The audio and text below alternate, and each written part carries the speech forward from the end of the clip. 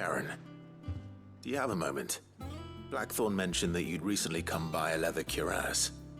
An exquisite example of the craft, from what he told us. And he ain't been himself since he saw it. So we thought we'd buy it for him. Sorry, sold it already. Didn't think Blackthorn cared for it the way he turned his nose up. But it was nicely put together, that's for certain. Even if the bloke who made it is a bit of an odd one. Happened across him on my travels. Makes all his stuff to order, but the fella who commissioned it refused to pay. He didn't like the colour of summit. So I took it off his hands for a fair price. You don't know where we might find him, do you? Like I said, he's a bit of an odd one. Doesn't even have a workshop. Don't trust hunters neither, which means he spends as much time out tracking beasties as he does working their hides. I see. He did tell me something, though. Apparently, his next commission's for a set of griffin hide greaves. Here, there's a griffin on the hunt board. The curse breakers were placing bets on who'd bag it. Now, where the bleeding hell was it sighted? Somewhere in Sambrec, maybe... Care Northern, that was it. Thank you, Karen. We'd be lost without you. At least you admit it. So, it sounds like going after that griffin might be the best chance we have of finding our roaming leatherworker. I'll leave the hunting to you if you don't mind. While you get on with that, I'll ask around the markets. See if I can't sniff out who he is and where he's hiding. Good idea. Hopefully one of us will be able to track him down.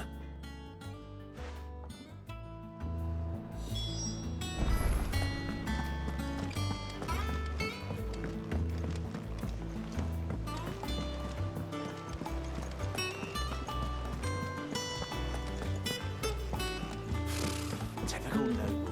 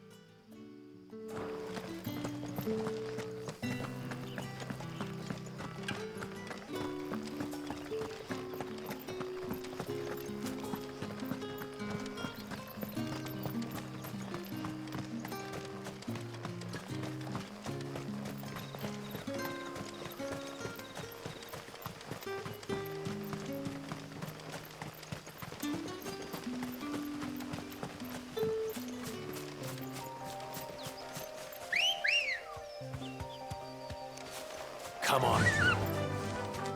Fly, Ambrosia.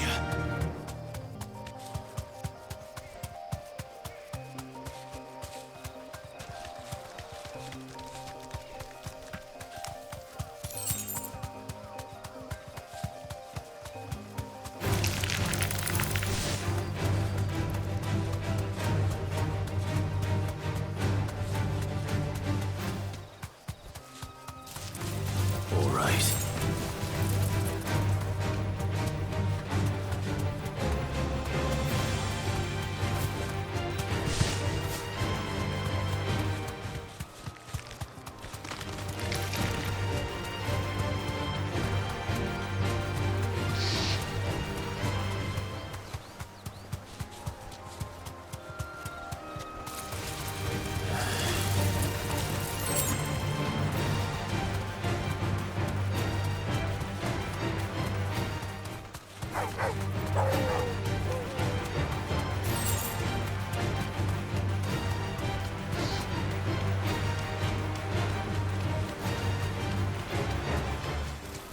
Griffins don't exactly make for easy prey.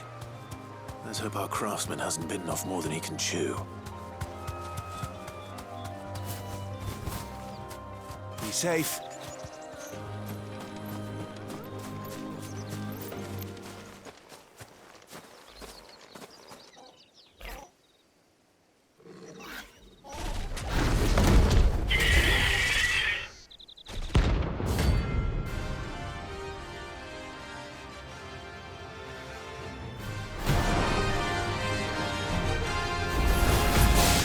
We'll have to wait.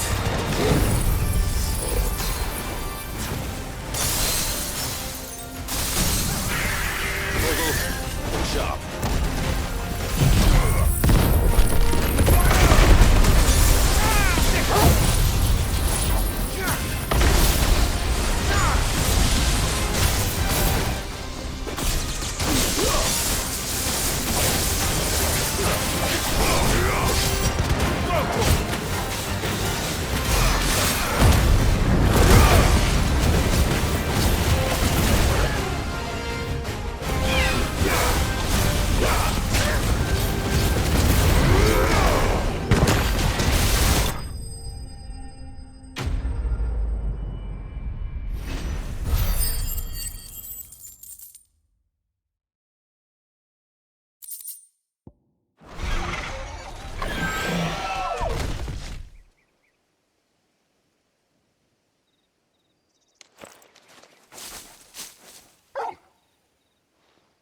Is something there, boy?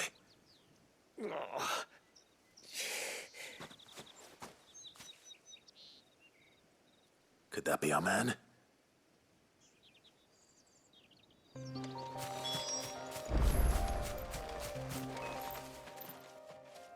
Are you all right?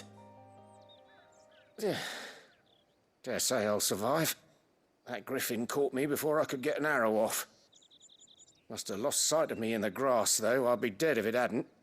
More likely than not. The name's Camille. I'm a lowly leather worker, if you couldn't tell by the smell of me. Not so lowly from what I hear. Do you remember selling to a merchant by the name of Karen? She's not an easy woman to forget. Bought a cuirass from me after I lost my buyer. Quite taken with my work, as far as I recall. Didn't stop her bartering me down to a pittance, though. She sent you for a refund? It's not her who sent me.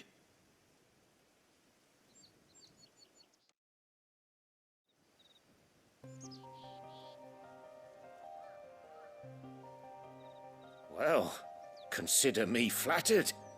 You should be. He's a master of his art, and not an easy man to impress. Blacksmiths are proud folk. It's a rare thing indeed for one to praise a glorified tanner. And I don't imagine an impressive swordsman like yourself would be getting your steel from any but the best.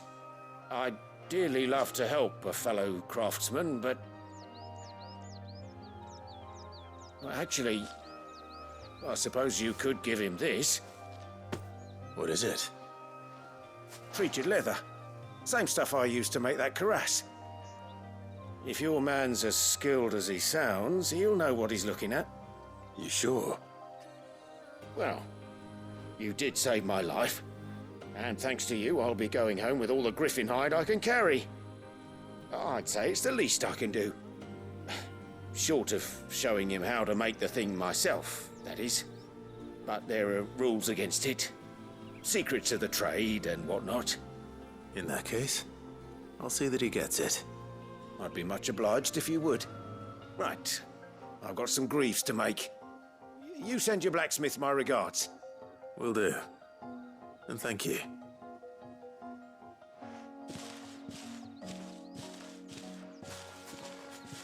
Hopefully this will sweeten Blackthorn's mood.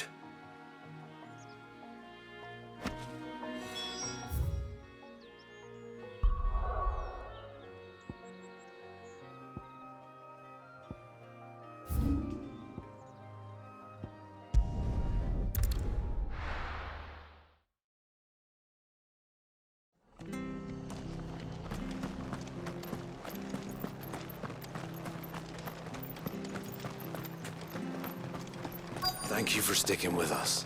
Those of us who are still here have to look after each other, don't we? Ah, welcome. Times may be hard, but if you got the gill, I got the goods. What can I do you for?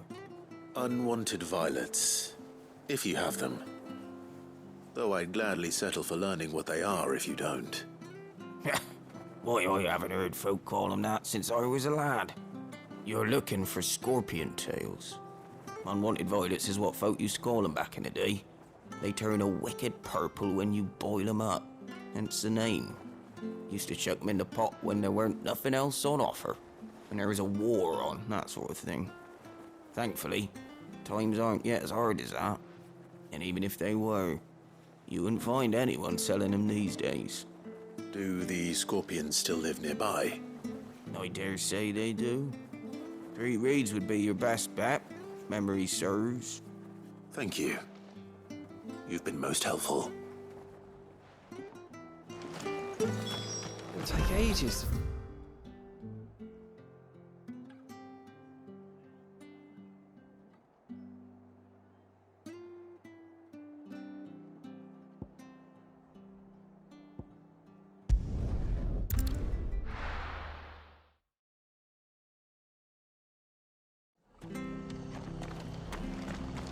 After what the Empire did to Martha's lot, I'd be daft to stay. Carries on like this, I won't have any better. Don't you go causing any trouble now.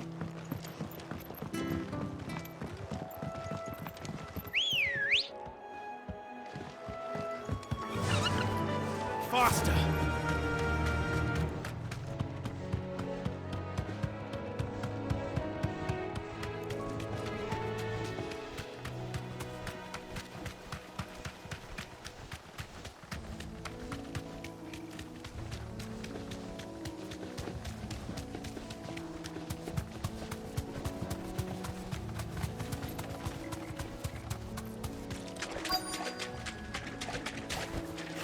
We're not alone. Scorpions. At least I know what I'm up against.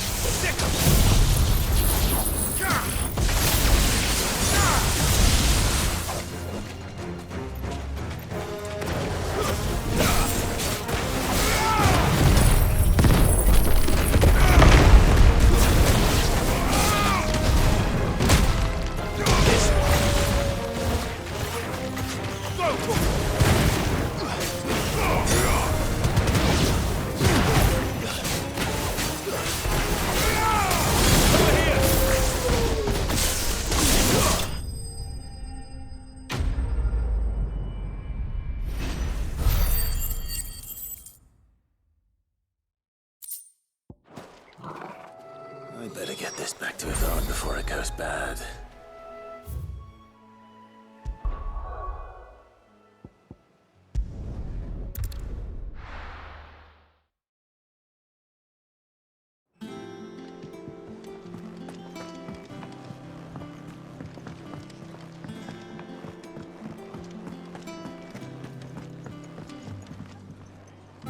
Did you find our mystery ingredient? I did indeed. marvellous. Let's see.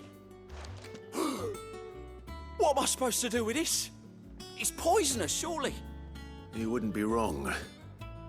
But that's your unwanted violet. Into the pot it goes, I suppose. Wait here. I won't be long.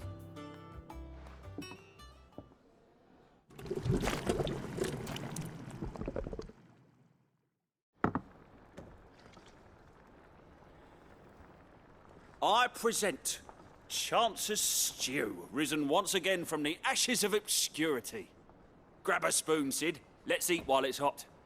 I'm, not hungry. Well, it'll be too late once I've licked the bowl clean. Your loss.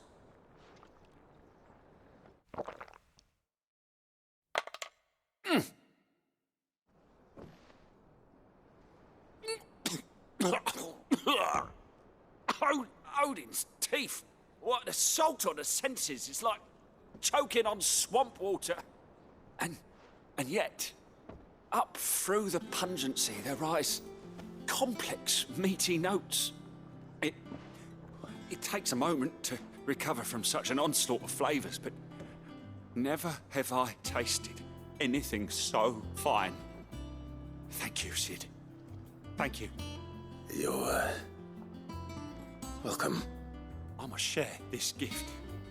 I won't rest until a steaming bowl of Chance's stew sits before everyone in the hideaway. A single mouthful, and Molly will be breeding scorpions of her own.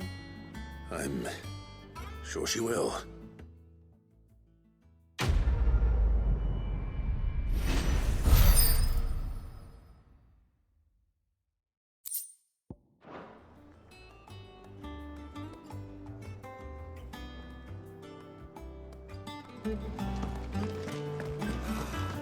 That monster's taken quite a liking to Lady Karen. And with a bit of luck. How'd it go, Clive? Did you find him, or does the hunt continue? I found him. And he asked me to give you this, along with his regards.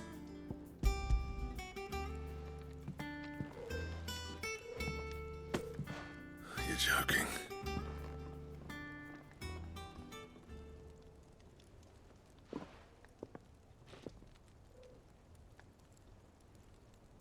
He said he wouldn't teach you how to work it, but that if you were as skilled as you sounded, you'd have no trouble understanding how it was done. So that's his secret. Crafty bastard. He's layered and cross-grained it. Good few times, too. No wonder it's tough. And that's no ordinary oil he's used to get that finish. Oh, this is fine work. Even finer than I thought. Yeah? I'll take your word for it. Just looks like leather to me. Still, I'm glad you're happy. Here, Clive, you didn't happen to catch the fella's name, did you? Camille, I believe. I thought as much. There ain't many leather workers in the realm daft enough to do their own hunting, see, and his name kept cropping up when I was asking around. Turns out he's from Tabor, and again, most leather workers are. But our friend Camille guards a long-held family secret, the details of which are the subject of some debate in the leather-working community. Then we better keep this close to our chests. Listen, sorry for putting the both of you to all that trouble. Should have kept my moaning to myself. Still, I'm glad you found him. This has cheered me right up. That was the idea. Clive's idea, anyway. He did most of the work. It's good to have you back, Blackthorn. Just don't expect me to go turning out work like this. There's a reason he does his own hunting. He knows exactly what hides to look for. And that's how he gets them to layer up so nicely. And don't get me started on how much oiling this leather would need. But I reckon I can make something about as good. Something a curse breaker will have no trouble caring for. Anyway, enough narrowing. I've got work to be getting on with.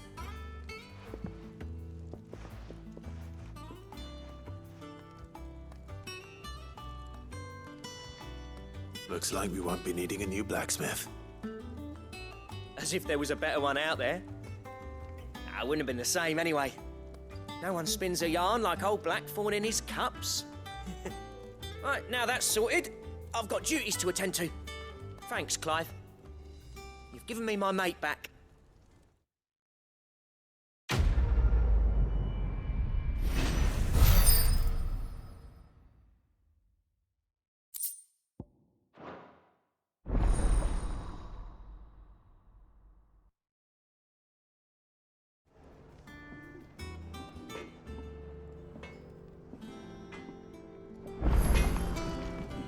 Clive?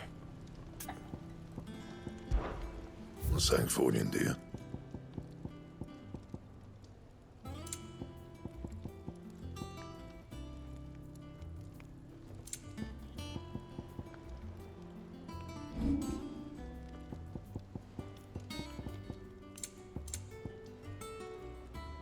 And? That monster's taken quite a liking to Lady Karen.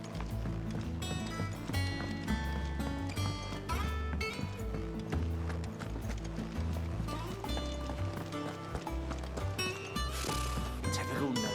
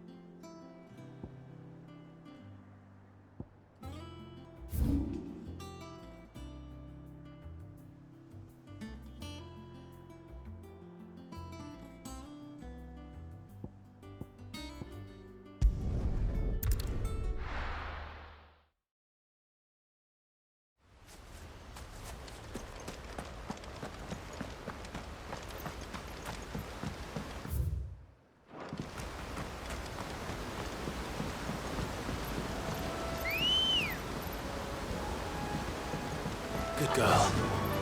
Fly, Ambrosia.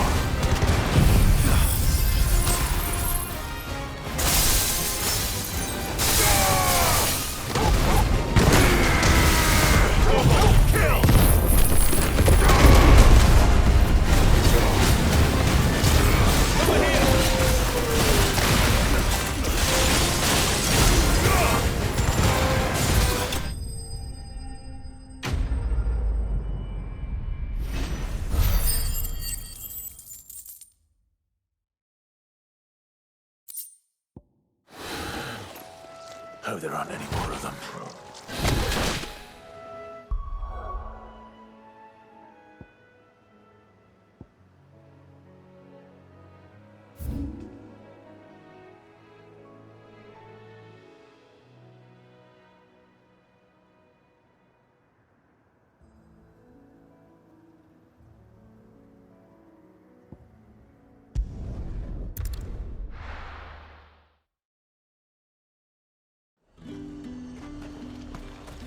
Keep them pilgers nice and chilled. Look at this place.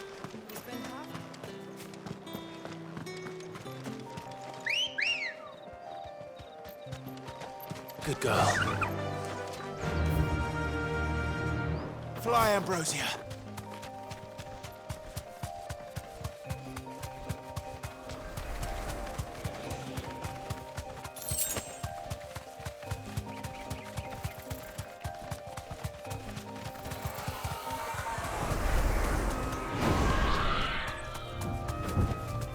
You deserve a rest.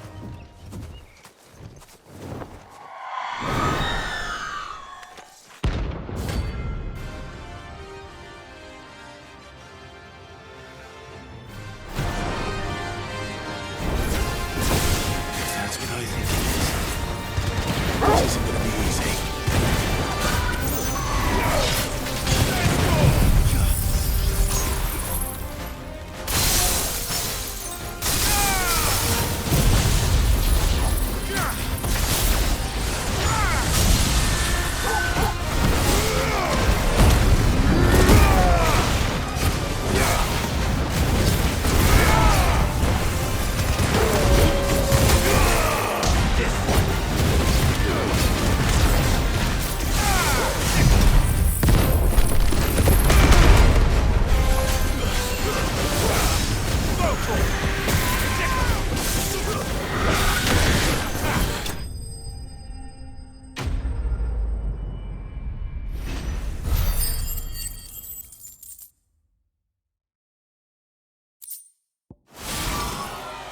Rest well. I know I will.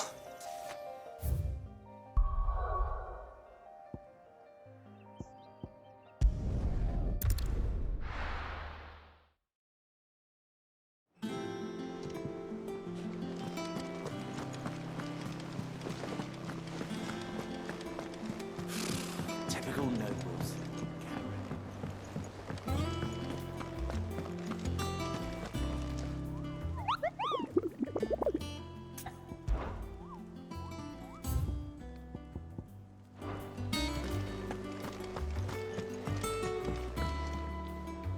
Back again, Lord Rosfield.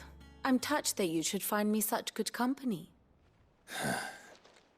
It is not your company, but your counsel that I seek on this occasion. Ever the charmer. What will it be today, then? The Iron Kingdom. I need to know what to expect.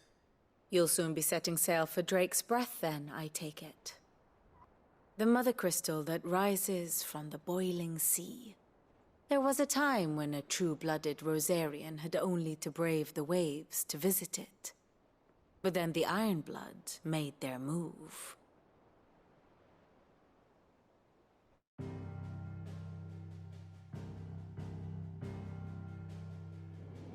As you know, the Iron Kingdom rules over the islands to the west of Storm. Or rather, its church does.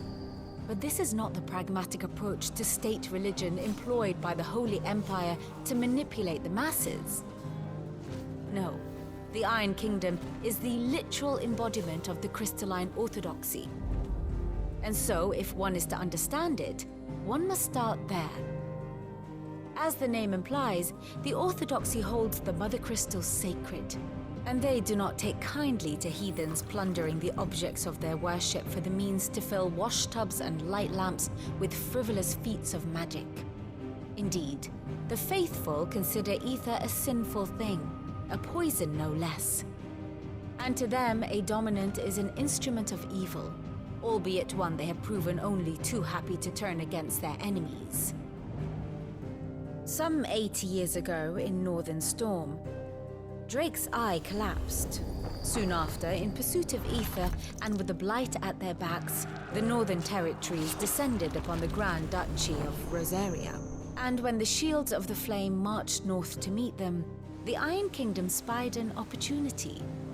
A few short days later, the Crusaders landed on the island of Mount Justanus, home of Drake's Breath, and plucked it from the Duchy's grasp. Rosaria tried to reclaim it, of course, but to no avail.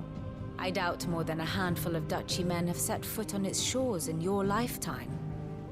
Nor are they like to again, under the Empire's stewardship, meaning the Iron Blood will keep their island, and with it, the foothold they need to march on mainland soil when next they spy an opportunity.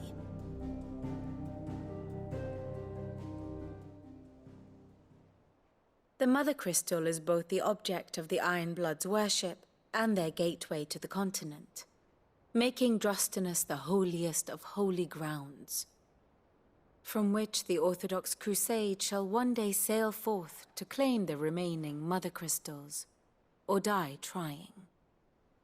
My father and my grandfather both traded blows with the Iron Blood for control of Drek's breath. Had things unfolded differently at Phoenix Gate, we would have sent our entire fleet against them. But instead, they sent their fleet against Rosaria, sacked the capital, killed the men, and captured the women, including Jill. I'd say you'd be forgiven for wanting a little revenge, Clive. My only aim is to destroy the Mother Crystal. But thank you all the same. Not much else to do here. Let's see if Jill's ready. How did we never hear about these Guardians of the Flame? Same way they never heard about ourselves.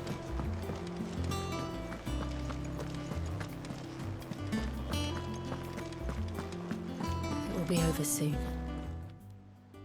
You ready? I think so.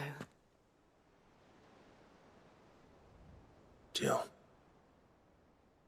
When you told me you had to come to terms with your past, you weren't talking about destroying Drek's breath, were you?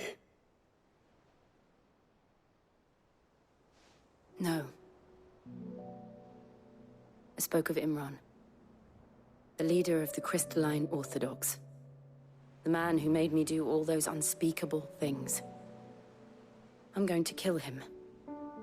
It's what I need to do to put the past behind me. What I need to move forward.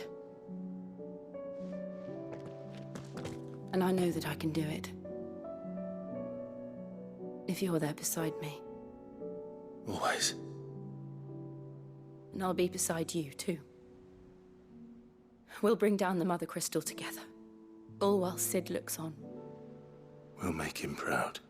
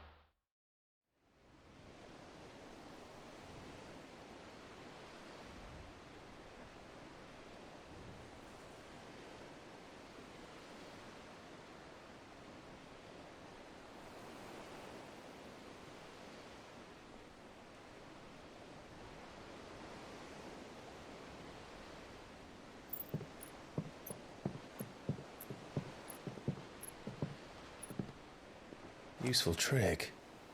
Freezing and thawing the spray to make mist. How did you learn to use your powers like this? The Masters made me do it. When the Crusaders took to the seas, to keep the fleet's movements from prying eyes. I'm fine. No, you're not.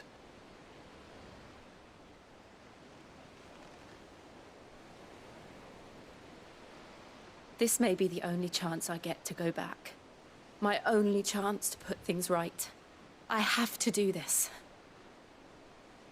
Whatever the cost. All right.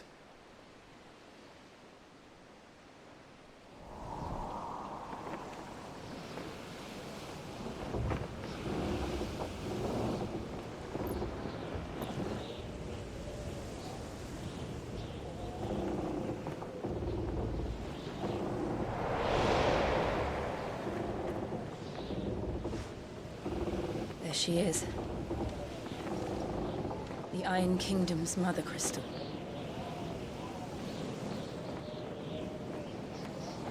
Drake's breath.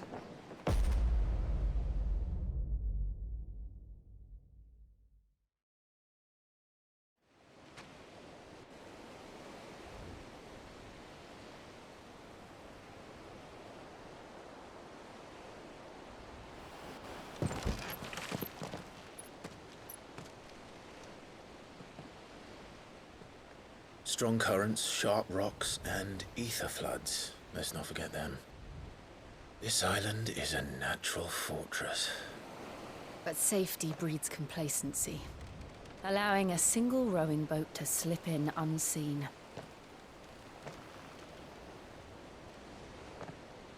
The sanctuary is inside the mountain. If we follow the old trail, we should be able to enter by the back gate. Right. Let's go.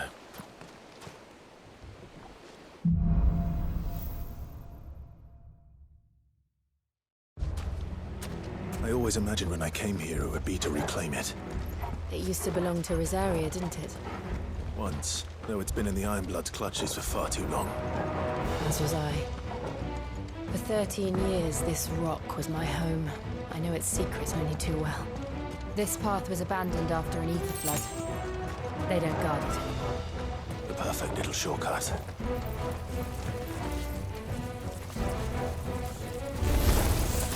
They're all Akashic. The ether flood must have spread. It was never as bad as it was. And the only way past them is through them.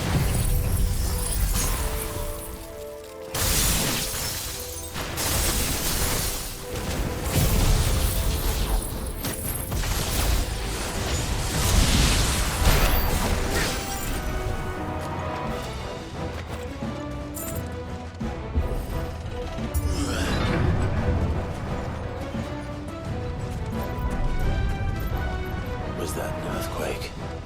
They happen all the time. That wasn't even a bad one. It's nothing to worry about.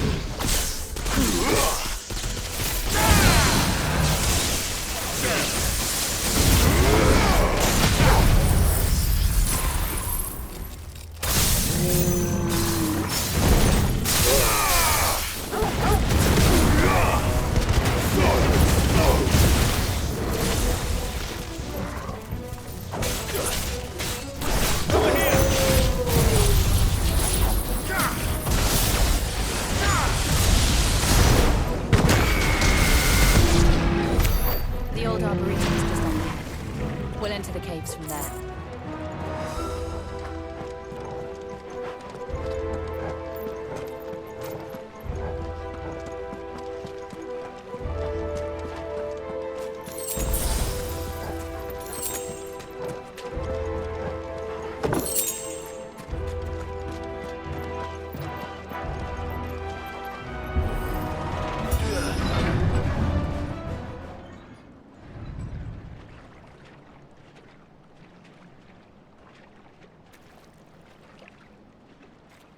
Ugh, look at this place. What a mess.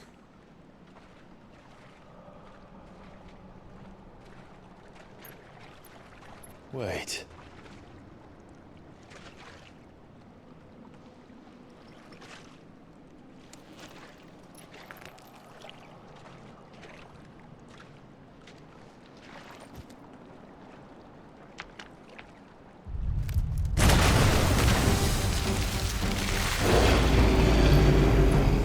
It's turned. Nothing a shield of Rosaria can't handle. Just like old times. Be sure to keep clear of its paw.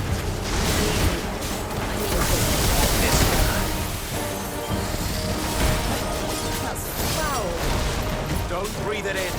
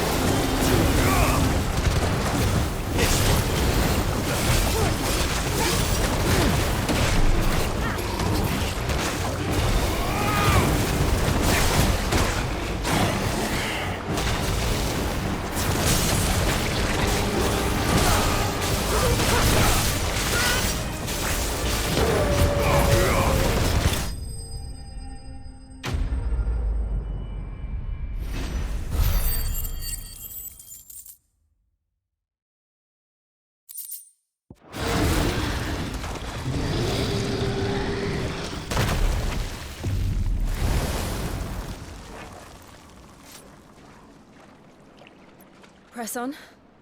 Yes.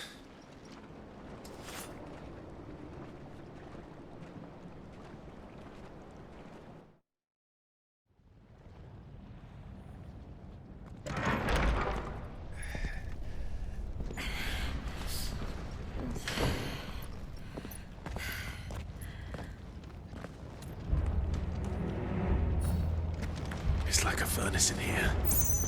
We're inside the volcano. You get used to the heat, though I don't remember it being quite this hot.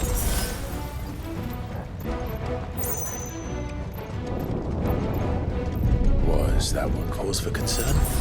It was. And they're getting bigger. Something's wrong. This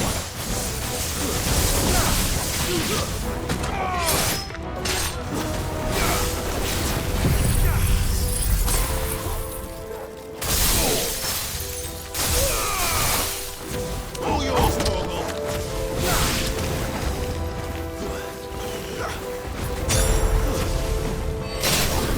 It's over!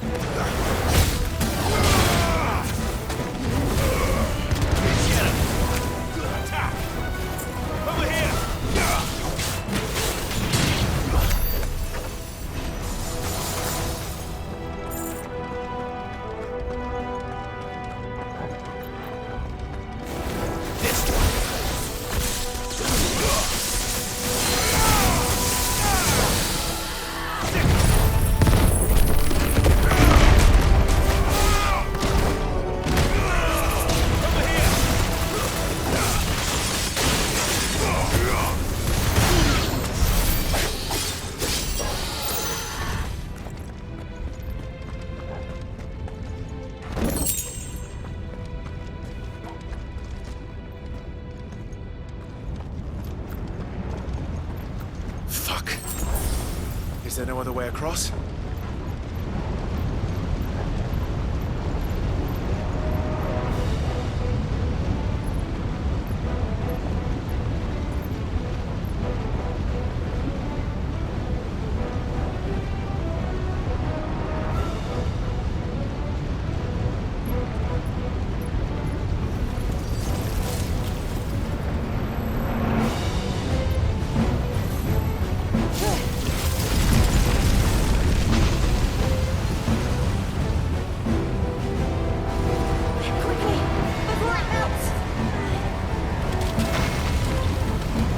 This is going to be close. Come on!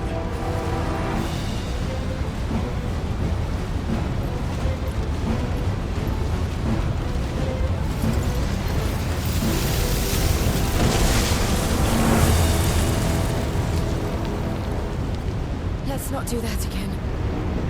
No. Let's not.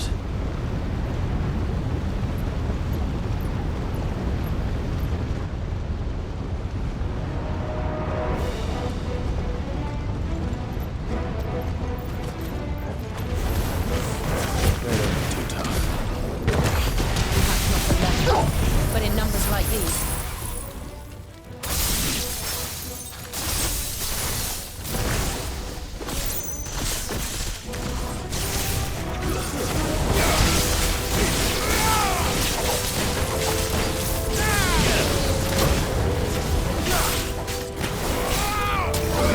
This one.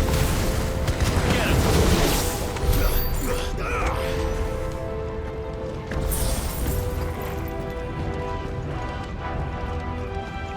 Well, we aren't going this way.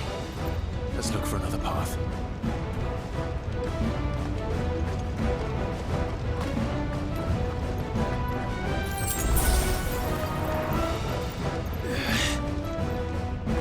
Drake's breath.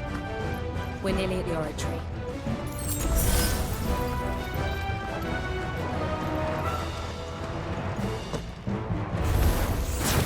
What the hell is that?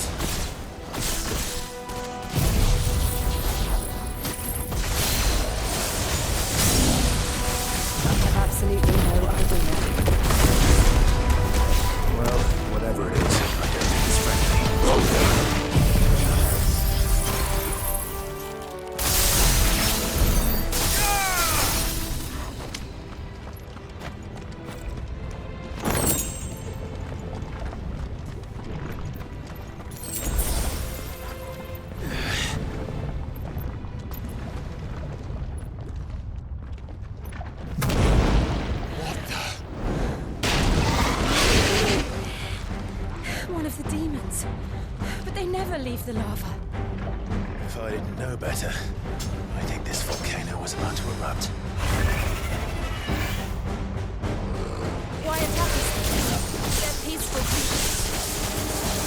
Then this one must be the exception.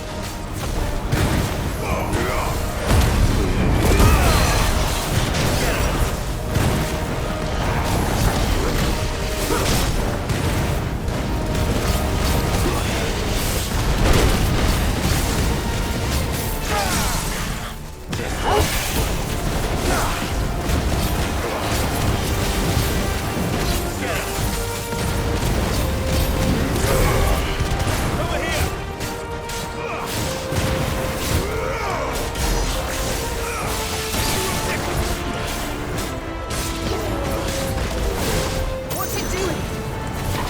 Nothing good, I'll wager.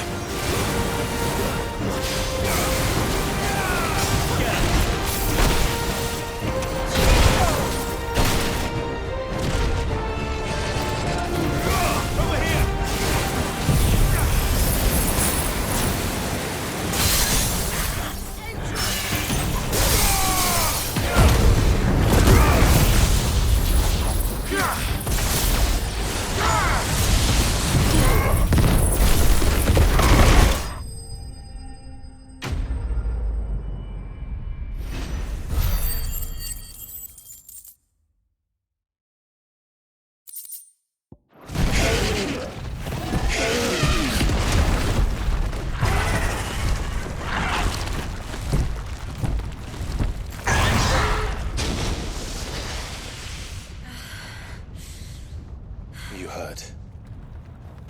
Just hot.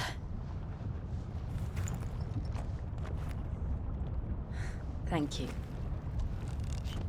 Quite a commotion our friend made. Let's hope the guards didn't hear it. The gate to the inner chambers is just up there. Then we make for the sanctuary. I need to finish this. Before the heat finishes me. Hear, hear.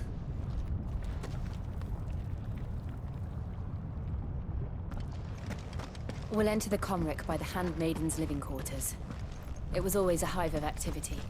Sounds like we'll have a hard time staying out of sight. We won't have to.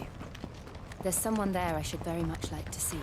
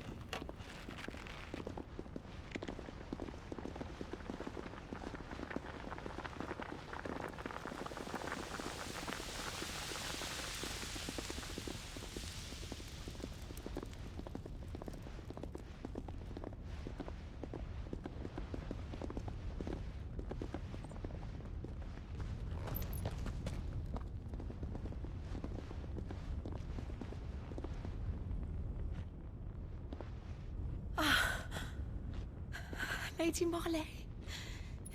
It's me. By the mother. Jill, it can't be. It is, my lady. We cannot talk here. Come with me.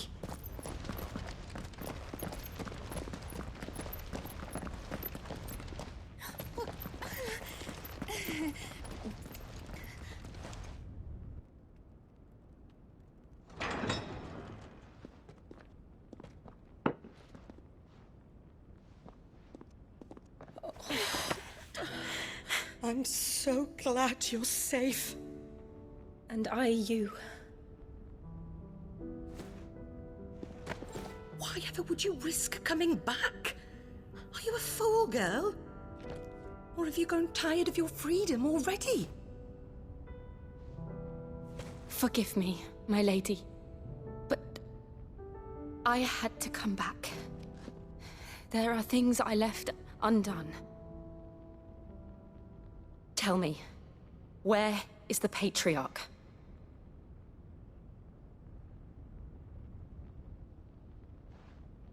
At this hour, he'll be in the Comric, giving thanks.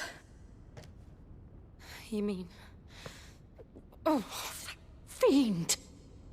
Clive, we have to get to the Sanctuary. Now.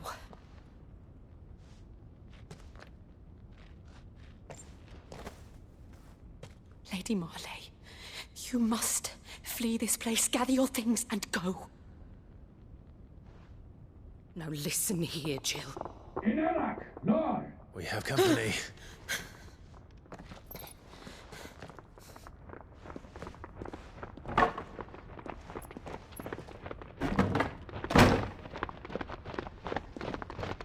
This way.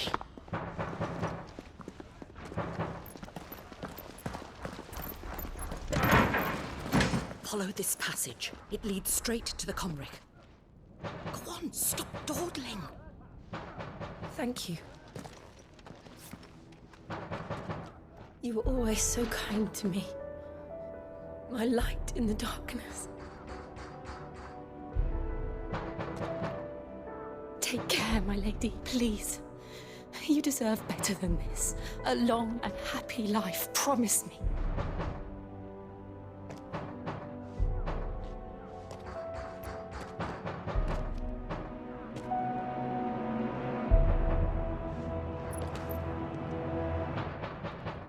I'll live if you promise to do the same.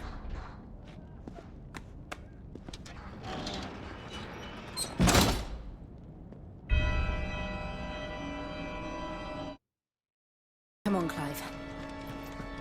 We're nearly at the Comric. All right.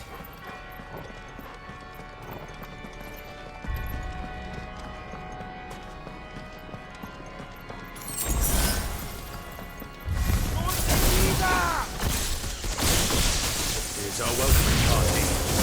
I've had enough of their hospitality.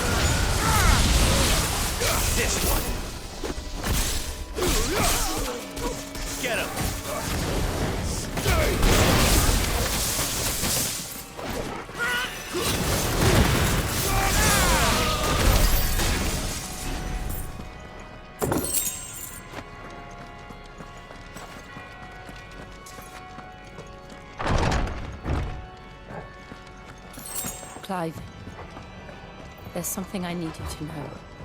I saw the Patriarch do things no one should have to see. And so I swore that he would die by my hand. I understand. I face my demons, and you must face yours.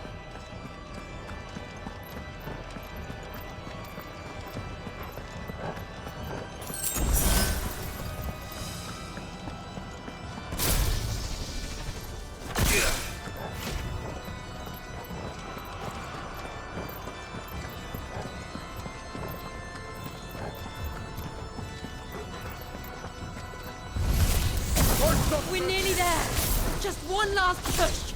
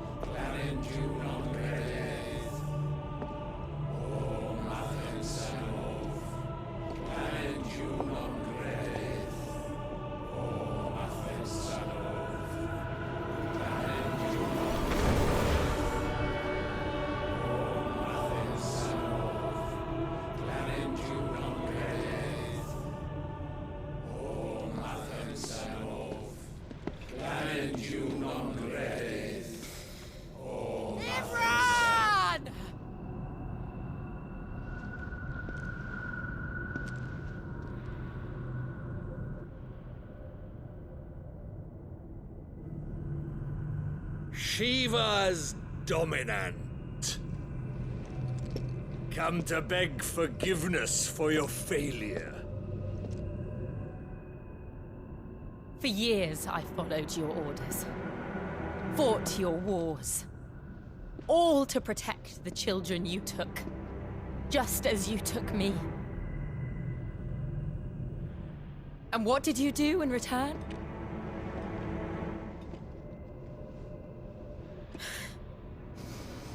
You put them in chains and you slit their throats! Fiend. Their souls were sullied with the stain of ether. I merely cleansed them of their corruption.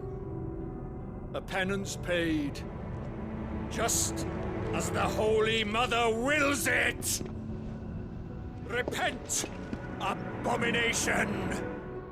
For a monster like you to set foot in the Holy Cymric is in itself a crime deserving of death. You're right. I am a monster. And my soul is stained black. Though not by ether. But by the evil of men like you, who made me close my heart and drown in darkness when I should have raged against it. This is my penance. I will be your monster no more. Nor will I suffer you to create another.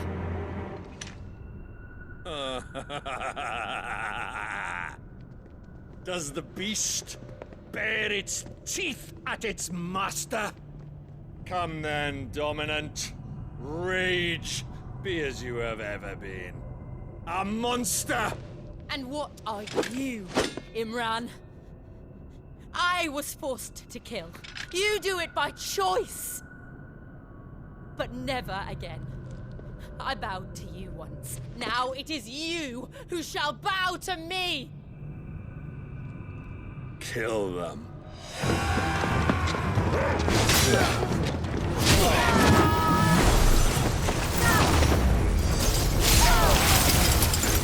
Now! Right.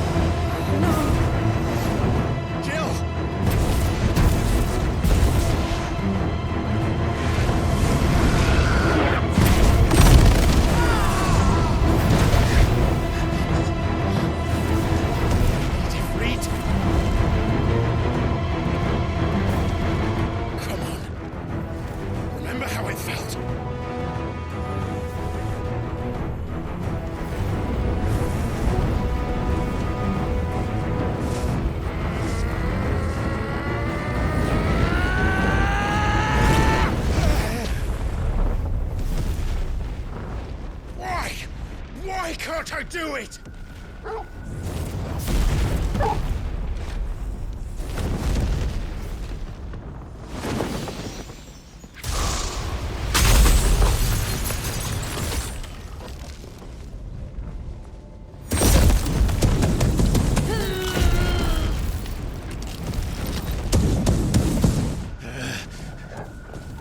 Please, just once.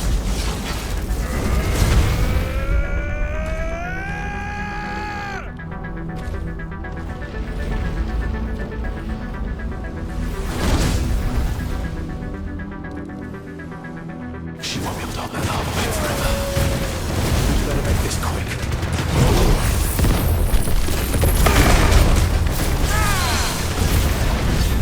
Over here!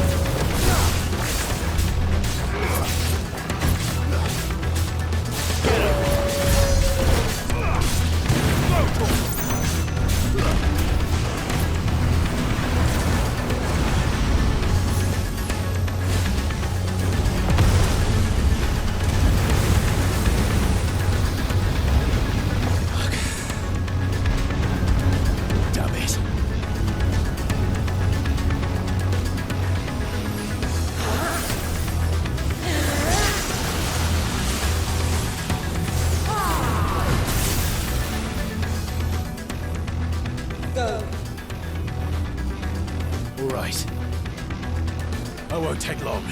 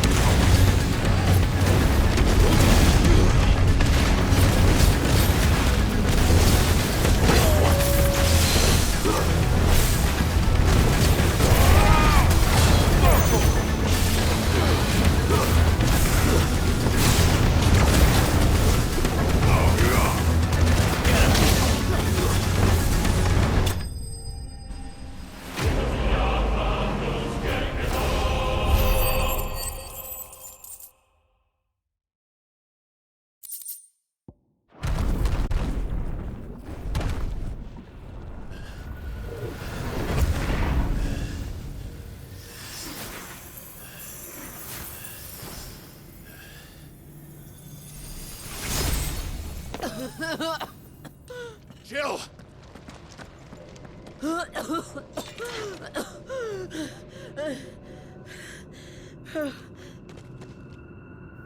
I'm going to finish this, Clive.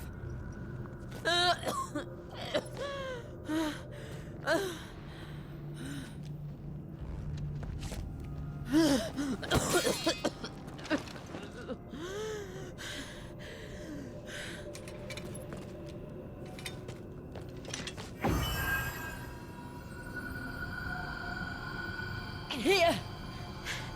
Use this.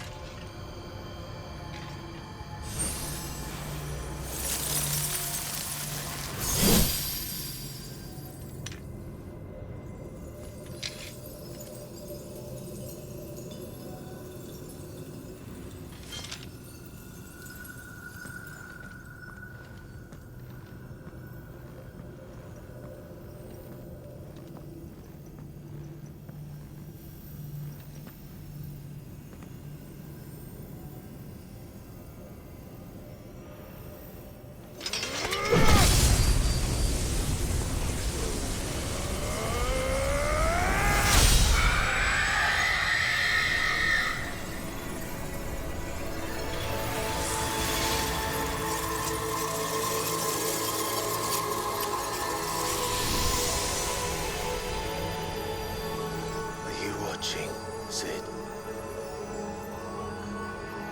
We're one step closer to freedom.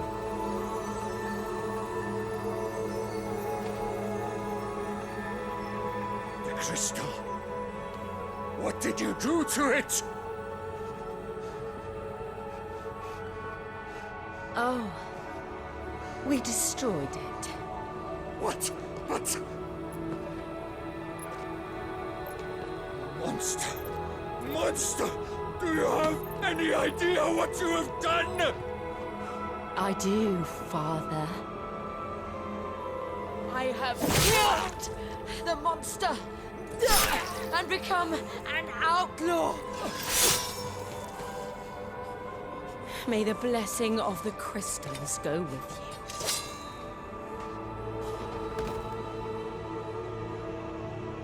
you. It's over. It is. And Shiva exacted her price. She did. Again, the burden fell to you. And I bore it willingly. This was a sin for which I had to atone. Now I can continue at your side with my head held high.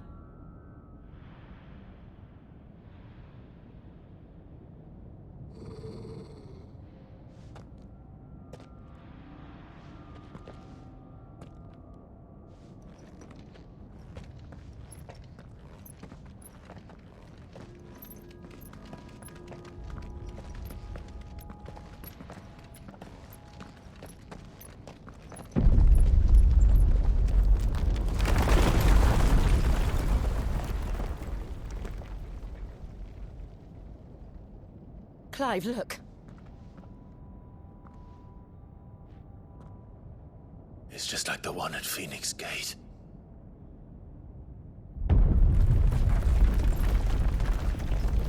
Damn it. We need to leave. Agreed.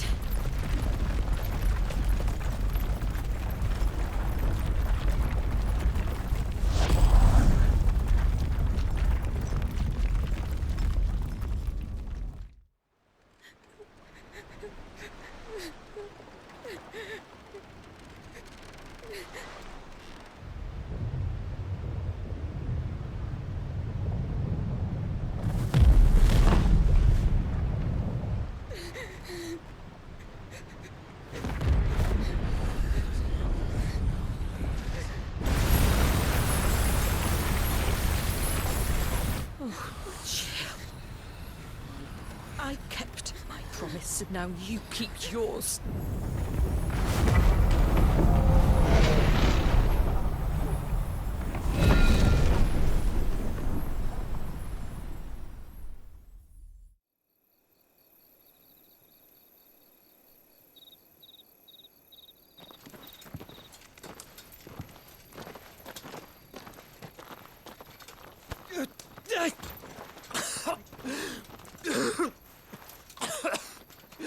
This way, Your Grace.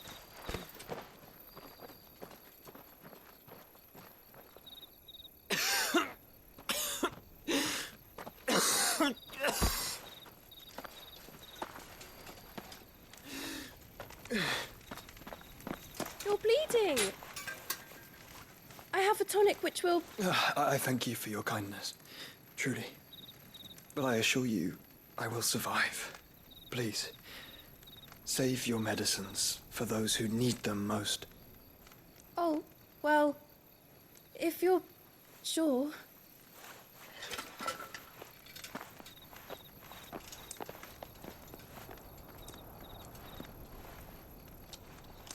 For a moment there, I felt my brother's presence. You did?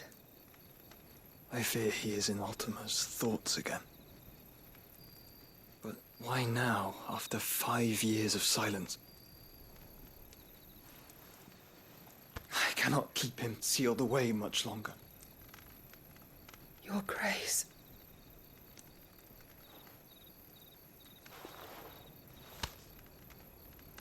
No, do not dirty your hands.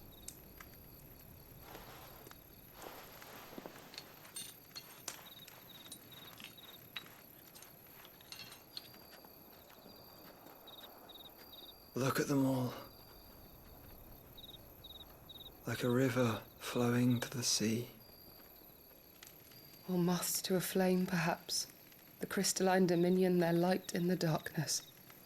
More and more lose their homes to the blight and set out in search of sanctuary, while others lose their fortunes to the Dalmekian levies and leave to find new livelihoods. What is it that you seek in the Dominion, Your Grace?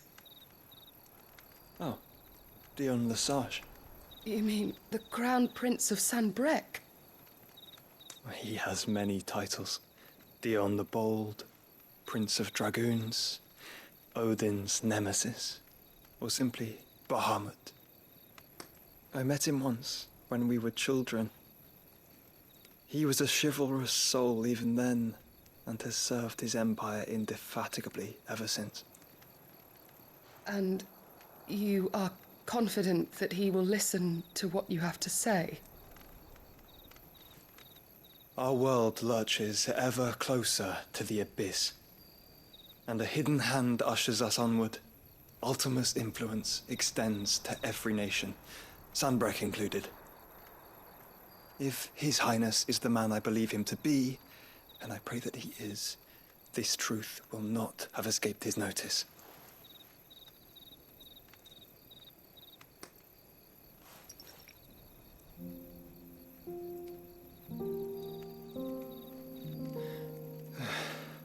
As the mother crystals fall, the eternal flame wavers, and the azure sky begins to bruise. How lucky we were to be blessed by the crystals, and yet how spoiled. Like canaries in a gilded cage, growing fat on seed. But now, the bars are closing in, and we must take flight. Painful though it be to leave our home behind, it is what we must do to be free. Which is it that men cannot live without? A blessing that leads to damnation, or a freedom that leads to deprivation? I do not yet know the answer to that question. Do you, Clive? Your Grace, let us find a place to rest a while. We can return by the Dalmekian trail once you have recovered your strength.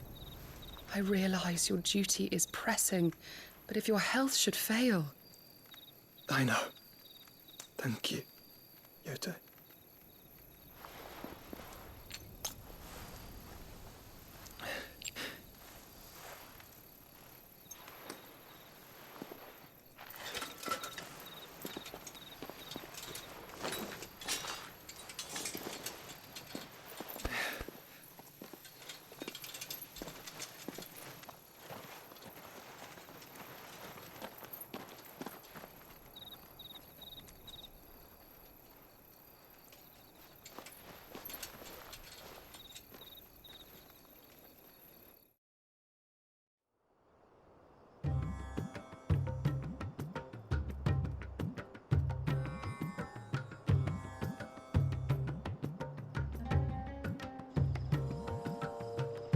army's attempt to breach the Empire's defenses and gain the Isles of Ark has failed yet again. Only because your fleet has proved as impotent as a eunuch on laying night.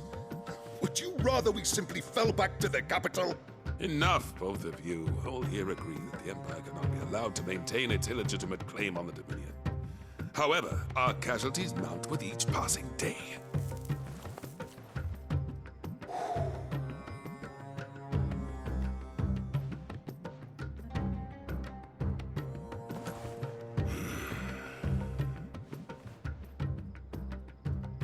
There is a literal sea twixt you and your prize.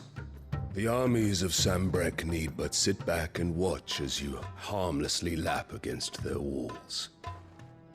They are dug in like ticks and seek to draw out this siege, knowing the capital's stores are nigh bottomless. And what of our wise rulers? Goaded into war without any thought as to what chaos it might reap.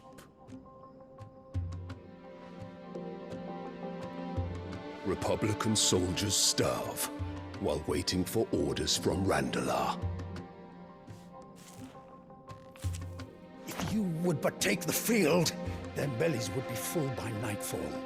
If I take the field, so too will Bahamut, and our duel will shake the island to its foundations. Instead of liberating the Dominion, you would doom it to destruction. Unless that is what you desire. If our learned advisor has a solution to propose, we should be glad to consider it.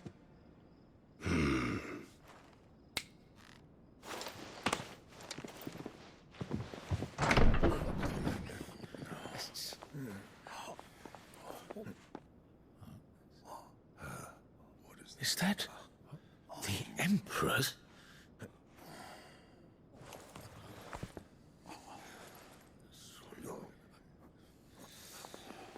What is the meaning of this, Lord Kupka? What it means is that I am disinclined to advise you any longer.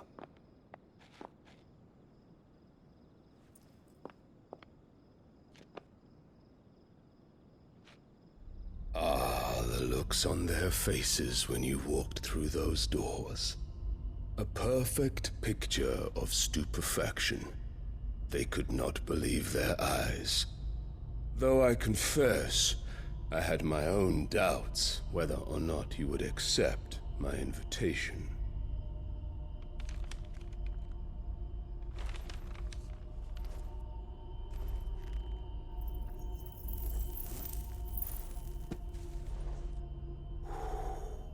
Such shocking news.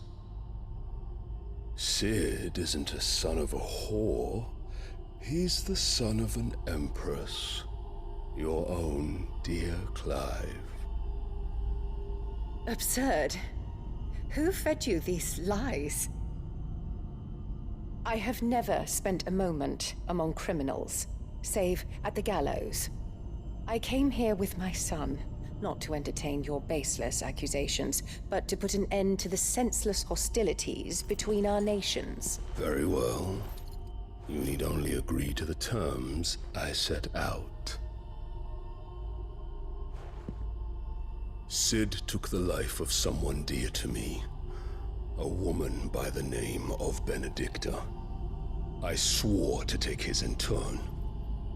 This would not be disagreeable to you, I take it. You would finally be rid of the stain on your noble name. In return, I will leave Sanbreque in your capable hands. Your Imperial Majesty.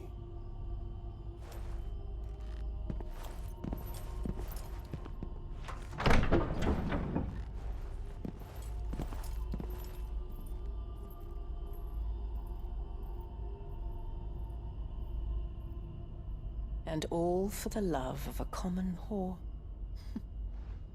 Dominant or no, one cannot hide one's breeding. And beasts will ever belong with beasts.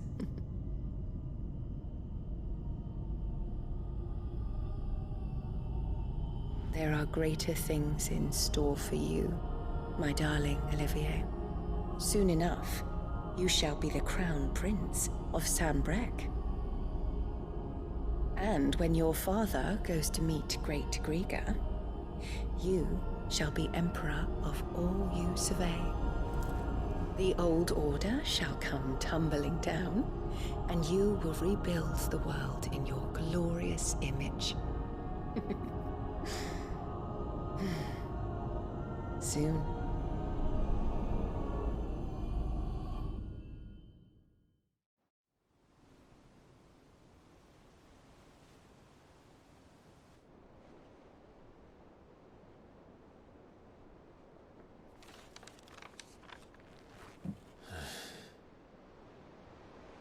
She's been in there for hours. Something must be wrong.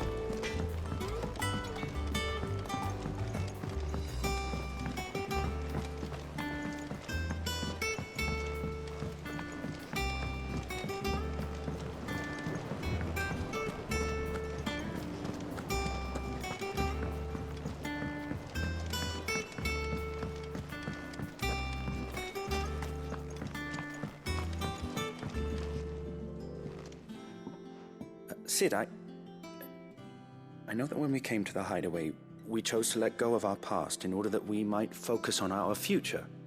We did? Nonetheless, I was wondering if... Well, I know you are from Rosaria, and I'm in need of someone with intimate knowledge of those lands. Apparently, the Duchy is home to all manner of curative herbs found nowhere else in the realm. Among them is a flower called a morganbeard that increases the potency of lesser medicines. I can't say that I've had much practice healing. My youth was spent in the Bailey.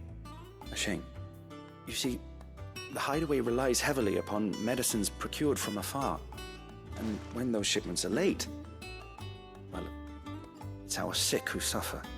If we could find this flower and learn to grow it here, we might save many lives.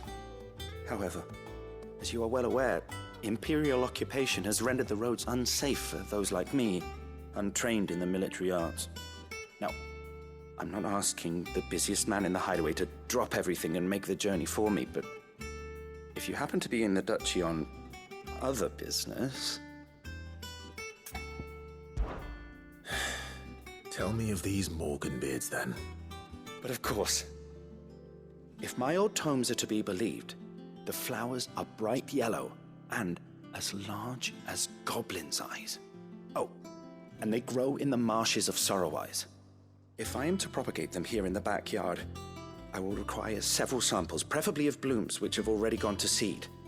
And before I forget, I do seem to recall learning in the course of my research that their odor has the tendency to attract unsavory creatures. Nothing you cannot handle, though, I'm sure.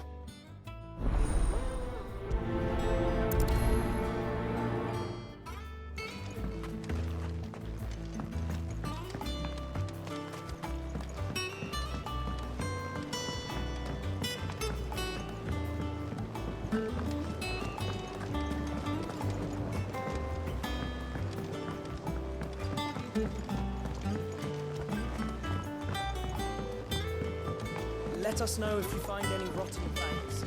I'll see about replacing them. Is it true what I'm hearing, Sid? You cracked another crystal?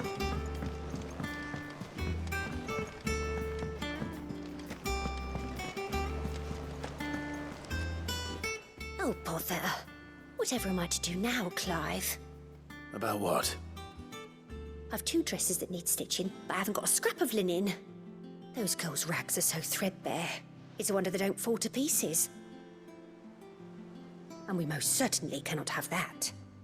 A certain amount of decorum must be maintained, even here at the Hideaway. You wouldn't want the poor things going without decent clothes now, would you? Of course not. What can I do to help? Oh, aren't you a dear? You see, I've paid for 2 bolts of cloth from the drapers in Northreach, blue and red. But they don't deliver, not to places that aren't on the map anyway, so I'll need someone to take this receipt and collect them. And you'd have this someone be me. I would. And don't let them fob you off with anything less than what I paid for. 1 bolt of blue and 1 of red. I expect them both.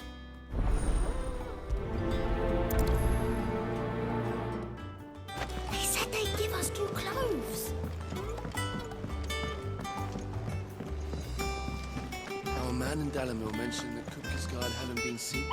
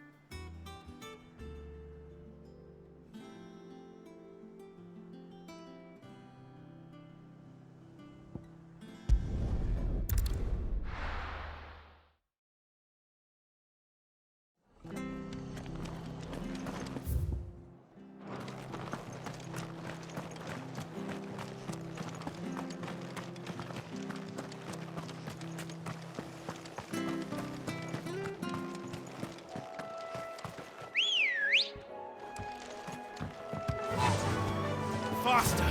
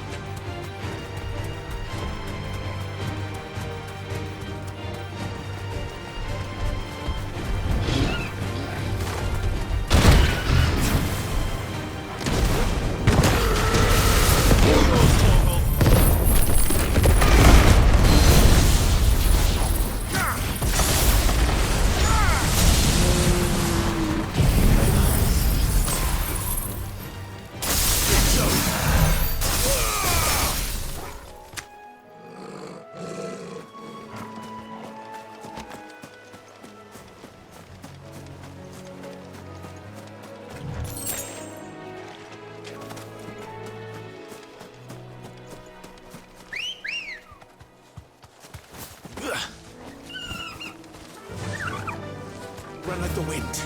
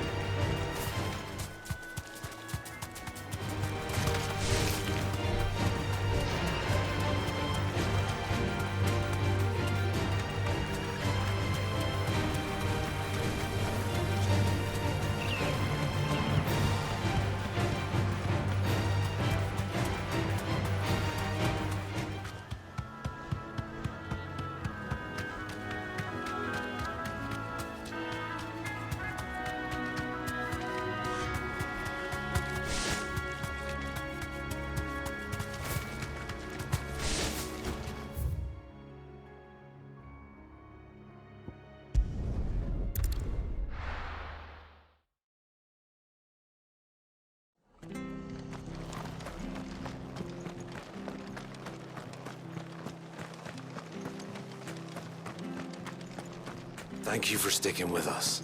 Those of us who are still here. Can't exactly leave old Martha in the lurch after everything. It'll take ages to tell you.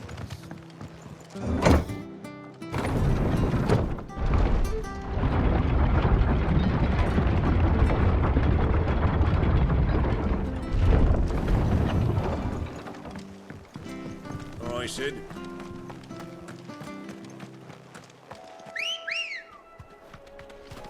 Ready, girl? Yeah!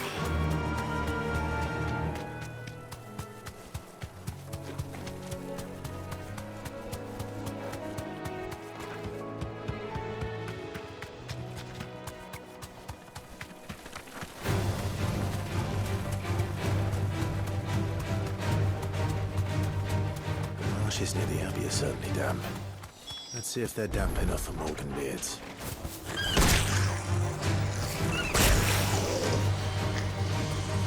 Straight home now.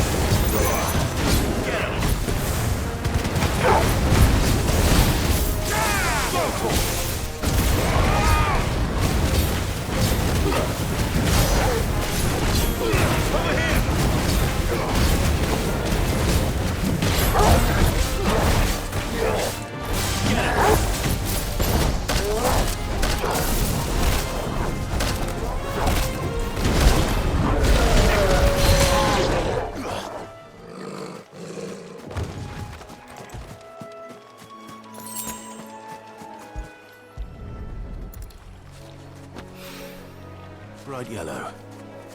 These are our Morgan beards, all right. Well, I've gone to this much trouble. There's something familiar about this scent. It reminds me of home. Hopefully this will be enough. I've had my fill of goblins.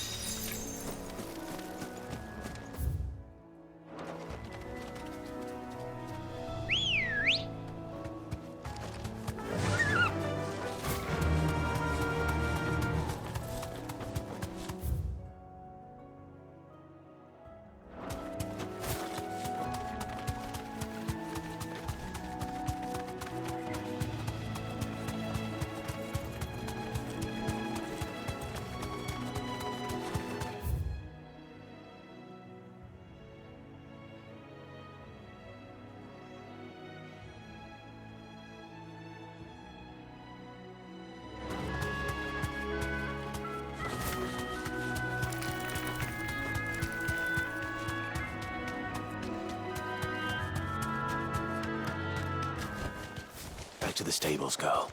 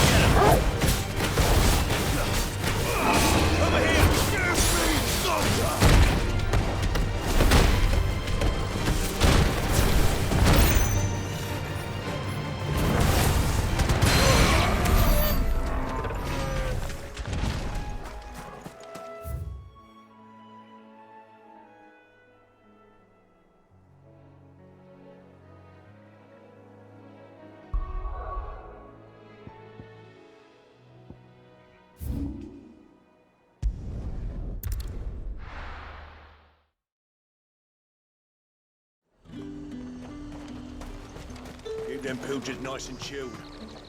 Welcome, welcome.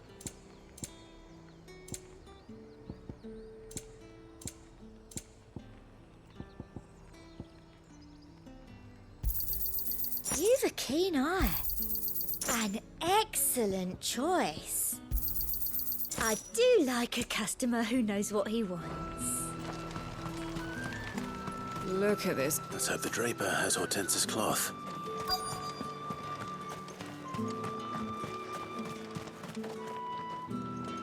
Might I interest you in some swansdown? Perhaps some seersucker or herringbone? Just some linen. 2 bolts. Already paid for in full.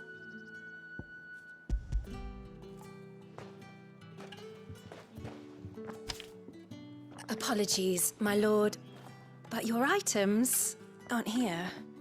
They were due to arrive on a caravan from Boklad, but there's been little traffic on the road these past few days. My mother thinks it might be bandits, but she always thinks it's bandits. It usually is. So I assume the caravan will be coming from the south. Yes, hopefully carrying all manner of spice and sundries. Wait, you aren't thinking of... Going to find it. That's exactly what I'm thinking. Oh. Well then, be safe.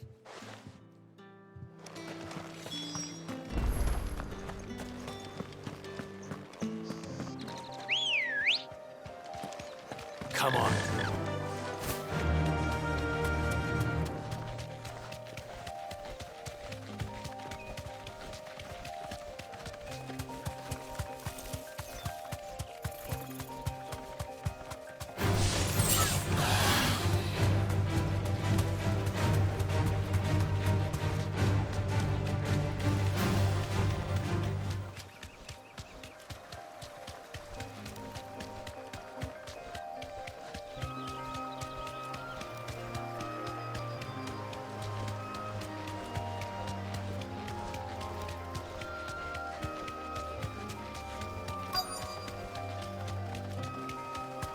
That damn bird's a menace.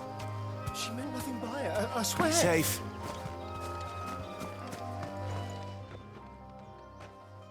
Who's gonna buy my wares now? State your animals left them in. But they're hardly damaged at all. Is there something wrong? If you're a bandit come to steal my stuff, you're gonna be sorely disappointed. And all thanks to this fool. But it was you who stepped into my path. Only after that feather-brain trampled me. I demand recompense, be it in coin or the items you carry. Refuse, and I shall report you to the garrison and see you hanged. These goods are expected in Northreach. I mean, they're not mine to give away. You wouldn't happen to be on your way from Boklad, would you? I am, but did someone from the market send you? Please, you have to help me. I can pay whatever you ask. So the fool has protection. And coin, too. Sorry, friend, but we'll be the ones taking it. Oi! Killer! It's time to collect! I told you not to call me that. And we'd have already collected if you hadn't insisted we'd put on this little act. Bandits! As I told one of your customers, it usually is. Let's get this over with.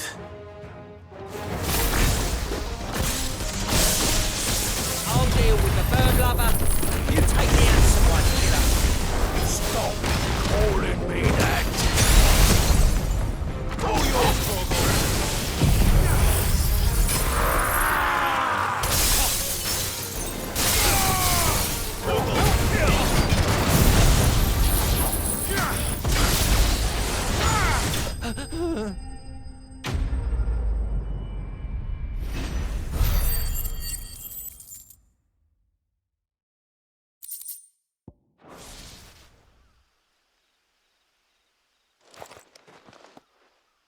All right. You made your point. Killer my ass. Did he hurt you? No, thankfully. He seemed intent on letting the bandit do his dirty work for him, and he would have succeeded had the great lender not sent you. My shipment is safe, and my livelihood with it. You must allow me to reward you. We can speak of that once you're safe in Northreach. I'll accompany you there.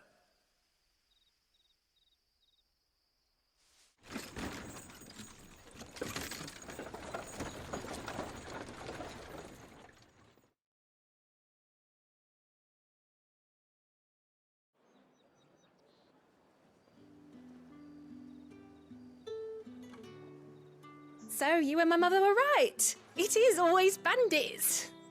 And were it not for the kindness of our free sword here, you'd be buying your order back from them at twice the price. Now, if you don't mind, I have a pressing appointment at the Vale before my return to Boklad. Farewell. Oh, I almost forgot. I suppose you'll be wanting your linen. You'll be happy to know both bolts arrived safely along with the rest of the delivery. I've also added a few extra lengths of our finest fabrics to the bundle. Free of charge. Are you sure? My mother would insist. It's the least we can do for the man who saved our shipment. That's that done then. Now it's...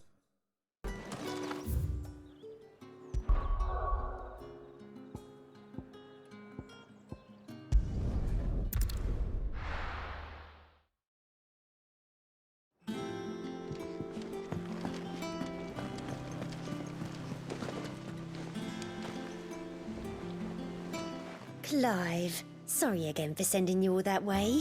But you did get my order, didn't you? Don't worry. I have it. I believe this will more than satisfy your needs.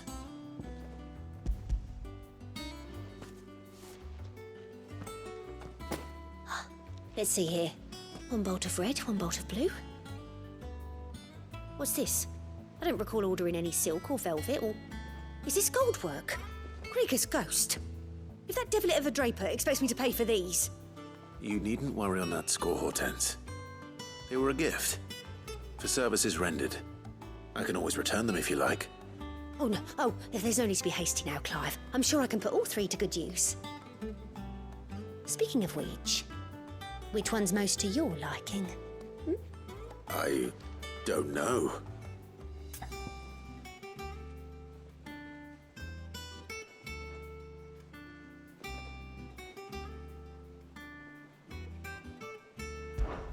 This one, I suppose. I've a mind to give a piece to Jill. Did you know she's quite the little seamstress? I know needlecraft was amongst her lessons at the castle. Her lessons? Oh, that's right. The two of you were raised together in Rosalith, weren't you? Not quite together, but when my father put down the uprising in the Northern Territories, Jill was taken as a ward to ensure that her father, the Silvermane, would keep the peace. She's an honest-to-goodness princess then, isn't she? I could tell, you know. Some people just have that air about them. Not many round here, mind. I'd offered to sew her something that might better suit her station. But she'd most likely turn me down, as she always does. Tell me not to waste the fabric when it's better used on the children. Don't take it the wrong way. She certainly seems to be attached to the last outfit you made her. Oh. Sometimes I think she never takes it off. Or perhaps she'll make something for herself with your gift. Either way, I'm sure she won't turn it down. We'll see, I suppose.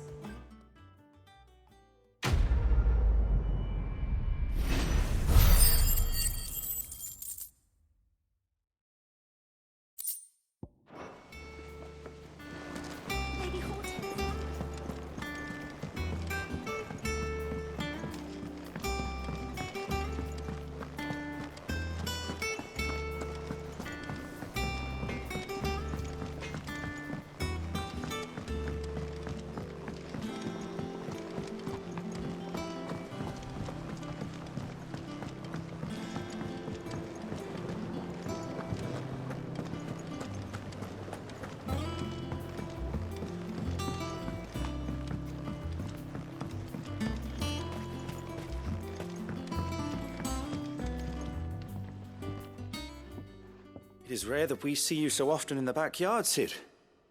What brings you to the gardens? I found your flowers. Yes, wonderful. These are almost identical to the plates in my tome. Did you have any trouble locating them? Finding them was the easy part, but it's odd. They remind me of my childhood somehow. I don't remember these flowers specifically, but we must have grown them in the castle garden.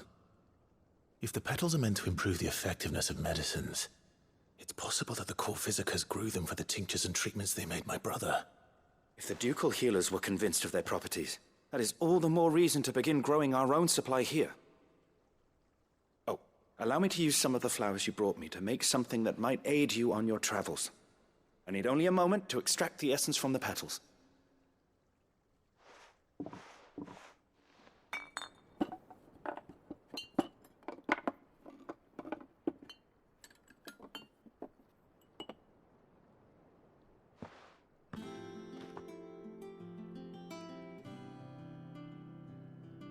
And here we are. A phial of pure Morganbeard extract. A single drop added to any one of your restoratives will increase its potency. At least I hope it will.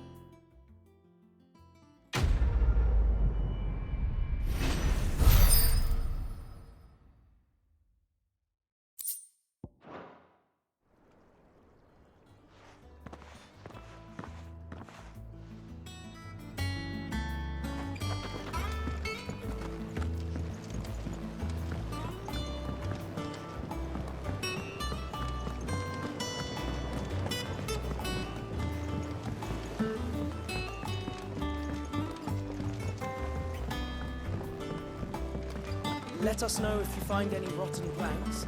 I'll see about replacing them.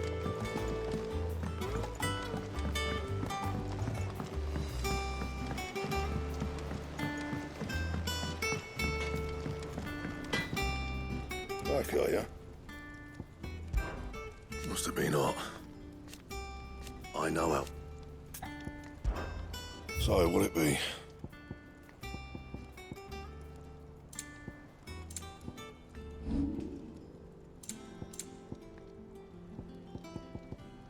Anything else? Is it true what I'm hearing, Sid?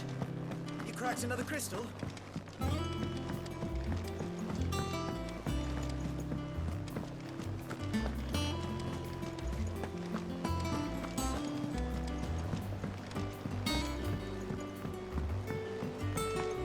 Our man in Dalamil mentioned that Kupka's guard had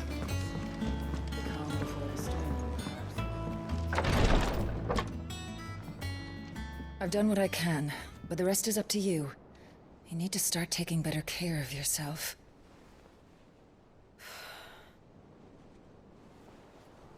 Understood. And thank you.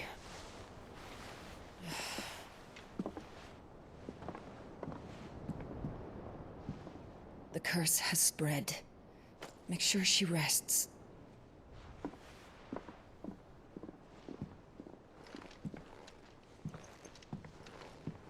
If it hurts, you can tell me, you know. I'll understand. I can bear it.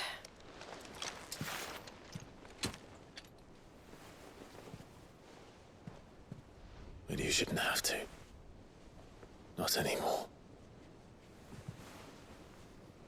This isn't just your struggle, Clive. It's ours. And when we see how hard you fight, it inspires us to do the same. Or would you rather we left you to save the world all on your own? No. That's not... Ignore me.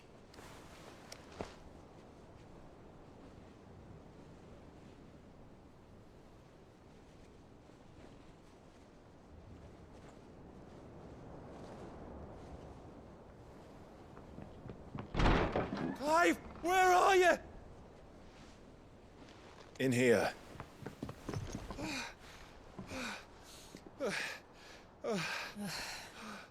What's wrong? Rosaria's under attack. What?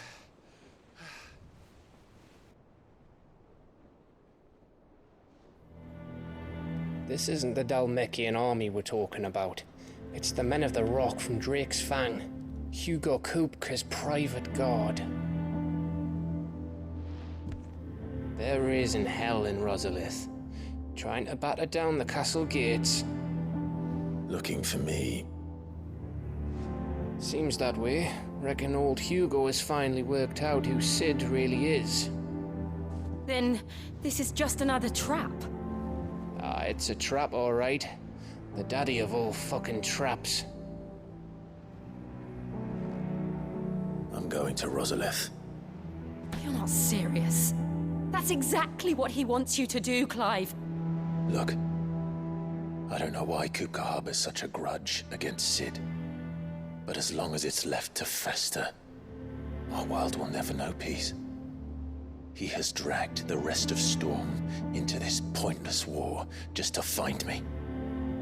Besides which, I'm not about to stand and watch while my home gets ground into the dirt. Hugo Kupka must die. I've lost enough friends to that man already. I don't want to lose any more. So let's go and kill the bastard. I'm coming too. After all, we're in this together. All right.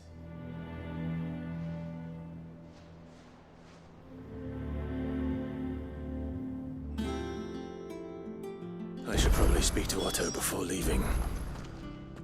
We need to know what we're getting ourselves into.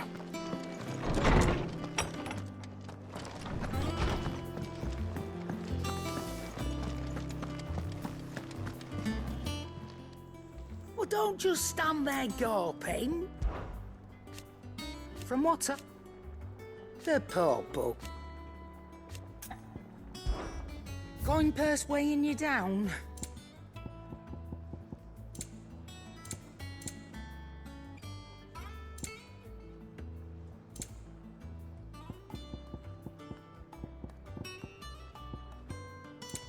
Come again. Or don't. I'm not much bothered either way.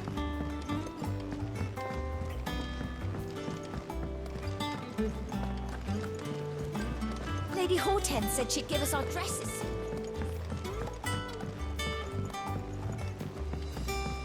We must be ready to leave for Rosalith at a moment's notice. Gov gave you the news then? We're leaving for Rosalith, but not before I know exactly what's going on. What have we heard? All sorts.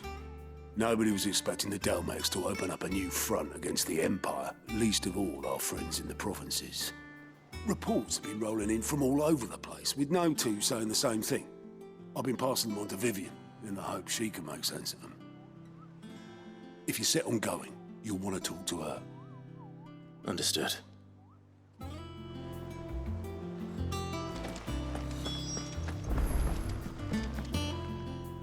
Ah, if it isn't my favorite pupil. Let's see now, where did we leave? Well, this is a surprise. My lectures are rarely so well attended. You know what they say? A little knowledge, can't hurt? We're going to Rosalith to deal with Kupka. What's the situation there? Whoa there, Lord Rossfield. I'm sure you're champing at the bit to return to your roost. But to fully understand the present situation, one must first understand how it came to be.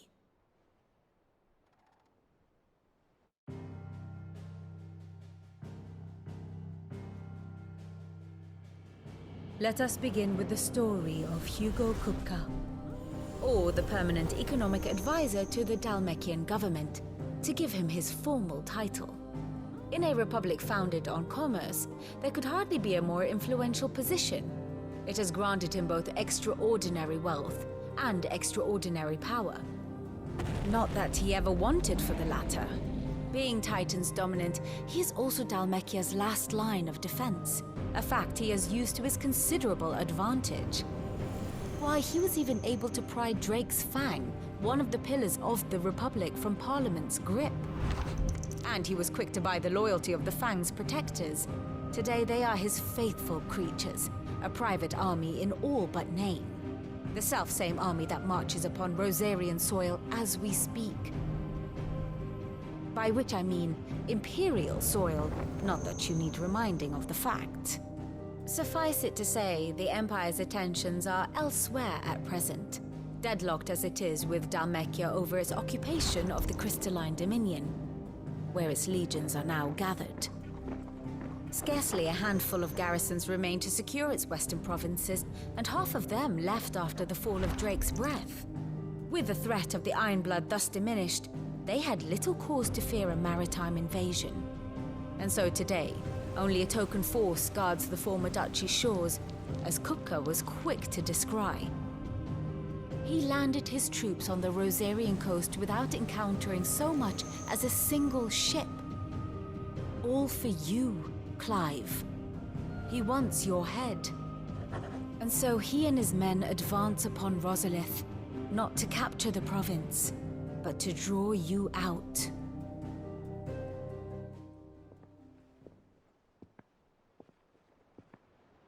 You said Kupka's forces sailed up the coast. What of Port Isolde, then? Is the city safe? Quite, according to the Guardians of the Flame. The Dalmekian fleet floated by without incident. But not without remark. When they learned Kupka's forces were making for Rosalith, our friends were quick to begin arranging the exodus of her citizens. And so the stage will soon be set for your heroic homecoming. Alas, it will be a more trying task to enter the capital than it was to leave it. Hugo's men hold Buet Bridge, despite the Imperials' repeated attempts to wrest it back from their grasp. And they were careful not to repeat the Empire's mistake in neglecting their coastal defenses. The seas around Rosalith are firmly under Dalmekian control. So tell me, pupil mine, what do you believe to be the best route to Rosalith? The north. We cross the northern border near Phoenix Gate, then take the road through Stillwind down to the capital. Hardly the quickest route, but at least we won't be spotted. A little local knowledge goes a long way, and so must you. We'd best get a move on then. Oh, will you be going too? Aye. I've been waiting a long time to give that fucker a taste of his own medicine. I would have missed this for the world. All right. We should be on our way. Lead on.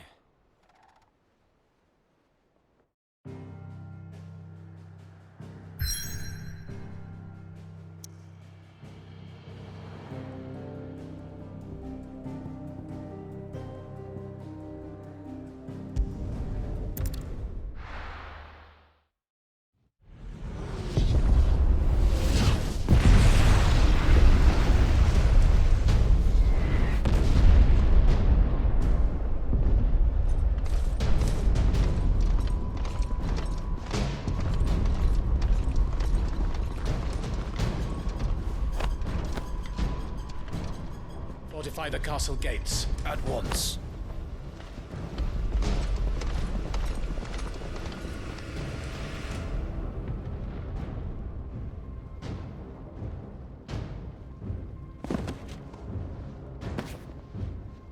Hugo and his men have been busy.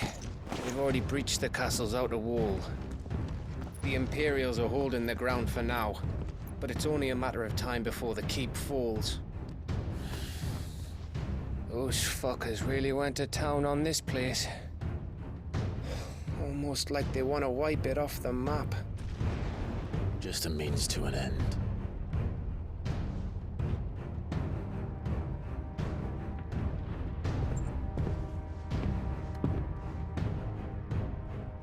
All this for one man?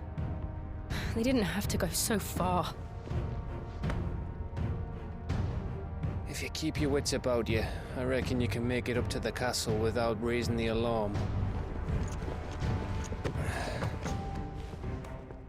I'll sniff out any townsfolk who haven't escaped yet and send them on their way. Be careful. Likewise. Don't do anything I wouldn't do.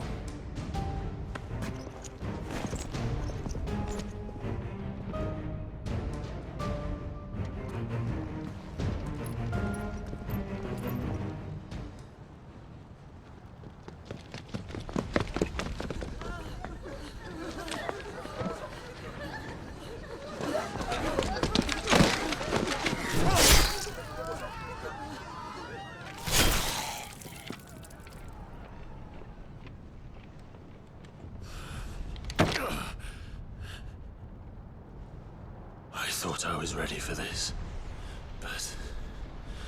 I know. It's like a nightmare. This was our home. Come on, Clive.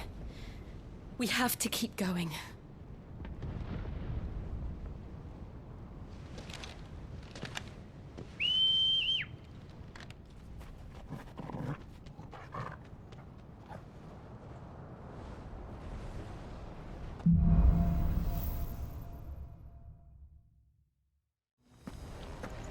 isn't an invasion. It's a massacre. He'll stop at nothing, Clive. Nothing.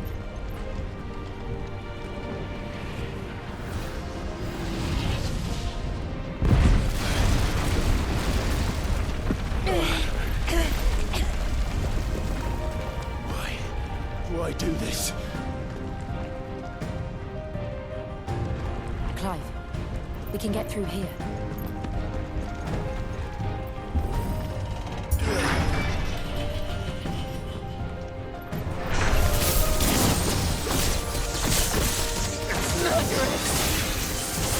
There is only one fitting punishment.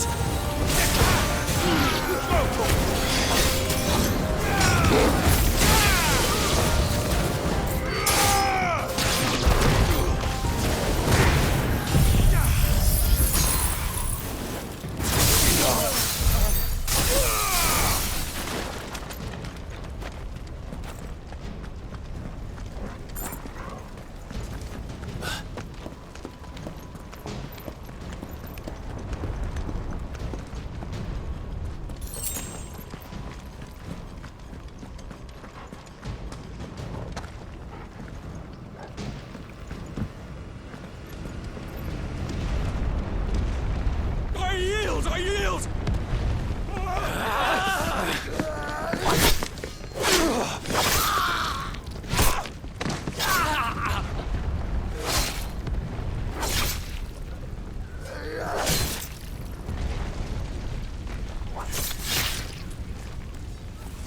Look what we have here. Gentlemen!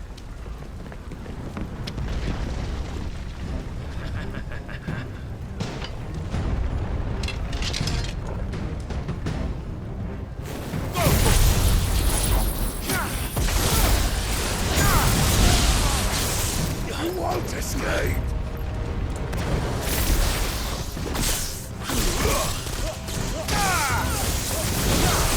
This one. Get him. Attack. Over here.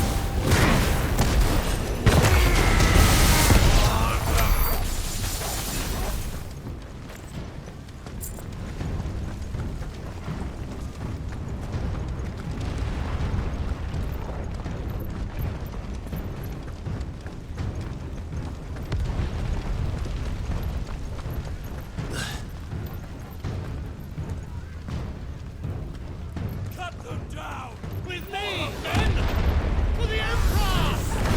Out of our way! This one! Go!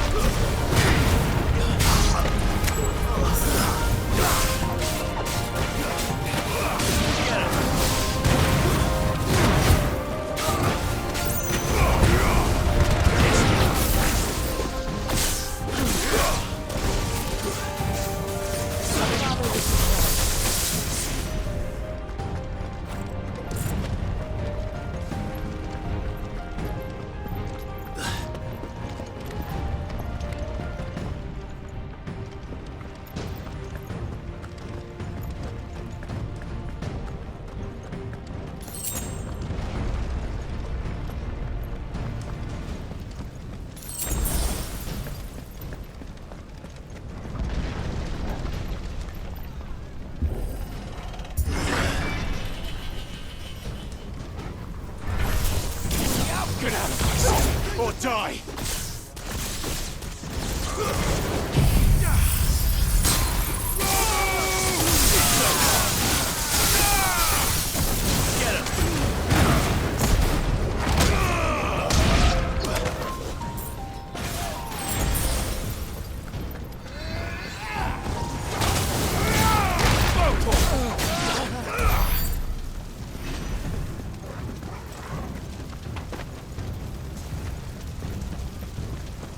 We're nearly at the castle. It ends there.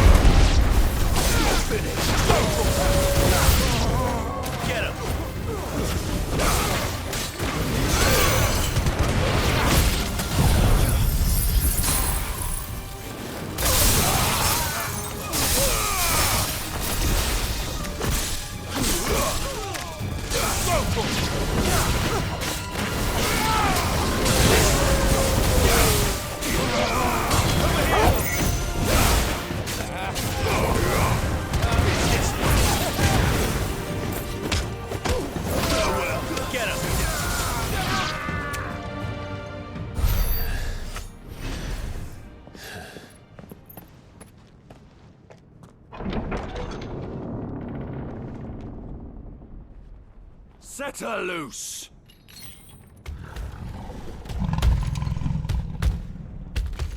They have a curl.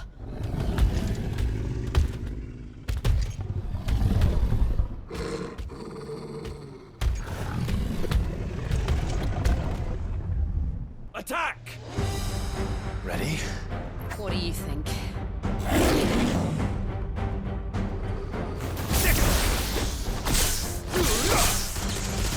This one!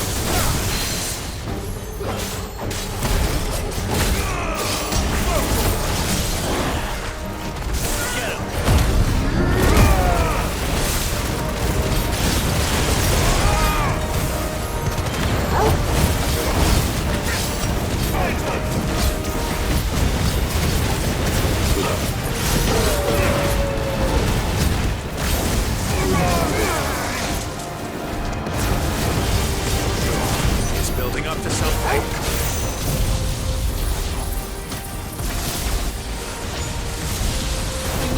It's down. Then let's make this count.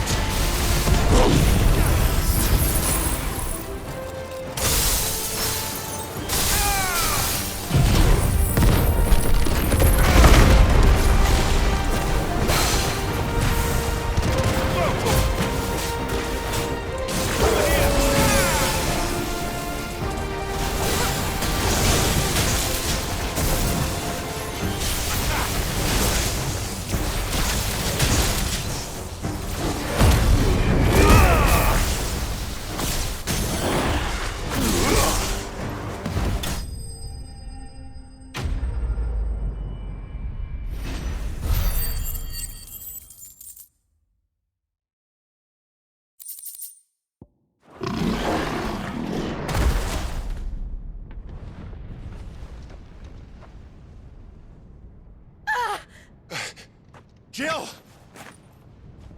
We meet at last, Sid. Or should I say, Lord Rosfield? I've been looking for you for a very long time. Let her go, Kuka.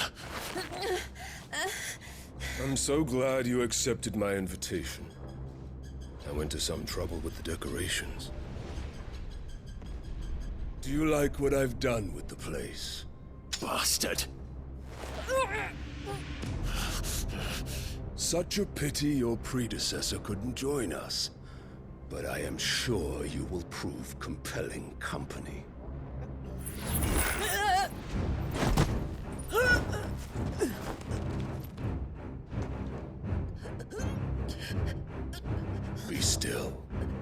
snowflake. I would not have you melt before your starring moment.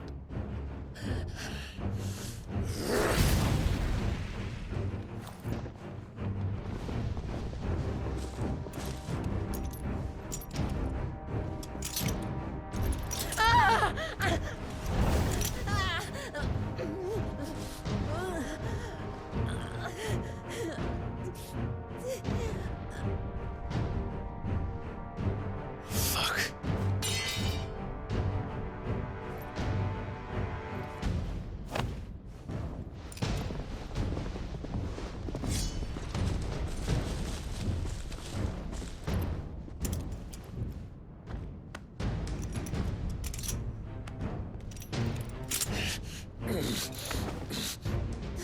Now, on to the festivities.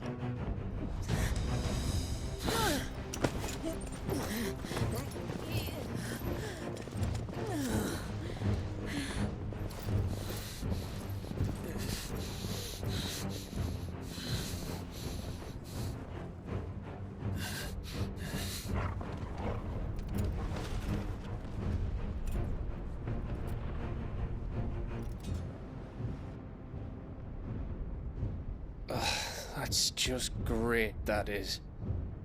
I suppose it's up to me then.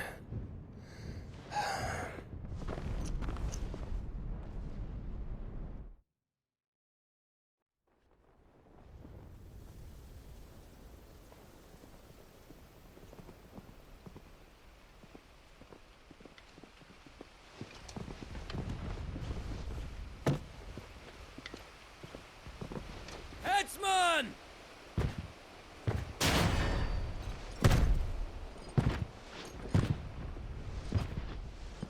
Where do you want me? You! Bring the prisoner!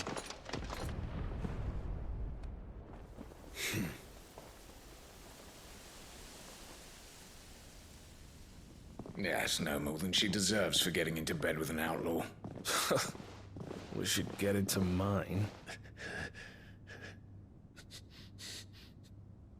Lord Kupka commands your presence. You're to bear witness to the girl's execution. Such a waste.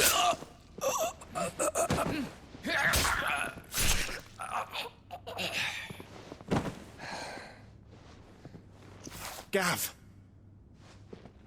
Shh!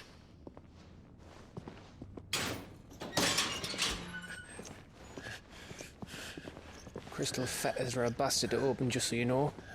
Don't worry, I'll have them off before you can blink. Where's Jill? In the courtyard. Shit.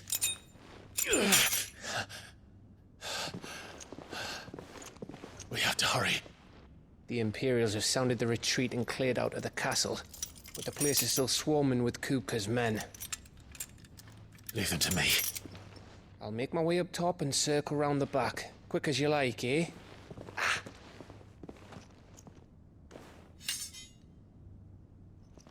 Nearly forgot.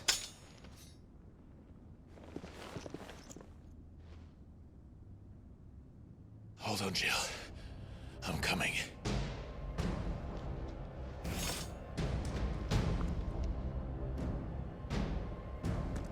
I have to get to the courtyard.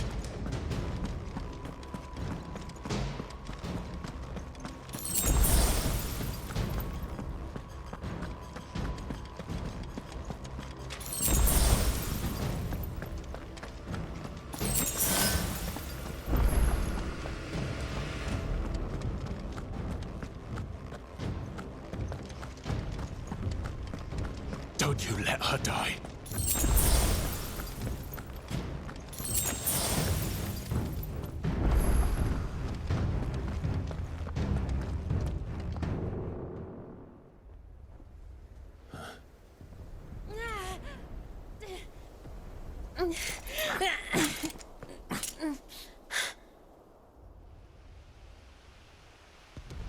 I hope you've got a plan, Clive, because we are fucked if you don't.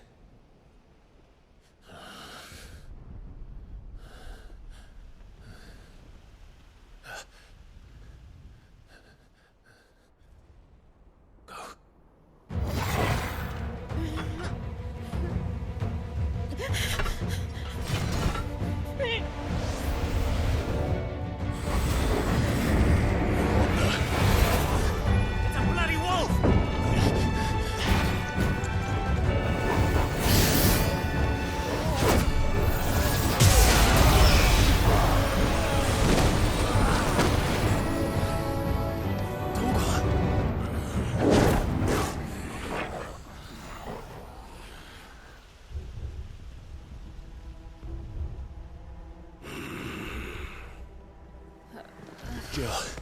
Can you stand?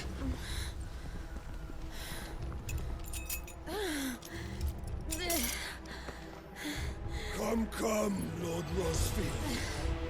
Don't tell me you tire of my entertainment. Enough! Yes. Perhaps it is time we served the main repast. I trust you are hungry! Need this? Much obliged. Stay close. We're getting out of here. And Toggle, thank you.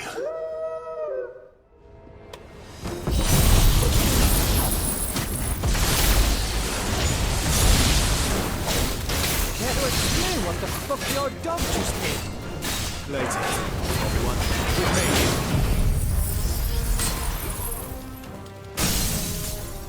That includes you, Toggle.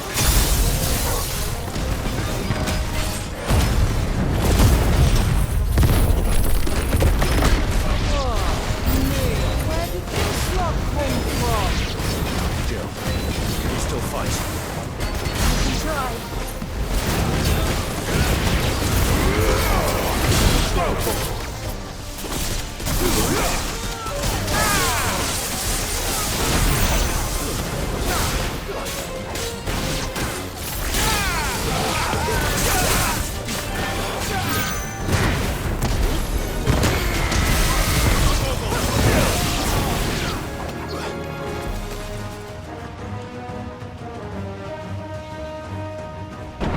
Still breathing, are you? Excellent. Then Lord Kupka's reward shall be ours.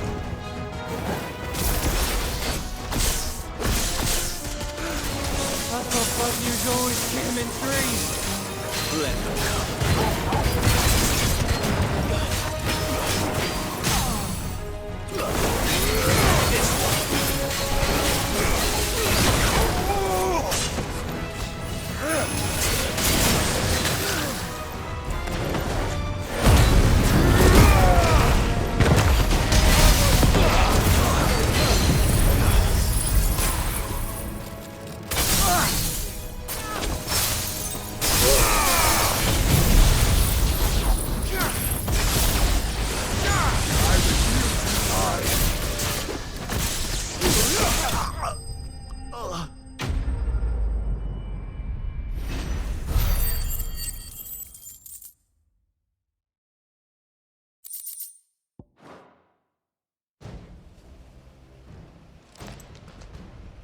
It's over.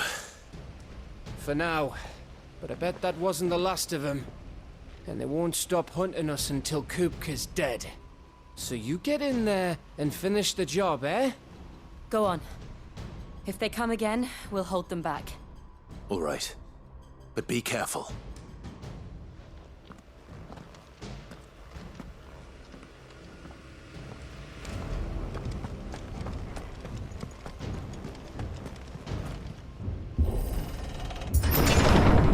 I promise you, Sid. He'll die by my hand.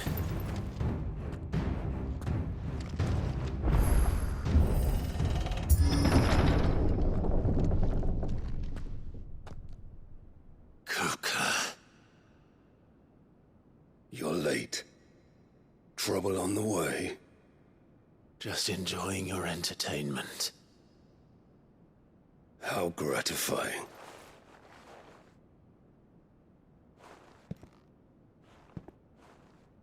Have you come to defend your father's throne, Lord Rosfield? The Grand Duchy of Rosaria. A realm without a ruler, an army, even a people. A veritable kingdom of dust.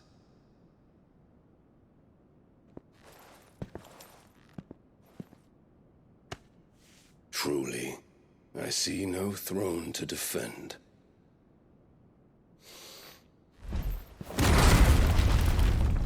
No!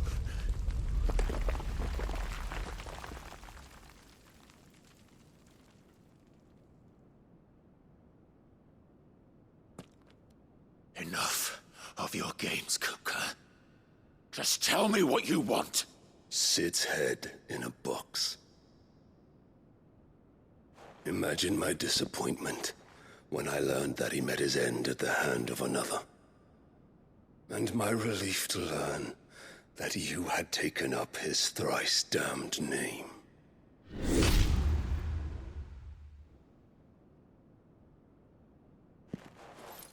Your master slew Benedicta Harmon and defiled her body.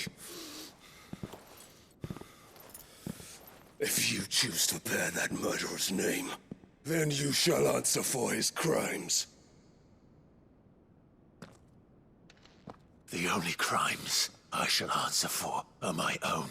Sid did everything in his power to save that woman, though she was long past saving. And so I did what he couldn't. It was me all along, Hugo. It was you.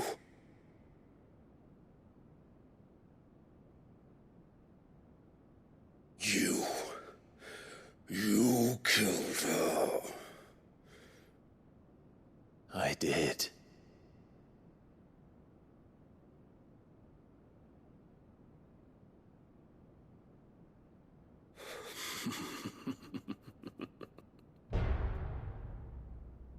Then I am fortunate indeed. I had thought the most I could wish for was to take the life of one he loved, just as he did to me. But it seems I was wrong. And I shall have my revenge. We shared a dream. I would be the king of the world. She would be my queen. And together, we would rule like the gods we are. But you crushed that dream, ground it into dust. Hear me, Rosefield! You will pay for what you've done. I'll tear you apart with my bare hands! And what of you? How many people have you killed? How many dreams have you crushed? You're not the only one who's seen their world fall apart around them. You'll get no pity from me, Kuka. No pity. And no mercy. Now die!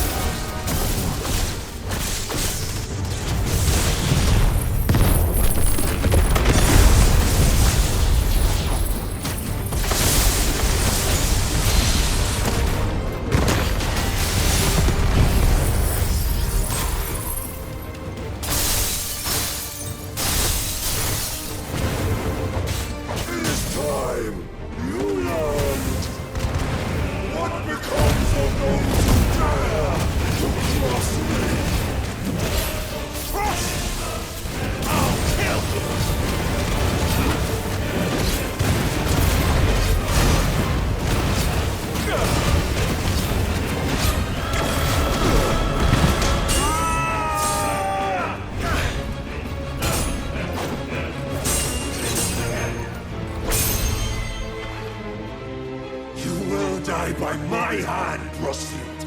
My hatred for you is unending. Unyielding.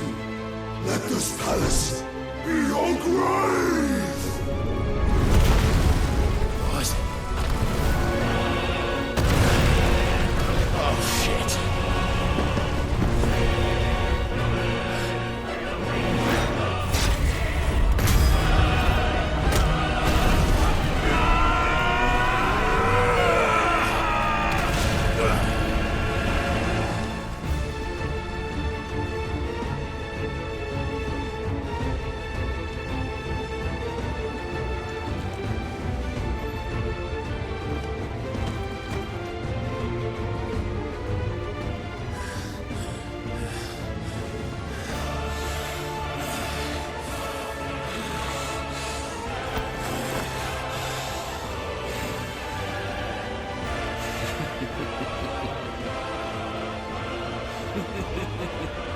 The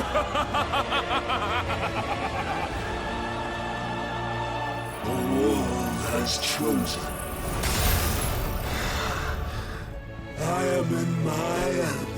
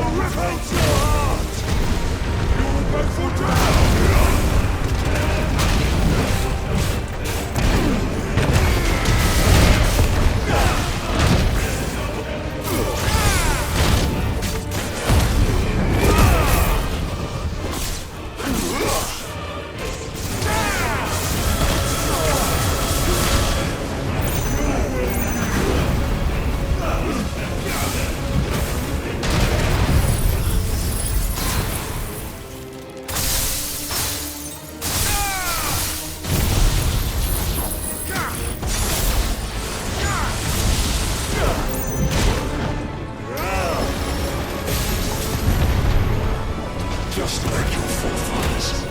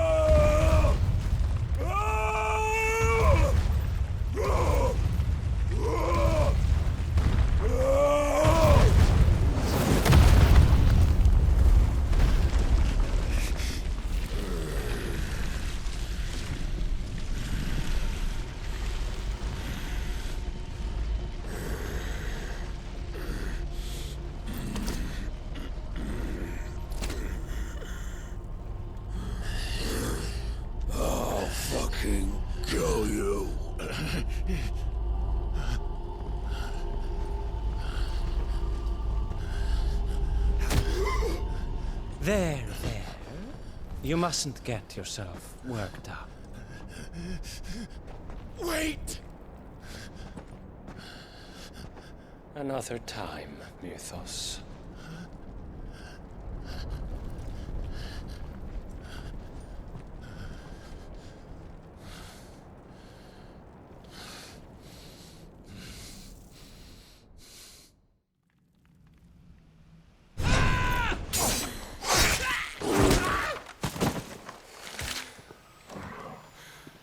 Is that all of them?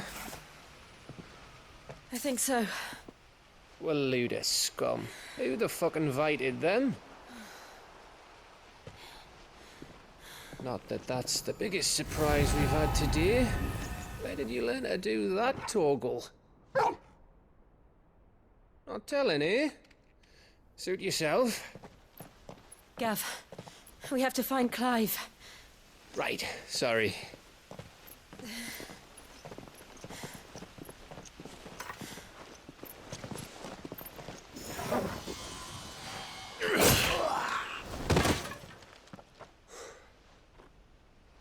You missed one. We were worried. So was I.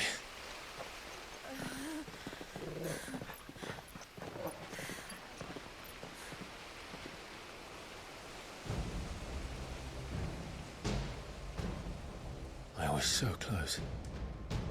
If it hadn't been for my gift, I would have finished him. I'm just glad you got out of there alive. When did the Royalists arrive? Right after you went inside. Just when we thought we were shot of Titans lot. In pile Odins. Not enough of them to worry us, though. No. You didn't see the one who took Kupka away. So, what? You think they came here to save him? Well, I'll be fucked if I know what's going on, but every minute we spend racking our brains, that bastard's getting further away.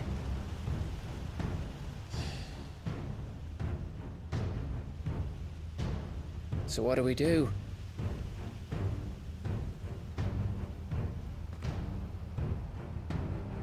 We go back to the hideaway.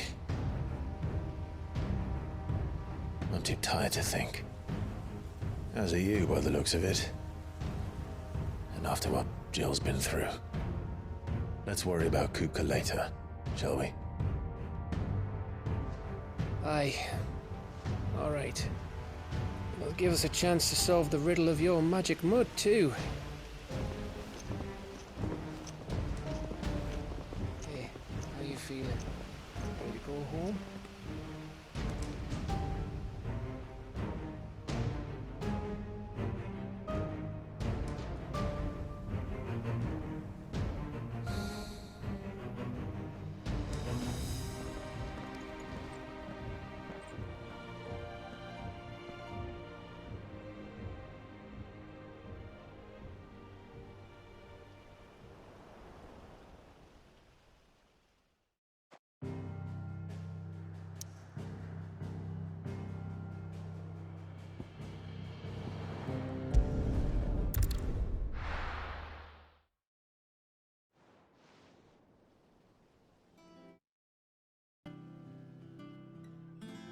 Just look at the state of you. You're more of a wreck than this place. Is this what you call taking better care of yourself? No more excuses, your ladyship. I order you to rest. Fine. I'll rest.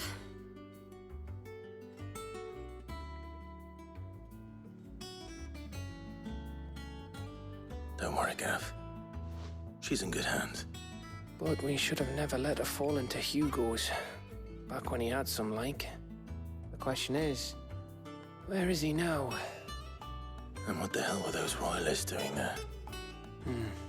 I was wondering about that all the way home. Otto may have heard something. I'll talk to him. And I'll talk to Tomes. The lawsman? About what? About your faithful hound for a start. If any four-legged friend's ever done that before, I'm betting Tomes will have read about it. But what I want to know is, what happens afterwards? It's all well and good Torgal saving our arses, but if it costs him what it cost Jill... Right. Let me know if you learn anything. Will do. And you do the same, eh?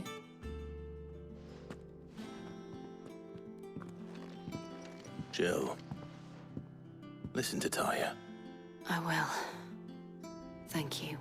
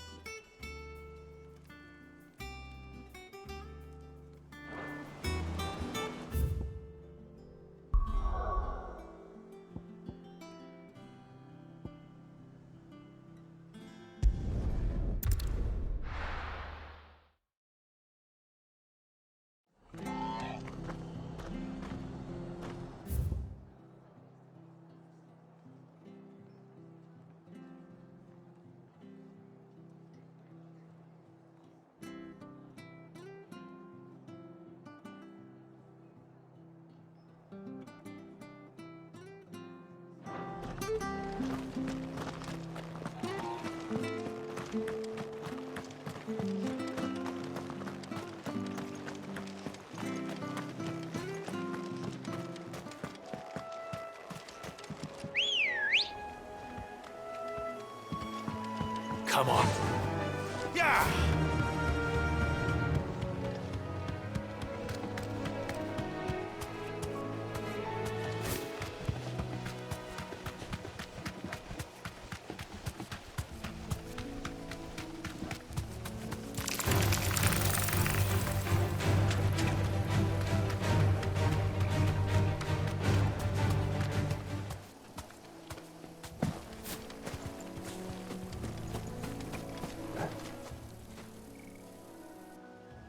It's the same as the one back at the hideaway.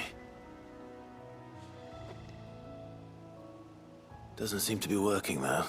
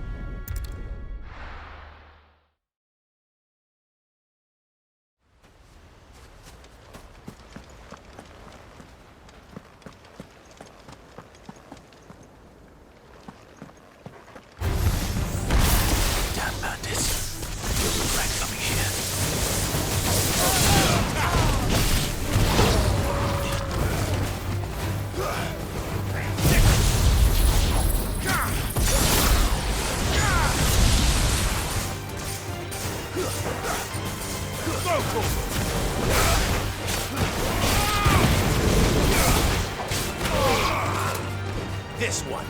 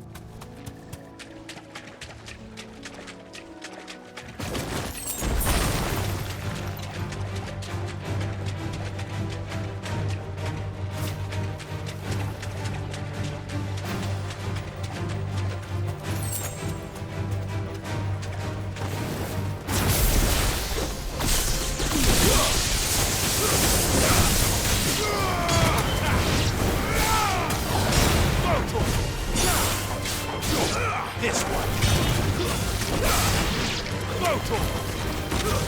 Stay down.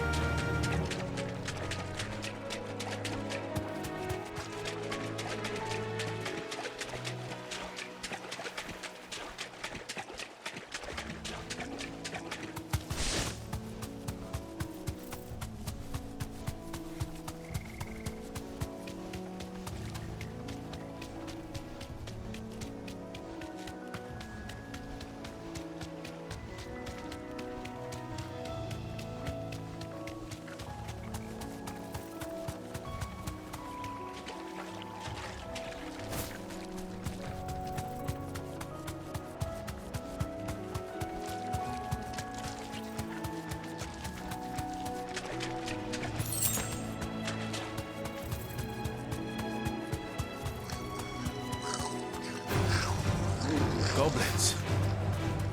So even my first mission was in vain.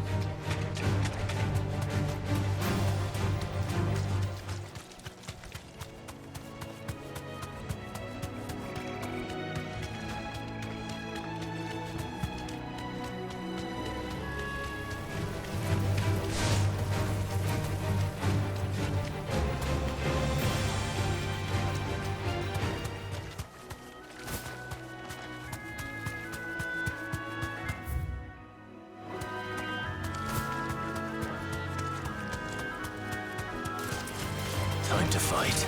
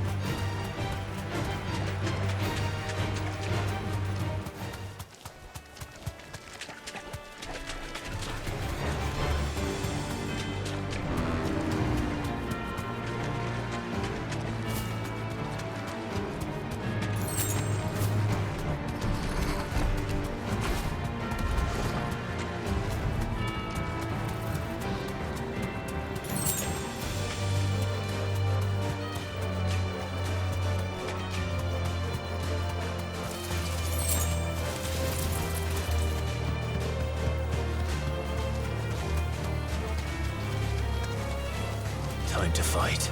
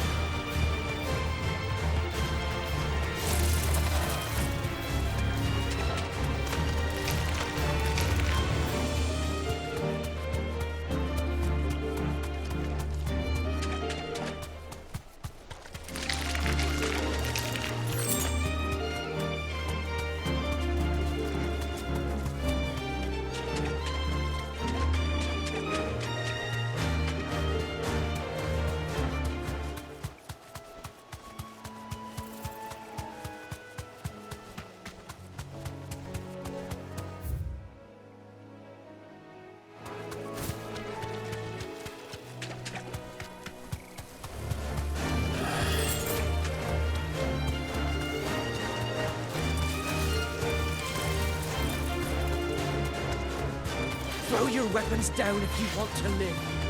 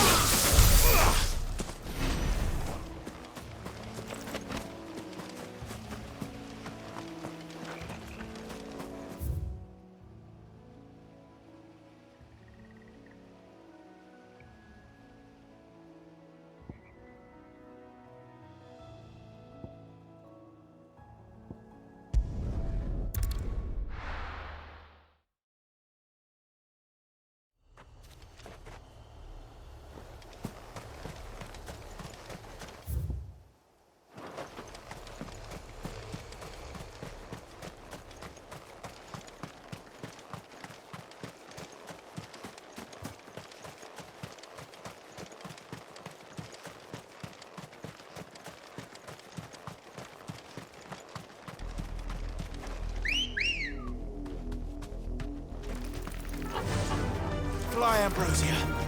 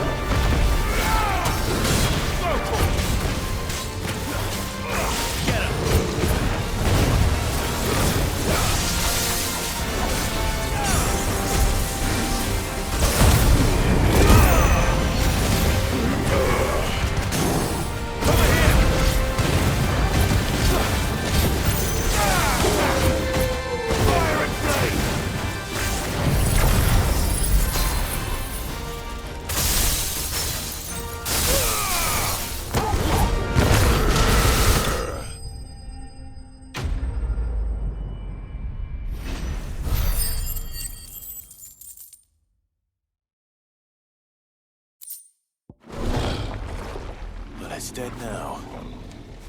Whatever it was.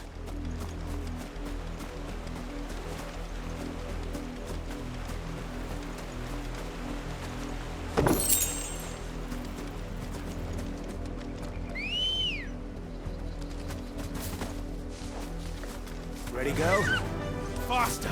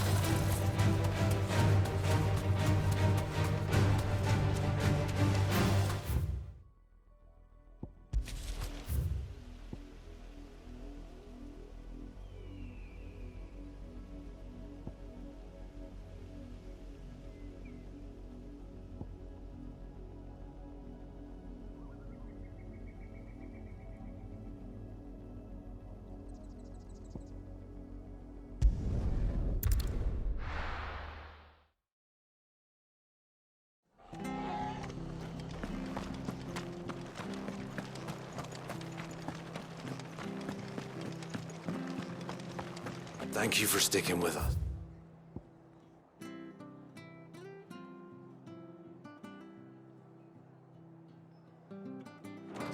Those of us who are still here. Can't exactly leave old Martha in the lurch after everything she's done.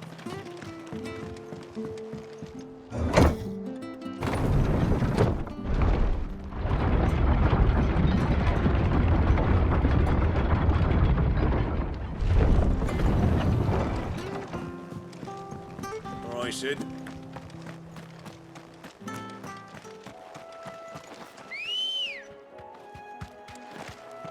Come on. Yeah!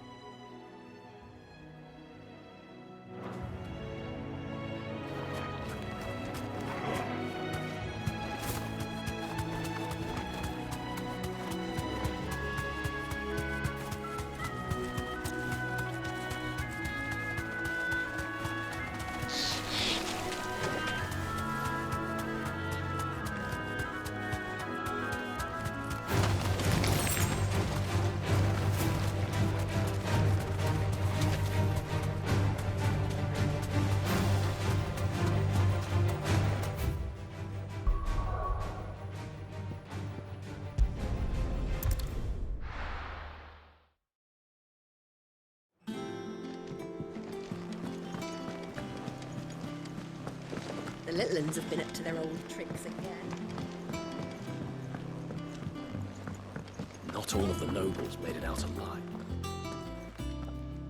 Otto, is now a good time? It's not a bad one. How's Jill doing? She's been better. Ty is making sure she gets the rest she needs. Good. Any word on Kupka's movements?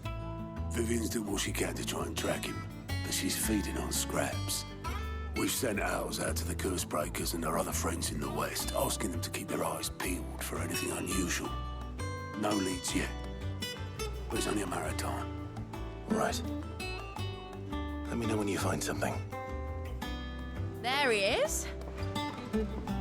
All right, Clive. Still busy saving the world. Mid. When did you get back?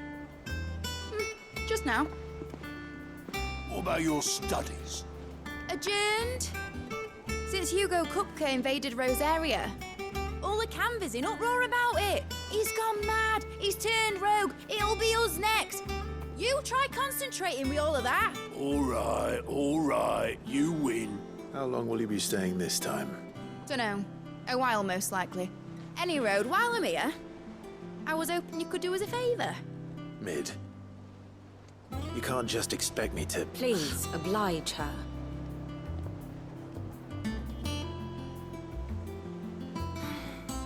While we are busy tracking down Kupka, you should have a little time to spare. Professor! Now there's a face I haven't seen in a while. Shouldn't you have it buried in a dusty old tome? I did, till a familiar trill pricked my ears. As ever, your exuberance is a breath of fresh air, which successfully scattered the painstakingly assembled fragments of my thoughts. I'll take that as a compliment. Well, Clive, you heard the Professor. So, I'll meet you in the storeroom when you're done. Wait, hold on. Breath of fresh air. Bloody tempest, more like.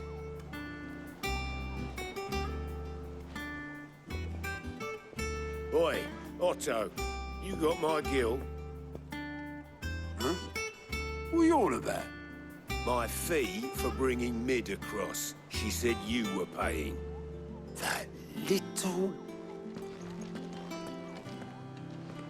The storeroom, was it? I wonder what Mid's plotting.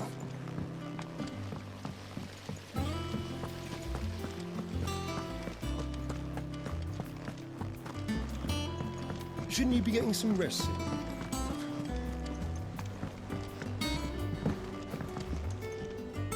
You took your time. I'm a busy man, Mid. I'll get to the point then. I want to turn the room down there into a workshop like the one I had at Dad's place. Mid, you've only just come back. And I've been thinking about it for a while. Dad said I had a knack for engineering. Told me everything he knew about it. Then sent me off to Canva to learn everything he didn't. That was his dream for me. That one day I'd put my studies to use for the good of the cause. But I'm helping no one stuck at school. I've studied enough. It's time I put my knack to work. I know that I can help the people here, and I want to do it. Well. If Sid could see you now. All right. I'll tell Otto you'll be staying. I knew you'd say yes. Which is why I wrote up a list of jobs for you. For me? Who else? What do you want me to do? First things first, I need equipment and materials to start making my own. There's the designs for the stuff I need, and the stuff it needs smithing from. The other materials I can work myself. Just need a generous benefactor to lay them on for me. Apart from the wood, I'll need a carpenter for that, but I can just borrow yours. Is that everything? For now. I'll let you know if I need out else.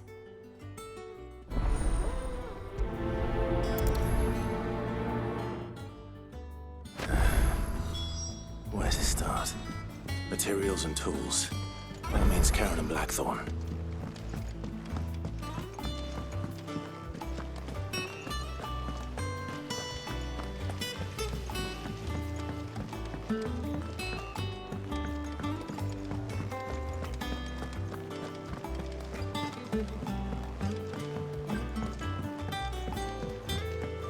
The little ones have been up to their old tricks again. Jill looked white as a sheet when we brought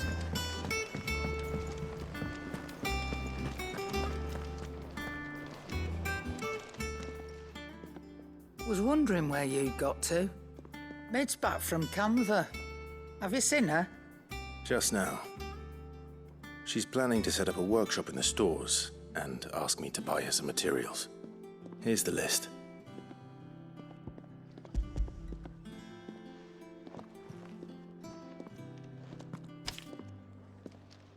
Think you can find everything on there? This lot. Wouldn't be much of a trader if I couldn't. Excellent. As for payment... It's paid. 100 times over by what that girl's done for us. If it weren't for her filters, we'd have naught to drink but blight water, and that would have drained the life out of us long ago. Indeed it would. I'll send the stuff on to Mid when it comes in. Thank you, Karen.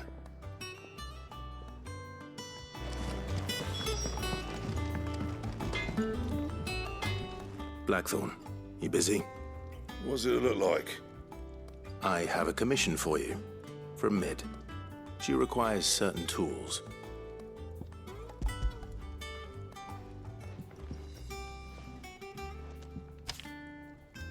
Do you think you can make them? Bloody hell. What's she planning to build with this stuff? An airship? Right. I'll see what I can do. Tell her I'll bring them over when I'm done. My thanks. And Mid's, no doubt. That just leaves the carpenter. Let's see if Bardolph's available.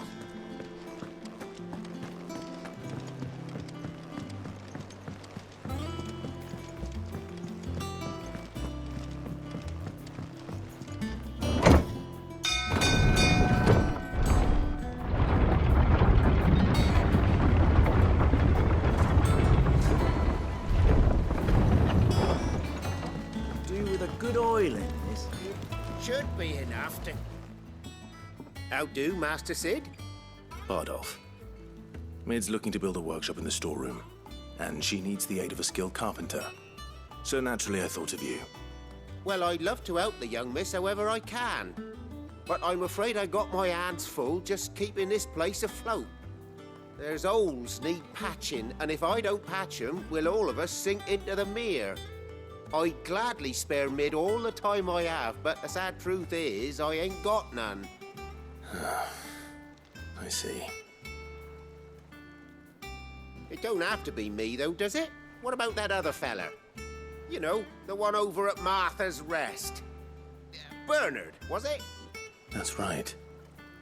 And he is a friend of the cause. I'll ask Martha if she can spare him. Thank you, Bardolph. Least I could do.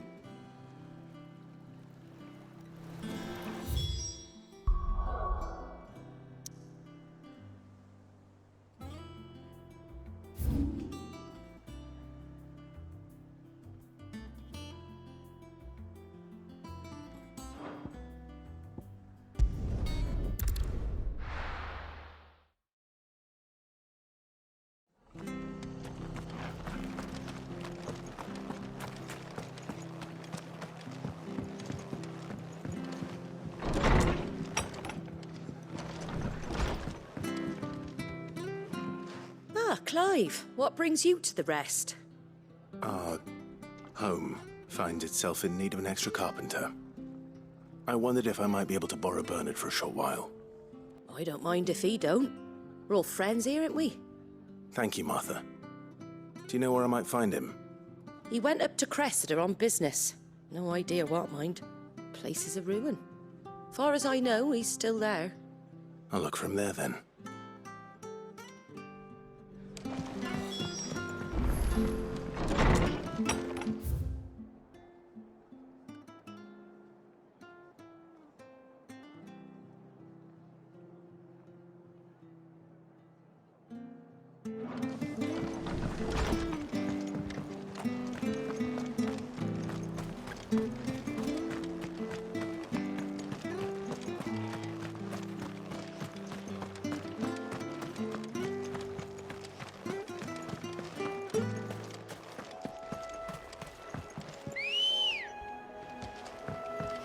Good girl. Faster!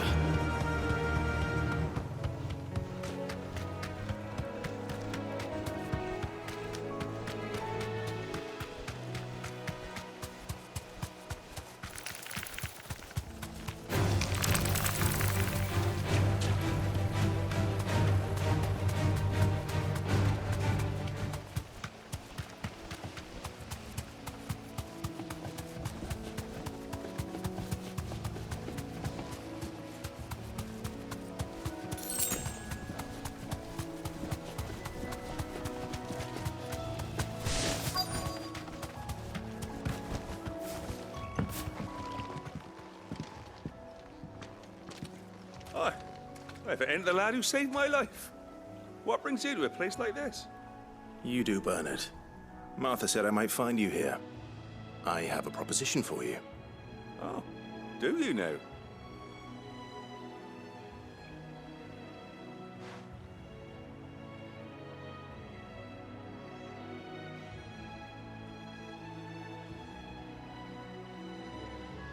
Building a workshop, you say? Well, that beats tacking boards to bridges, sure enough. And if Martha didn't mind me being gone a while, then neither do I. You just tell me where you want me. That's the spirit.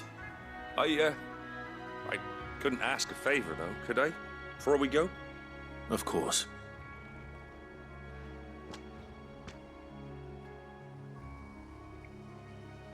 Well, that there is Cressida, where I grew up. Ain't much left of it now, though. Except my parents' graves. But I came up here hoping to visit. I even patched up the bridge to get across. Only to find the place crawling with fiends. But you're a dab hand when it comes to dealing with beasts and bogles, ain't you? Any chance you could, It's the least I can do. Well, thank you kindly. And take care.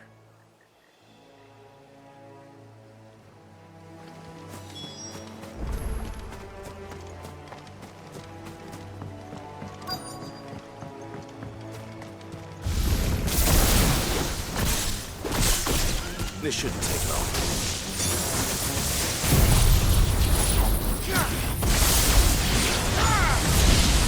Over here!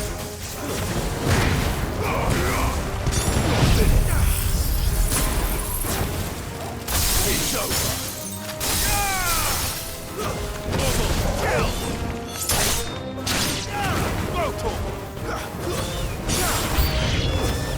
Get him!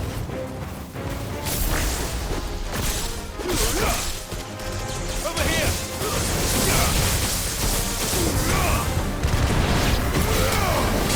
It's not. It's not.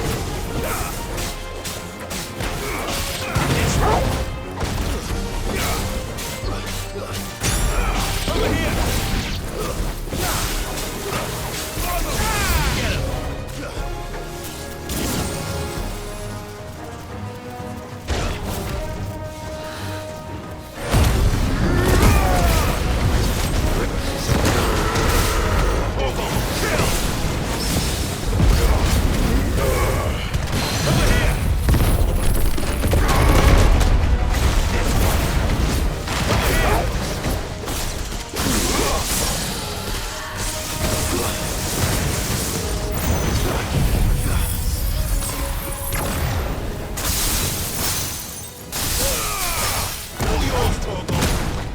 It's over.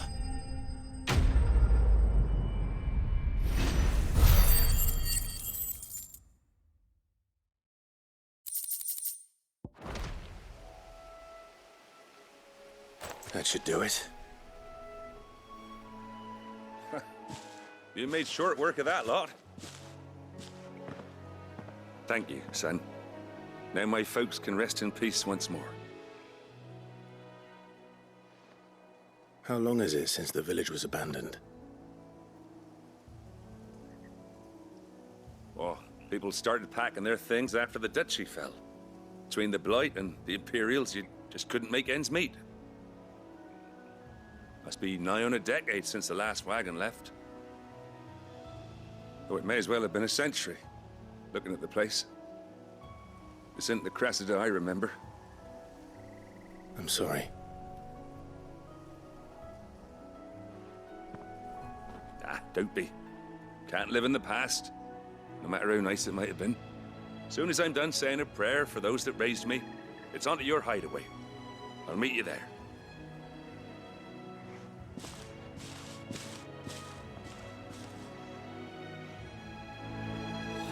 That should take care of Mid's little list. Better head back before she thinks of anything else. Ambrosia won't help me here.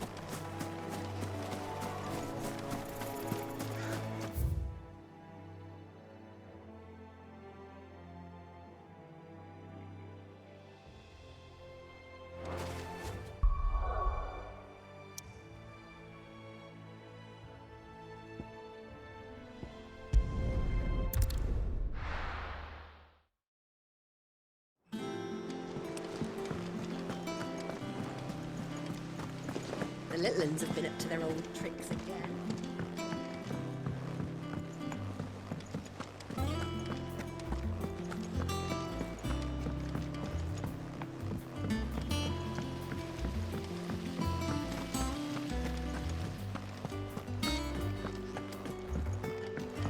Shouldn't you be getting some rest soon? All right, Clive. You've all done then? I am. I've placed your various orders, and a carpenter by the name of Bernard is on his way from Martha's Rest. That's brilliant. Thanks, Clive.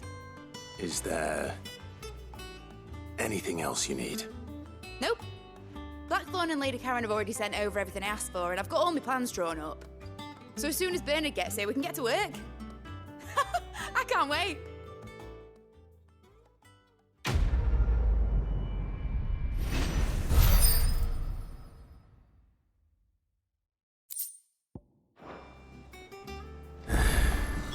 That's my good deed for the day done. Let's see how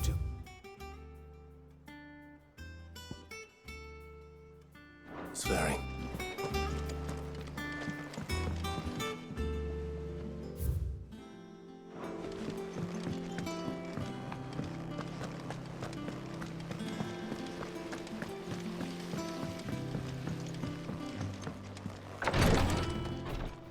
Ah, Clive. Talia. How's Jill? Recovering, but she still needs her rest. Of course. Take good care of her, won't you? I'll do my best. Oh, Gav was looking for you. He said he had something to show you in the shelves. The shelves.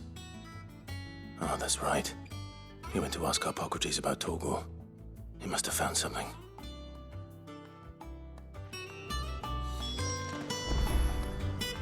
You have the look of a man with the twins upon his shoulders, Rodrigue.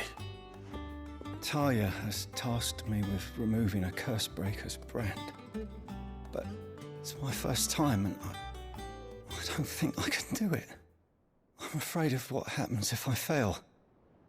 You survived, I know, but there as many die as recover. Is it really worth the risk? You don't need me to answer that. You know full well what we're fighting for. I hope as much as you that one day bearers can walk among others as equals.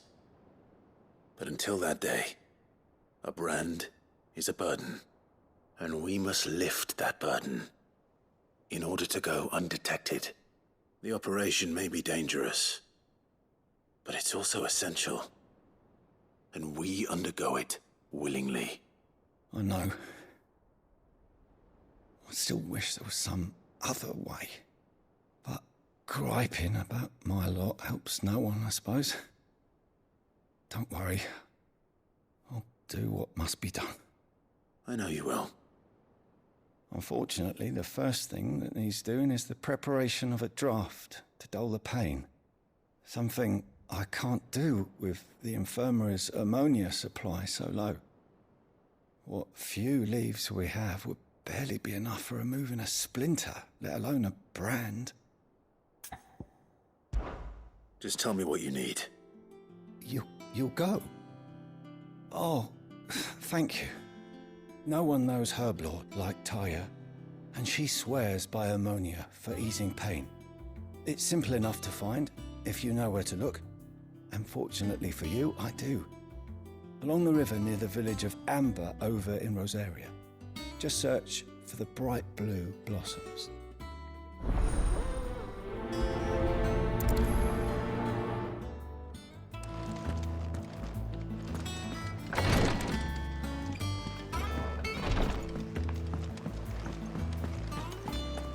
Yeah.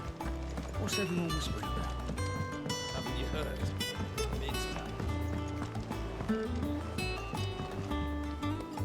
Do you have a moment, Sid? A team of curse breakers has gone missing near Northreach. Which team? Coles.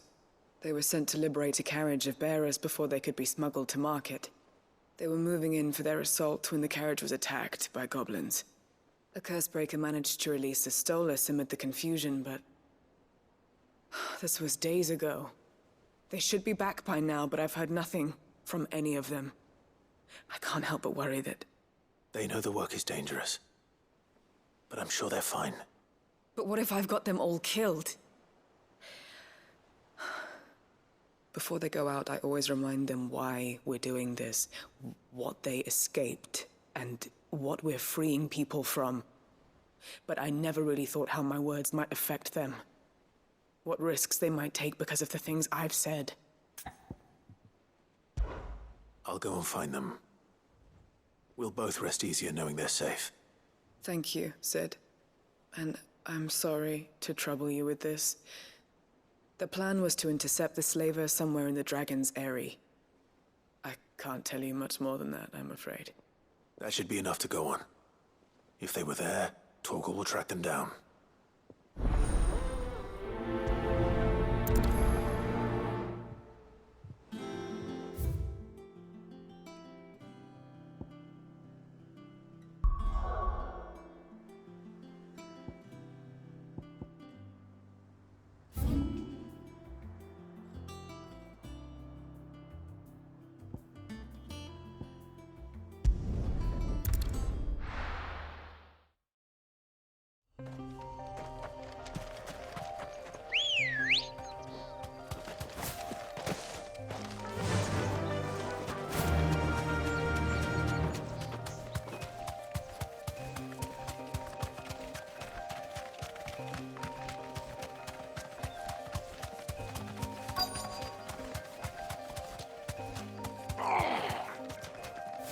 Thanks, Cal. I'll tear those bastards' heads off.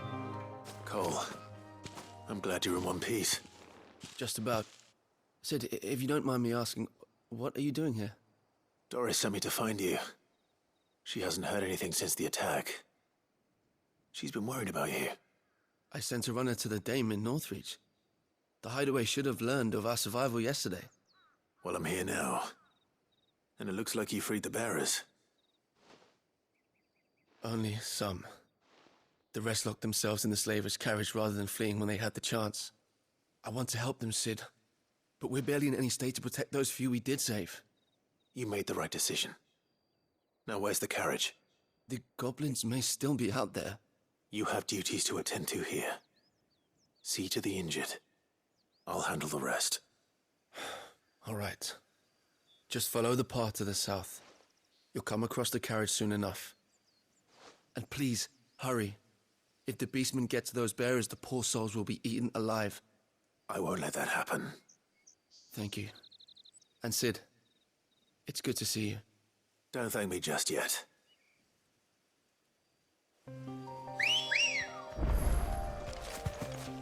Ready, go? Faster!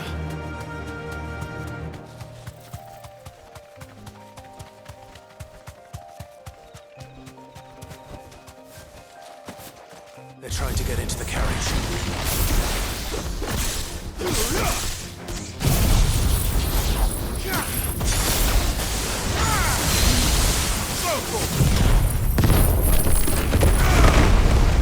This one!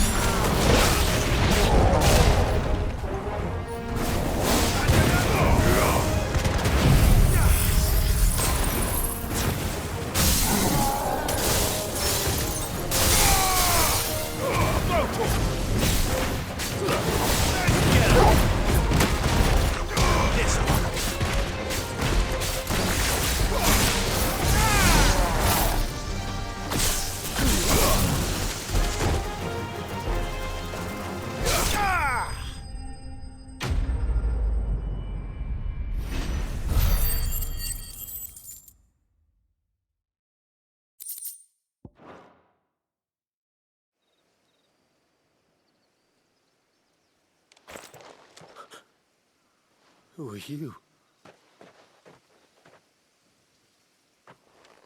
A friend. Are there any more survivors? Why didn't you flee with the others? If the goblins had made it through that door, you wouldn't have stood a chance. Why should we run? One miserable death's no worse than another. Perhaps. But we're here to give you another choice. Freedom, safety, the life you've been denied. Come with us. Let us protect you. Sid, I couldn't just let you... You weren't too late then. Thank the gods. This man risked his life to save yours. To give you a second chance. Fine. Do with us what you will. What we'll do with you is take you to safety. After that, it's up to you. Your lives are your own now. You can leave the rest to us, Sid. We'll get everyone back to the hideaway. Thank you. I'll let Doris know we're expecting new arrivals.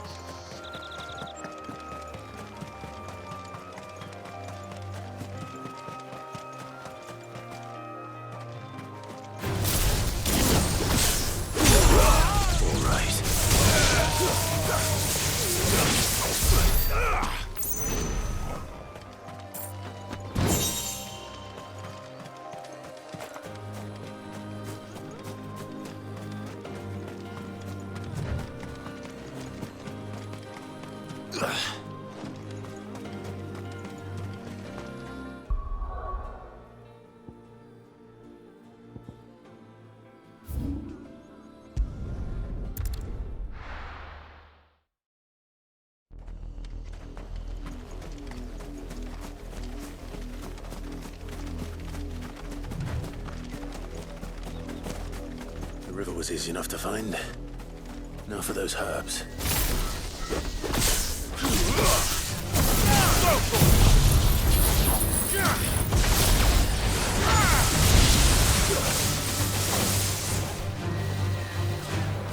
Get him!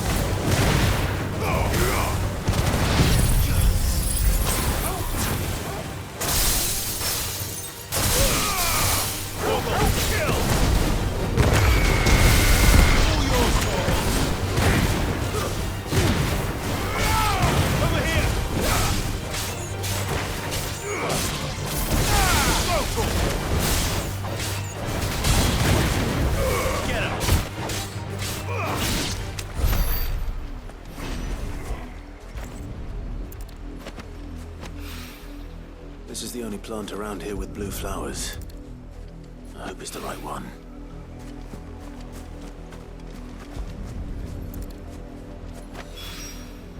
Should be enough to keep the info.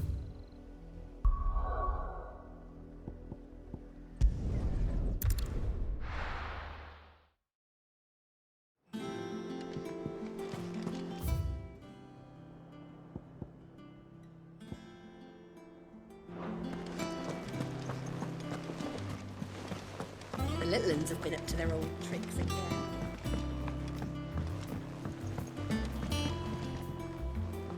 Sid, welcome back. A Stolas from the Dame arrived not long after you left. If I'd just waited a little longer, I might have been able to deal with things myself. Or maybe I wouldn't. I keep making the wrong decisions. Cole and the others got home safely. You made exactly the right decision. No, I was lucky. I've been tracking that slaver for months, and then I sent Cole and you after them woefully unprepared. What kind of leader sends people into danger without considering all the risks? I should have urged greater caution, told Cole to be wary, to pull back at the first sign of trouble. We swore the same oath as you, Doris. It's good to see you safe and well, Cole. I'm sorry. With all due respect, we Cursebreakers don't risk our lives because you commanded of us. We risk them because we believe in our cause. No one with doubts ever joins our ranks. The agony of removing the brand more than sees to that. We all know how much bravery that takes. Cole, I never doubted your courage. Only my ability to see it put to good use. Thank you for your faith in me. I'm not sure I deserve it. I sometimes wonder if I might prefer to risk death alongside the others than ask it of them. But I'm a Cursebreaker. I swore an oath too. I have a role to play, and I must trust that I'm the right one to play it. You will. In time.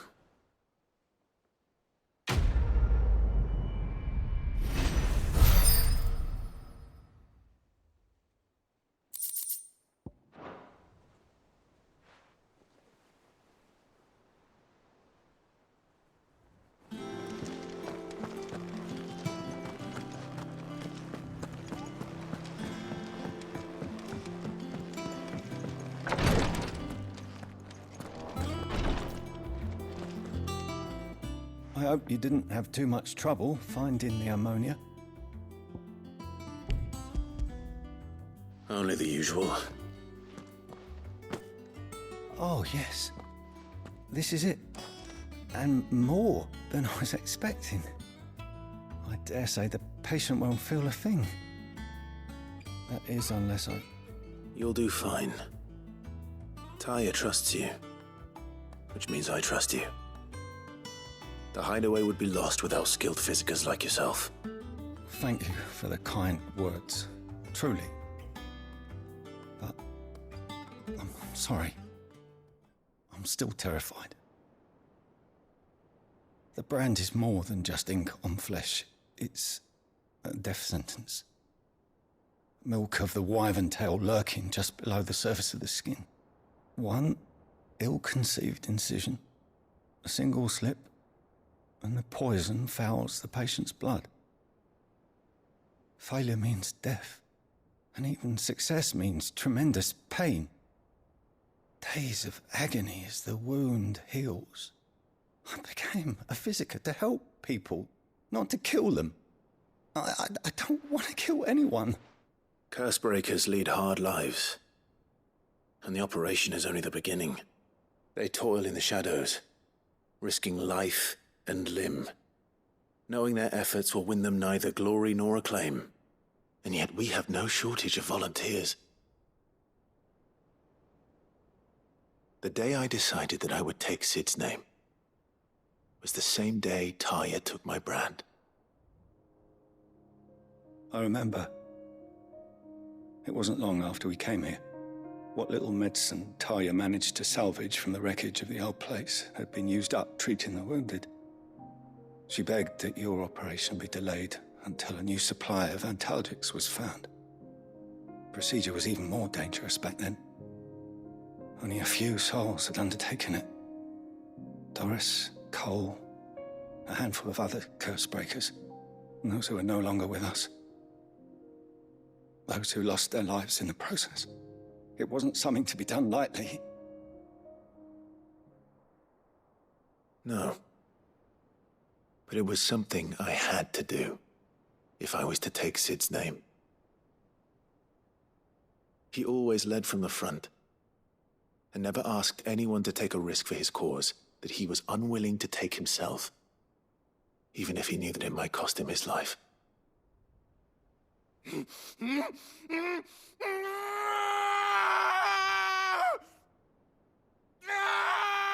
Hold still, Clive! Hold still!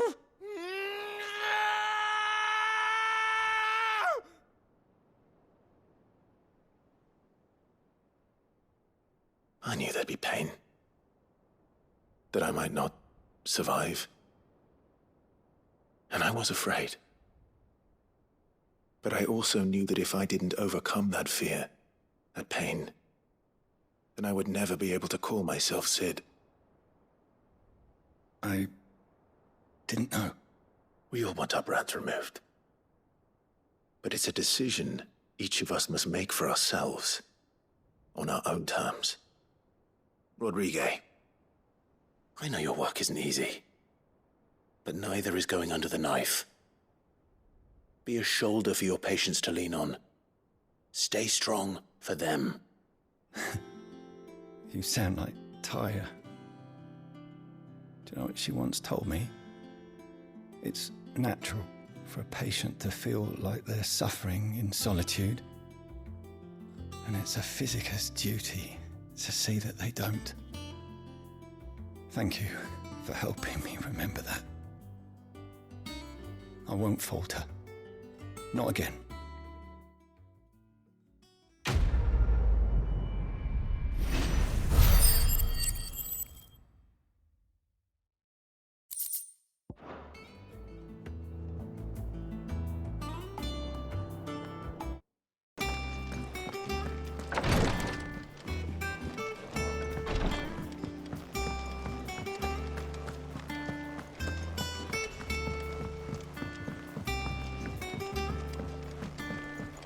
The little ones have been up to their old tricks again.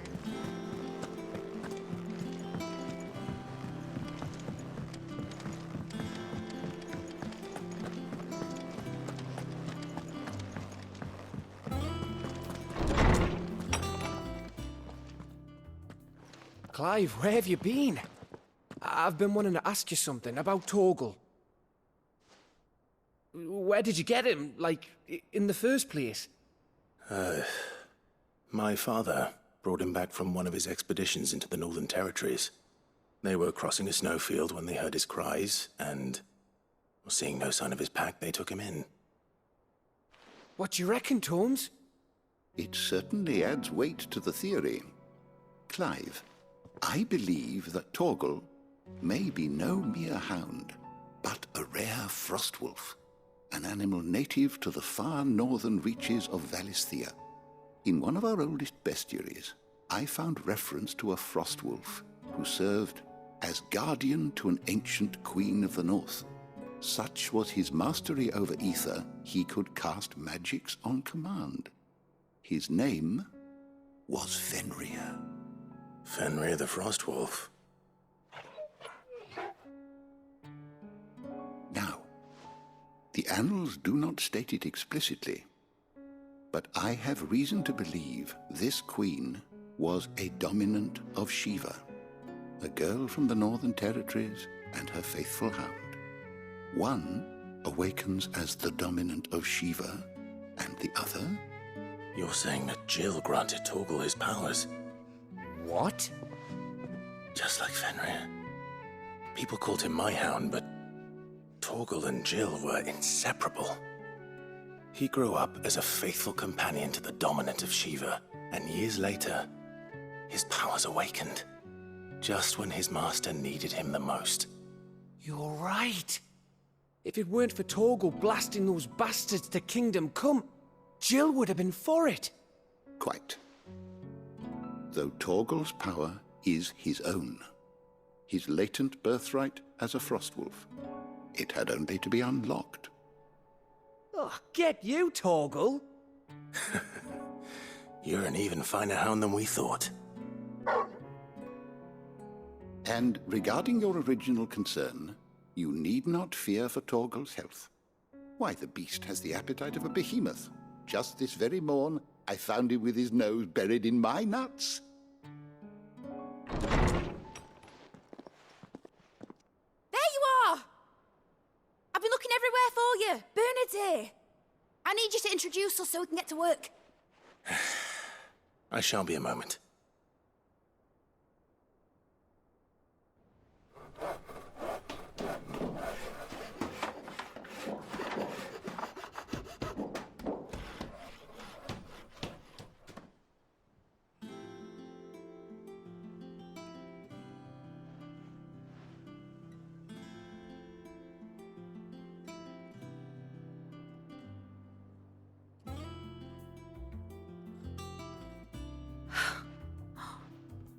Isn't it brilliant? It is. Well, I couldn't have done it without you. You and everyone else. But I promise I'll pay you back.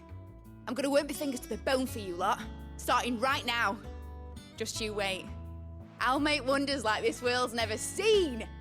Then I look forward to seeing them.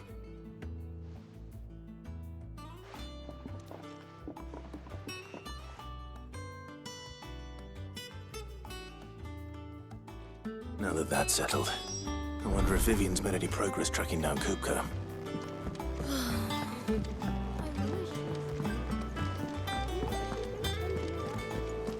I think I'll wait till Mid's away to take her towards her dungeon.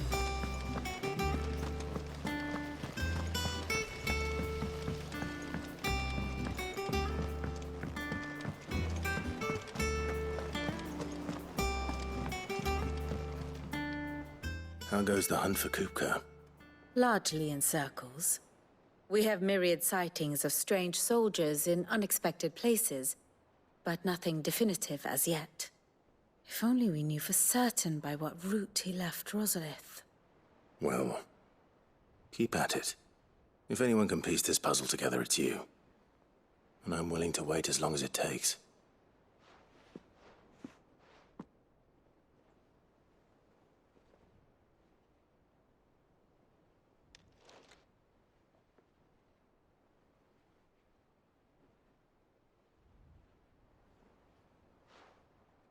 What? Here? Would that be a problem? Do you know, Clive? I believe it a mercy that you didn't inherit your father's throne. Your poor people would surely live in fear of you. You have nothing to worry about on that front. I won't be claiming his crown. That is a relief. Clive, have you got a minute? We, have a guest. A guest?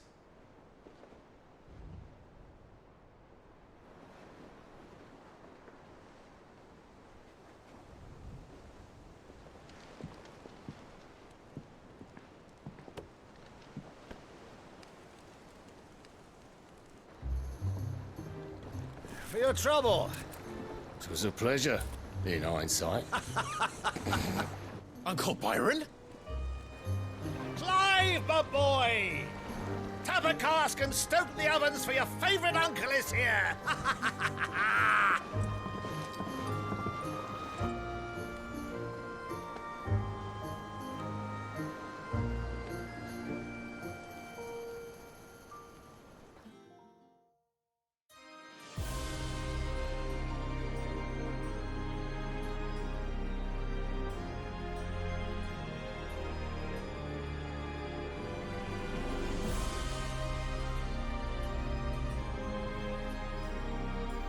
The Dalmekian government sues for peace. How shall we respond? If they're willing to accept their fault in the matter, I see no reason to refuse them. Still, we must insist on substantial reparations. The Twinside stores are not as bottomless as reported. Aye, and we have many more mouths to feed. We shall just have to have the Dalmecs empty their treasuries for us.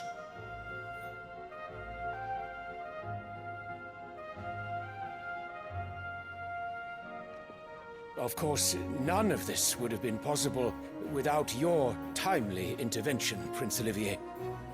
Indeed, I doubt any of us would have had the courage to trade words with the mighty Titan, nor less the wit to win him over. The Empire owes you a great debt. May the blessing of the crystals go with you, Your Highness. May the blessing of the crystals go with you. Very good.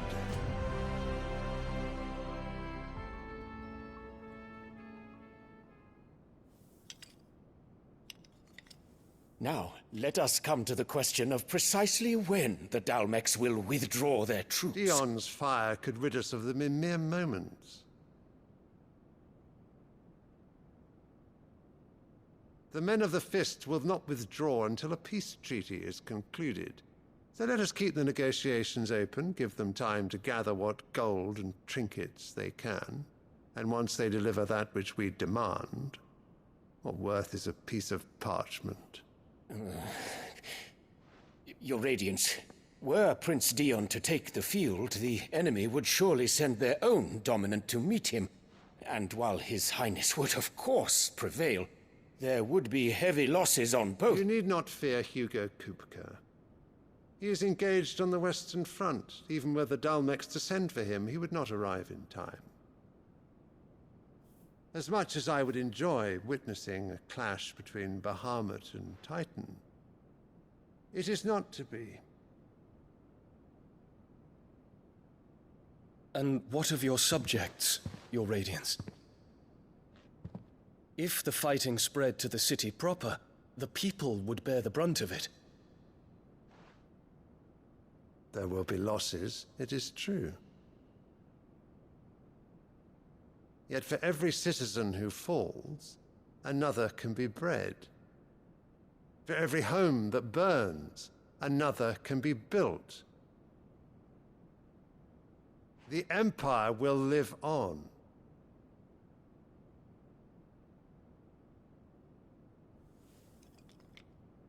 Dion? Yes, sire.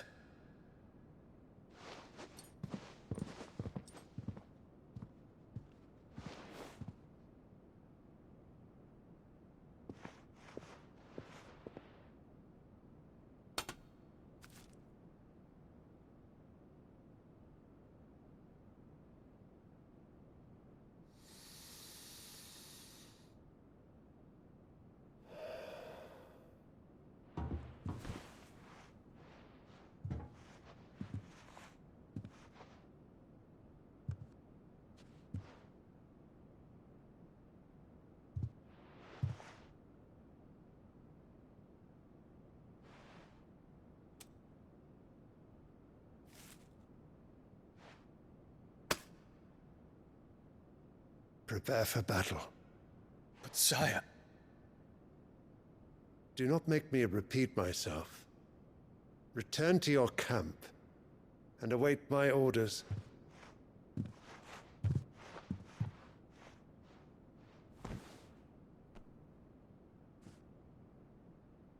If that is your wish, Your Radiance, I shall depart at once.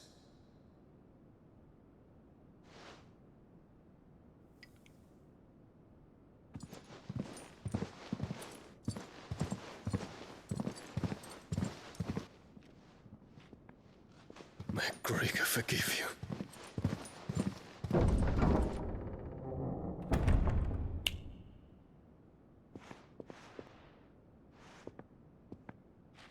What do the astrologers augur? The stars are in agreement, Your Radiance.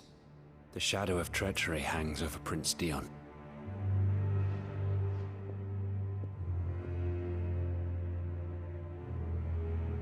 So Annabella's tales were true. You disappoint me, Dion.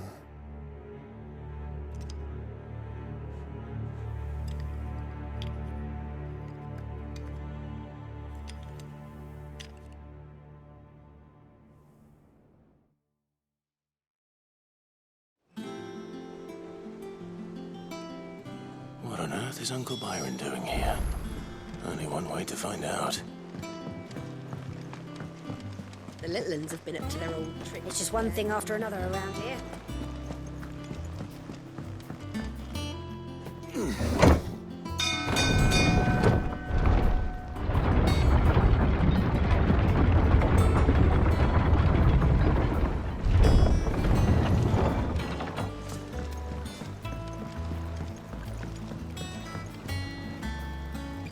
Ah, my dear nephew. How I've missed you. How did you find this place, Uncle? Through the good offices of young Sir Wade. He really is the most helpful fellow. As are you, I hear. The Guardians and those they freed tell the most outlandish tales of your heroics in Rosalith. Which is why I came, to learn the full truth of the matter. Sort the fact from the fiction, so to speak. You were working with the Guardians of the Flame to evacuate the people of Rosalith to Port Isolde. I was, aye. Then I have questions for you. Please, come inside, Uncle. Gladly. You there? There are 2,000 gold talents in those chests. See that they're added to my nephew's coffers, would you? 2,000?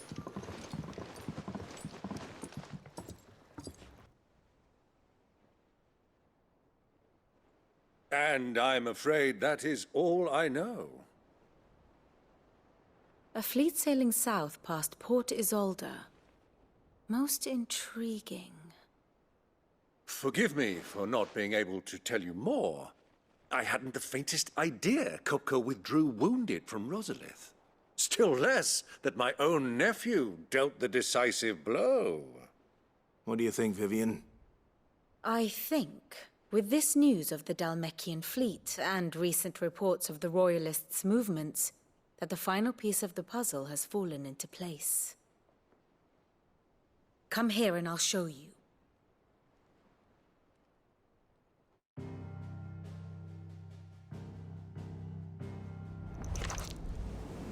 It is known that Kupka's forces entered Rosaria via its unguarded coast. So can the same be said of your visitors from Waloed? Certainly, her Royal Navy is famed for the efficiency with which it bears her knights from one battlefield to the next. And in the Einherjar, or Black Galleon, she boasts a vessel nigh as swift and every bit as feared as the kingdom's legendary cavalry. A fitting flagship for a land apart, her naval presence being crucial to her ambitions beyond Ash. Yes. It seems safe to assume that the Royalists did indeed enter Rosaria from the sea. So then, had you a vested interest in Titan's survival, whither would you take him? Why, home to Drake's Fang, a place rich enough in ether to conjure the magics needed to mend his hurts. But would that not entail an arduous voyage around the Southern Cape? Let us say that the Royalists did put ashore with a mind to spirit Kupka away from under your very nose. Could that truly have been their plan for him? To load him aboard one of the ships flying Republican colors sighted off the coast near Port Isolde. To spend weeks at sea, being tossed hither and yon by unforgiving waves, his life hanging in the balance. No. The journey would mean Titan's death, and Kupka's faithful creatures would not allow it. So what then was the plan of our Waluda friends? Reports suggest they made not for the coast, but for the desert.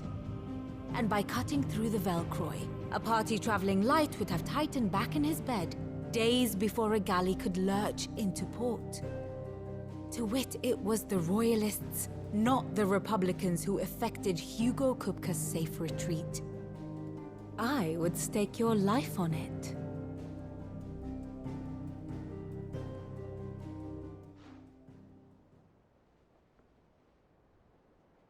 So it was the Waluders who spirited the wretch away. Now I think about it, there was something a little strange about the ships I saw. The men seemed almost crestfallen, as if in mourning, as if they believed, or were made to believe, that their master was dead. You have a keen mind, Lord Rosfield. And you have your answer. To find Kupka, you have merely to follow the Royalist trail across the Velcroy. It may well have gone cold by now, but as they say in the Republic, all roads lead to Drake's Fang. Allow me to accompany you part of the way. As luck would have it, I had intended to journey Candlewood on business after visiting you here. The Fang would be but a short detour. I'd be glad of the company. Give me a moment to make ready. I need to tell my friends what we've learned. And where we're going. Very well, but be quick about it, my boy. Time waits for no man.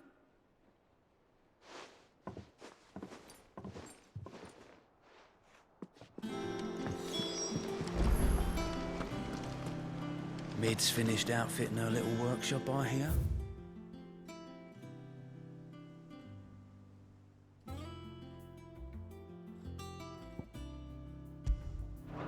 With a little help from Sid, of course.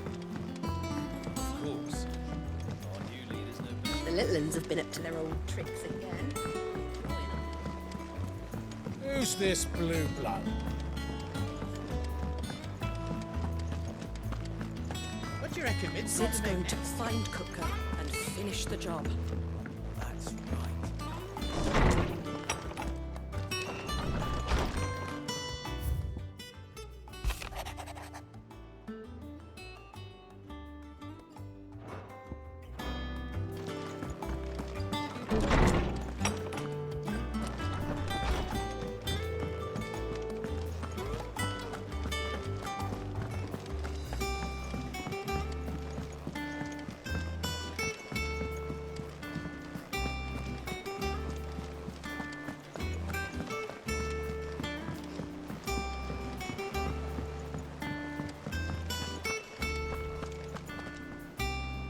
Otto, Kupka's at Drake's Fang. I'll be leaving before sunset.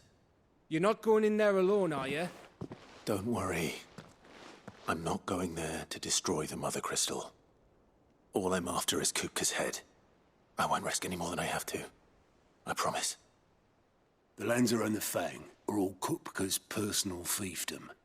You have any trouble on the way, you ask for Rosina Dalamil. Some call her the Desert Hare. Who is she? An old associate of Sid's, and only Sid's. All I know is the name, and that they used to meet at the Dalamil Inn. We've heard nothing from her since he died. But I'm thinking maybe the new Sid might be able to bring her back into the fold. Thanks. I'll keep that in mind. So, what about your uncle? I mean, he's welcome to stay, but... Don't look so worried. He'll be coming with me. Thank fuck for that. Gav, Otto, I'm leaving you two in charge. You can count on us.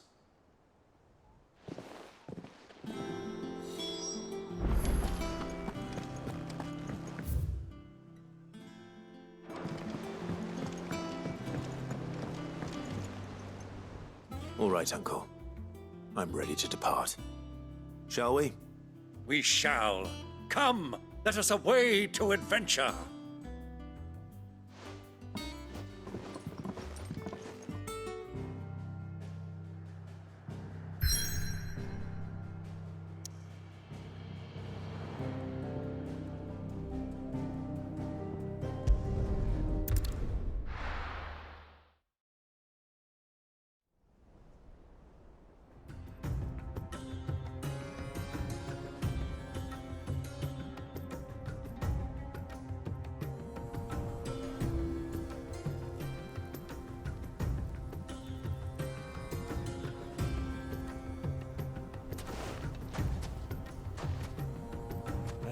I was a young man when last I walked this path.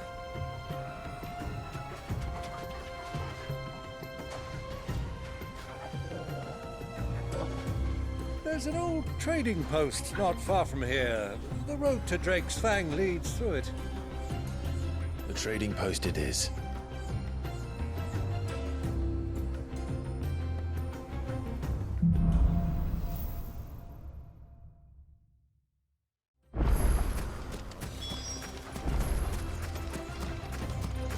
Our destination lies over that dune, beyond the ruins. Mark 'em well, Clive. It's all too easy to lose one's bearings in the sands.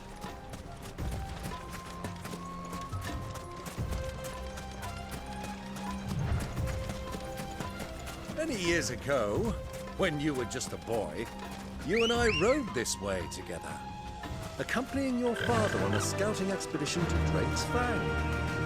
He let me come with you. I'm not surprised you don't remember. It was just before Joshua was born. You were so eager to be there when your brother arrived that you whipped your chocobo too hard on the journey home and fell from the saddle. I shall never forget how Elwyn fussed over you as you sat in the sand, bawling like a babe. Faster!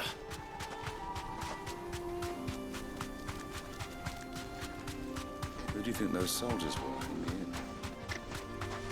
So, Lord Cook has one.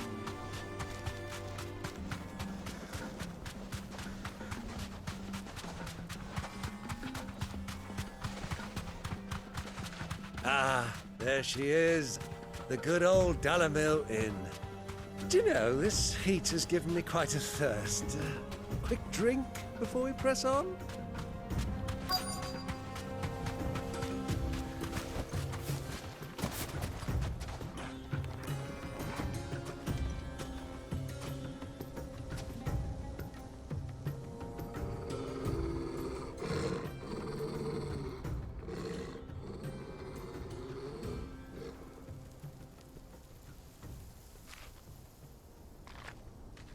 Look, there. Those are ashen steeds. No doubt about it. And such a long ride from Stonehair. Our Waluda friends must be soothing their saddle sores in the inn. Shall we join them?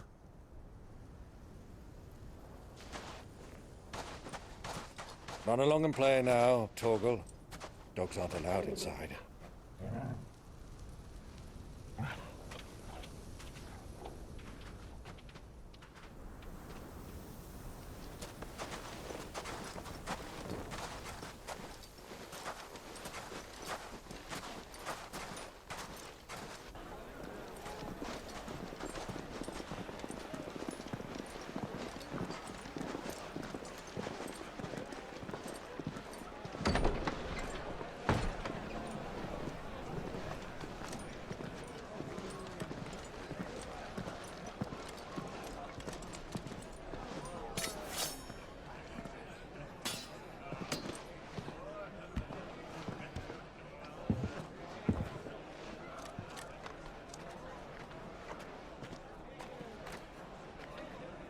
Good day to you. Eating? Sorry about my pal. He only talks when his mouth's full. What do you recommend? Well, if you're after something light, we do a fine chocobo soup with lentils and honey. 2 bowls of that, then. An ale. Right you are. Hey, girl! Coming! Your pal? Would you rather be my squire?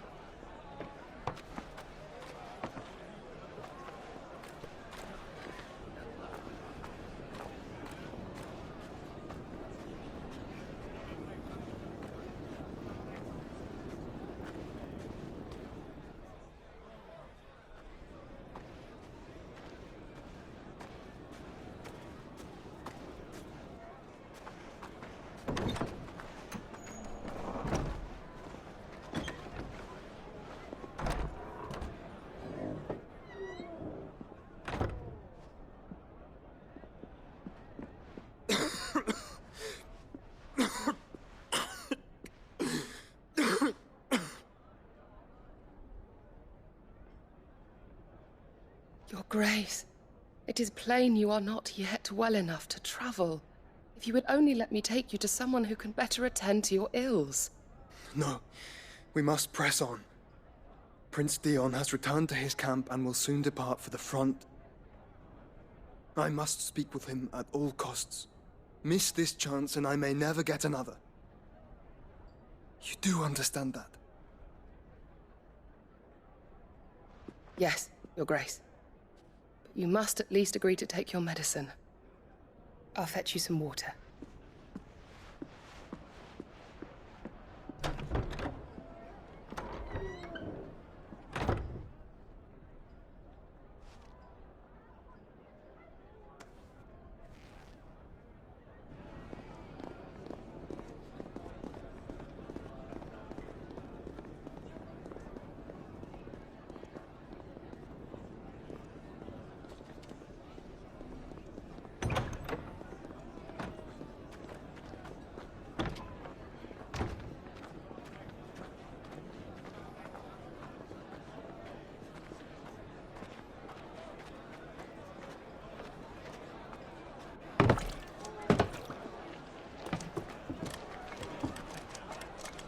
Keep watch, they tell us.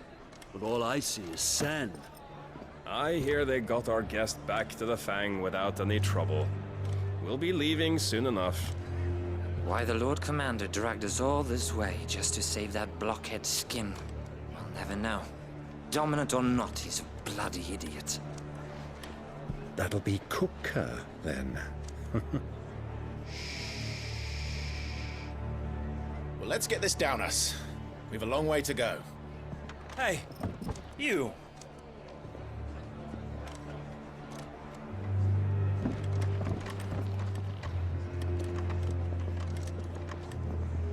Uncle?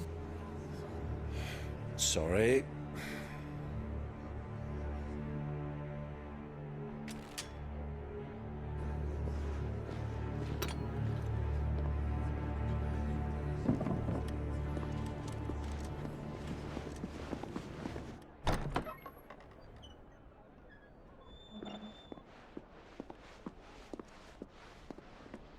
Can you walk, Your Grace? What's wrong? I fear trouble may be brewing downstairs.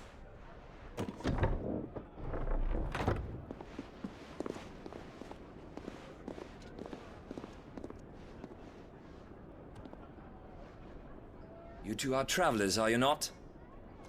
Me and my companions are strangers here. Perhaps you'd be good enough to accompany us a while. Help us find our way. Sorry, lads, but we've got business in camera that can't wait. Ah, I'm sure you could spare us an hour or two. Come on. Friend.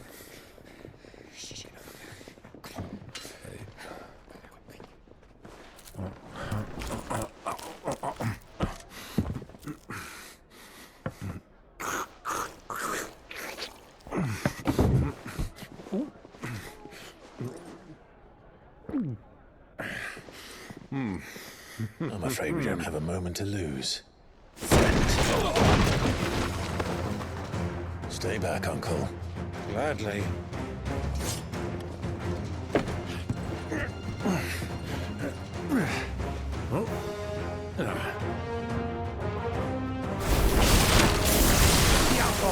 Take him!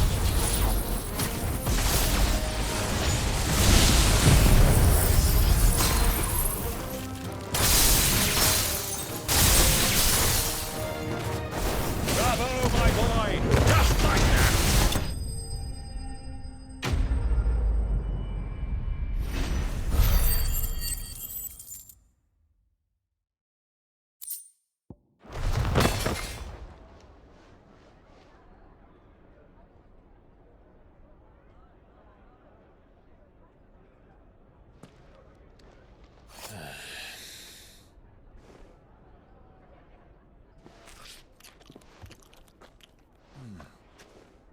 For your trouble.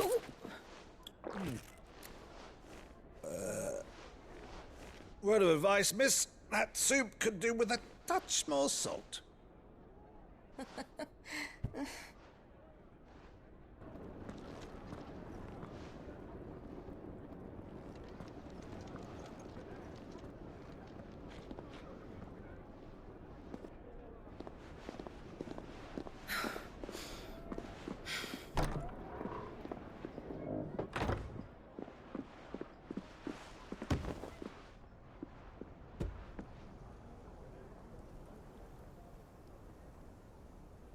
Now's our chance.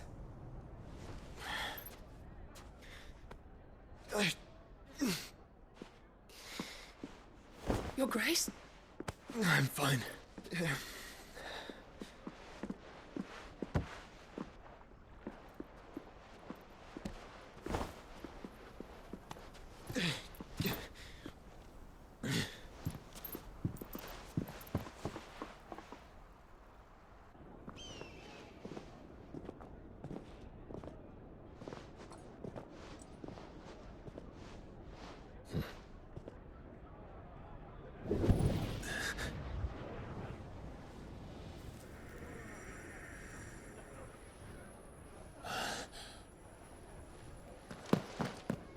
Clive?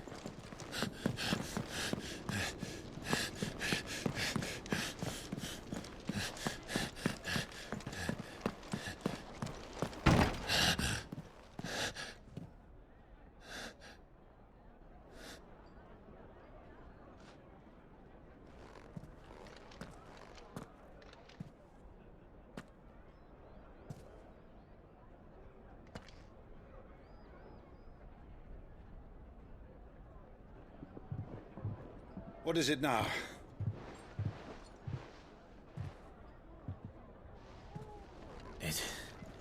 It's nothing. Let's go.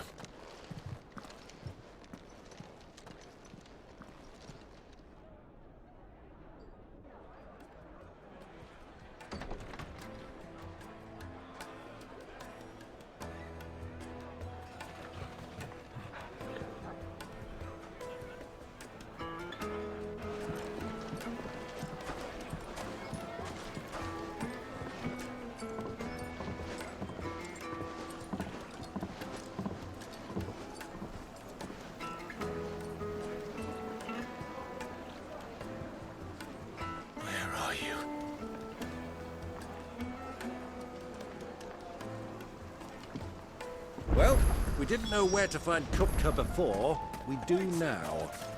The Royalists said it themselves. Their guest is in...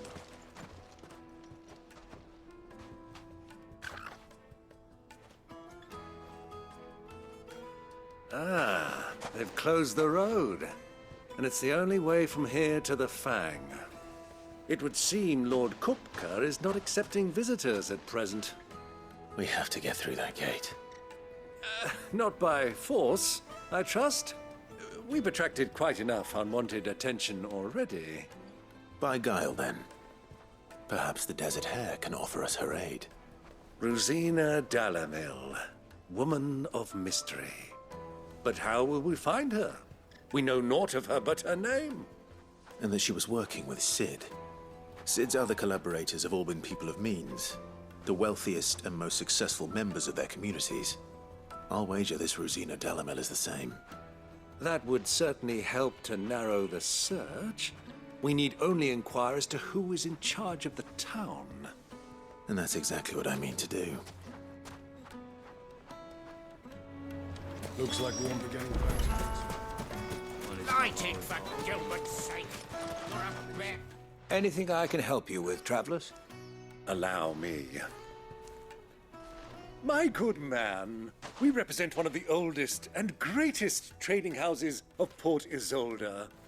We're seeking to expand our business in the region and would very much like to make the acquaintance of Dalamil's leading entrepreneurs. If only we knew where to find them. Well, we're best known for our baths, our markets, and our smithies. I suppose you could do worse than start your search at one of those. Thank you. You've been most helpful. Oh, you wouldn't happen to know a lady by the name of Rosina Dalamil, would you? No, I can't say I do. Well, thank you all the same.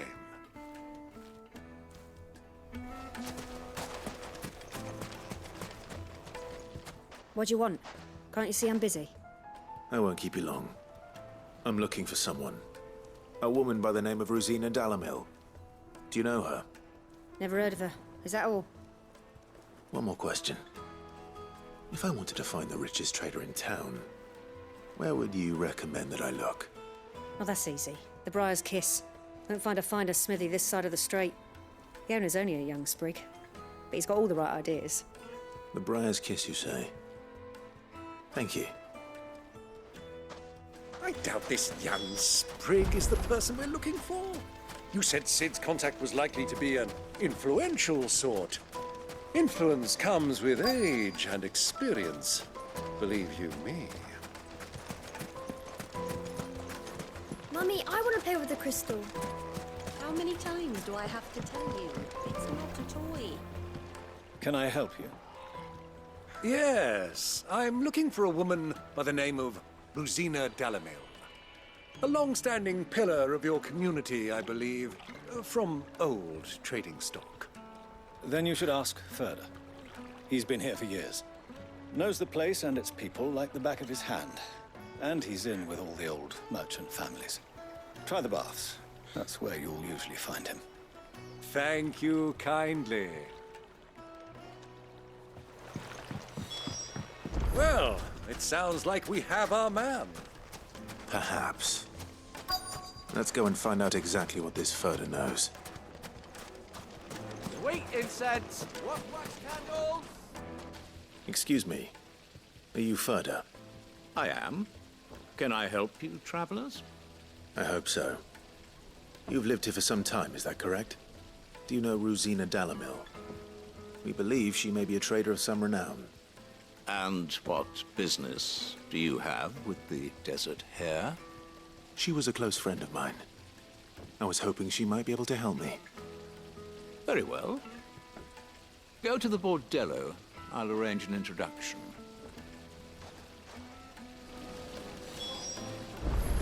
Silver, do you think we can trust him?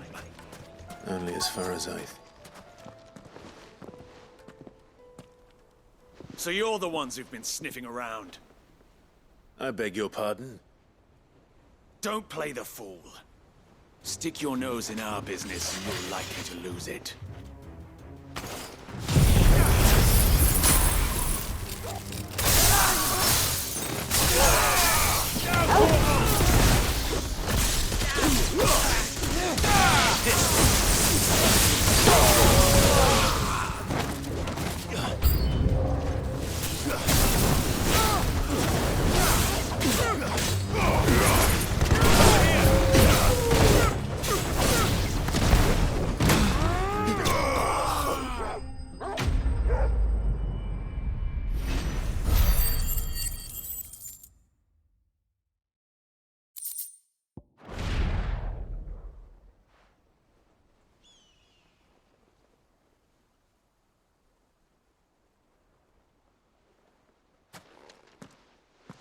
Who are you working for? Him or her? Him. The boss. He wanted us to test you. Though one could hardly call that a test. Lord Ferda? Look what the cat dragged in. Your skill with the blade is rare indeed, my lord. A fitting talent for an outlaw. You know who I am. So what now? Call in the Men of the Rock and collect the bounty? That isn't my decision to make. Our work is done. Take him to meet his precious Rosina. She will be interested to make his acquaintance. Yes, my lord. To the Lock of Leisure, then. To the Lock of Leisure.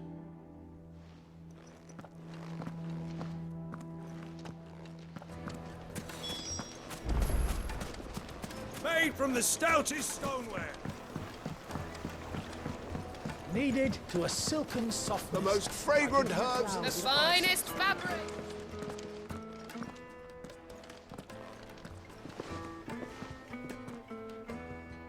Is this the place? Lubo's Forge. The Briar's Kiss.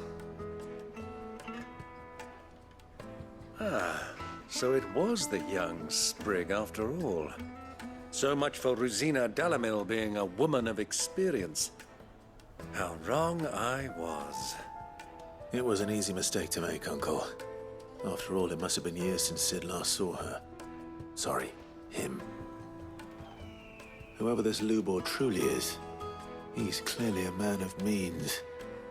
I'd say he deserves our respect. See that he gets it.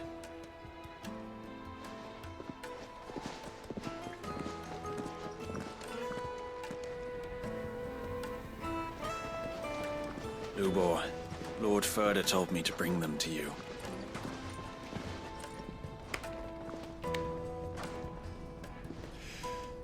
My boys tell me you're in need of assistance.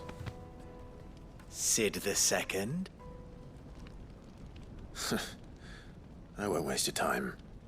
I need passage through the south gate.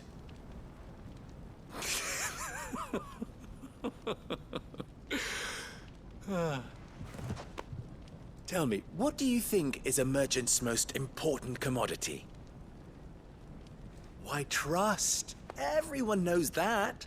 Without it, you have nothing. And nothing is exactly what you have. And so, for you, I, too, have nothing. I'm not in the business of helping every lost puppy that wanders in off the street. I'm a busy man, as you can see. Let's leave this mummer to his farce. By all means. Find someone else to help you on your way. Just be sure to tell them you're not the two travelers from the inn the guards are looking for. Don't want them jumping to conclusions, do we? Why, you... So, what do we need to do to earn your trust?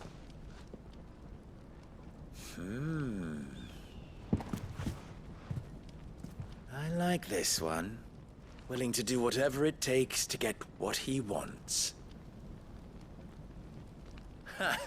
Men like you have a special place in my heart. Why, you ask? Because they get me what I want. Always. Fine.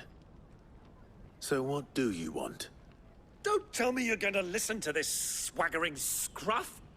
We might as well hear him out. It's only natural that an ally of Sid's would seek assurances of strangers. Assuming he is an ally, of course. 5 years ago, he would have still been a boy. And yet even then I had more good sense than a man, 5 times my age? But enough of the pleasantries. We were speaking of what I want.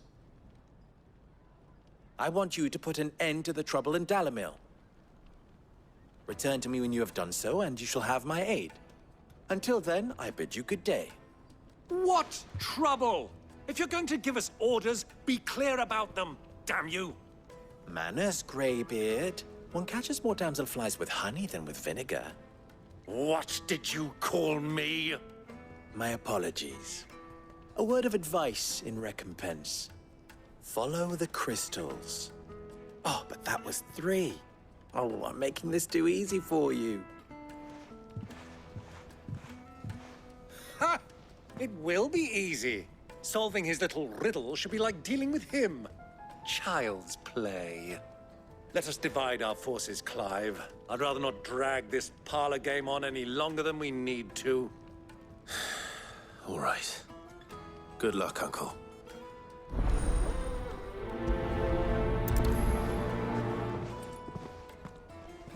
I thought we were the only ones causing trouble in Dalamil.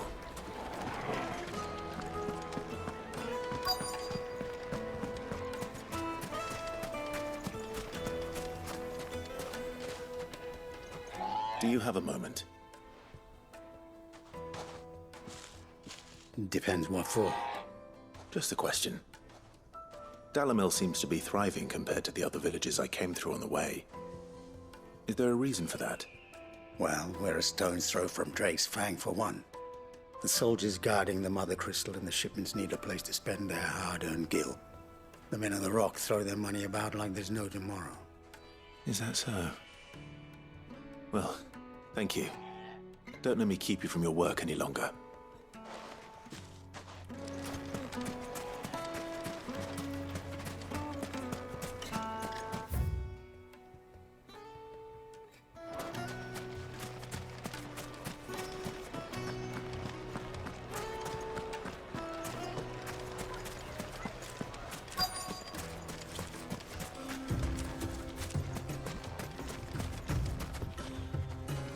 Excuse me. Is it true there's been trouble with crystals of late? You've heard, then? I've heard rumors. Damn thieves. Pilfering the crystals that were meant to fill our cups and light our stoves. Us common folk have hardly had a shard to share between us these last few moons. And it isn't as if we can buy them on the black market either. Whoever's taking them, they aren't sharing.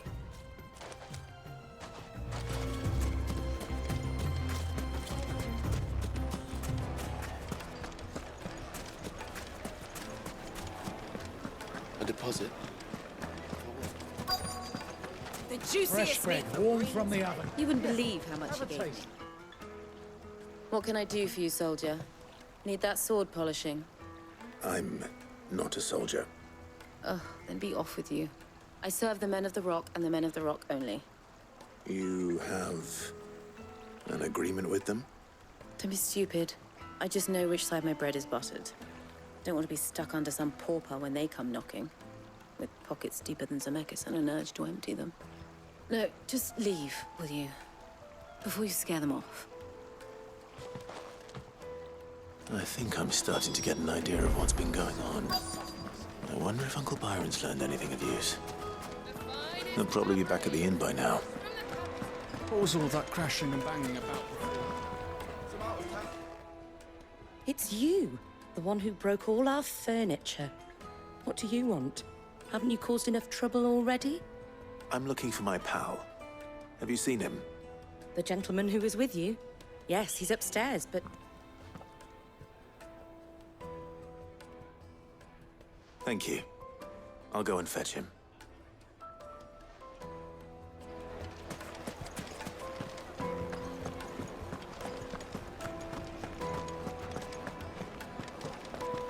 Let me treat you. I need to drink now.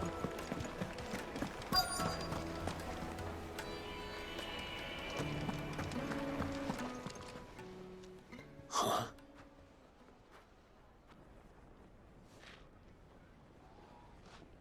Will this suffice as a deposit? By the sands. That's a black pearl. One of the many treasures in my collection that I would be only too happy to part with, should you give me reason to do so. All right. I'm sure that we can come to an agreement, but not here. What are you doing, Uncle?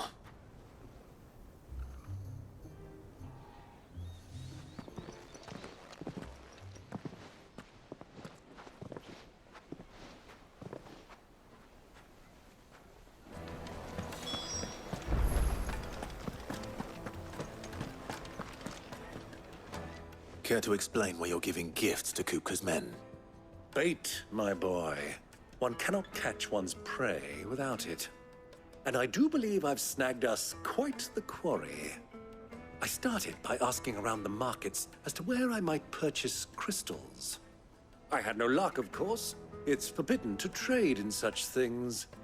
But my uncharacteristic indiscretion just happened to attract the attention of those uniformed ruffians. They took me aside and said they could procure the crystal I sought if I proved I could pay for it. So the pearl was your proof? I thought they'd ask for more. A second-rate specimen like that would only fetch 500,000 or so. A small price to pay for admittance to the underworld. But enough about my little act of subterfuge.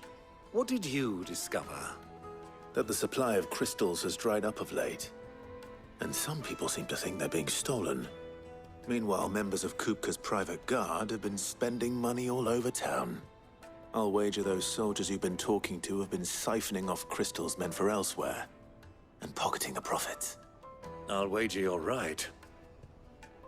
We'll meet with them then, just as you arranged, and put an end to the trouble Lubor spoke of. Ha! That preening popinjay thought this would be difficult. It just goes to show, one should never underestimate a Rosfield. We'll soon wipe that smirk off his face.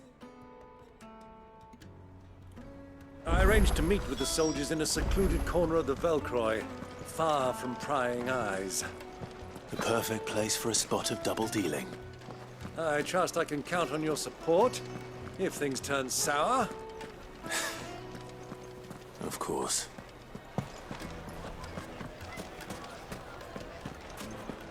What was all that crashing and banging about?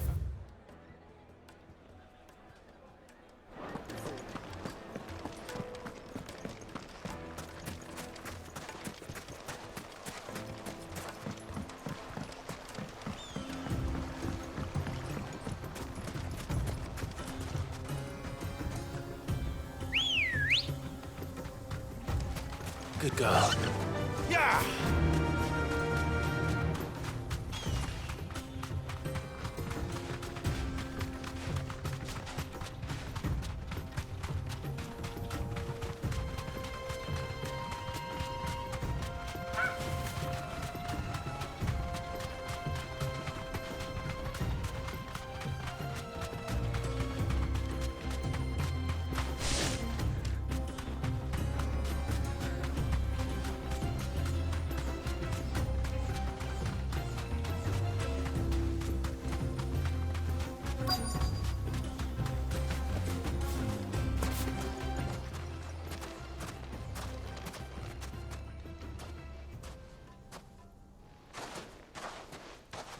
I'll take it from here.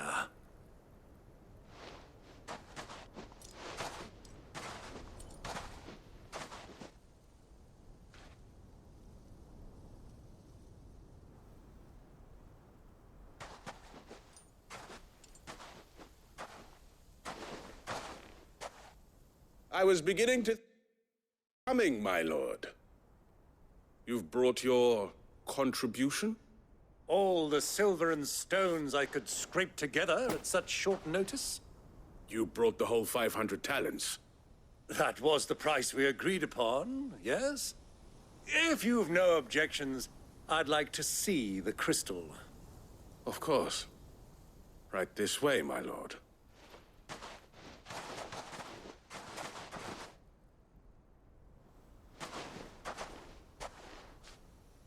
Not bad at all. You weren't lying about the clarity. But what of security? If I were to be stopped on the road, what guarantee have I that it wouldn't be seized as property of the Republic? Because these crystals are no longer the property of the Republic. You're not buying from us. You're buying from them. And we have no more jurisdiction here than you, my lord. But we have ships, and will gladly deliver to a port of your choosing, now that our price has been met. Royalists, eh? What brings you here? Why, to collect their share of Drake's Fang's blessing, of course. Our nations are allies, and so they are entitled to a portion of the Mother Crystal's bounty. And being such good friends, we elected to increase that portion and share the benefits. And now that these crystals are officially property of the Kingdom of Waloed, we are duty-bound not to interfere, no matter where they might happen to end up next. Did you get all that? They're in cahoots! So it would seem. My lord, what is the meaning of this?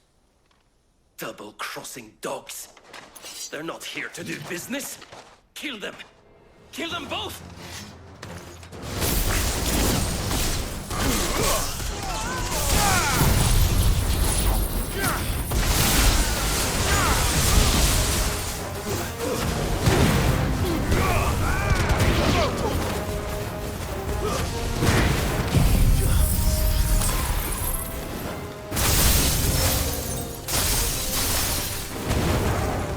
It's not over yet, Uncle!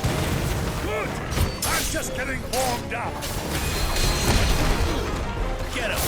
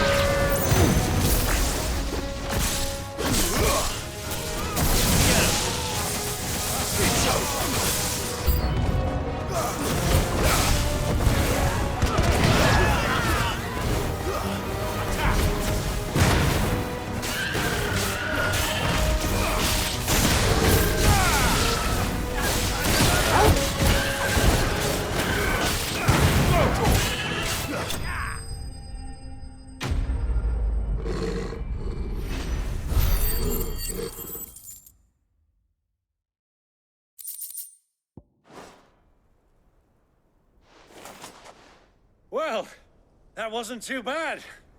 How'd you like my performance, huh?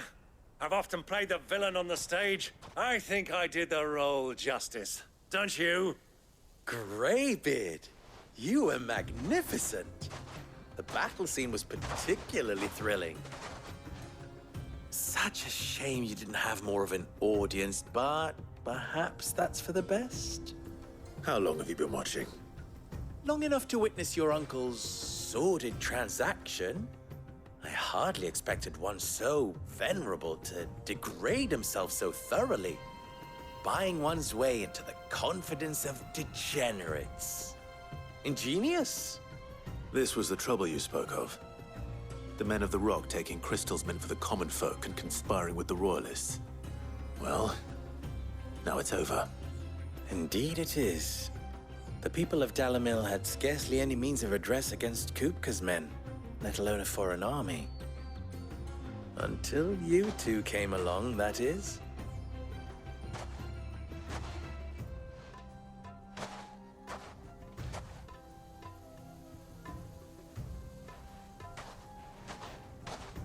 Well, we'd better get these crystals back to town. You won't mind waiting with them while I fetch a wagon.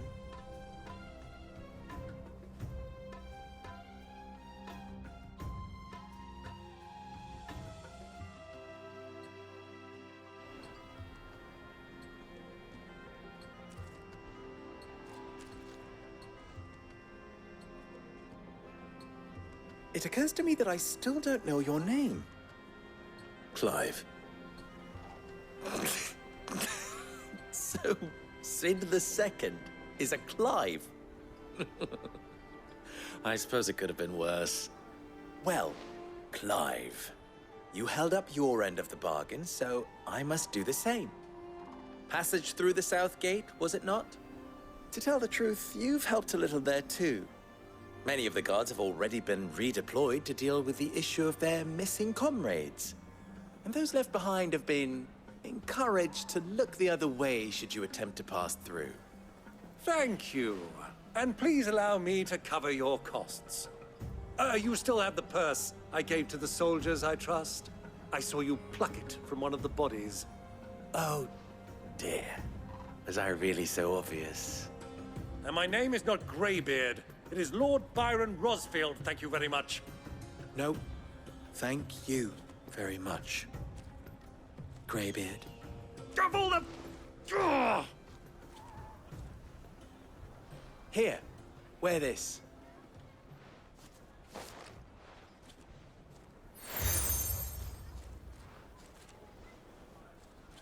Any friend of mine who sees you with it shall be a friend of yours.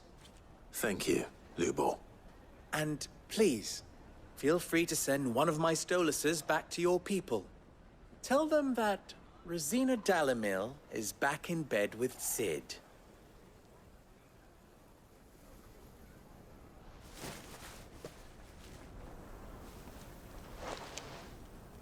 Omia Lostelan.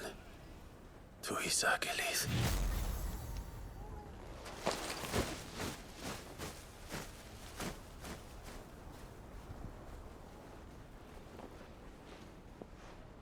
I'm trusting you, Sid. Or should I say, Clive.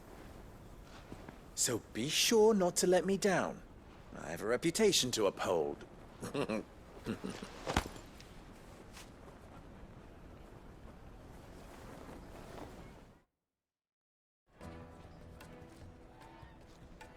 Well then, I wish you a safe journey south. Thank you. Not at all. It was my pleasure. Come on, Uncle. Let's go.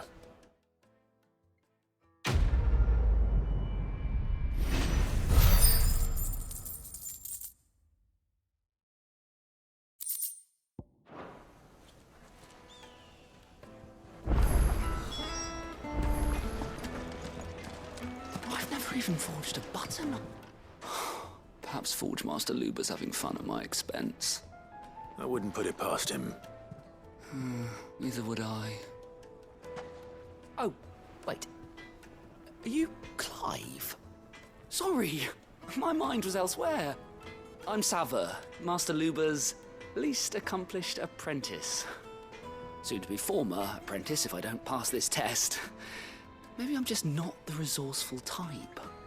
People are buying up weapons faster than the Briar's Kiss can forge them, and here I am, unable to make a decent bit of kitchenware. He wants me to make a carving knife, one that embodies the spirit of Dalamil. Whatever that's supposed to mean. I don't suppose you have any idea what he's on about, do you? I'm afraid not. Never mind. Thought I'd ask. It was that or pack my bags. I could give you a hand if you like. I know how busy the Briar's Kiss has been, and that Lubor needs all the capable hands he can find. I'd be a fool to refuse. So, where do we start? Good question. If I'm honest, I've never made any kind of knife before. And then there's this little riddle to keep in mind. The spirit of Dalamil. Nothing is ever simple with that man. The way I see it, there's only one way we'll be solving Lubor's puzzle. We need information. The more the better. You're right. There's no point fumbling in the dark, I suppose. Now, who to speak to first? Well, there's plenty of folk in Dalamil who use knives for a living. There's the butcher, of course, and any number of cooks. They're bound to have an opinion or two about the tools of their trade. All right. I think we have a plan. Let's get to it, shall we? I'll talk to every cook I can find. You speak to the butcher, and anyone else you can think of. All right. Good luck. Let's hope that someone says something useful.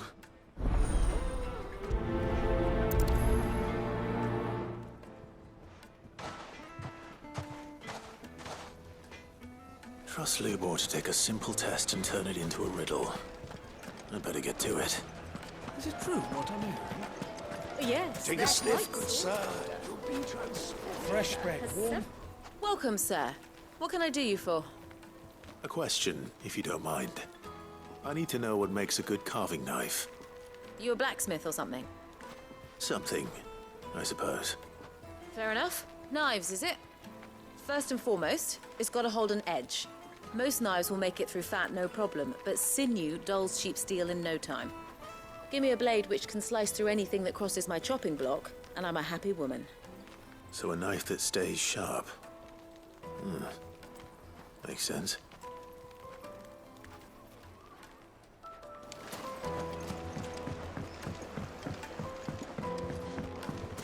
Plates and pots! Everything I've worked for. All those years of toil. Every coin I've ever earned is tied up in this place. You all right? The baths are closed. Leave me be. On second thought, perhaps you are just what I need. Might your services be for hire? That depends on the job. I'd have you save my business, the baths. The water's turned scalding hot and all the crystals in Dalamil wouldn't be enough to cool it. I've no doubt that my woes stem from the water's source. But I can't go and investigate for fear of my customers thinking I've abandoned the place. I'm bound to these baths in more ways than one. I beg of you. Go to Dusnoff Terraces. Tell me what you find there. All right. I'll go and take a look. Wonderful. It's not far. Leave the market by the south gate. The smell of sulfur will guide you the rest of the way. These baths are all that keep me from an ignoble end in a debtor's prison. My livelihood, my very life, is at stake.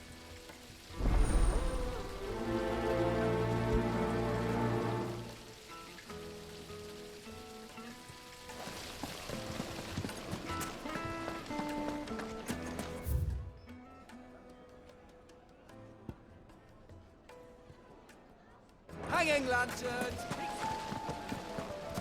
Made from the stoutest stoneware.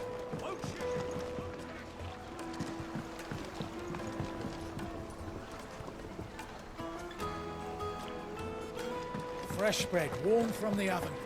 It would make a My carpets have pride of place in Castle Dasmog. Is it true what I'm hearing?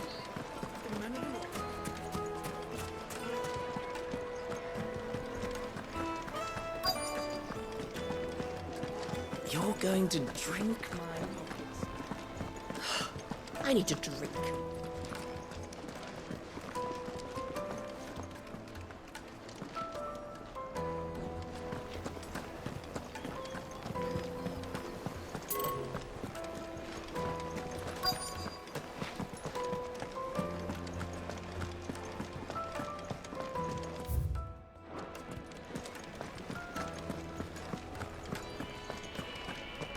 Fucking men of the wrong. Anytime they pull their snouts out of cookers' trough is when they want to order dangerous. Ha! They've opened the gate! Lubor was true to his word.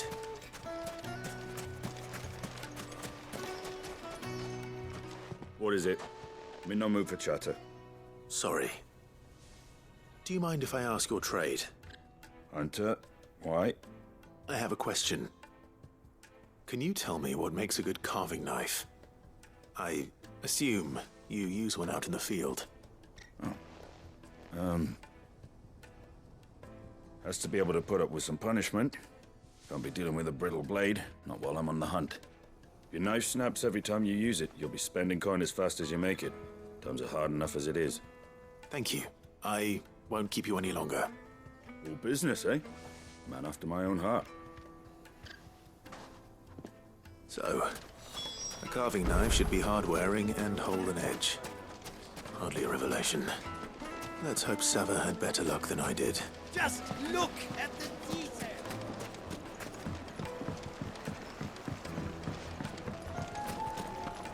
The most fragrant herbs and The finest fabrics! So, how'd it go? You learn anything useful, or should I be looking for a new trade? Only that a blade should be durable and stay sharp.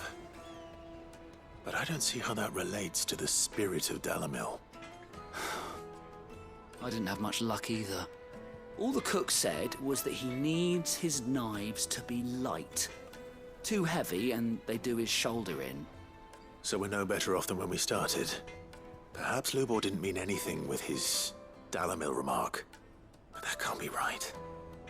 I've bandied enough words with the man to know that he chooses them carefully. No. We must be missing something. Something right in front of our noses, most likely. No doubt you're right, but I have to make a start soon. I can't put off making this knife forever. Agreed. Lubor wouldn't like that much. Right. I've been trained to work iron. The cheap stuff, mind. But it's hardy enough if you don't hammer it too thin, and it sharpens up nicely with a bit of effort. Trouble is, it's either durable or it's light. Meaning someone is going to be disappointed. Forge Master Lubor, probably. Is there no one else you can turn to? Someone who knows their metals, perhaps? The other apprentices know better than to help me with my test. But maybe there is someone I could turn to. A merchant, a favourite of Forge Master Lubor's, who sells metals to tradesmen passing through the Valcroy. I bet she'd know a thing or two.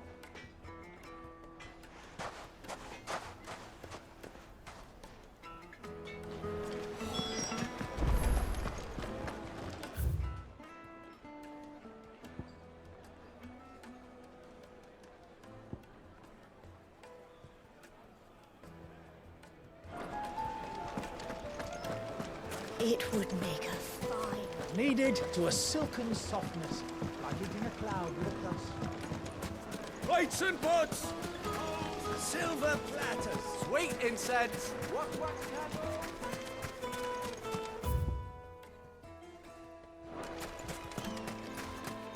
We should get going soon. Ah, I'm not too late. What is it, Lubor? A question that I neglected to ask earlier. Where is it that you're bound? To Drake's Fang. To finish Hugo Kupka. Just as I thought. Then allow me to share a secret. Drake's Fang is currently riddled with royalists. Tolmeki and Walud are allies, and as you've seen, their soldiers work hand in glove. But no nation has ever before allowed a foreign army to make a barracks of its holiest of holies. Not by choice, at least. And there's more. A man on the inside of the Fang has failed to report for several days. I fear there may be more trouble lying in wait for you on the road ahead. Isn't there always? If you're determined to beard the lion's den, then promise me one thing. That you will enter via the mines, where the guard is lightest. I've lost one Cid already. If I lose another, people will start to think me careless. I don't plan on dying. Not before Kupka does, anyway. Well, so long as you have a plan.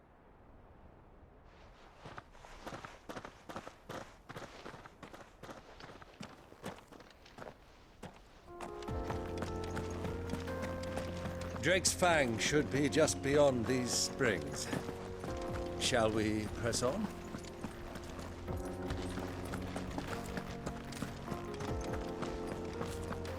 Come on, girl. The gate's open now. We can press on. Don't tell me you put down.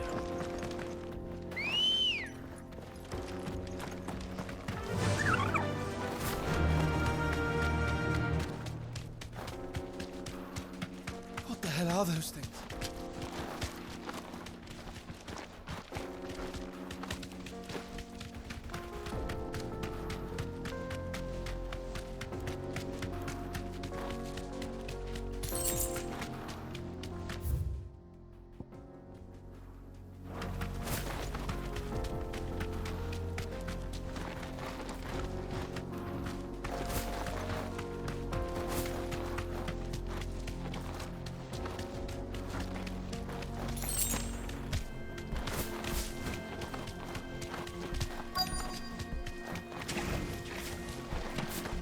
By the flames.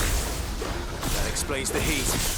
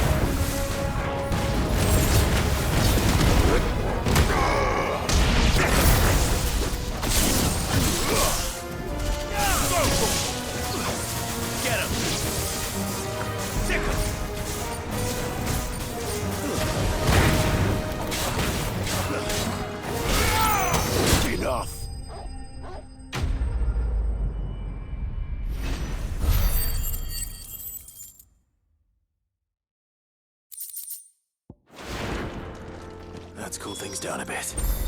Let's hope it's enough to keep...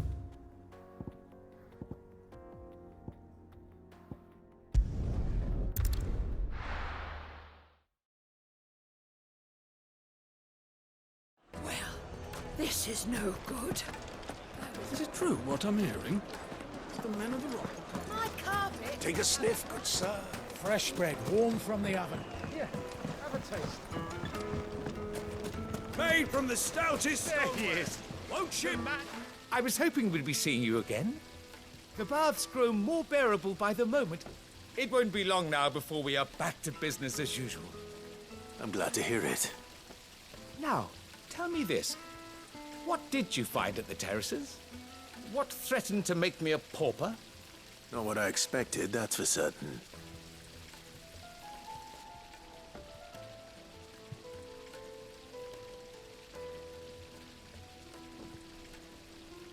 You tell a fine story.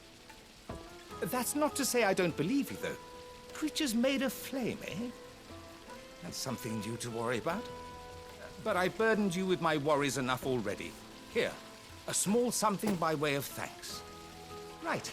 It's high time I got back to work. With a little luck, the day might yet be salvaged.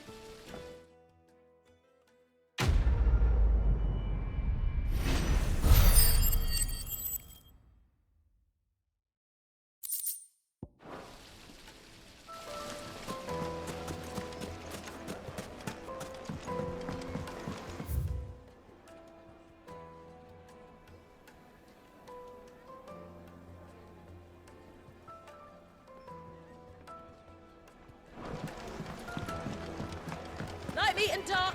Fresh from the grill. Yes, they're quite sort of.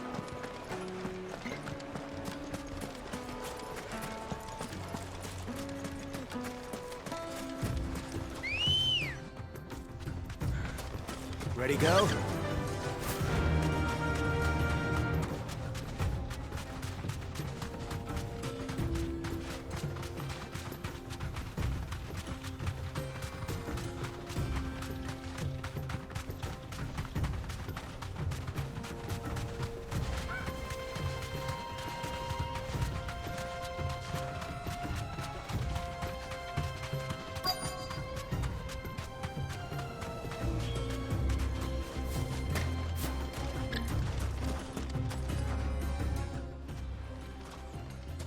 Any luck?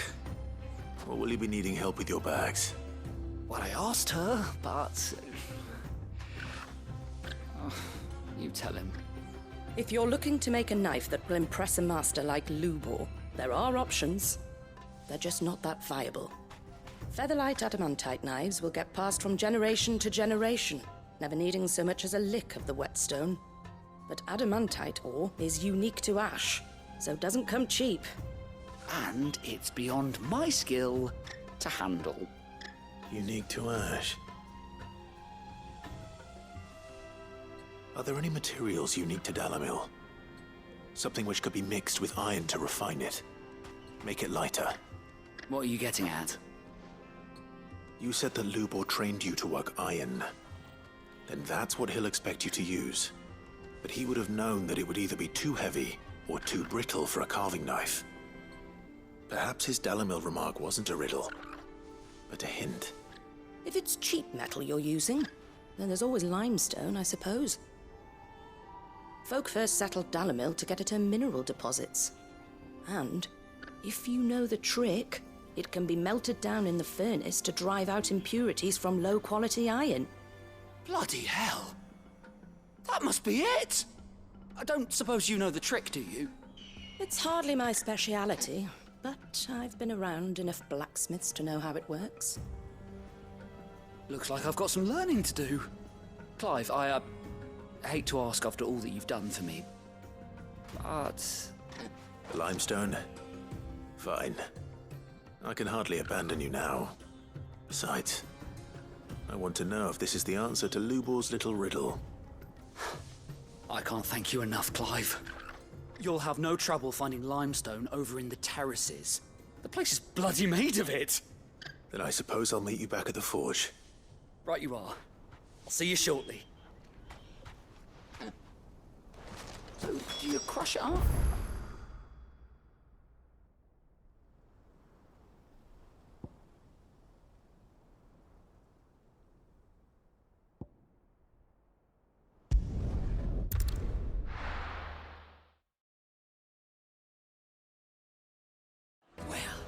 This is no good. Is it true what I'm hearing? The finest fabric. Take a sniff, good sir. Fresh bread, warm from the oven. Here, have a taste. Made from the stoutest stoneware. Hanging lanterns, keep Well, we can make our way back to the Fang now, at least. We should get going soon.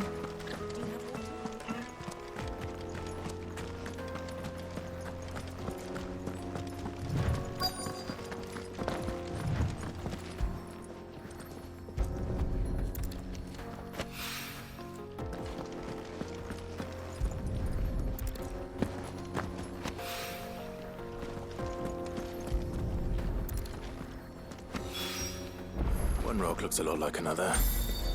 But hopefully this...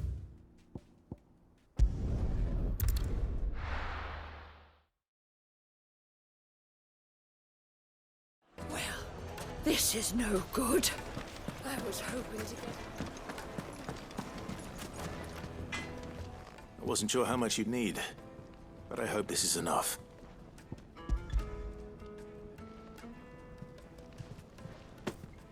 You are one of the good ones, you know that. You and that merchant both, she's got quite a gift for teaching that one. Now, time to see if limestone is the secret weapon we were hoping for.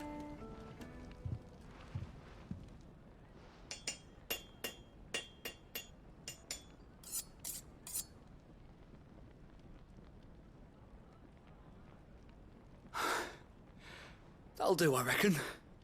A knife forged from the very rocks of Dalimil.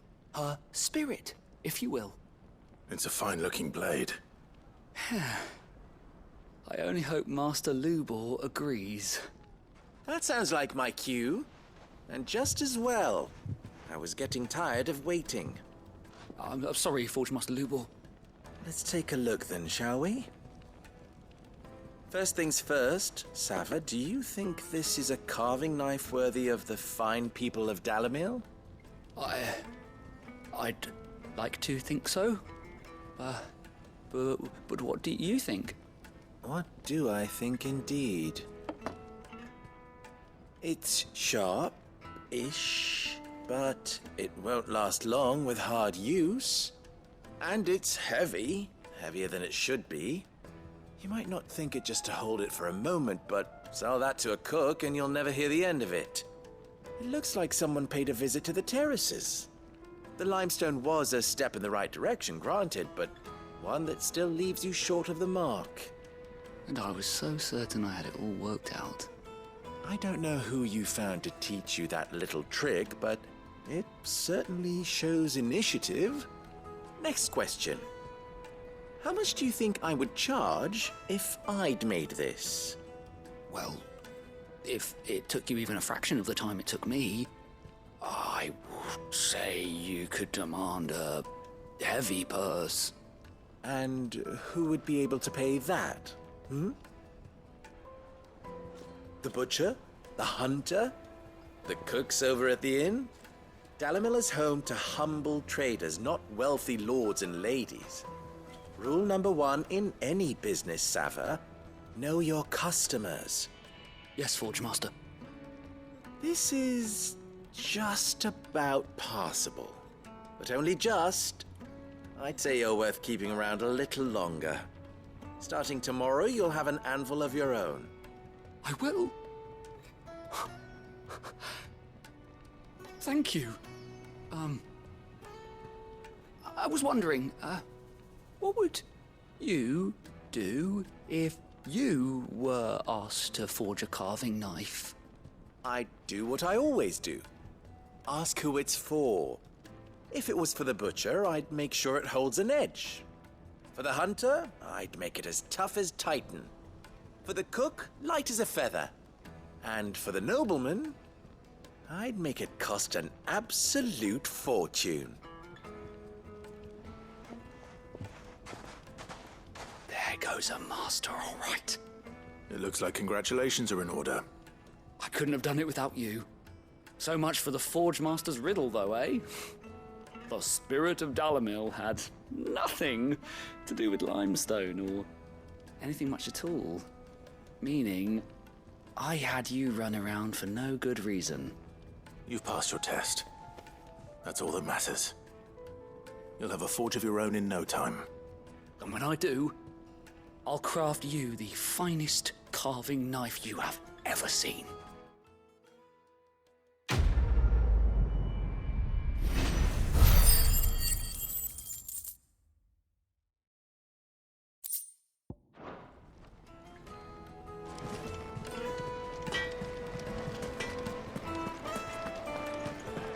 Is it true? My carpets! The most fragrant herbs and spices. Needed to a silken softness, like eating a cloud with a crust. Made from the stoutest stoneware.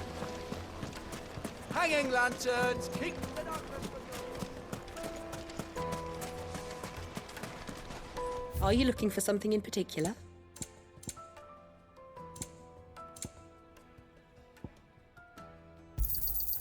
An excellent choice. My thanks. Thank you for your custom. We should get going soon. Do you have water?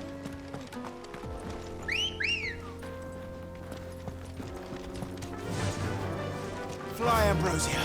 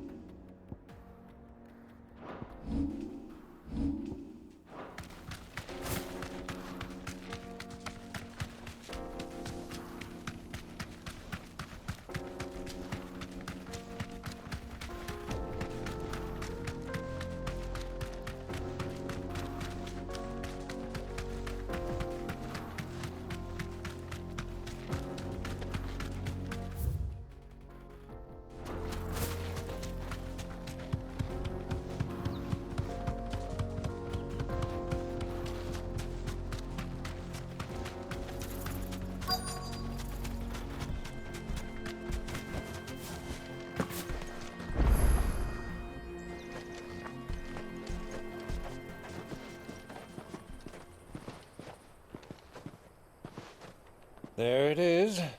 Drake's Fang.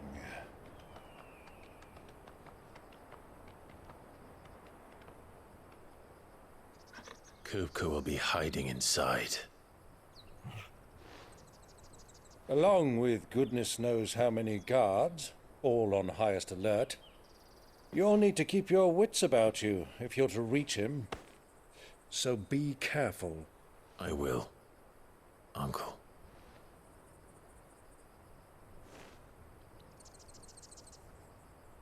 Before you go, Clive, allow me to apologize.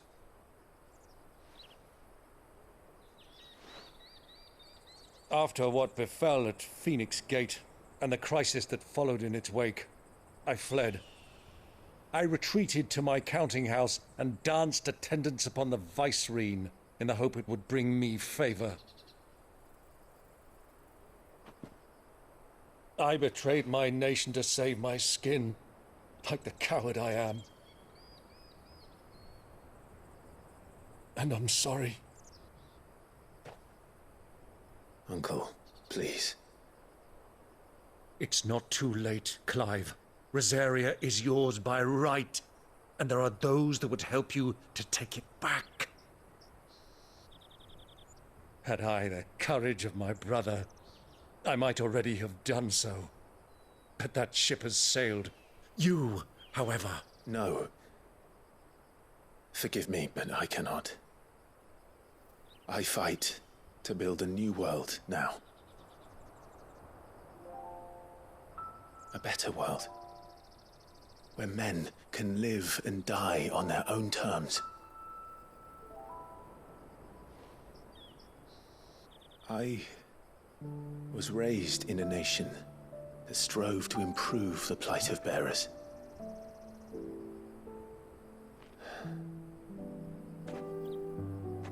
Only later did I realize that spark of freedom did not arise by chance, but was kindled by my father. You would see me follow in his footsteps. And that is exactly what I mean to do. Not by ruling Rosaria, but by extending his ideals to the whole of the twins. Though every soul in the realm may judge my actions heresy, I am certain my cause is just. You really are just like him, you know?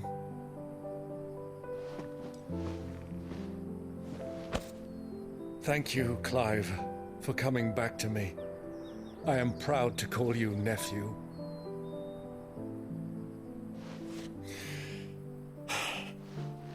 Well then, this is where we must part ways. Wish me luck in convincing my Canvarian friend to share his considerable talents. I mean to plunder his coffers and prove myself worthy of a place in your merry band. Till then, my boy.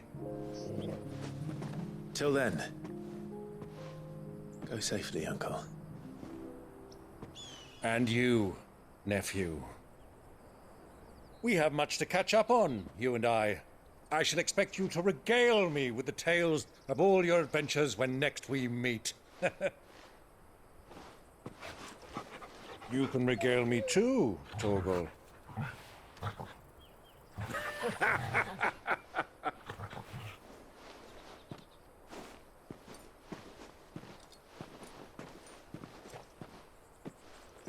I'm coming for you, Kuka.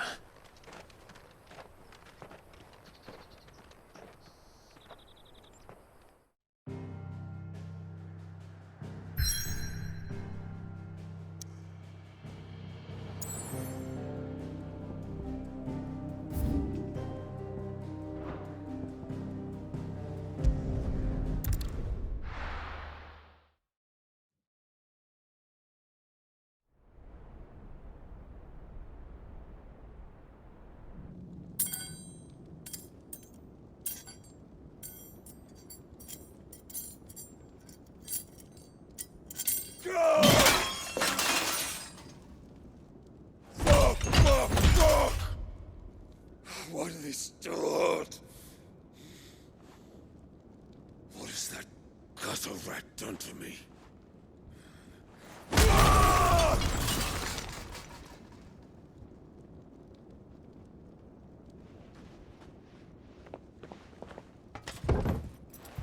Out of my sight, wench!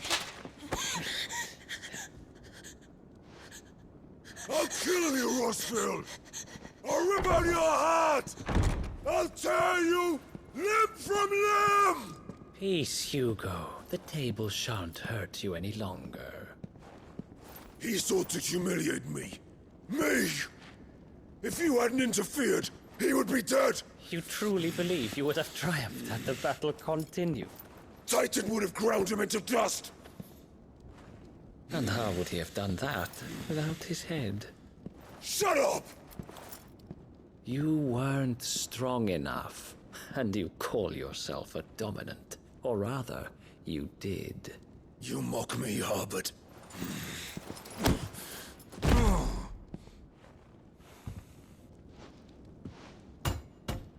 Do you see, Hugo? You are weak. Fuck! But so long as that fire burns within you, there is still hope. There may yet be a way for you to take your revenge. Tell me, what must I do? Please, I'll do anything. Just tell me.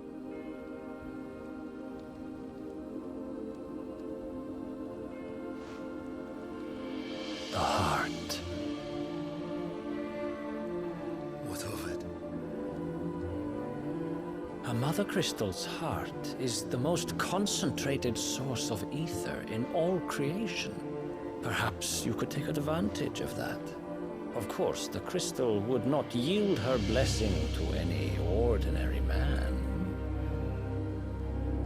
But then, you are no ordinary man, are you, Hugo? Clive Rossfield stole your power, but others have suffered a similar fate, and still managed to find the strength to conjure their icon. Like Benedicta Harmon. She too drank of the ether and gained a power beyond human understanding. She did.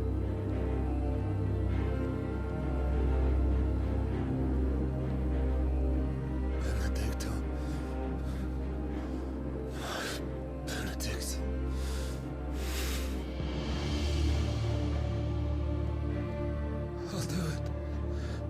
my love.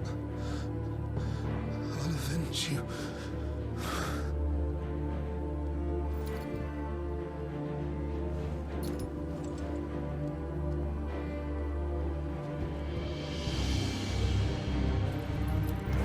Run along now, Hugo. You need only follow the light.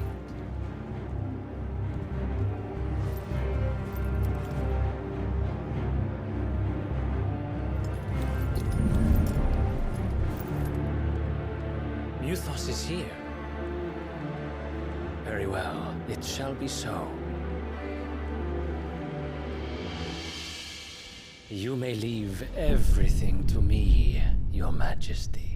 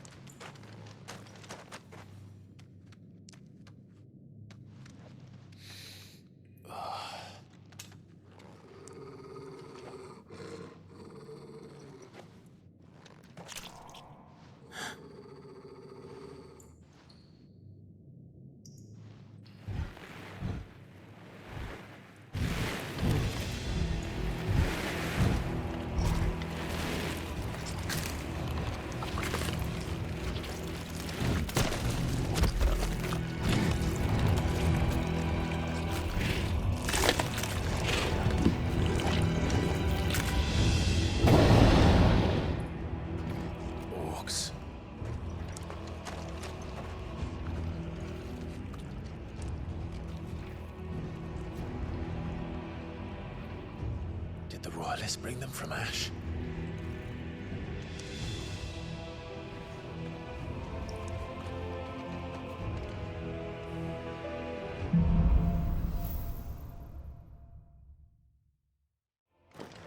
Are the Beastmen part of the Waluda army now? How the hell did that happen?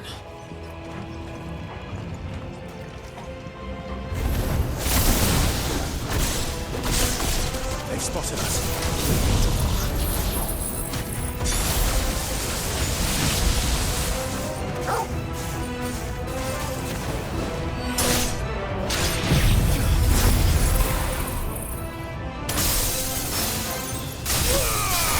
All yours, Torgal.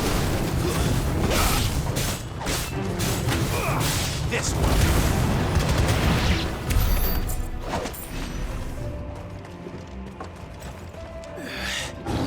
Taken over the entire mine.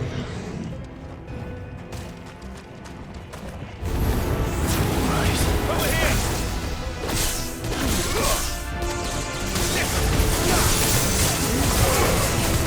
This one.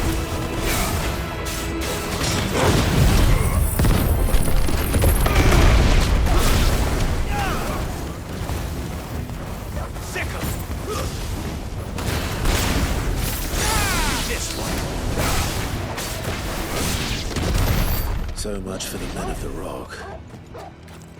Dhalmekia's finest.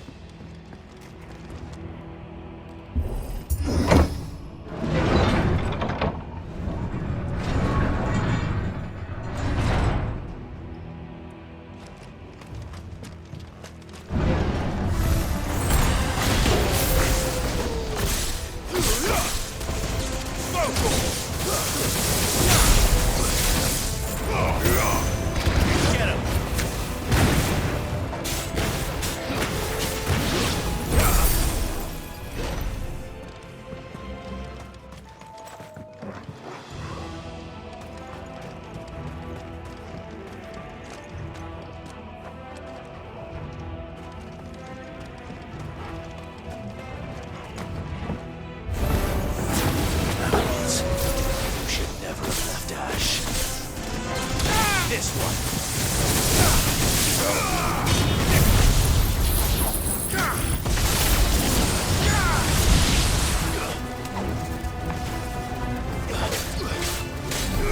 This one.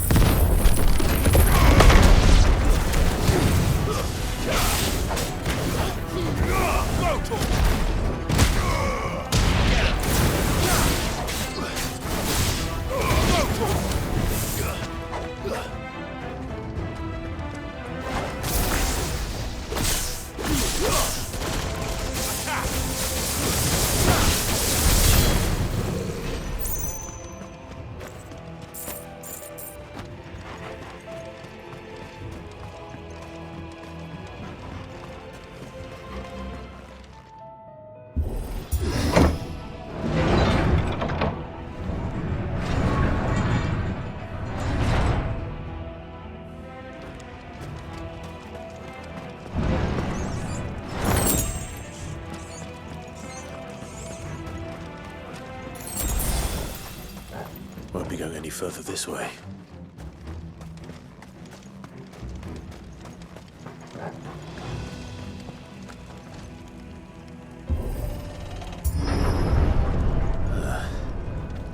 Stairs. This must be the way out.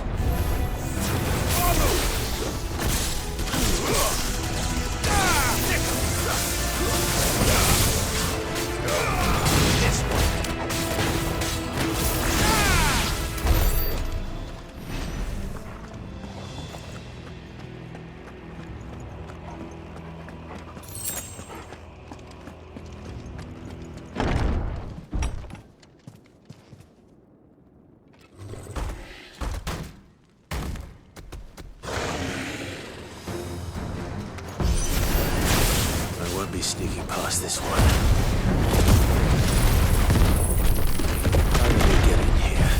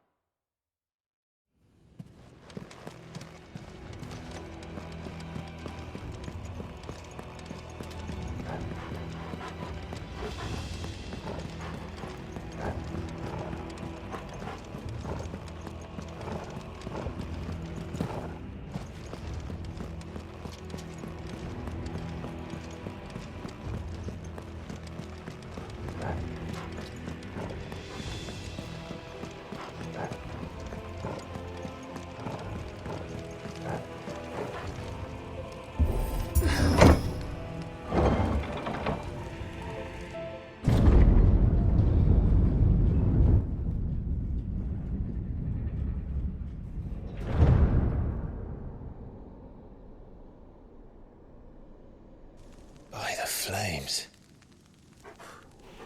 Come on, Torgal.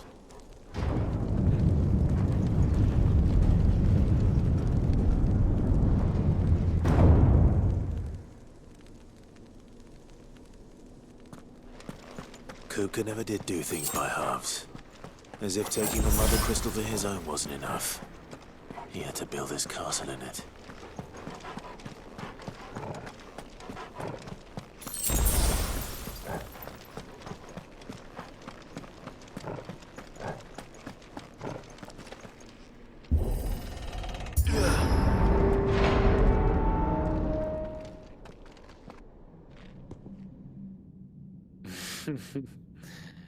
Let the trial begin.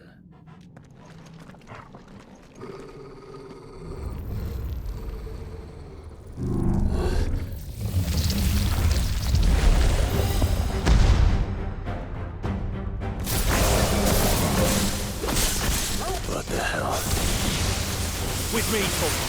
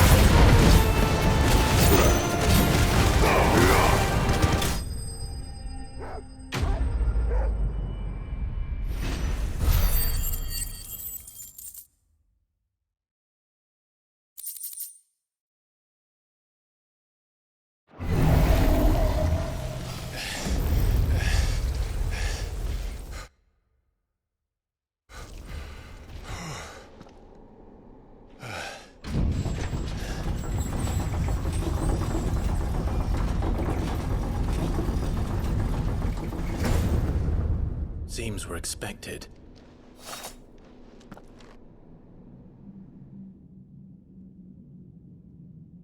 So this is the power of Muthos.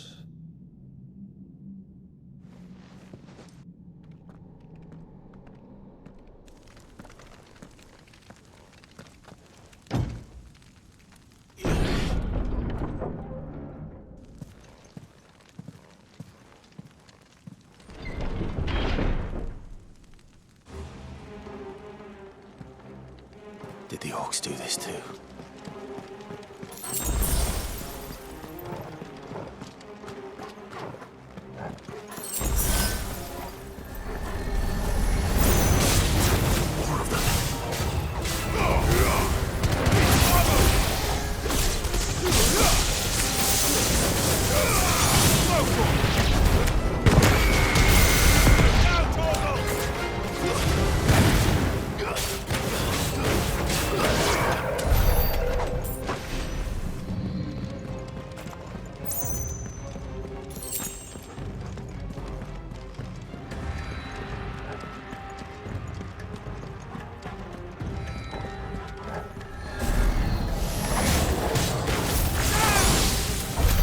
What the hell is going on? Are these things here for me? Or for him?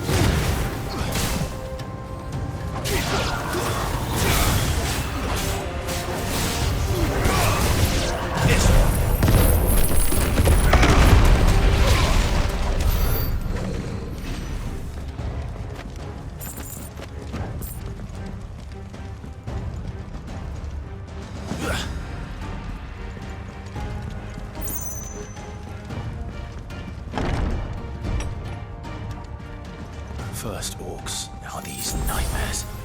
Is this your doing, Ultima?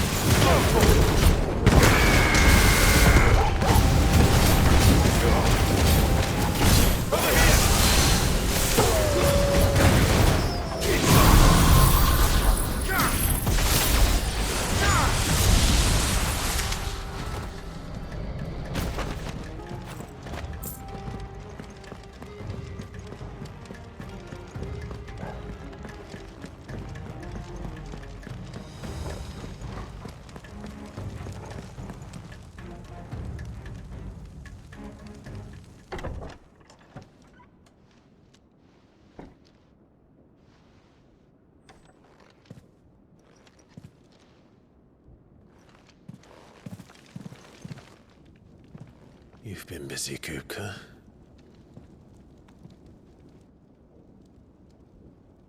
But where did you go?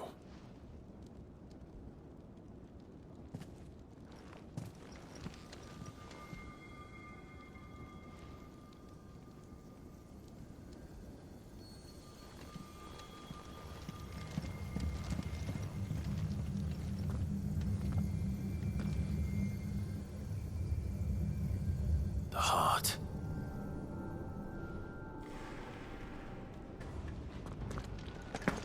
He's in the sanctuary. I can feel it. Come on, Toggle.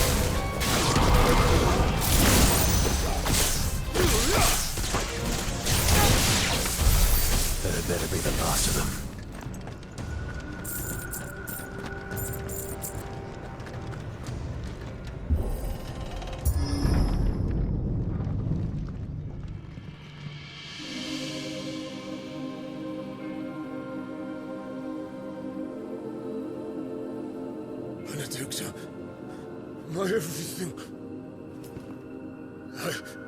I've missed you so much. Kuka!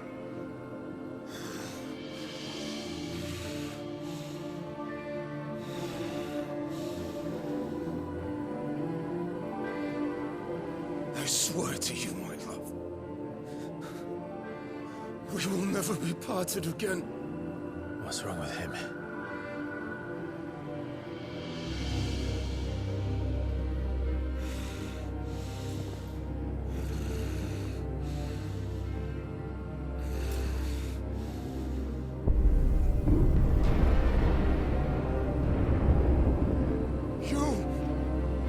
Get away from her!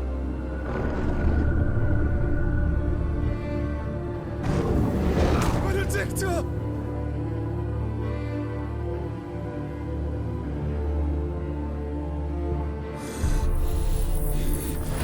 I'll kill you, Roswell!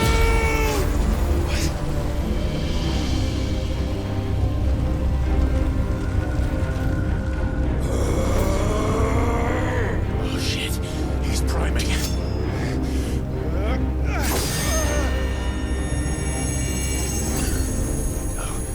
Not now.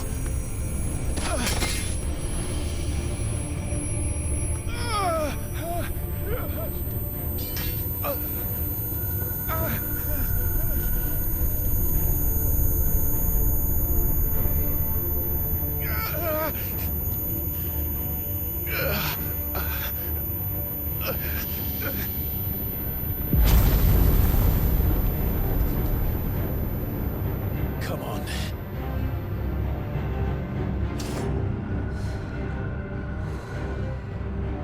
Find him. You've done this before. You can do it again. Let the flames burn within you. No. Let them burn without. Come to me, Ifrit!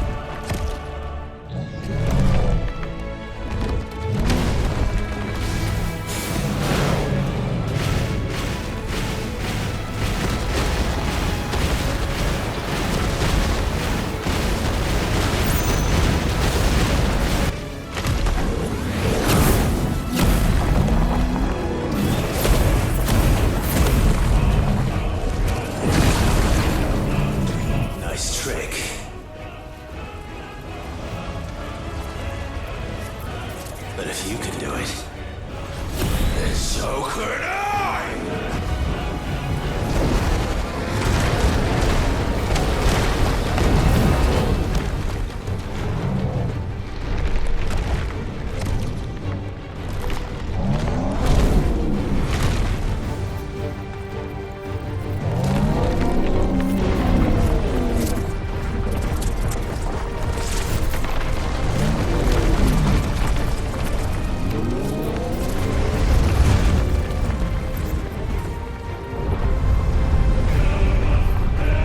Let's give this a try.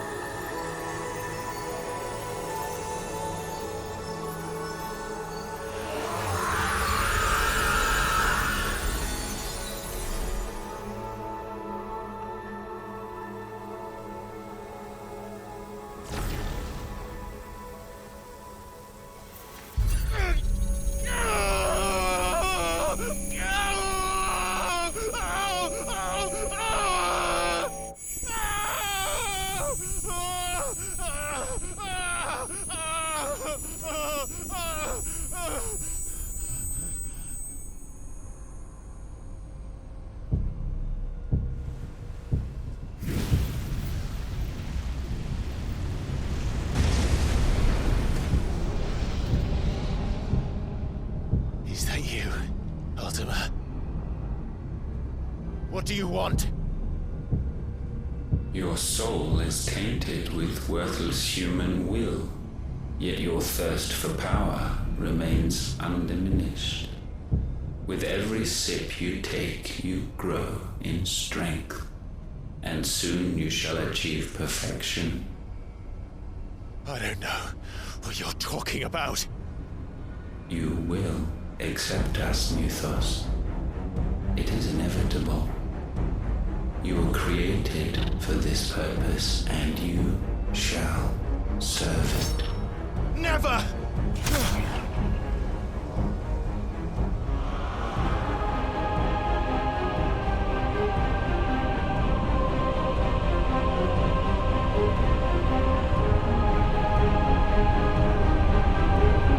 Fight it, Clive! Don't let him in! Consciousness. We see now. Human will is so insubstantial it cannot exist in isolation. You mitigate its weakness by interweaving it with your consciousness.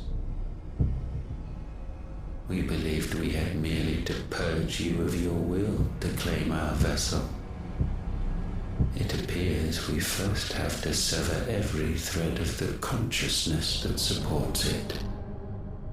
No matter. The time to build a new world is not yet upon us. We will contemplate.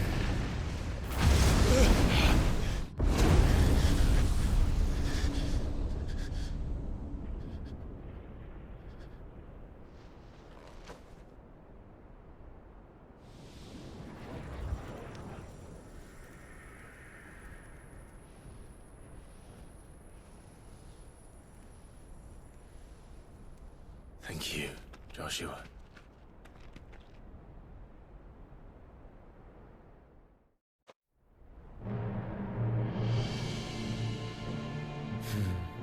One can no more command the power of ether by drowning in its flood than one can constrain the tides by standing in the sea. I had thought Hugo wiser than this, but it seems his head was full of rocks after all. Titan was strong. Your Majesty. But Mythos is stronger. For 5 years, that man lived only for revenge. Clinging fast to a fiction, even as it swept him into the abyss.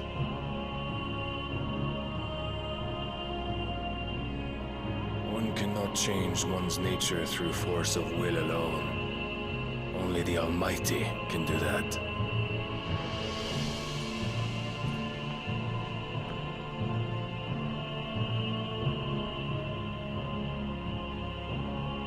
Hugo Kupka, the man who gave his life for a woman's head.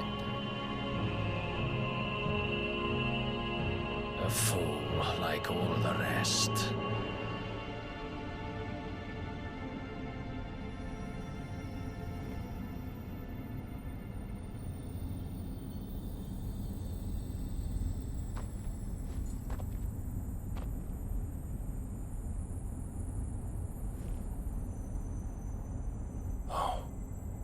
That the death of a mother crystal should be so beautiful.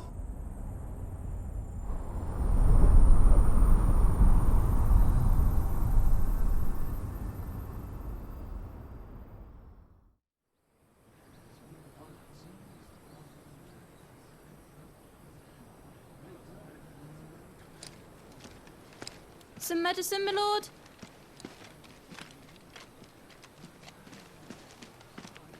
I have salves, potions, anything you need. Stop bothering me, urchin, or you'll feel the back of my hand.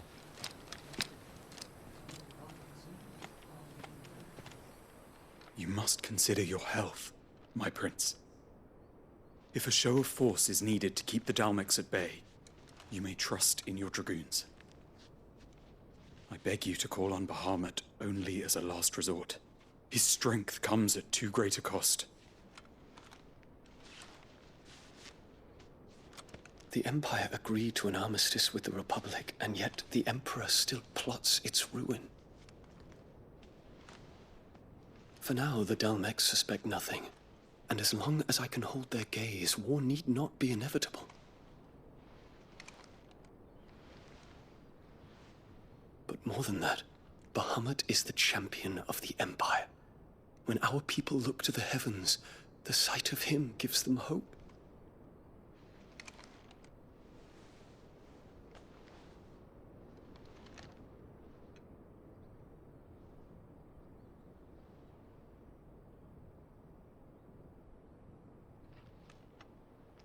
Forgive me, Terence.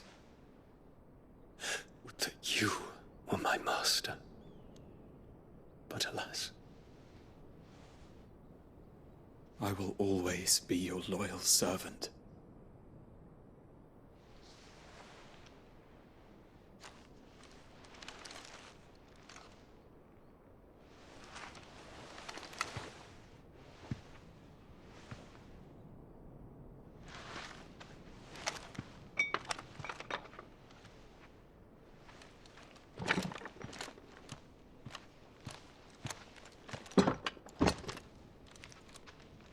Should the Council's brazen maneuvering prompt the Republic to tear up their own treaty and launch a new assault, our soldiers would advance to meet them, cutting across the Central Isles, but not in time to prevent their forces from breaching the southern defenses and storming Twinside.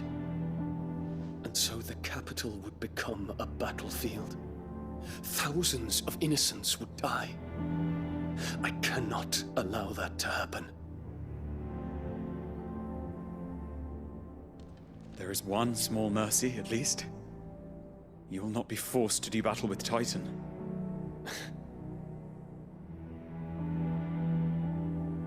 Would that I could avoid doing battle at all. 1,000 pardons, Your Highness. What is it?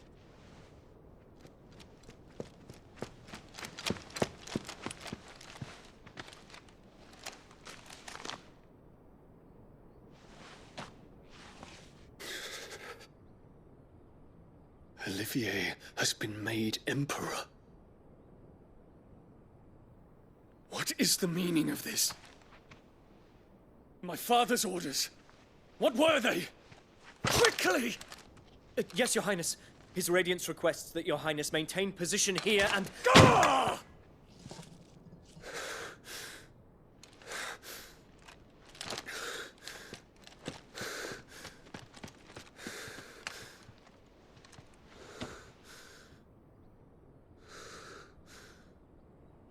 Terence. Yes, my prince. I must go to the palace. I'll ready your steed.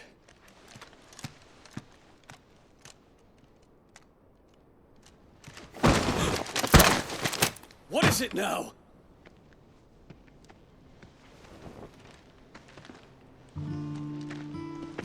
Forgive the intrusion, Your Highness. I know you. At ease. We stand in the presence of the Phoenix. You wouldn't want to get your fingers burned. I hope I'm not interrupting. Not at all. Though I admit, I did not expect such a distinguished guest. How many years has it been since the Remembrance ceremony? 20? I thought you long dead. Do I address a ghost? Many have told me that I look like one.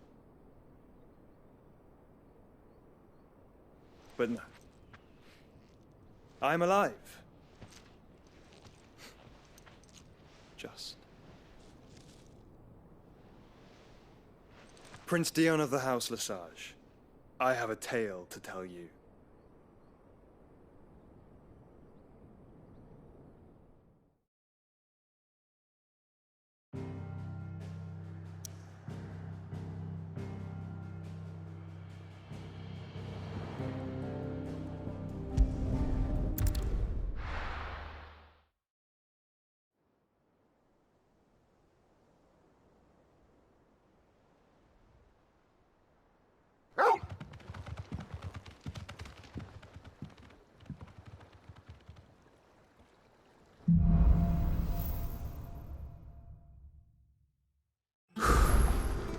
better give Otto the good news. What ways need patching up? And 50 good boards ain't Spanish.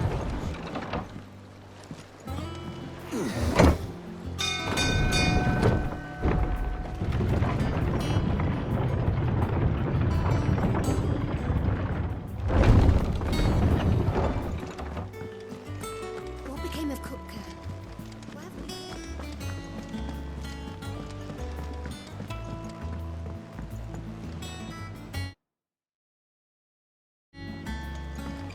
We're seeing troops amassing at every border crossing. No surprises there. Clive, you're back. I am. And with glad tidings for once. Hugo Kupka is no more. Well, I'll be. All of our comrades who lost their lives back at Sid's place be smiling down at you right now. We had a stolus from Lubor saying Drake's Fang had fallen. I expect that was your doing as well, was it?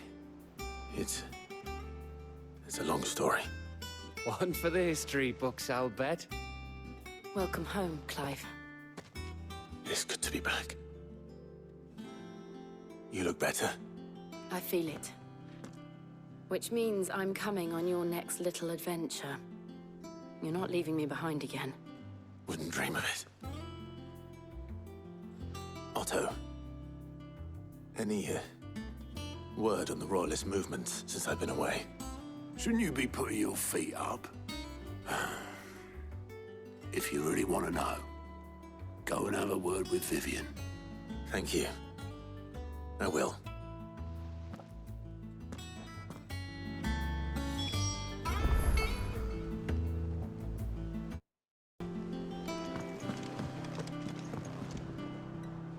Ah, the conquering hero returns. And with hardly a scratch on him. I may have picked up one or two. Well, the fact that you came straight to me instead of visiting our resident physiker suggests that you picked up something more important. A scent. The scent of Waludas. The very same. But whatever plans Kupka was hatching with the Royalists, he took them to his grave. As did his men. Slaughtered by the orcs who'd taken over the Fang. Orcs, Vivian. I've never seen such creatures in Storm before. The Waludas must have ferried them over from Ash, but why? Why work to rescue Kupka only to invade his home, the mother crystal of an allied nation, and let both fall? It makes no sense. Do you know the tale of the blind men and the Adamantus? One can often be led astray by focusing too closely on individual details. One must instead see the bigger picture. And what bigger picture is there than my map?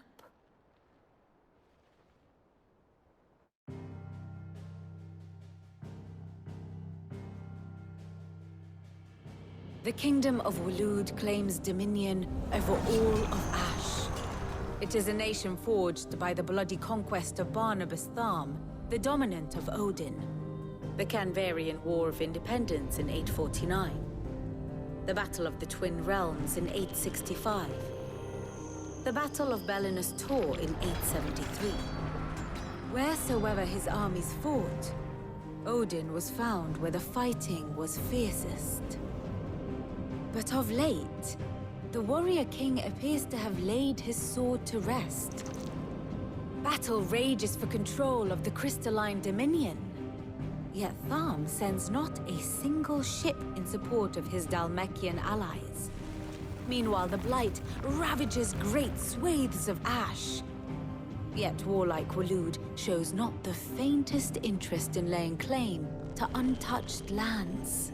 So why go to the trouble of sending an army of orcs into the heart of Drake's Fang, only to make no attempt to claim the Mother Crystal for Waloed?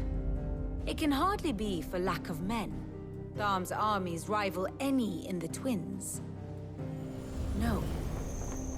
We have not seen the last of the Waluda standard. Odin will ride again.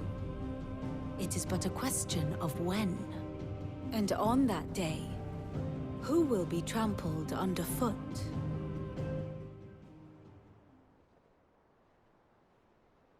In summary, I know not to what end the Royalists betrayed Kupka. I know only that it is part of some broader scheme. A scheme tied to the ambitions of one man.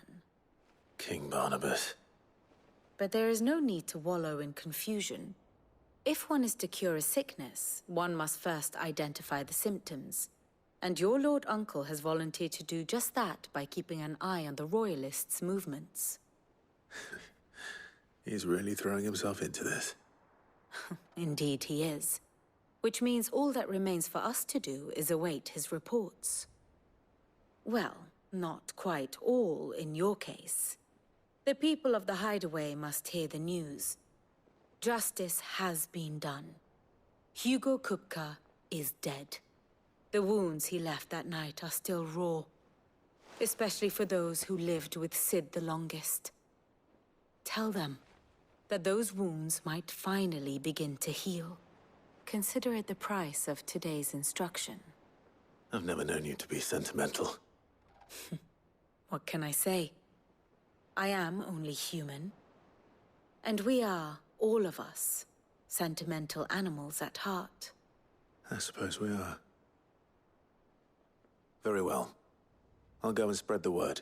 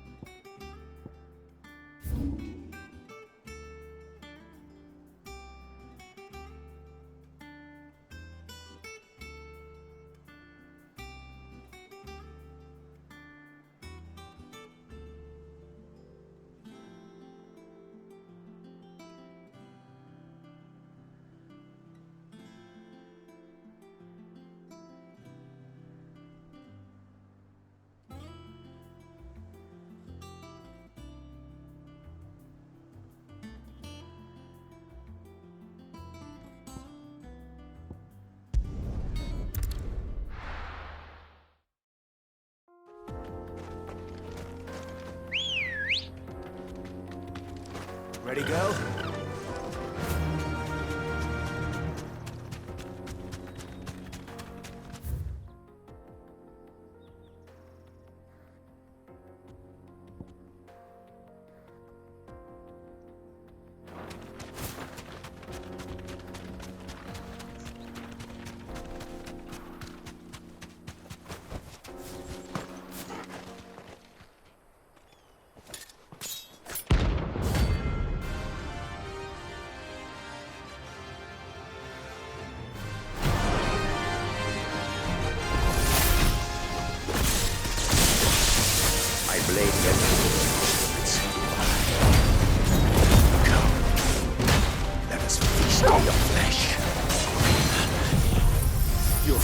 Days are over.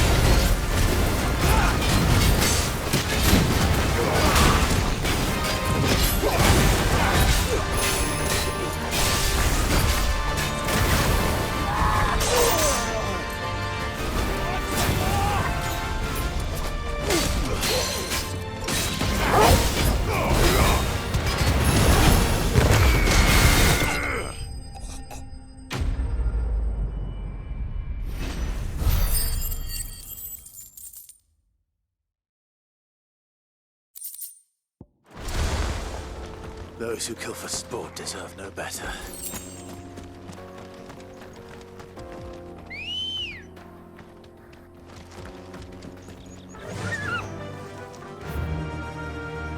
Run like the wind.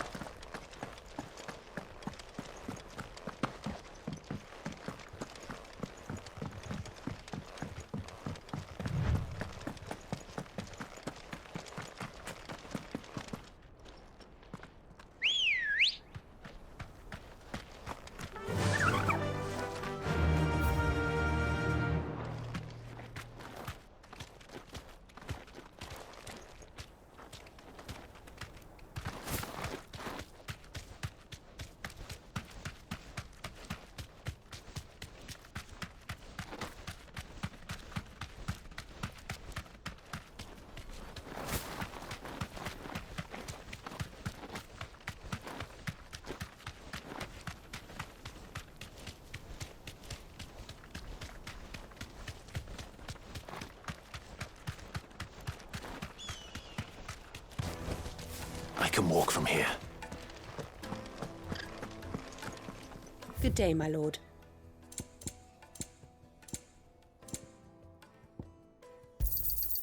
My thanks. Here you are. My thanks. An excellent choice. My thanks. Go with Gilbert.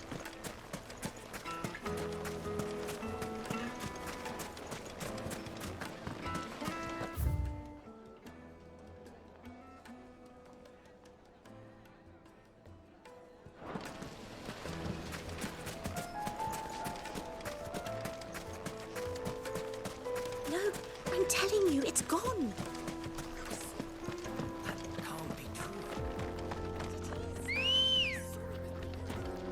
Ready, go?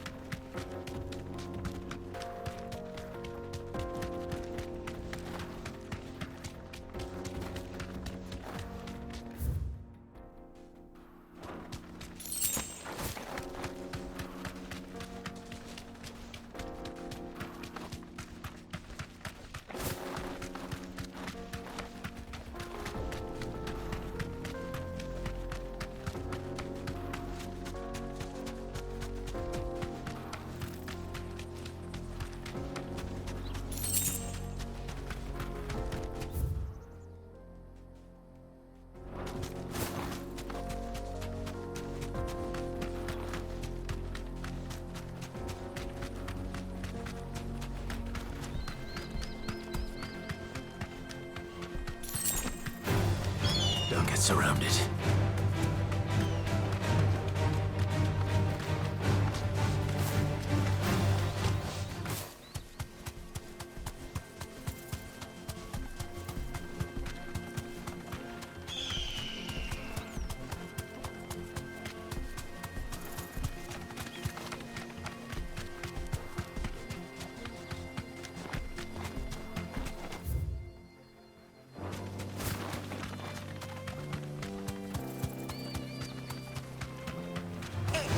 Enough of you, are there?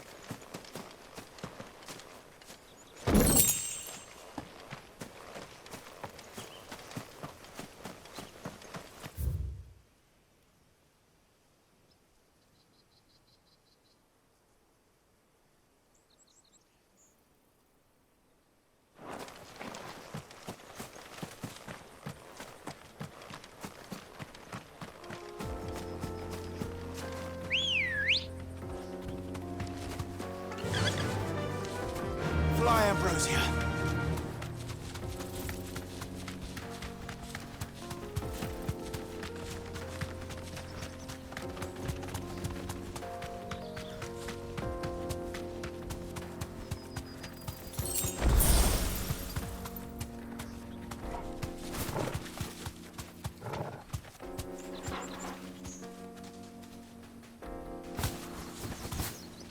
Thanks, Gal.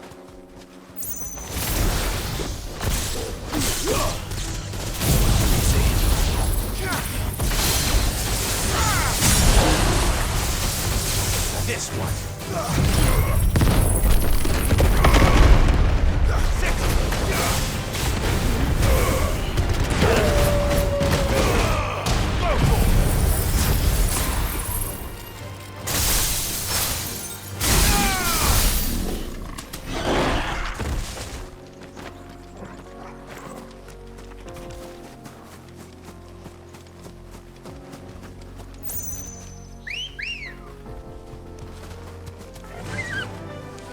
Faster!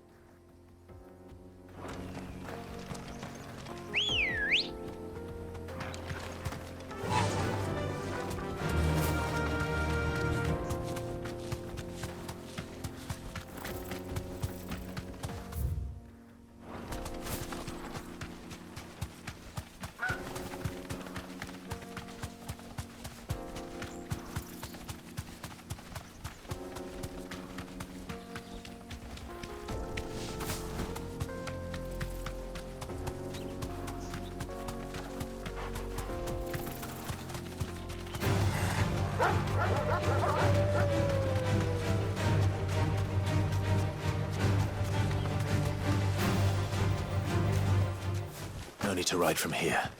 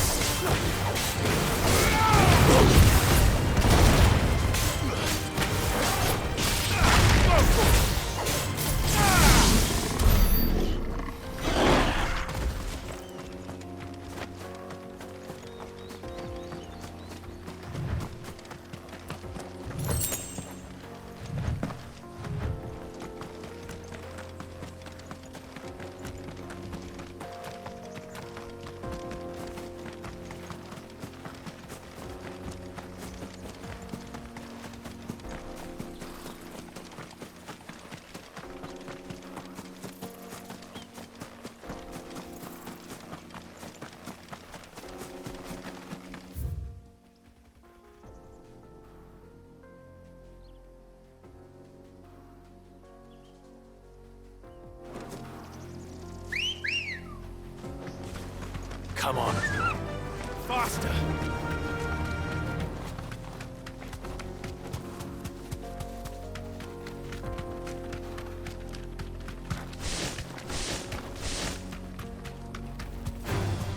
This might take a while.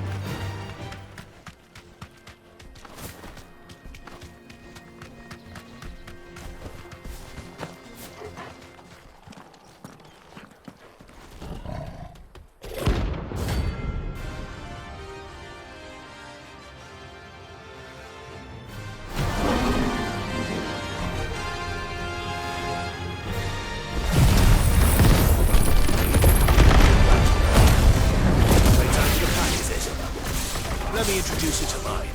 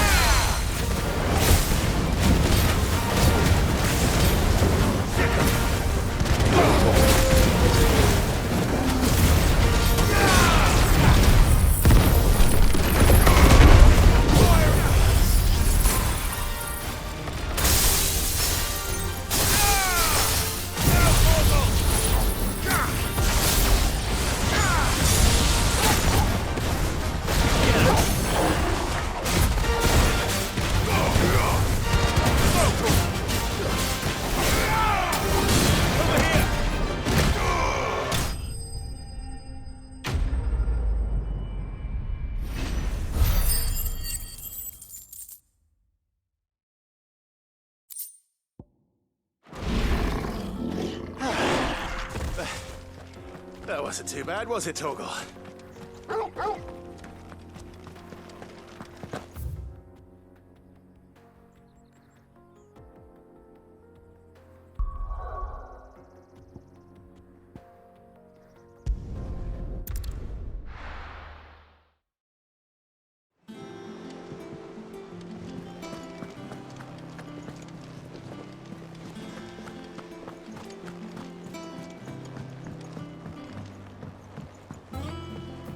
We're seeing troops amassing at every door.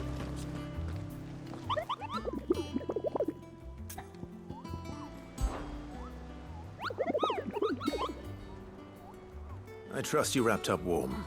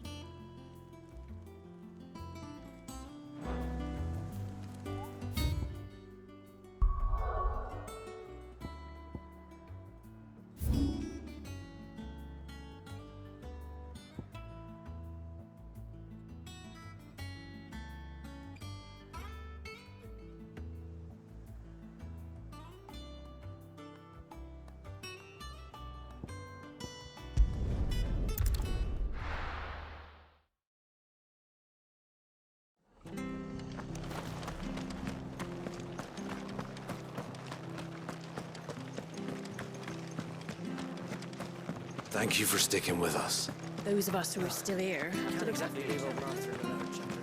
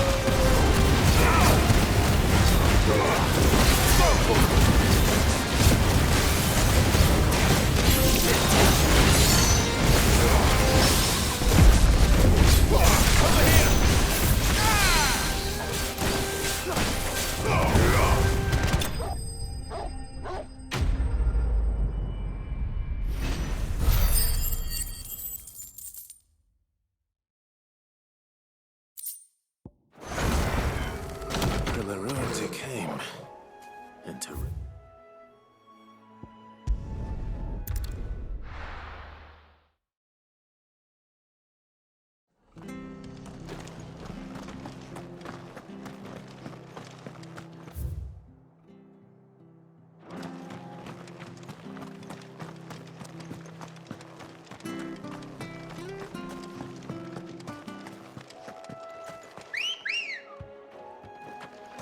Ready, go?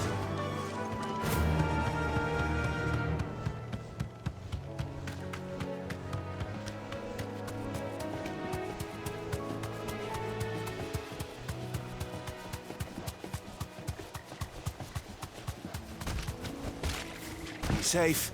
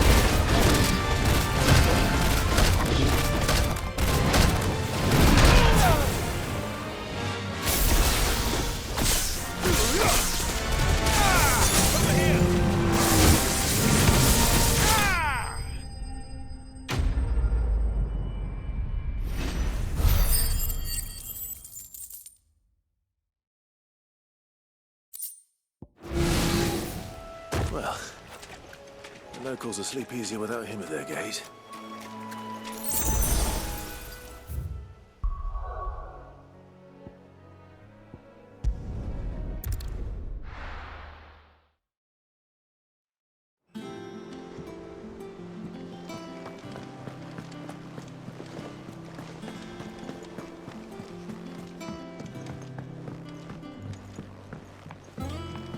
We're seeing troops amassing everywhere.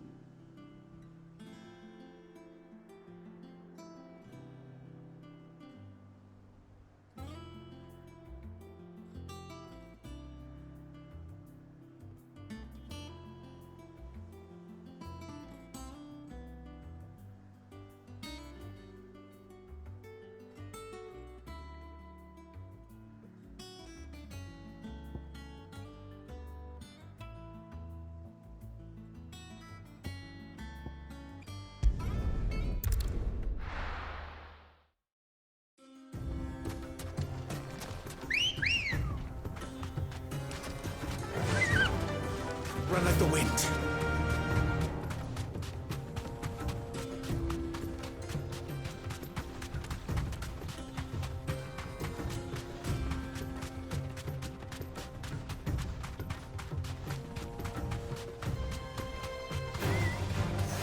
Dumb vultures, preying on the trade caravans. You've picked the wrong target.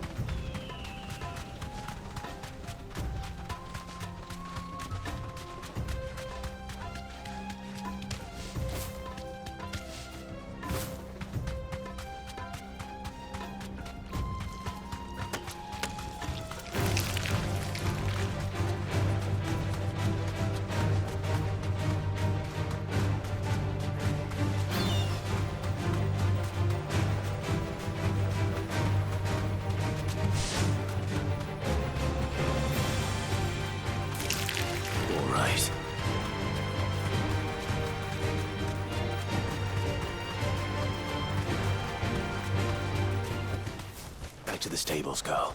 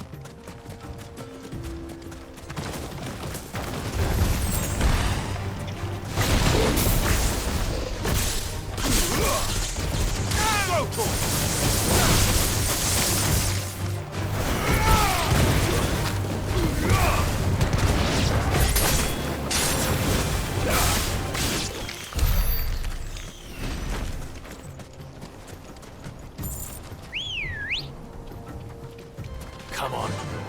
Faster!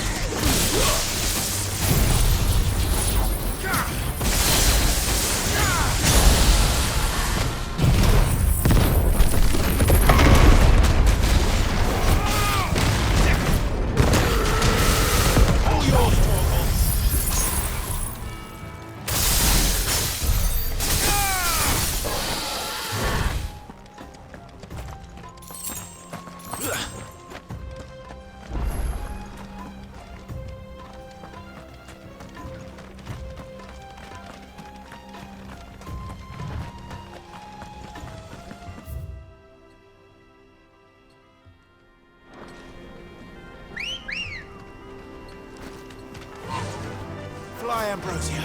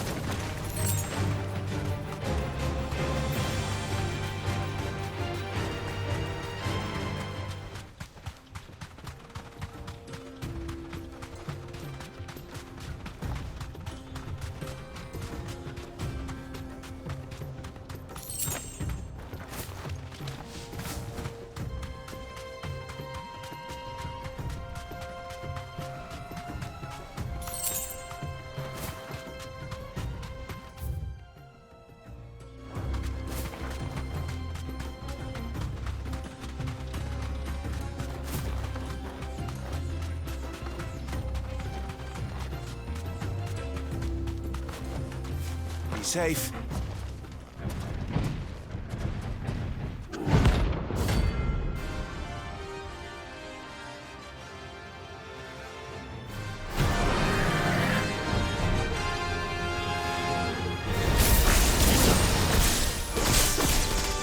Well, Clyde.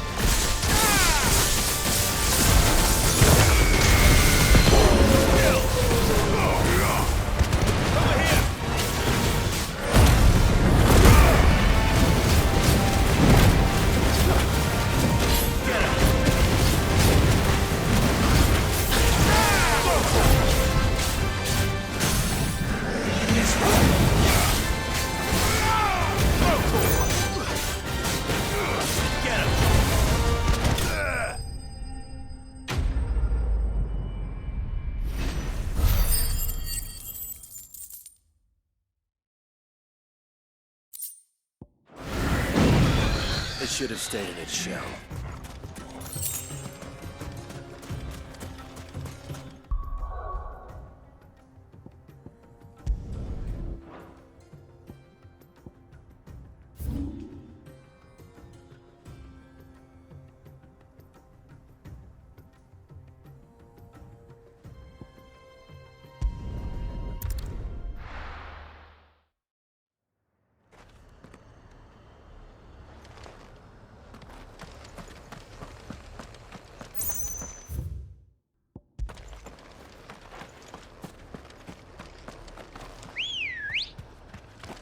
Let's go. Fly, Ambrosia.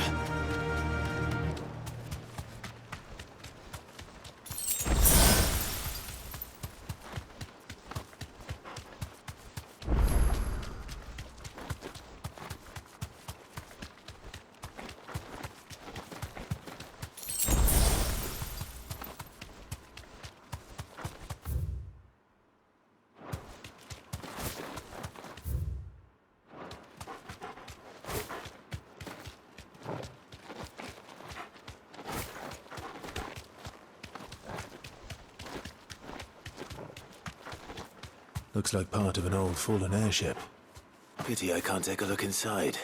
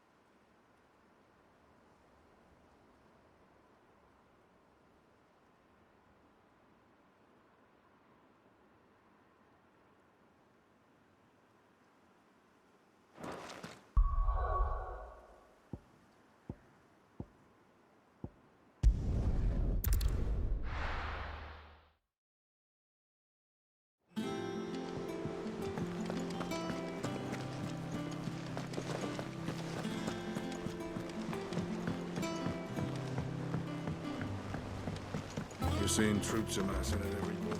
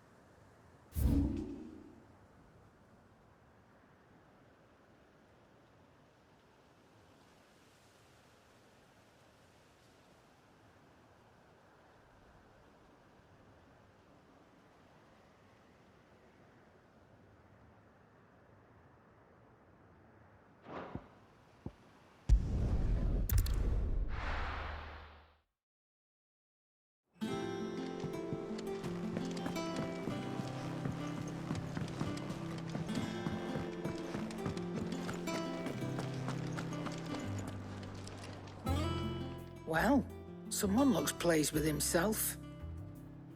It's true what I'm hearing, then. Nothing escapes you, Lady Karen. It's true. Kupka is dead. No more looking over our shoulders, then. Good. I'm starting to get a crick in my neck. Don't let it go to your head, though.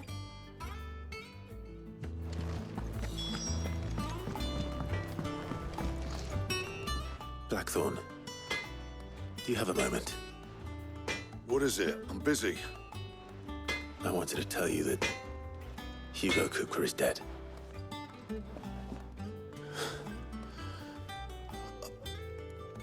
I can't tell you how long I've been waiting to hear those words. This is it then. A new beginning under a new Cid. I'll try to live up to the name.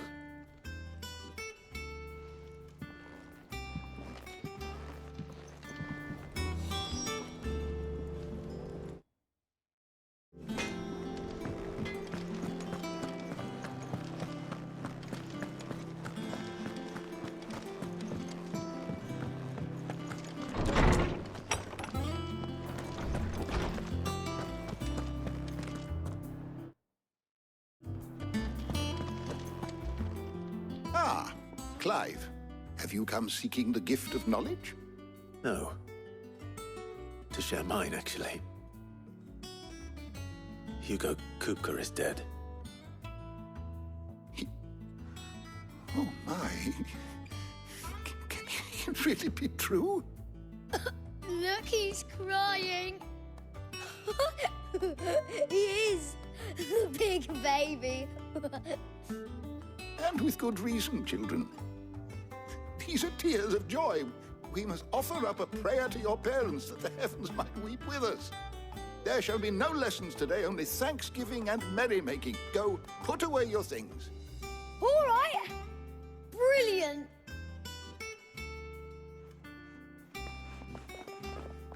Finally, a new dawn has broken. It has. Thank you, Clive. I cannot wait to share the good news. Hippocrates. After Kupka fell, Ultima came to me. I need to know what he is. Have you learned anything? Alas, no. And not for want of trying. I have scoured nigh every historical tome in our collection and found nothing. Not even the sort of conspicuous absence that might suggest a concealment of fact. One is almost tempted to conclude that such a creature never existed. But I saw him. With my own eyes. I don't doubt that you did. Alas, it seems you are the only one who has. To others, he reveals naught. We see only that which he leaves in his wake, like some terrible force of nature beyond the ken of mortal man. A bringer of death. Whether the Ultima you met with was the being itself, or merely another projection of its power, I know not.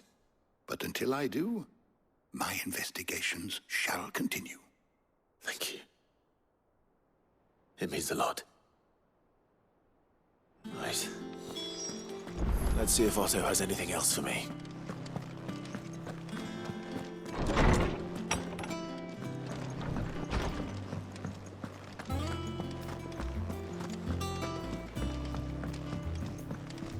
I'm telling you, it's true. I heard it from Otto's own lips. Hugo Kupka is dead.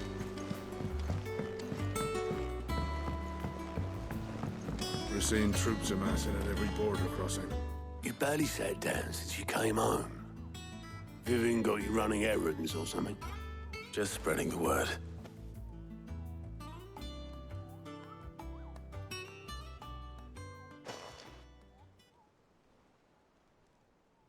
So, the Professor's got a soft side, has she? I'd never have guessed.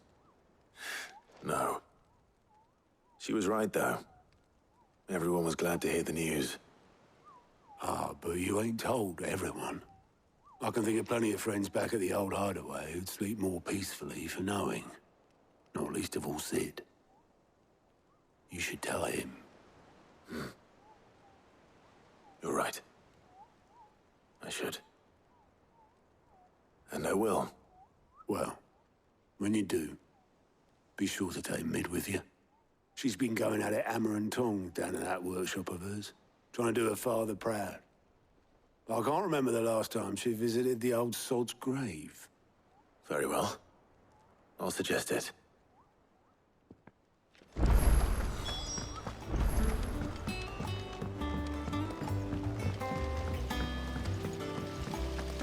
I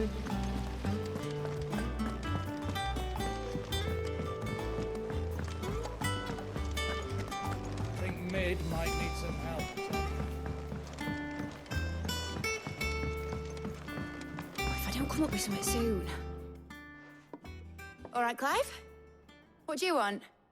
I'm going to visit Sid, and I thought you might like to come with me. Sorry, I'm too busy for all that right now. I've got to get this thermal displacement stack sorted. Thermal... Displacement stack.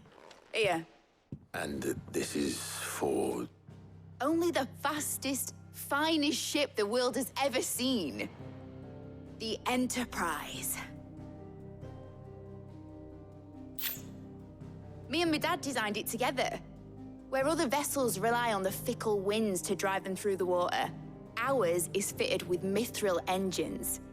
And those things have got more push than a behemoth in a bad mood, and more heat than all the hells put together. Which is where the stack comes in. I may have already talked some tight-lipped shipwrights into putting the hull together for me in a little dockyard in Canva. But the stack's a bit more involved, so I'm building it here. Thing is, it's so involved that I'm running behind and it's starting to hold things up over at the shipyard. I'll come and see my dad, though, when I'm done. Whenever that is. Is there anything I can do to help? Good old Clive. I were hoping you'd say that. First things first, I need some parts meching. The stack will be made up of 3 major components. There's the plating, here, that channels hot vapors away from the engine. The helm over the top, that disperses all that heat into the air. And the shielding around the sides. That stops the rest of the ship from going up in flames. A full suit of armor, then. Probably best to take it one piece at a time. Then you'll need to start with the plating. Everything else fits onto it. I've got the designs and the list of materials here. Show these to Blackthorn. He'll know what to do. I can't make head nor tail of them. Luckily, you don't need to.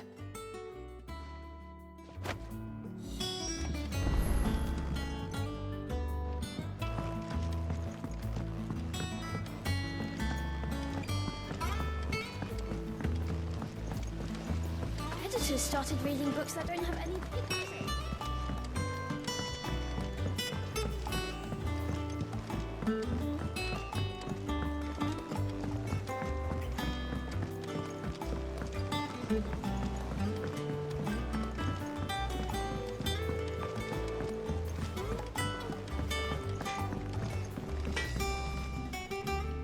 Blackthorn, can I ask a favor? Out with it. It's for Mid.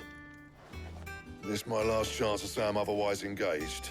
Spare myself the arseache. Go on then. What is it this time? She said you would know. Here.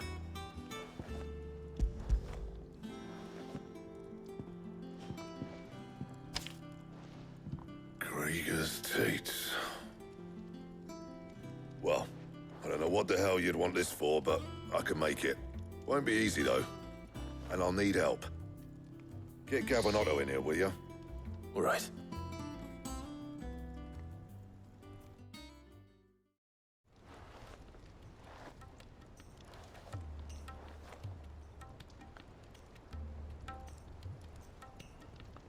So Mid's roped us all in here again, has she? Typical. Still, if If that's what it takes to get her to visit Sid's grave, I'll do what I can. And, what is it we need to do, exactly? Take a look at this. It's this plating. The usual saw grade steel won't work. We need something that can get very hot, very fast, and still keep its shape.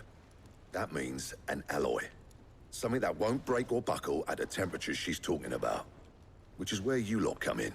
I need materials, and I've got my work cut out already. You'll have to fetch them. Now, there's a special kind of sand I'm after that you can only find out in the Valcroy. Stardust, they call it. As for the rest of the stuff, my usual supply should have it in stock. It just needs buying and bringing back here. Well, we'll get it done quicker if we split up. One of us should probably give you an hand coat in the sand. And the other can go and get the rest from this supplier. Right then. Well, make your minds up who's going where, and we can get this over with.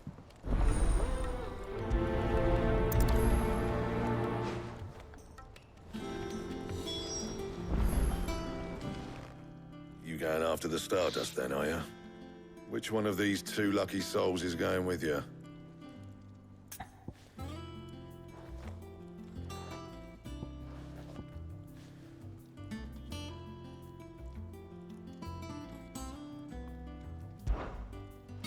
Oh, it's not like it's the most important decision you've ever had to make.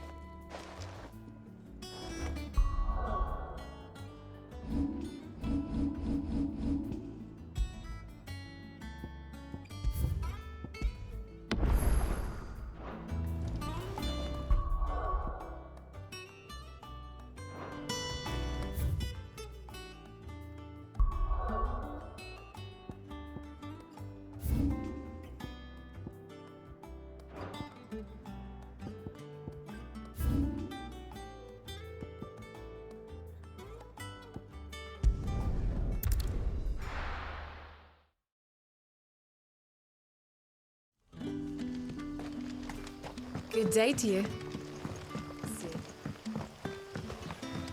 It's all but spent. What do we do now? The crystals we get from the tail are all but worthless. But we had to dig a new cellar.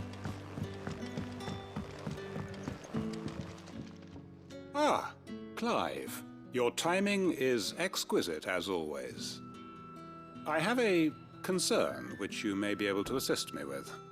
Go on. There are whisperings afoot of shadowy figures having been sighted outside the village.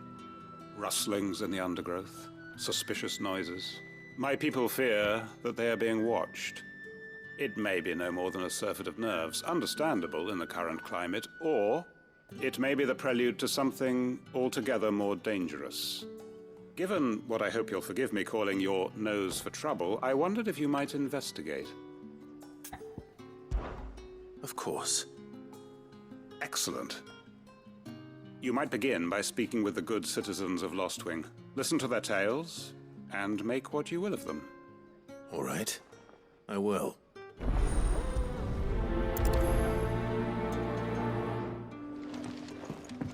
Right. Let's see what the people of the village have to say. I'd better find out if this is just nerves, or something we need to take more seriously.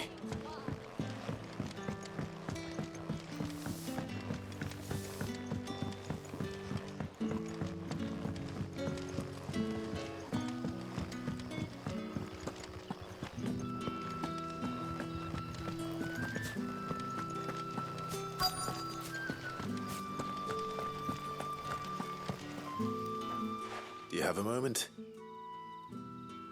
There's talk of suspicious figures in the woods. Have you seen anything out of the ordinary? No, but I've heard something. Sound of scraping metal, like someone sharpening a sword. Where was this? In Lorbert's Pass.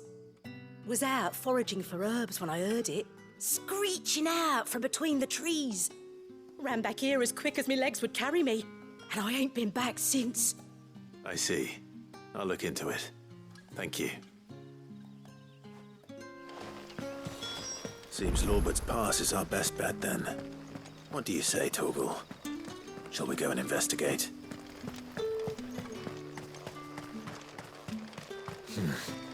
Oh, here.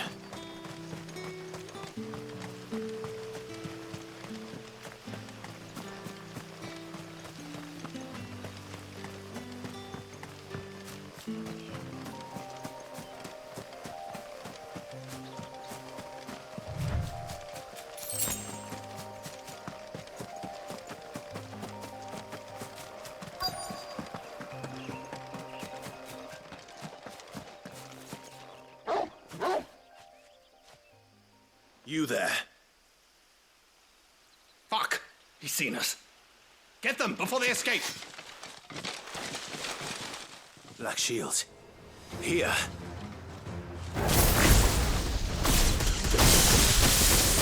What are you doing here? What is it to you?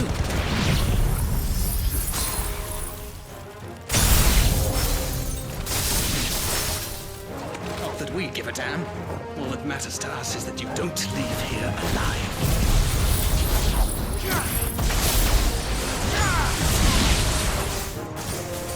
Get him! Stay down! Get him!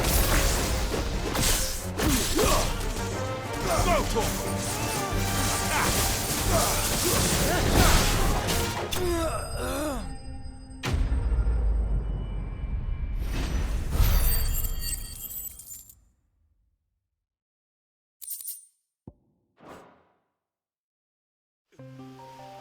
Why were they here?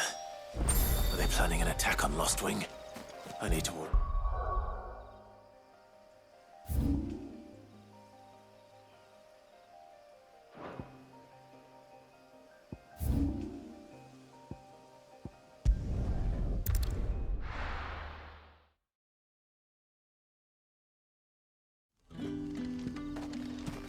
Good day to you.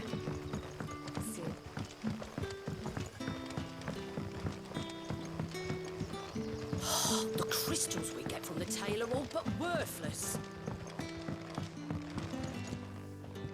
Clive, how goes the hunt for our sinister figures? I found some black shields hiding near Lorbert's Pass. They're gone now. Black shields. The Empress's former bloodhounds. Though they serve another master now. One who means to root out and destroy both me and those I care for. And it would appear the pack has finally caught the scent of its prey. Damn it all. I had hoped I would have more time than this. More time to prepare. But if we are cornered, we have no choice but to bite back. And bite back we shall. I'm sorry. You're going to need to explain. Who did the Black Shield serve now? And why would that person want you dead? Because I want him dead. Who? The former Lord Chief Justice of Sanbreque. All that I have built here is for him. I don't understand. Why him? Why Lost Wing? I suppose it is better that you know the truth. I was a member of the judiciary once. So sickened was I by the injustice of this world, I swore to fight it. And fight it I did in my own small way. I saw more than a few corrupt officials condemned to the very cells into which they had thrown blameless innocents. Men to whom the law was but a scourge to turn against the powerless. And throughout, it was the Lord Chief Justice who backed me, who was my one true ally in the quest to see justice done. So what changed? I discovered that he hunted bearers for sport. I was a fool to think he shared my hatred of venality and vice. His support for me was no more than a facade, a means of ridding himself of his rivals, a mask to hide the rot beneath. I filed suit against him immediately. His response, however, was rather more visceral. He had my entire family slaughtered, and he faced no punishment whatsoever. I lost everything. My loved ones, my livelihood, my position, the faith I had once held that any modicum of justice might be achieved through the courts. So I set about enacting my own. I tracked down every soul who served him, and slit their throats myself. But the man himself proved an altogether more difficult target. With money and power come protection. And so I saw that I would need an army of my own. I came here to Lost Wing and began recruiting like-minded individuals. And Everyone here knows this is why you do what you do. Of course. They too have lost loved ones to the bearer hunts. Seen faultless friends sent to the gallows to spare the guilty. All under the watchful eye of the Lord Chief Justice. Our wounds are the same. And our cause is the same. We are comrades. And our revenge is already in motion. We know where he hides, how numerous and well-trained his guard. What we did not know until now, however, was that his plans may already be in motion too. Quentin. Our time is short. He may move against us at any moment, unless we move against him first. My friends and comrades, it begins. Make ready for war.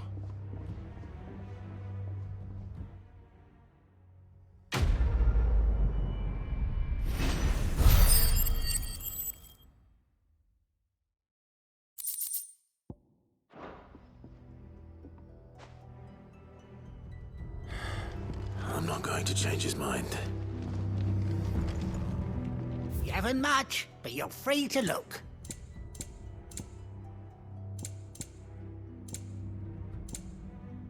Good day.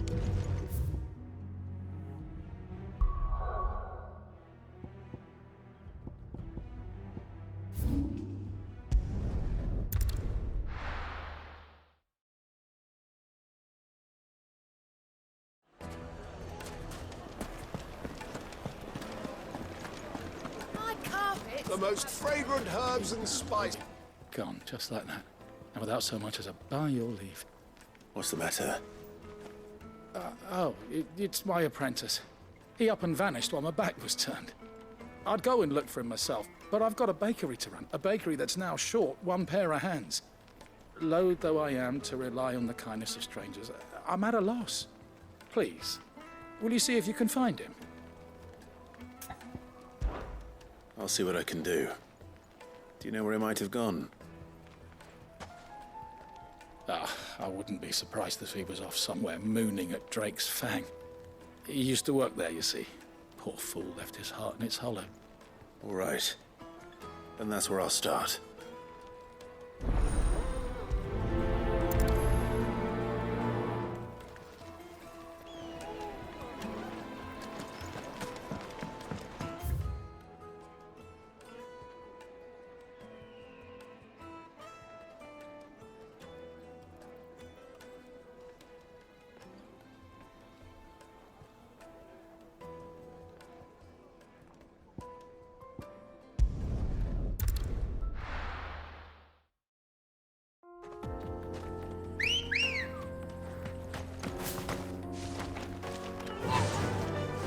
Run like the wind.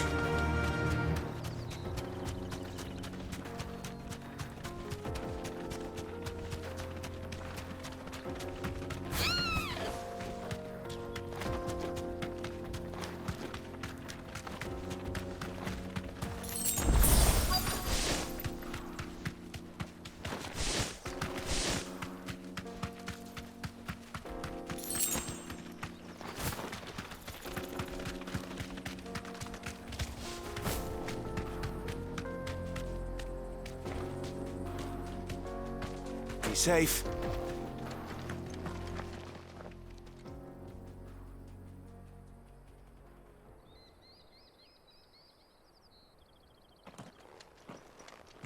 Excuse me.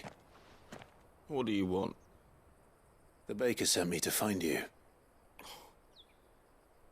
I am a sorry, selfish sod, aren't I? Certainly not a baker. Master must have ruled the day he took me in. Time was the sight of the Fang used to calm my nerves. But now look at her. I take it you missed the Mother Crystal. I hated her, but she was all I knew. Worked her mines for years. And when she shattered, part of me shattered with her. I had to trade my pickaxe for a rolling pin. But I'm no good at baking. Every loaf I touch collapses. My bread's as hollow as I am. She was the only thing that could fill the hole inside me. Oh, I loved her, damn it. But now she's gone. She's never coming back. What am I supposed to do? I ask her. How does a shell of a man learn to live again?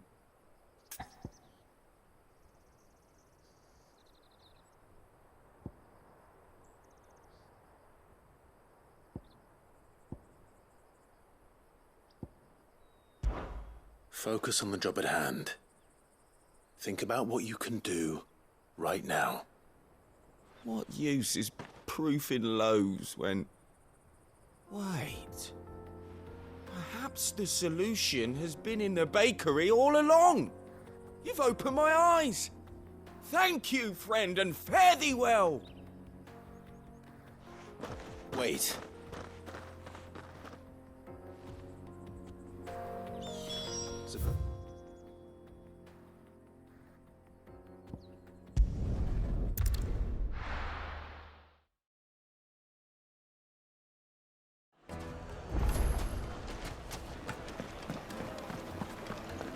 My carpets. The most fragrant herbs and spice. Ah, there you are.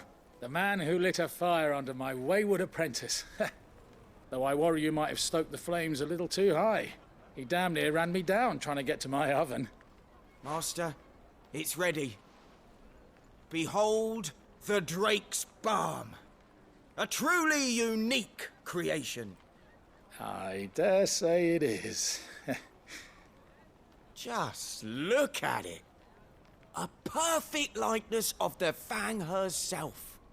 Her steeple peaks, her fulsome spurs, her inviting hollow. True, my loaves collapse more often than not, but what's the Fang without her crater? Why, no Fang at all. And look, inside. She's filled to bursting with a bounty of beautiful crystals. Salt crystals! Master, I have found my purpose. I must use my work here to preserve the memory of the Fang. Well, if it tastes half as unique as it looks, I'd certainly say you're onto something. Not only is my apprentice back, but he's finally pulling his weight. With any luck, I might even have a new delicacy on my hands. I don't know how you did it, but you have my thanks.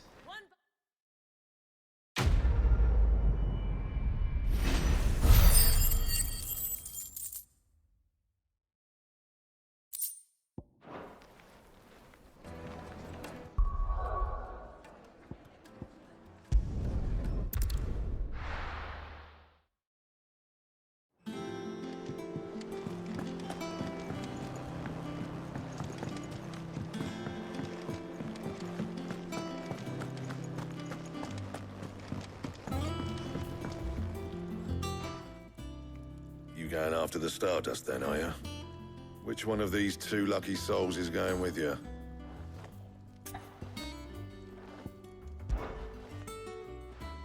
Gav, you're with me. All right then. So, where do we find this Stardust stuff? There's a river that runs through the southern reaches of the Velcroy. It's the black sand that washes up on its banks that you're after. Southern reaches of the Velcroy, eh? That's down past Alamill. I'll go and scout the place out. See about hiring us a wagon to bring the stuff back to. All right. I'll meet you by the river. While you're off having a paddle, I'll pick up the rest of this stuff from Blackthorn's supply. Take care. You two, eh? Don't go letting him fleece ya. Fleece me? I'd like to see him try. In your own time.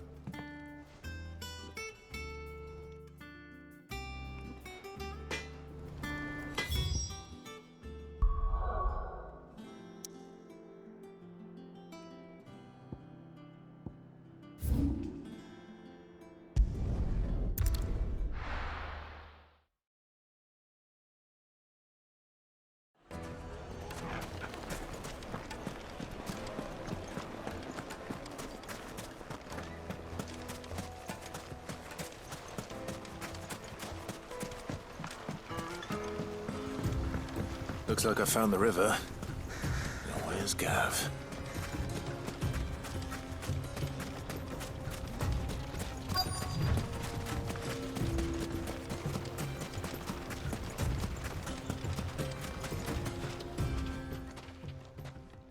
Sorry to keep you, Gav. Better late than never. I've had a quick scout about, and I reckon round here's our best bet if we want to grab as much of this Stardust stuff as we can. Don't know what Blackthorn's planning to do with it, though. I asked over in Dalamil, and they seem to think it was worthless. But if Stardust is what Blackthorn wants, Stardust is what he'll get. There's plenty of this stuff lying about, just begging to be bagged. Then let's get bagging, shall we? We shall. Race ya.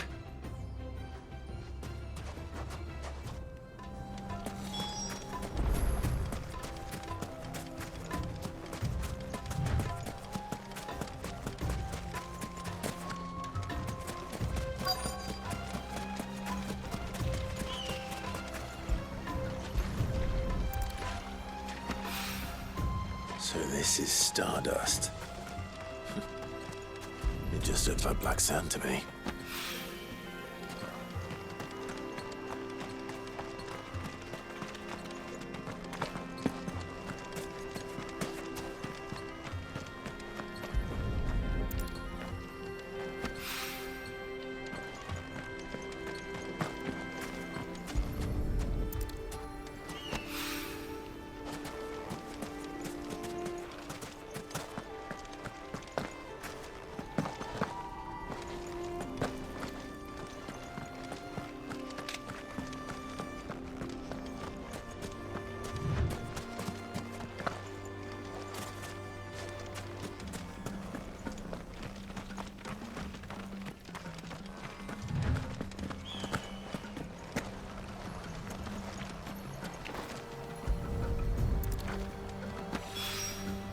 That should be enough for now. Let's see how Gav's getting on.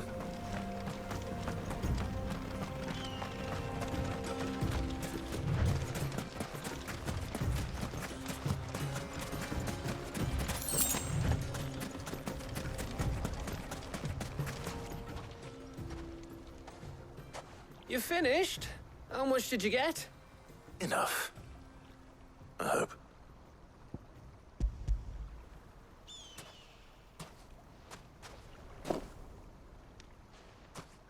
Oh, you win. That might even be enough for old Blackthorn. Hey, before we go, do you mind if we have a chat?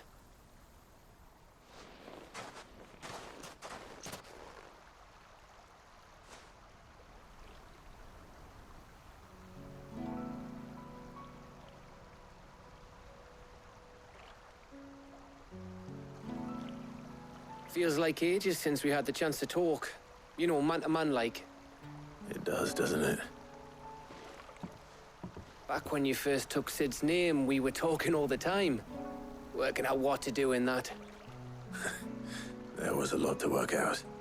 And there still is. Those shoulders of yours starting to feel the strain. Hardly ever see you around the hideaway nowadays. Always on some errand or other. You can take a day off, you know. Well, says the man who spends most of his time behind enemy lines. Only 'cause you keep sending me there. I know I can count on you, Gav. Likewise.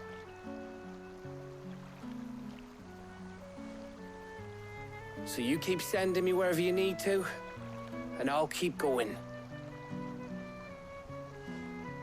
Safe in the knowledge that I have a home to come back to. Thanks to you.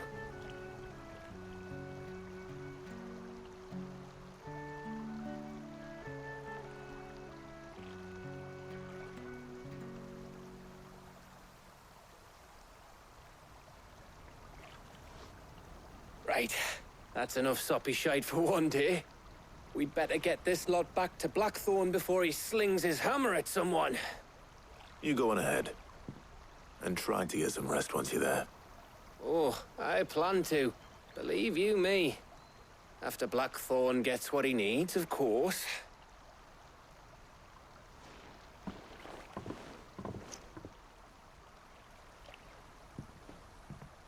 Right.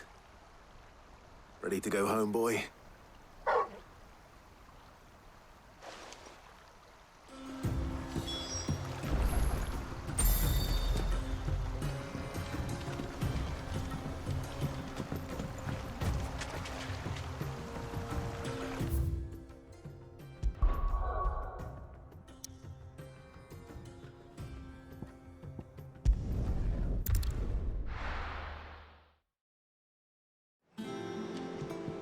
Let's hope this is all Blackthorn needs.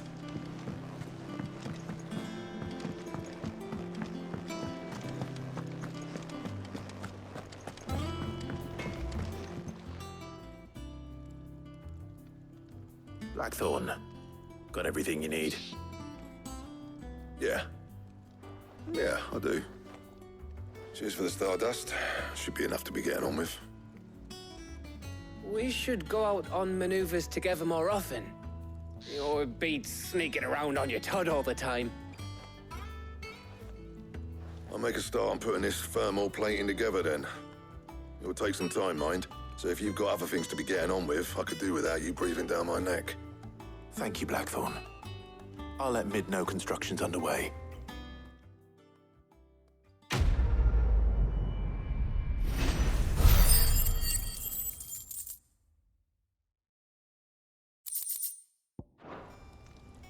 Suppose we'd better be getting back to work too. Give us a shout if you need anything.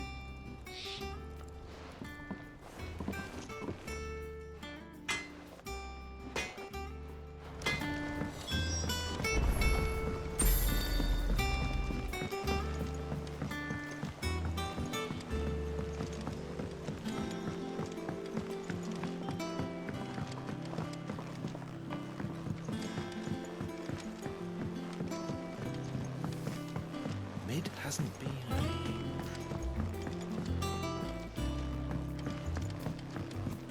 Editors started reading books that don't have any pictures in.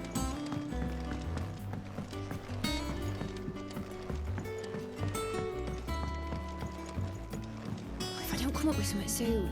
You'll be pleased to hear that Blackthorn started work on the plating. Excellent. 1 down, 2 to go. So, what's next? The helm, of course. For this, we'll be repurposing fallen scrap. Salvage from the ruins? I thought that material was all but impossible to work. Ah, but we don't have to. I'm sorry.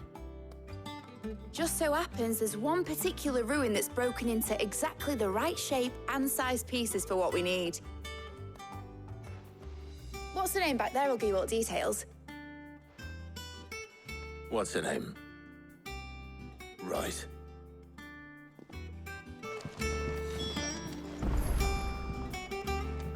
Oh, Sid, is this about the helm? Yes. Mid said I should speak with you. I'll show you the plans then.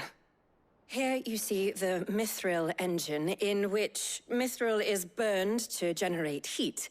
That heat is then harnessed to produce motive force. Excess heat is dealt with by means of the thermal displacement stack, which disperses it into the surrounding air. Now, were we to rely on thermal plating alone to achieve this effect, the rate of excess heat buildup would far exceed the displacement coefficient of the plating. In other words, the reactor would overheat and eventually explode. This is where the helm comes in. It connects to the plating, you see, and serves as a sort of thermal sink to absorb all that excess energy. Our experiments have shown that fallen ceramics are remarkably thermophilic. They can withstand and absorb levels of heat far above anything we are able to make today. And not only that, they're also waterproof and immune to rust, making them the perfect material for our protective hood. Why, if sea or rainwater were to enter the reactor proper, it would vaporize instantly. The forces produced would tear the ship from stern to... You can stop there. I understand. Mid said we might be able to use parts of a fallen ruin. Where would I find it? Ah, yes. It's in Lorbert's Pass, near Lostwing. The thing is, well, I probably should have arranged to have the pieces we need brought here sooner. You see, a certain unwanted visitor has taken up residence there. It's no longer a matter of just walking in and taking them. It's, going to be considerably more dangerous than that. I see. Then I suppose I'd better deal with this unwanted visitor for you. Would that help? Oh, very much. Thank you, Sid. I'll gather my team and head there right away. We'll meet you outside the ruins.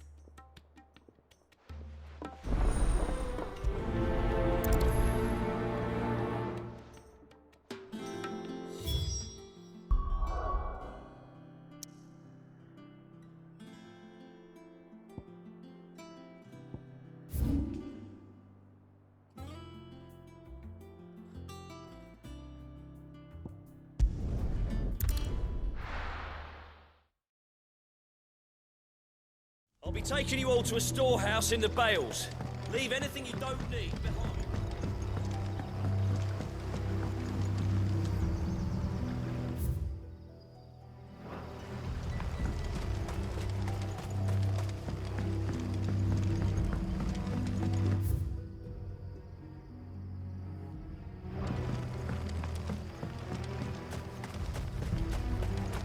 If you're ready...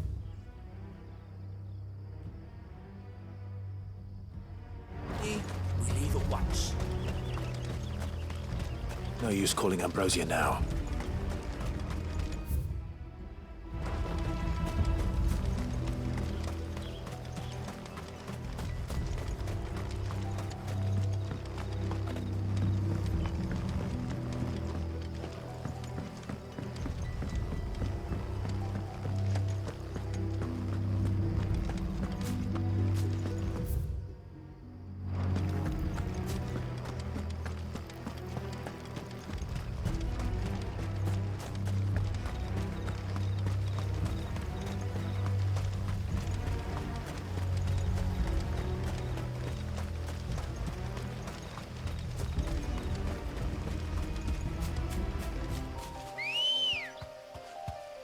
Ready, go?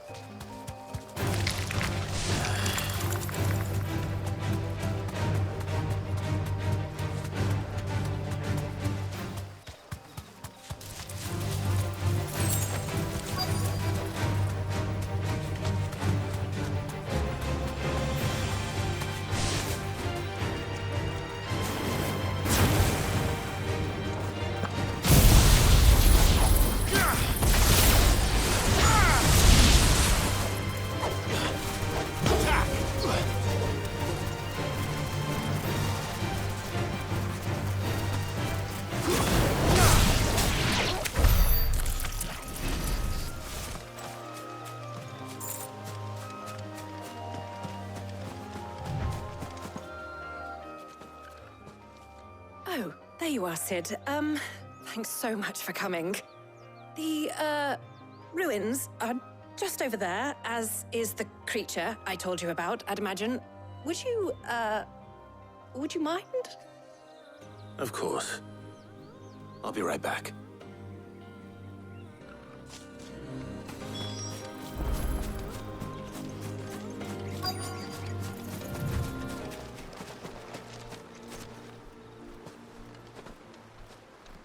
Anybody home?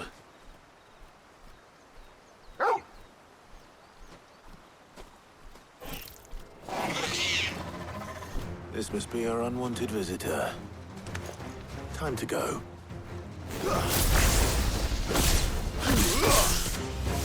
This way.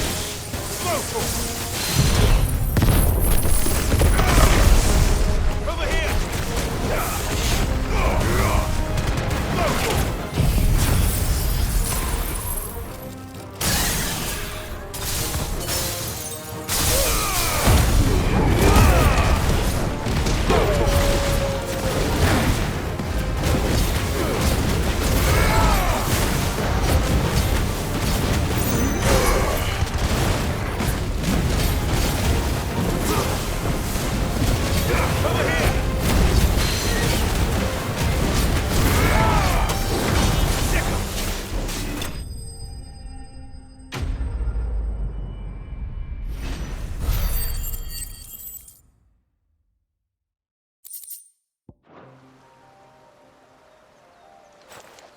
The things I do for you, Mid.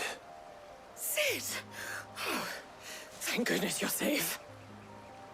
You shouldn't have any trouble now. Indeed. Well, don't let us keep you. We'll, see that everything is transported safely back to the hideaway. All right. I'll let Mid know you're on your way.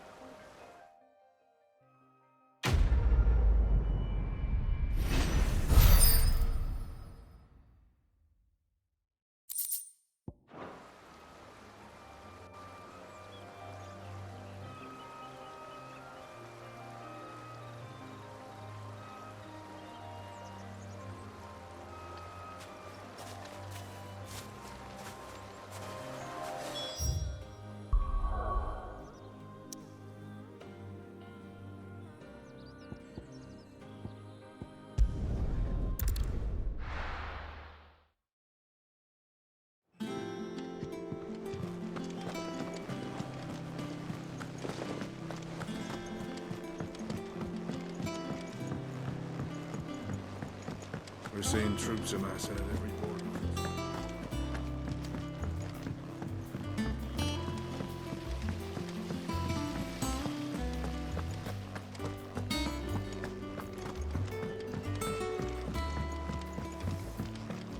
I think Mid might need some help.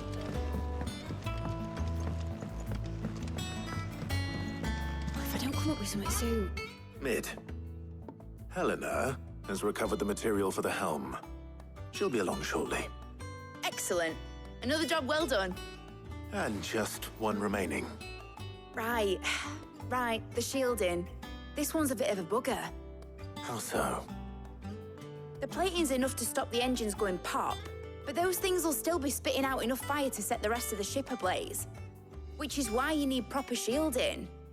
A prison for the dragon's breath that's blazing away inside. I thought a triple thick layer of tempered steel might do it. Or more of the stuff that the Fallen use, but they'd both be too heavy. The helm and the plating are bulky enough as it is. Add any more weight and the whole ship would be at the bottom of the briny before we'd even started. I need something light. But I've racked my brains and I just can't think what would do it. Well, if I were in need of obscure knowledge, I know whose counsel I would seek. Harpocrates. Tomes? Yeah, well, I'd thought of that, obviously. I've got all the details written down here. Can you take this to him, see what he makes of it? Right away.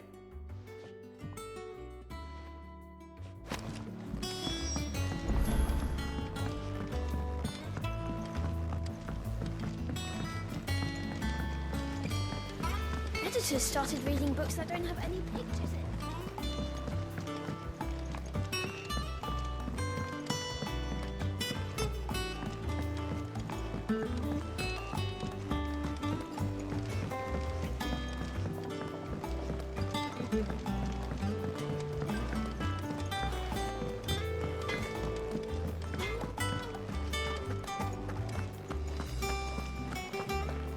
Thanks to Sid.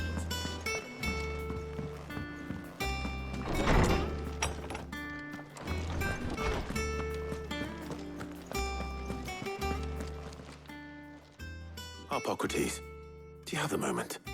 For you, Clive? Always. Well, actually, it's for Mid this time. Could you take a look at this?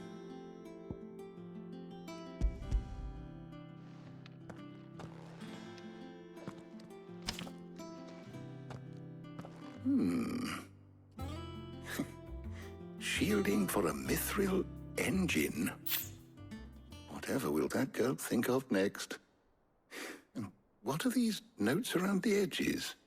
She has some specific requirements for the materials. The shielding needs to be able to resist extreme heat on the inside, and yet remain cool enough on the outside not to set the ship alight, while also being light enough not to sink it. As you can imagine, she's struggling to find anything that meets her needs. I see. I wondered if you might know of a solution, or if you might be able to search the records for one. Perhaps it is not a different material she requires, but a different approach. What do you mean? Consider the lake we have made our home.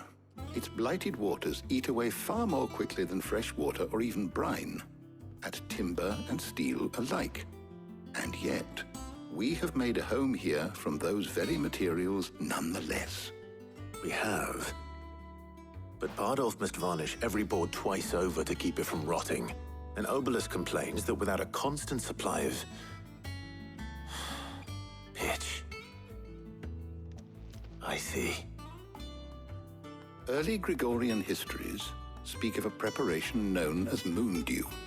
It is said to be able to resist even the most ferocious flames. Before the dragoons tamed the worms and wyverns of the realm, nobles would daub their castle walls with it in order to guard against dragon fire. So if we could recreate it... It might be applied to some material or other in order to provide the protection it requires. As to how best to apply it and to what material, perhaps Bardolph and Obelus might be of assistance. I shall speak to them and see what wisdom they might have to offer. If you would be so kind as to procure the necessary ingredients, I shall discuss the specifics of how it might be most effectively put to use with our two friends. The knowledge of the past may yet prove useful to we of the modern era. Thank you, Hippocrates. And since you're asking others to help you, perhaps I should too.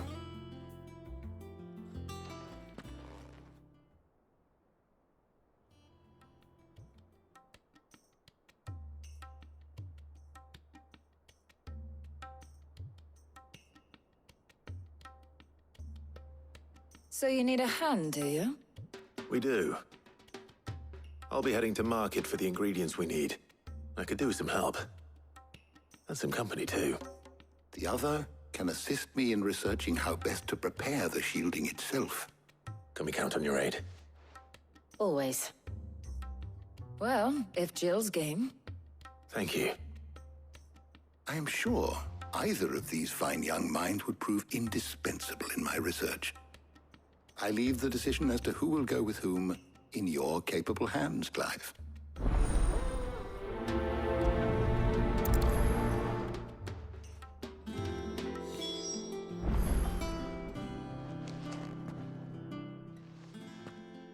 So, Clive, have you made your decision? Who will accompany you on your little excursion?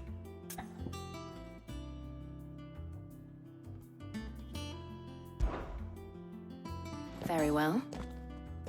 So then, what do we need to find? I have taken the liberty of preparing a list. Here. White chocobo eggs. Pepio nuts. Are you sure this list is right? Everything on here seems very edible. I would have thought the ingredients would be a little more exotic. Though these items may seem mundane, they have potent effects that are rarely exploited, effects for which they were once highly prized. So much so, in fact, that they were harvested almost to extinction, hence moon dews having fallen from favor. Now, of course, they can be obtained with ease. You should be able to find everything you need at the market in Northreach. Is that so? I've been meaning to visit Northreach anyway. I'll set out now. Join me there when you're ready. I will. Until then. You two enjoy yourselves. You too, Talia.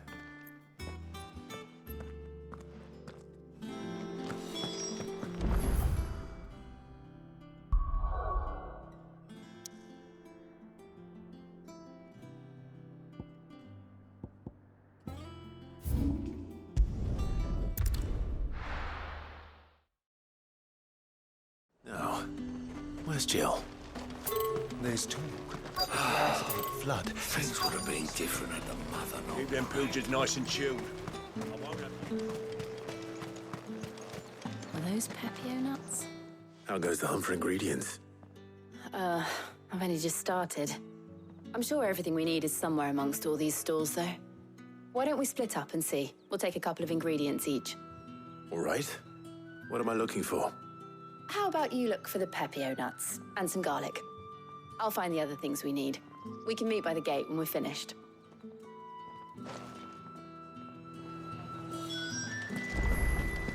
Up! You'll not find a bruised... Fresh cuts!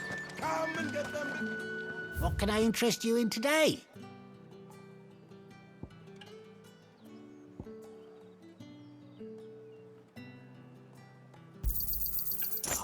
yes. You're always welcome here in Lostwing.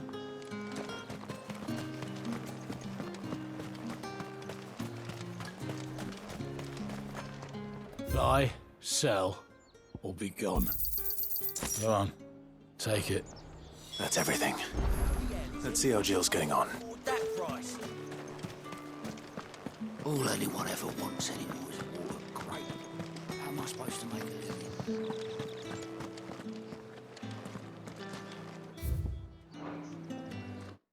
You find everything? I did. Here.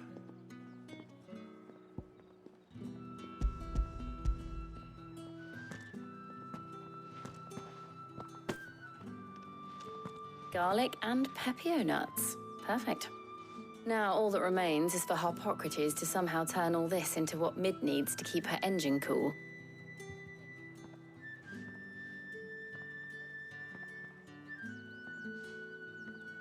But before we head back, would you walk with me a while?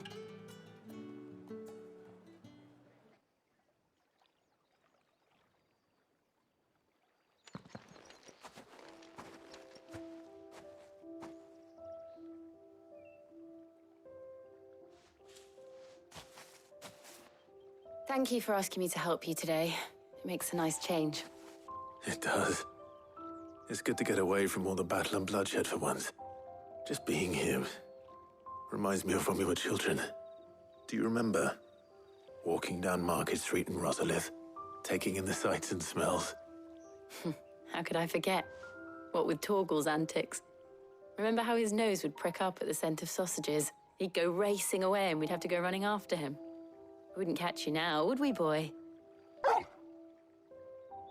Was there anything you wanted to buy for yourself while we're here? There was, yes. Well, sort of. Molly in the kitchens told me about a place that sells particularly good pies. Thought you might like to share one with me. I would. Thank you. And I saw some bread.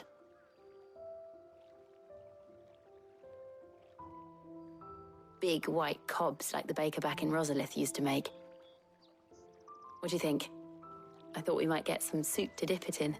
But then I tried a slice of the butcher's dry-cured ham and it was just... oh, You all right? sorry. It's just... you're right. I really do feel like a child again being here with you.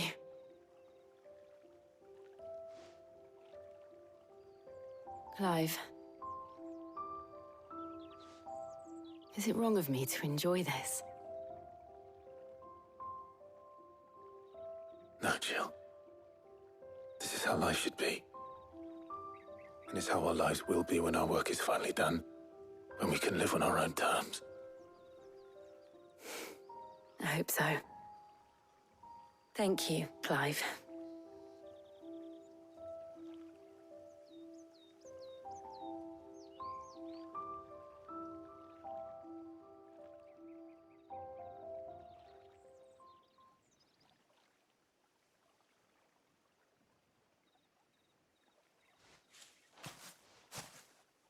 Well, I suppose we better be getting back. I need to give these ingredients to Harpocrates and Talia. I'll see you at the hideaway. Take care. I will. You too.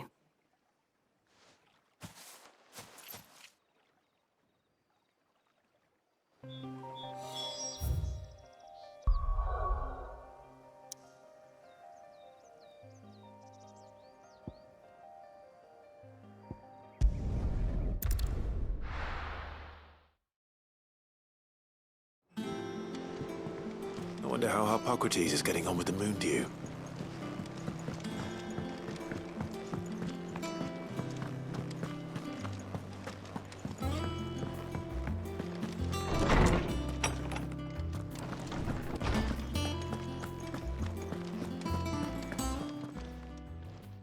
How's work on the shielding progressing, Harpocrates?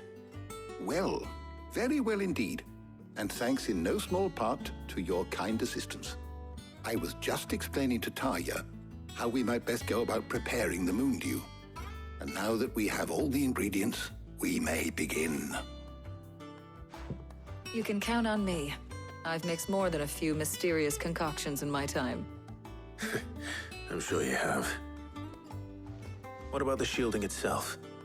Work is underway, under the watchful eyes of Bardolph and Obolus. Apparently, it'll be ready soon. Thank you. All of you. Right then. Jill, would you join me in the infirmary?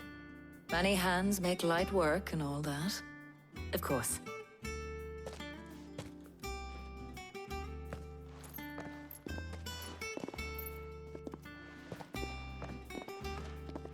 Oh, and Clive, thank you.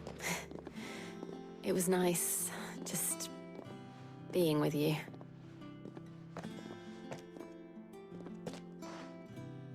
It appears our work here is almost at an end. A shame. I was enjoying playing the man of action for once. When both the shielding and the moondew are ready, it will merely be a matter of applying the one to the other.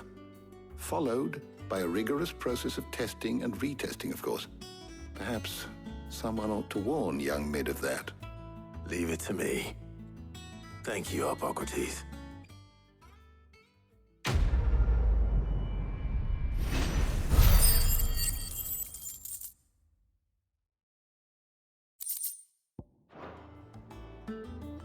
Well, I'd better go and give Mid the good news then.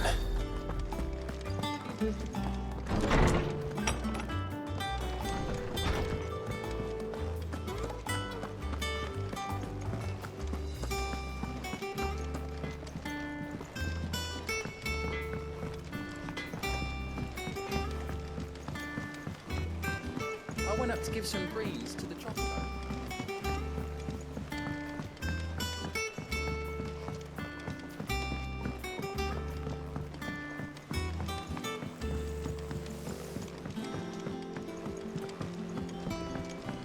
Editors started reading books that don't have any pictures in.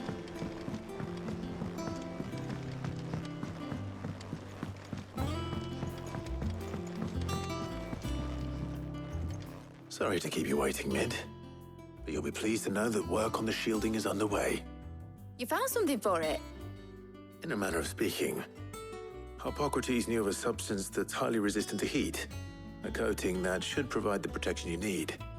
He's supervising the construction and testing of the shielding as we speak. Brilliant! I knew you wouldn't let me down. Don't thank me. I'm just the errand boy. Right then, let's start working out how to bolt all these bits together. To the Black Hammer!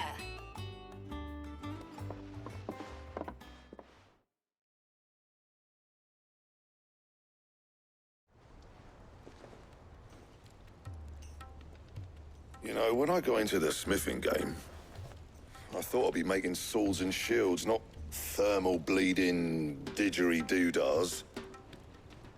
Displacement stacks. Same difference.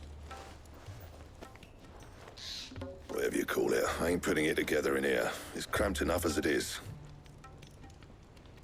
Let's take this outside. Mid, you get all the parts lined up on the deck. I'll take care of the rest. On my way! Oh, and bring me the biggest hammer you can find. This is gonna require some precision walloping.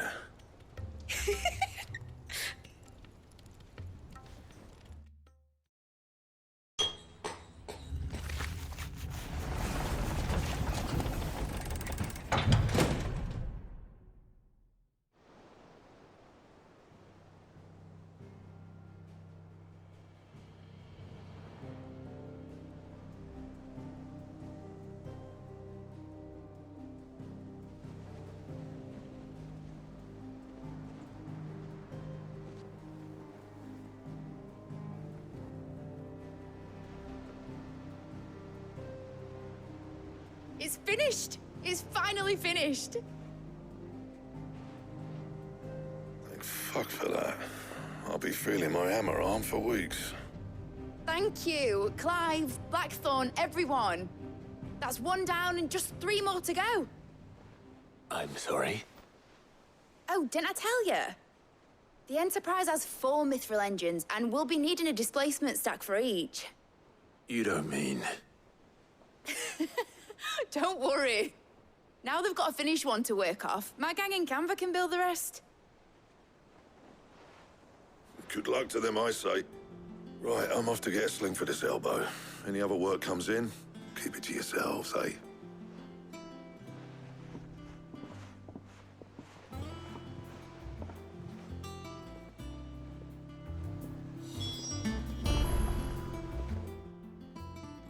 What's the matter? Nothing. Just daydreaming. Thinking about the Enterprise sailing off over the horizon to shores unknown. Searching for a land untouched by the Blight. Just like me and my dad planned. So if the worst came to the worst and every scrap of soil in the Twins turned black, we might still have a chance. That's what she was meant to be. You see, one last chance just in case we needed it. But now she's so close to being finished, I've realized I don't want her to be that. I don't want her to be just a lifeboat for us to cling to if things get desperate. I want people to sail aboard her by choice, not from the lack of it. In a world where we're not just trying to survive, but where we can actually live. I'm working on that. And I'll do everything I can to get you what you want.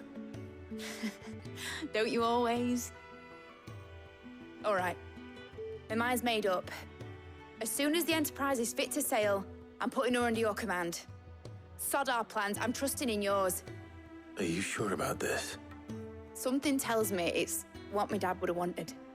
He'd be proud of you. You were gonna visit his grave, weren't you? I was. And you can come too now that your little project is finished. Right. There's just one thing I need to finish up first. Won't be a mo. All right. I'll let Otto know you're coming. Meet us in the mess when you're ready. Aye, aye, Captain.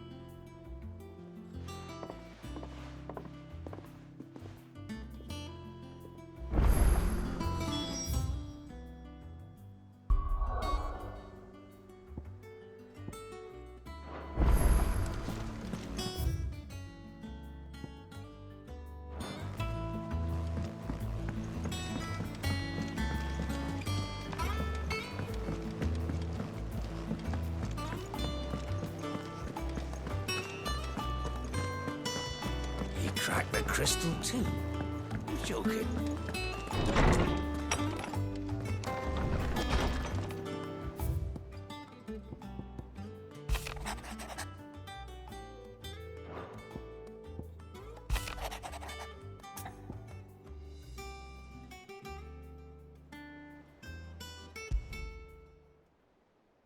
Trouble with the ledgers. Shouldn't he be asking Otto for help?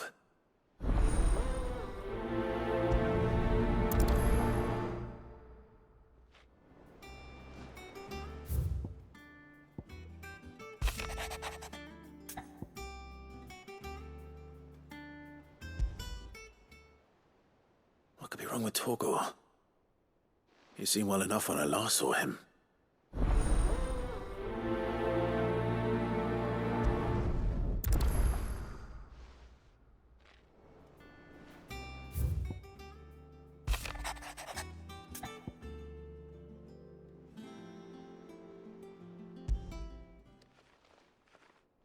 Hopefully it's nothing.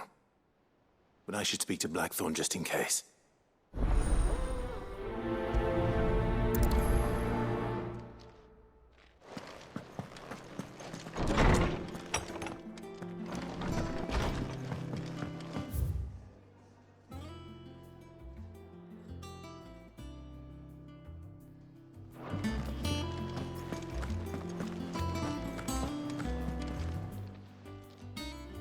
I got your note. You think something's wrong with Torgor? So you can read. Congratulations. But I didn't say I were wrong with him. I said something weren't right. He's not been eating me treats. He used to love cracking the bones from Molly's boiled brown, but now he won't so much as look at them. Didn't like him.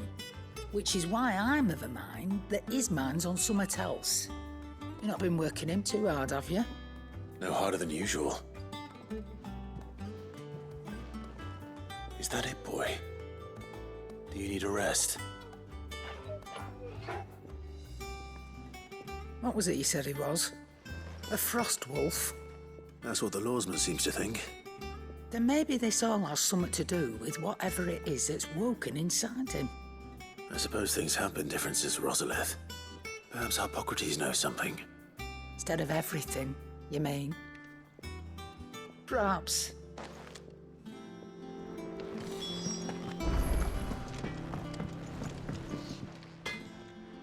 Blackthorn, do you have a moment?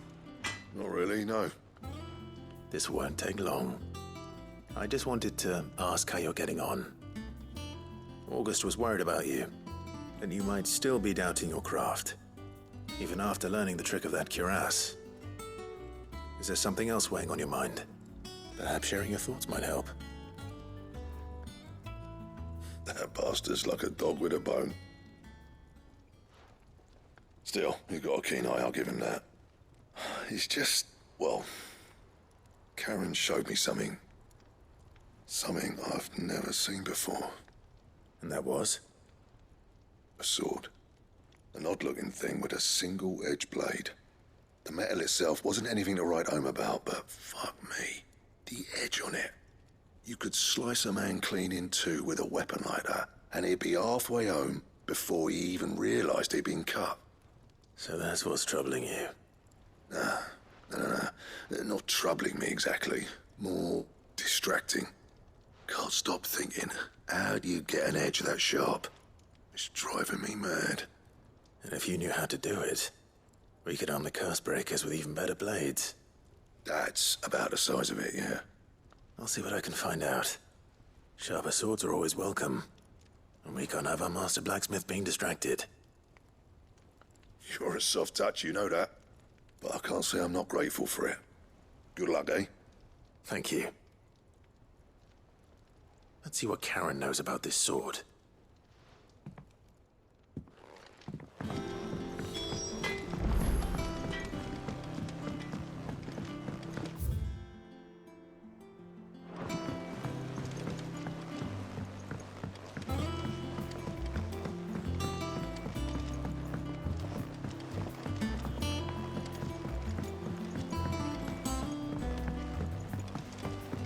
Wish I could take one of our birds.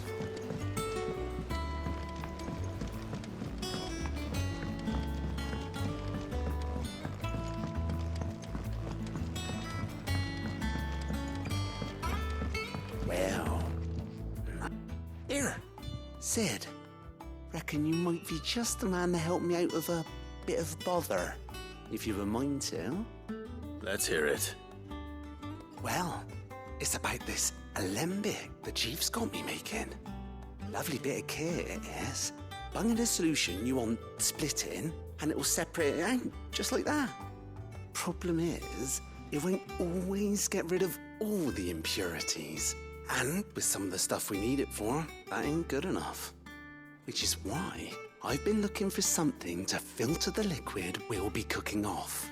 And that's where I was hoping you could help me out. I imagine Ty could get some use out of this alembic too. Distilling medicines and the like. All right. Why not? Proper job! So what exactly do you need for this filter? Nothing but bomb ash'll do, says the chief. Gave me a sample she'd obtained from the university stores. Couldn't believe my eyes. You pour the blackest blight water through it, and it comes out clear as a mountain stream. So, I did a bit of reading about where I might be able to get hold of some. And do you know what I found out? It's only the blimmin' bones of a bomb king. They leave them behind when they die, see? I take it that's where I come in. If you wouldn't mind. I saw a billet on the hunt board for one just the other day. Would have gone myself, but, well, fighting dirty great balls of flame ain't exactly my forte. You, on the other hand... All right. I'll see what I can do. Thank you kindly. And a good hunting, eh?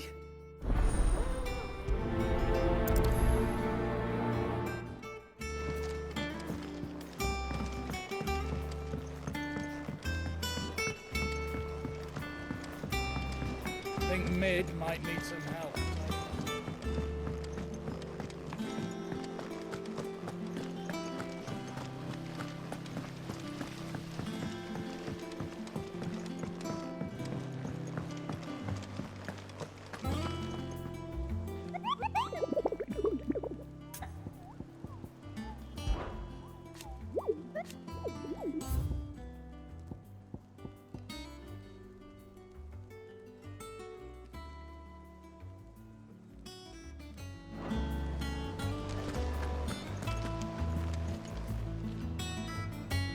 Clive, did you get my letter? That's why I'm here. Shh. Otto might be listening. Is this better? A little.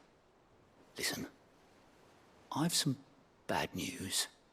It turns out the Hideaway may be slightly behind in its payment to certain lenders, and it's maybe my fault. But I swear to the goddess, I thought I had the numbers square. Sadly, that square turned out to be more of a circle. 0, you might say. I can straighten it out, I swear, but it's gonna take some time, and I'm gonna need help keeping it from Otto. Bit late for that, I'd say. There you are! What a surprise! So let me get this straight. You forget to pay our lenders what they're due, and instead of coming straight to me, you get Clive to come to you. And I hope he'll dig you out of the hole you've dug for yourself. Clive, the man in charge of the place you've been cheerfully trying to bankrupt. And you thought this was a cunning plan. Why? Well, who needs paying? Oh, just Martha. And the dame. And, well, Lady Karen. But only 500 talents. We owe 3 of our most trusted friends 5 million gil. Each. 5 million each. They lent us the bulk of the money we used to rebuild the Hideaway, you see, and, well, I must have made some sort of oversight. Those ledgers were my responsibility, and it was my decision to entrust them to you. This is my fault. Do we have that much to hand? I can always ask my uncle. No, we don't. And no, you won't. We've lightened Lord Rosfield's purse enough. After the king's ransom we had off him, he deserves better than to see our begging bowl. Besides, we'll need to learn to stand on our own if we're gonna make this work. All right. But that doesn't mean you have to shoulder the burden yourself. Is there anything I can do to help? There might be. How'd you fancy taking these to Martha and the dame? Rocks. Rocks, he says. Worth 1,000 talents apiece, these are. A little something Sid and I set aside for when times got lean. And I reckon 15 million in overdue debt probably qualifies. I just hope our associates' eyes are a bit more discerning than yours. I'm sure there will be. Should be me making the rounds, really. But you know how it is with this place. Orders to bark, arses to wipe, and all that. I know. Which is why I don't mind going in your place. Go. Do you know why I only gave Master Clive here 2 star rubies? Because you'd rather Lady Karen killed me. Because I'd rather Lady Karen killed you. Yes. Well, I suppose this is goodbye then. Don't worry. I'm sure Karen will understand. Really? Do you think so? No, I don't.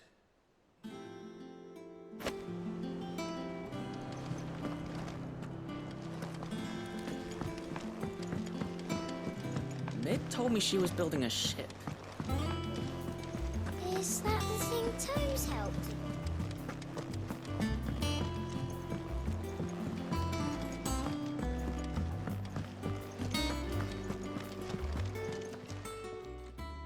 You're looking well, Karen. What do you want? Out with it. I want to know about the sword you showed Blackthorn. Single-edged and extremely sharp. Running around after him again, are you? I suppose I am, yes. But I need to help him find out how to work an edge like that. It's driving him to distraction. Little wonder, I suppose. There's not many like that make it as far as the twins, and those that do go straight into private collections. Which made it nice and easy finding a buyer. Can you tell me who bought it? Where is it now? You think I tell people who my clients are? Suppose you're not likely to go nicking him off me, are you now? Fine. If you stop mooning at me like that. Lord Ignac's the man you want. Dalmekian bloke. Collects weapons and the like. And he's got more money than sense, which is why he's one of my favourite clients. Reckon he'll still be at the inn in Dalamil, where I left him. Thank you, Karen. Oh, and he's a touch eccentric, if you take my meaning. I appreciate the warning.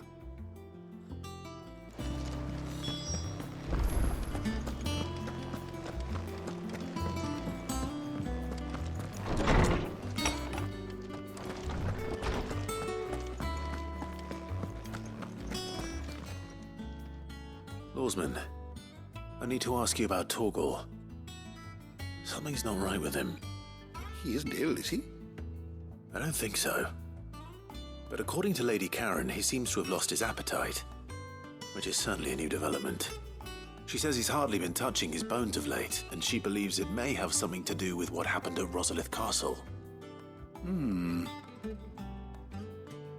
rather think she might be right, though not about his appetite. All canids are instinctively inclined to crack open bones for the rich marrow that resides within, and I see no reason why a frostwolf should be any different. Accordingly, I suspect it is not a lack of appetite that afflicts Torgal, but a surfeit of it. If we assume that his newfound magics require additional nourishment to sustain, it may well be that the bones Lady Karen is accustomed to providing are no longer sufficient. Frostwolves, after all, habitually prey upon far larger animals, whose bones may yield altogether different nutrients. As to where one might find a suitable substitute, some antelopes that graze the meadows of eastern Rosaria have been known to grow to a size more than double that of their lesser cousins. I don't recall ever seeing any that large. And little wonder. The oldest and largest such creatures rarely leave the safety of the highlands for fear of predators. The last elder antelope sighting I recall hearing about took place near Cressida, and that was long before the village was abandoned. Even so, it seems like a good place to start. Good hunting, Clive.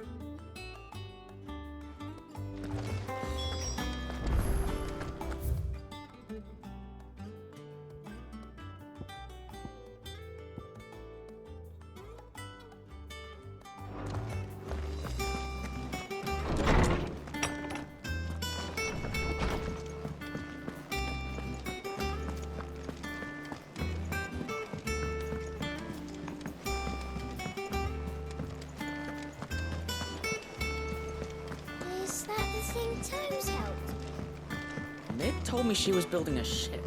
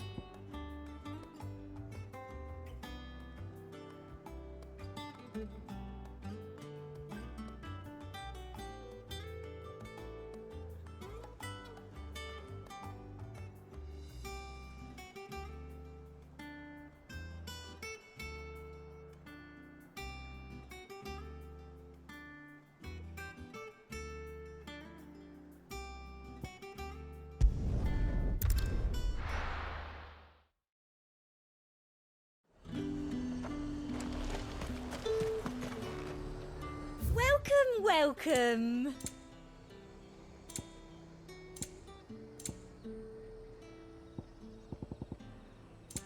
I'll be here if you need me. Them pilgers nice and chilled. Look at this place.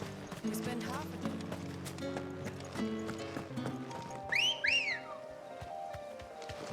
Come on. Yeah!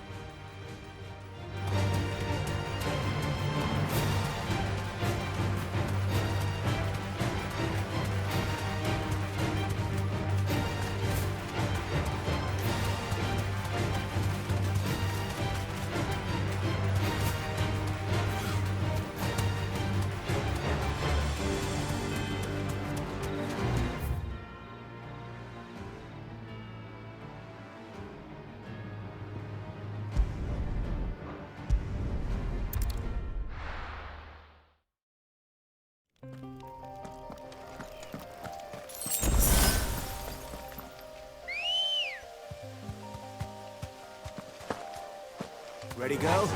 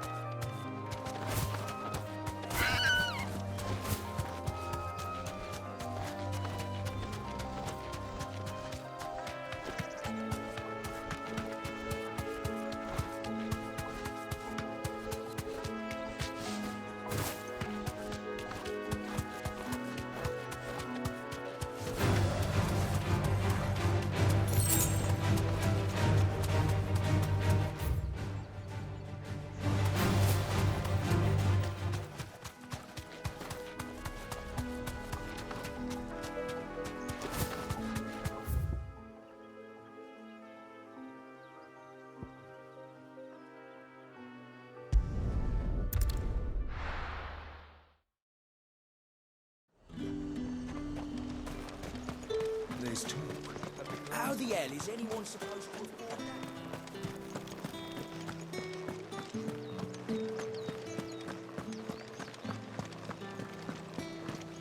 Did you hear? The gates to heaven. I want to see you again. It's all right. What am I going to do without sweet water and oil of talc? Still no caravan. Milady, I come bearing gifts. Gifts? Whatever is the occasion.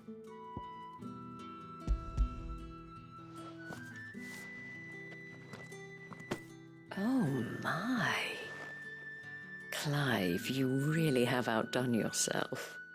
Otto asked me to give it to you. To settle the Hideaway's debt with the Veil. And to compensate you for the time it took us to do so. You disappoint me, Clive. I thought you might finally be warming to me. Tell Otto he can keep his baubles. I tried to tell him as much the first time around. The man owes me nothing, nor does the Hideaway. My contribution to the restoration effort was made freely and willingly. It was the least I could do. You once told me Sid did you a kindness. I'd like to do the same. Please, accept it. For my sake. And for Otto's. For all of us. For all you've done. It is rather fetching, isn't it? Very well. Otto is lucky to have you, Clive. I doubt anything could ever replace his son. But you and the others at the Hideaway are the closest thing he has to family. Otto had a son. Long ago, yes. Sid told me Otto lost him when he was just a boy, and blamed himself for not being able to stop it. I don't know how it happened, whether there was anything he could have done, but it was clear that it weighed heavily on him. I didn't know. How could you have? I doubt anyone did. Besides Sid, I've never met a man more keen to bear his sorrows in stoic silence. An ill habit, given that both have always been surrounded by friends desperate to help them. I'm beginning to see that.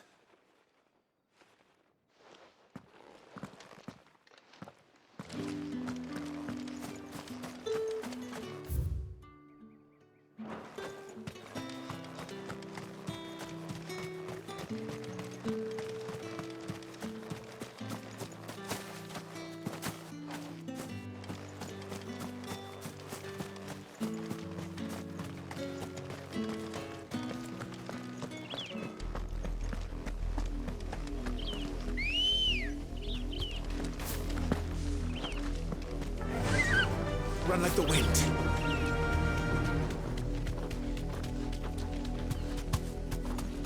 Haven't had a decent harvest in 5 years.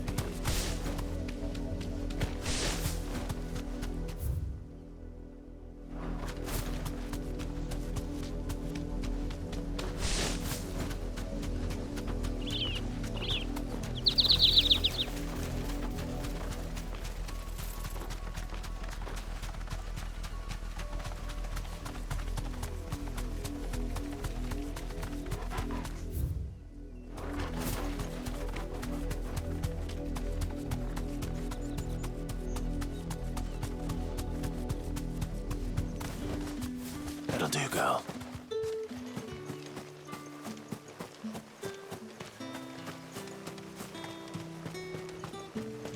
When the crystal cracked, so did the preacher.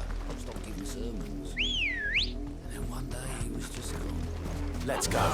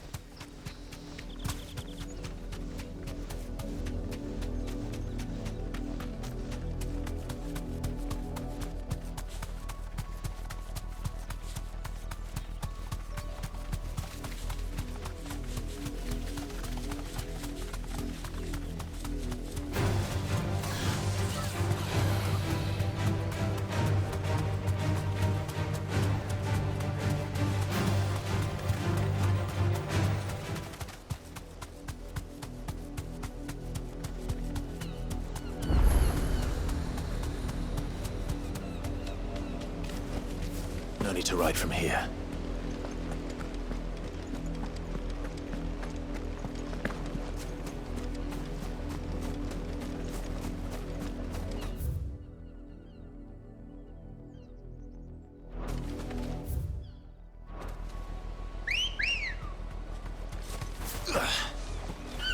Come on.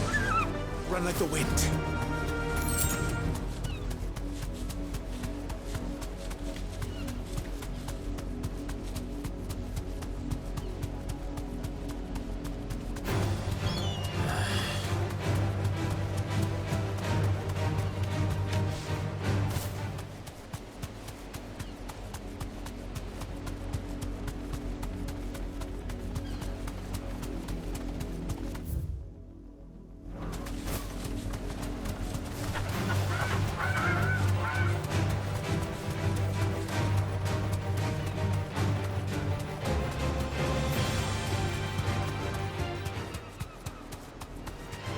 Time to fight.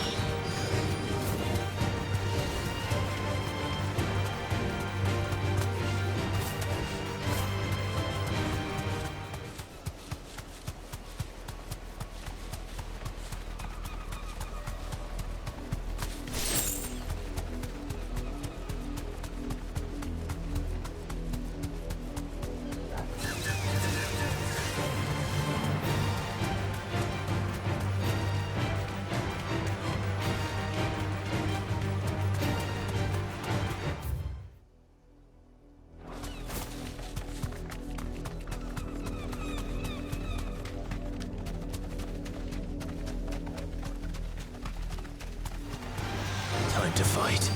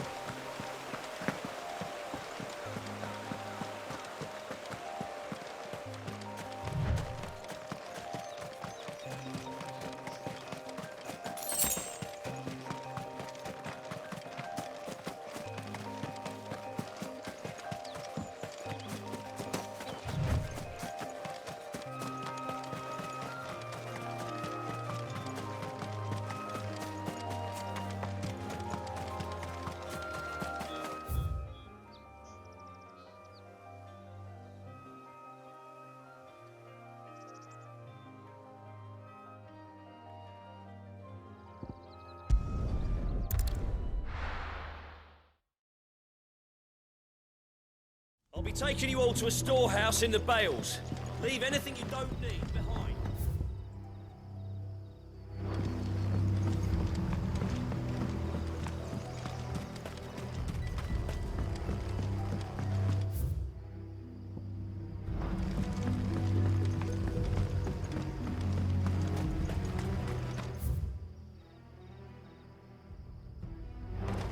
If you're ready, we leave at once.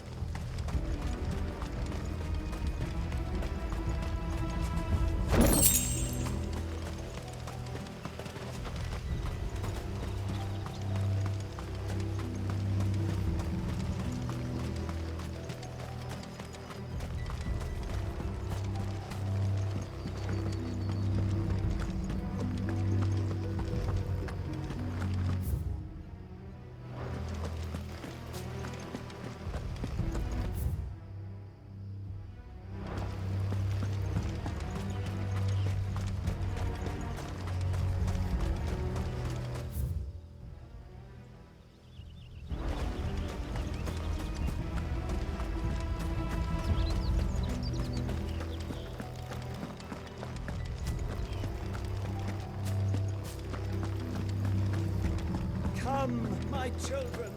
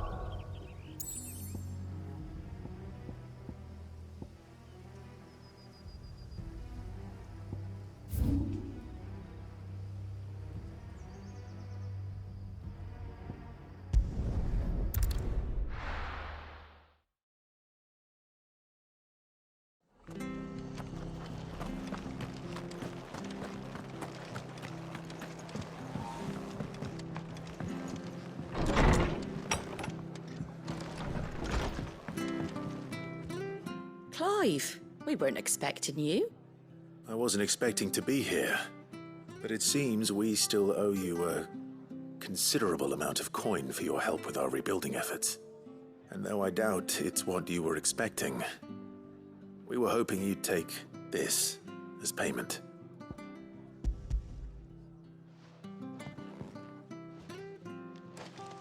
A star ruby? I can't accept this. It's worth at least twice what you owe me. More if you can find yourself the right buyer. Think of the difference as interest. Interest? If word got out I charged that much, no one would ever borrow from me again. Anyway, why are you the one here asking me about this? I'd have expected Otto.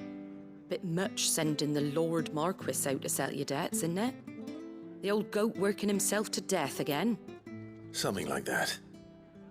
Most days I think he's the only reason the hideaway's still standing. Same as always, eh? Back when the place was nothing but a twinkle in the eye of a recently retired Lord Commander, word is he was the first one Sid reached out to. Probably knew that without his strong arm and level head, the idea would never get off the ground. Sid may have been the face of the hideaway, but Otto's always been the backbone.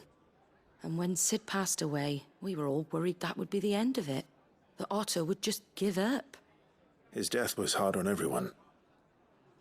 But it must have hit Otto hardest of all. But he didn't give up, did he? Quite the opposite, in fact.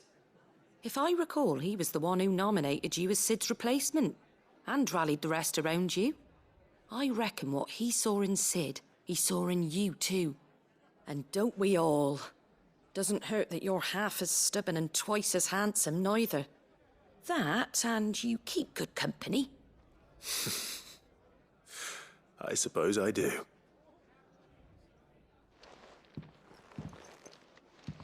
Goat will want to know the stones were delivered, if he's still with us.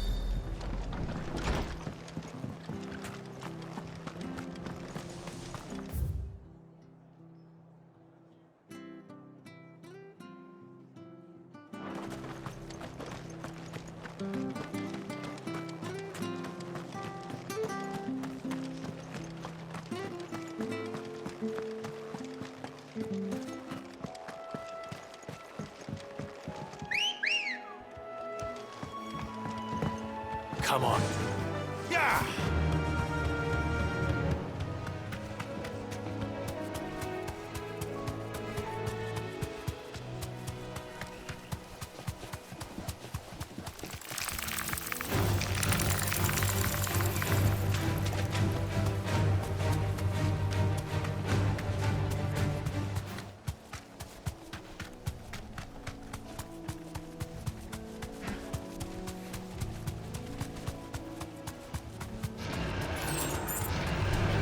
mistakes. Well, it's certainly quiet. If I were a giant antelope, it would seem like just the place.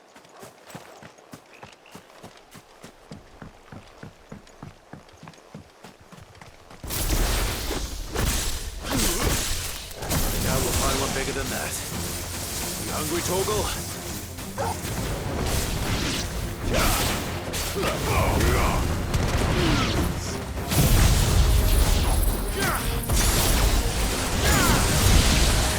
Get him! Go, Torgal!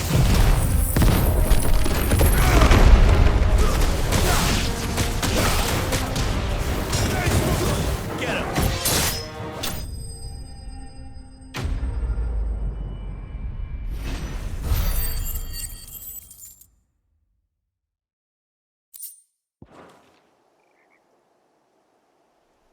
Now,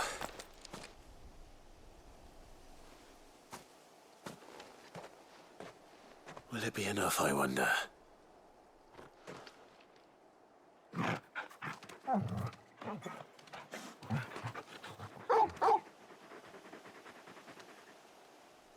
I say that answers my question, which means we owe the lawsmen our thanks. You're just a big puppy, aren't you? A very big puppy.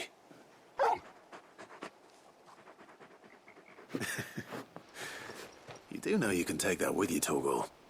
Lady Karen will be relieved to hear you've got your appetite back. Come on, boy.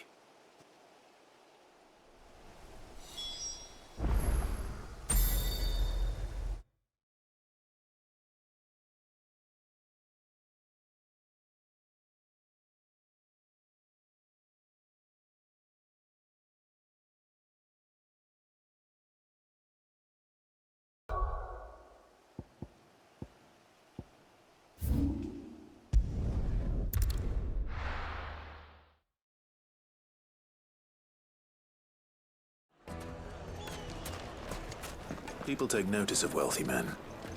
Shouldn't be too hard to track down Karen's collector. The same Drake's fang is gone. The whole Mother Crystal.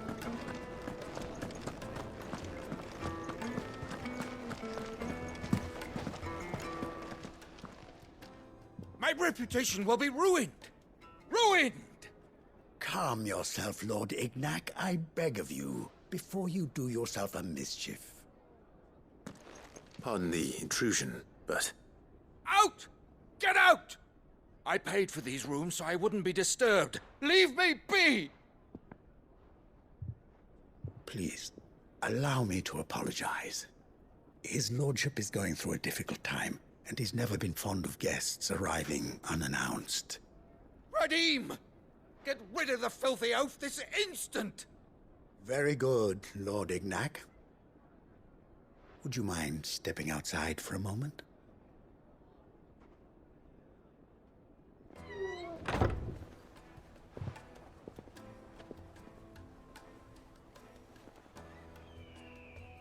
I'm sorry if I've caused you any trouble.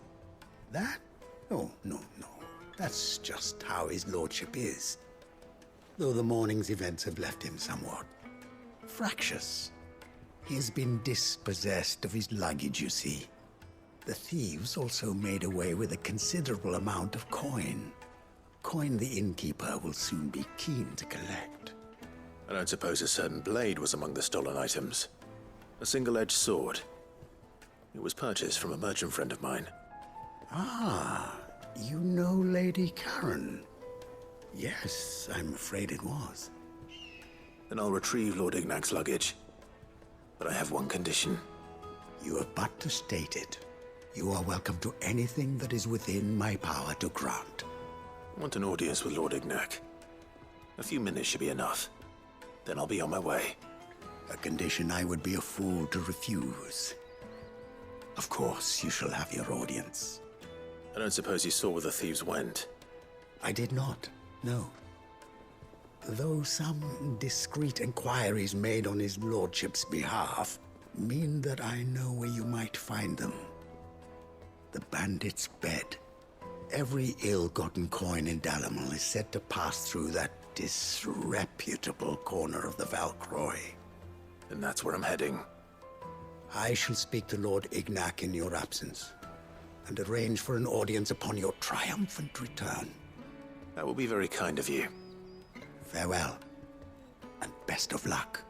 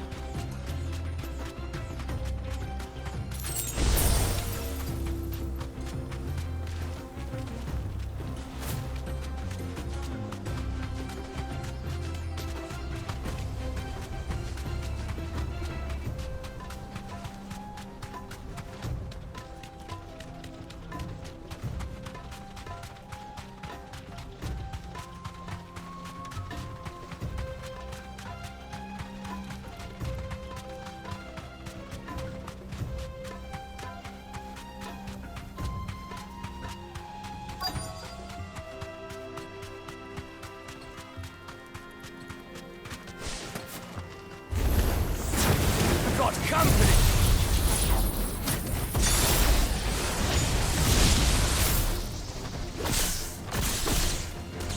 Come on, lads, let's tear the bastard's head off!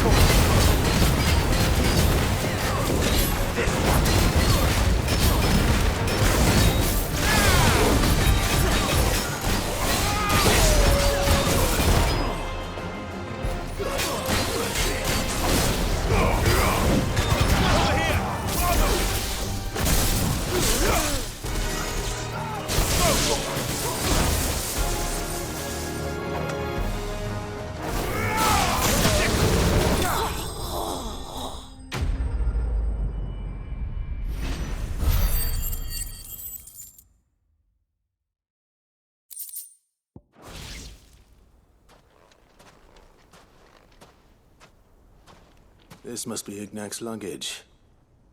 Nothing seems to be damaged. All right. Let's get it back to Dalamil.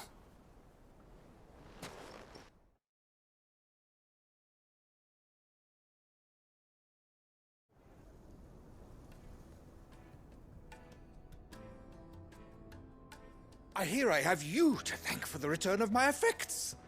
What shall I call you, my good man? Wyvern. Glad to make your acquaintance.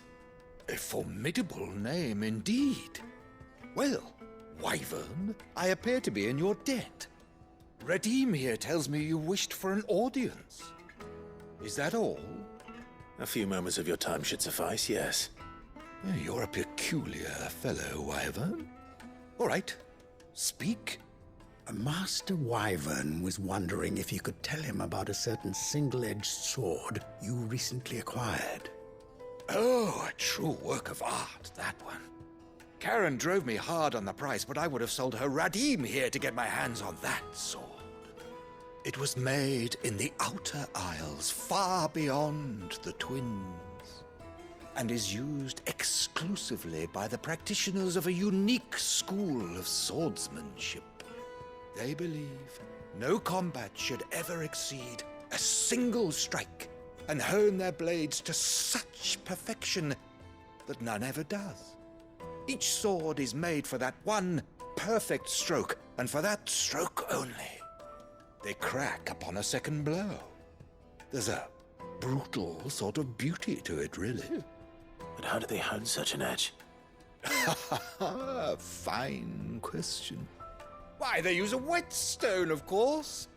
Whetstones, rather. A whole array of them, ranging from the coarse to the fine. 10,000 licks with the sharpening stone, then 10,000 more. But it is the final stone which lends the blade its legendary sharpness. A mineral quite foreign to this great realm of ours. And that is the key. The secret ingredient. Wyvern, it occurs to me that my little lecture is hardly equal to services rendered. Take this, together with my regards. The very stone of which I spoke, far rarer among collectors than even the blade itself, and a far more fitting payment. Thank you. Pardon the intrusion, my lordship. However, it is long past time we prepared ourselves to depart. So it is. I am locked in bitter competition with a rival collector of curiosities. I am one step ahead of the unscrupulous scoundrel, but he is hard at my heels. And there are many other collectors out there. Too many to count, but only one do I consider my nemesis. Lord Byron Rosfield, and is a perennial thorn in my side. I can imagine. Farewell, Wyvern, may our paths cross again. Radim, we mustn't dawdle.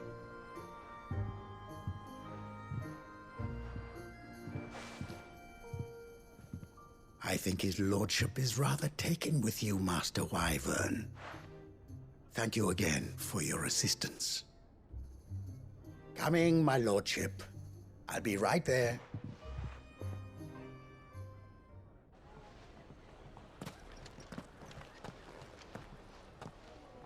Trust Uncle Byron to find such an interesting rival.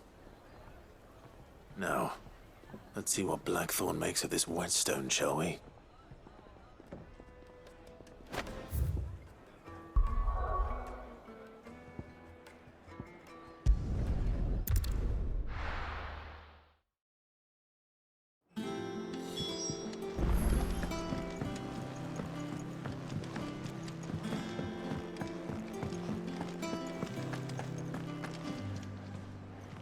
I noticed you and Torgal had gone off somewhere. Take him for a walk, did you? You could say that.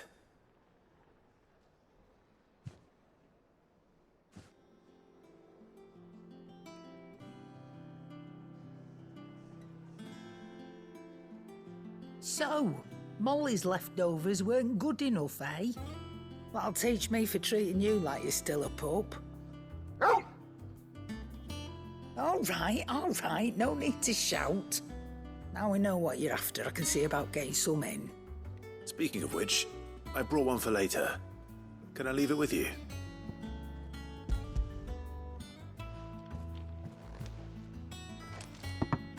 You can, aye. I'm nice like that. In return, you can thank Tomes for me. The bloody know-it-all. I was just on my way to see him.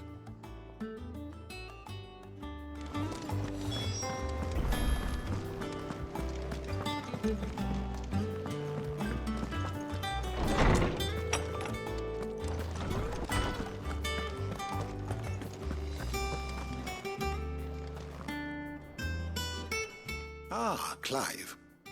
Were you able to locate your quarry? We were indeed, Lawsman.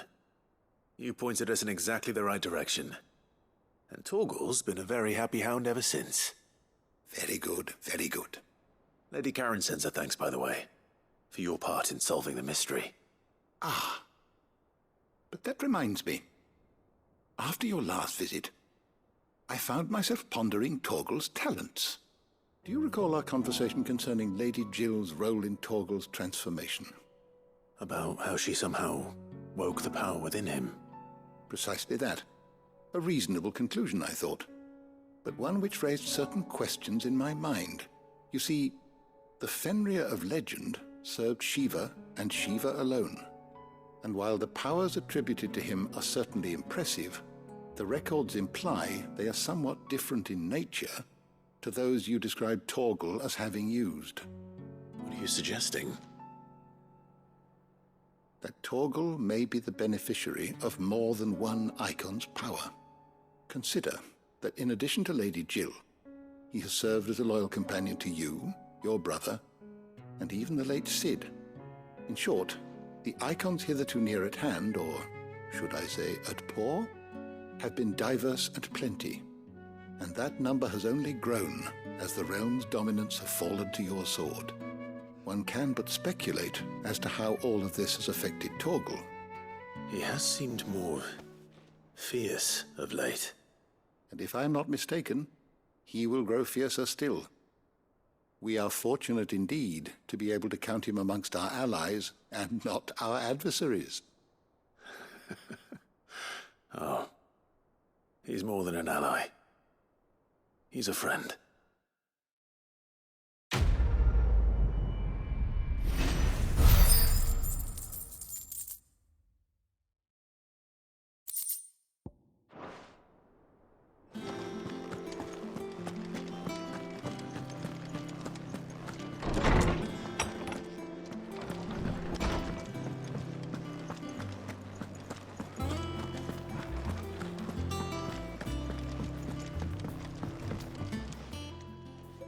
Sorry for the wait, but hopefully you'll agree it was worth it. You learned something about that sword then? I did better than that.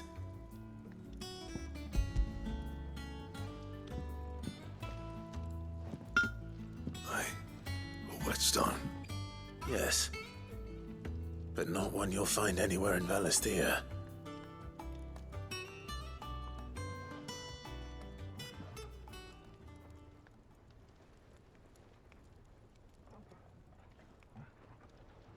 No wonder I couldn't get the same finish on the grinding wheel. One hit and all done, eh? Might not be so bad if all you ever fought were duels. Good luck on the battlefield. Your second opponent would be your last, no matter how good you were. Even so, is there some way it could be used to give the curse breakers an edge? I think so, yeah. With this whetstone and the right kind of steel, I could probably even make a twin of the blade that rattled me. But there'd be no replacing this little rock once I worn it down to a sliver. I reckon we get a dozen swords from it, if that. Swords that the curse breakers wouldn't know how to wield properly, and that would see them through a single fire piece. Nah, no point trying to copy that thing. Be about as much use as a wax anvil. But finishing our blades with a whetstone this fine, now that's something to consider. And what's finer than fallen masonry, eh? Or more hard-wearing, for that matter. Just imagine it. Good Valisthean steel with an edge as sharp as any found in the Outer Isles. I won't make a copy, nah. I'll make something much better. I'm sure the curse breakers will be delighted. Just don't push yourself too hard. Don't you worry about me, sunshine. I've been working day and night since I was half your age, and I'll still be here when you're long gone. Hey, thanks, Clive. I mean it. I owe you one, August too. It's good to know someone's looking out for me. He'll be happy to hear you said that. And I'll see that my debt to you's paid. First new blade I make's got your name on it. You come and find me when you've got the materials. All right. I will.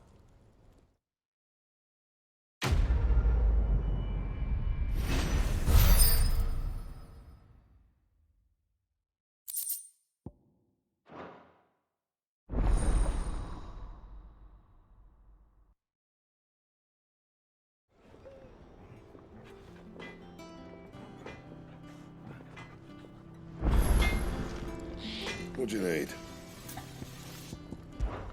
Good bloody... Mine included. What do you want?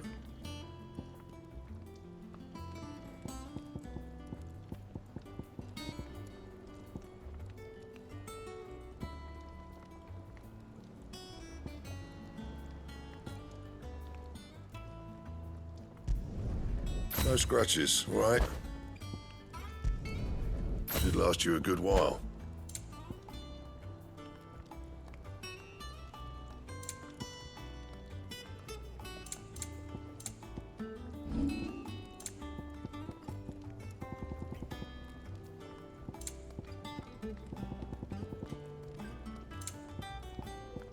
That it? Fine.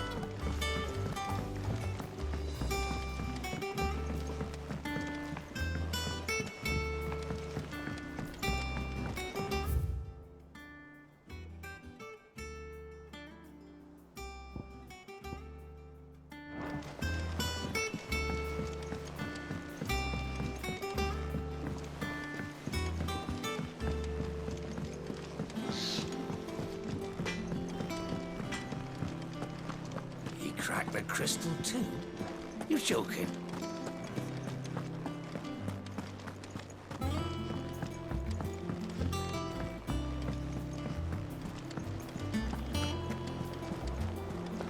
Is that the thing Tomes helped to build? Ned told me she was building a ship.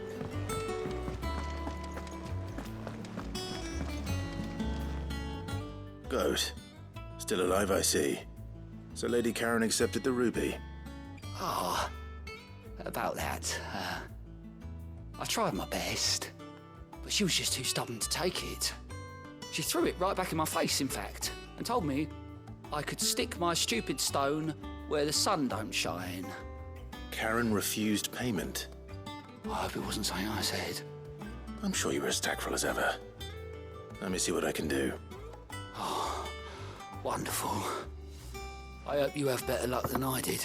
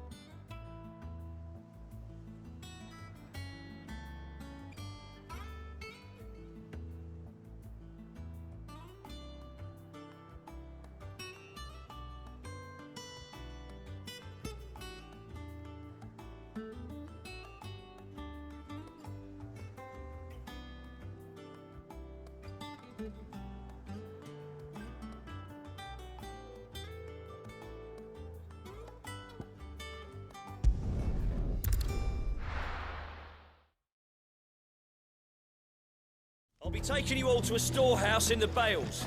Leave anything you don't need.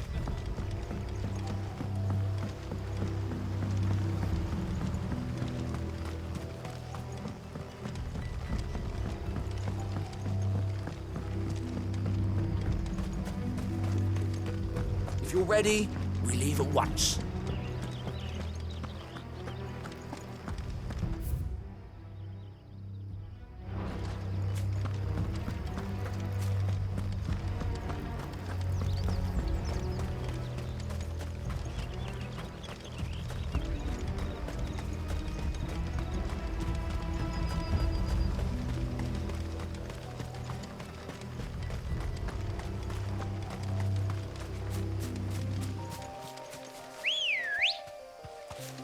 Come on. Run like the wind.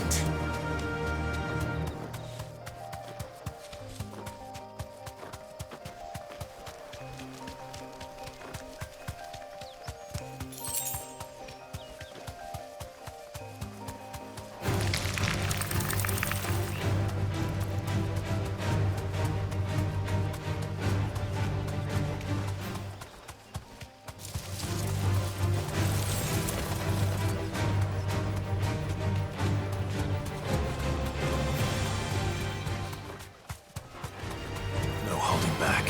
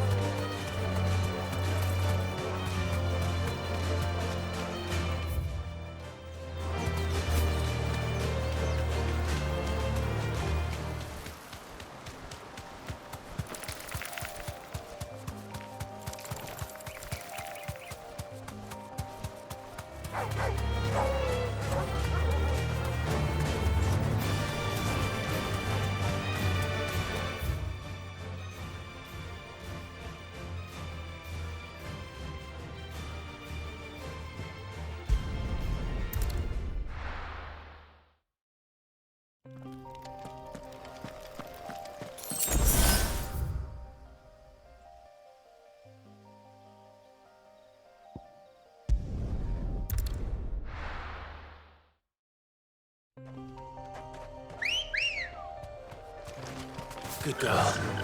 Fly, Ambrosia.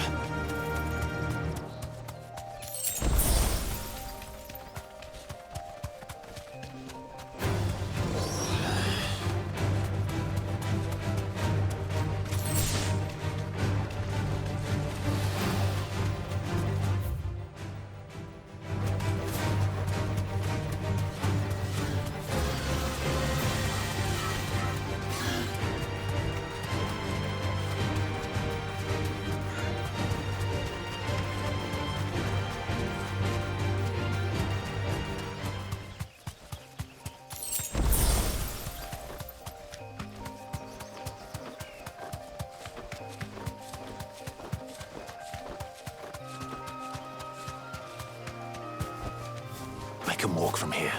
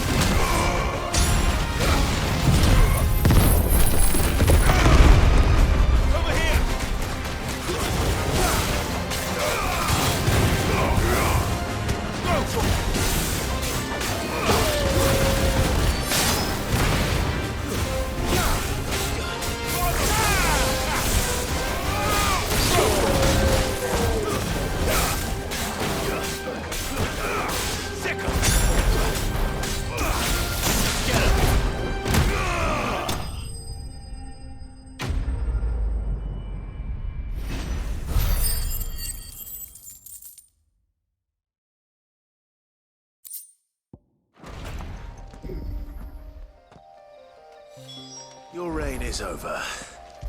Now to collect the ash. This looks like the stuff.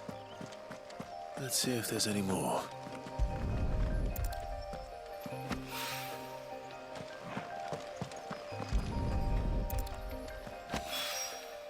That should do it. If a wine needs...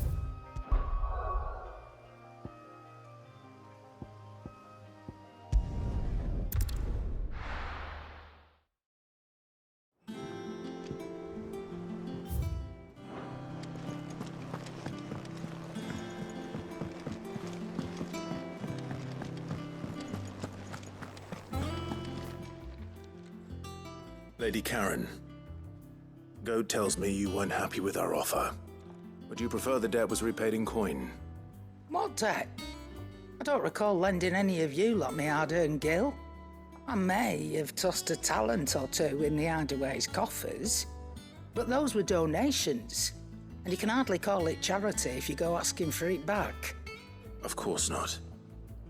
But one good turn deserves another. And our circumstances have changed. Surely you wouldn't shun the gratitude of a pauper who happened to have become a prince. Oh, so you're a prince now, are you? Fine. But I'm selling it and taking what I'm owed, then you're getting the rest whether you like it or not.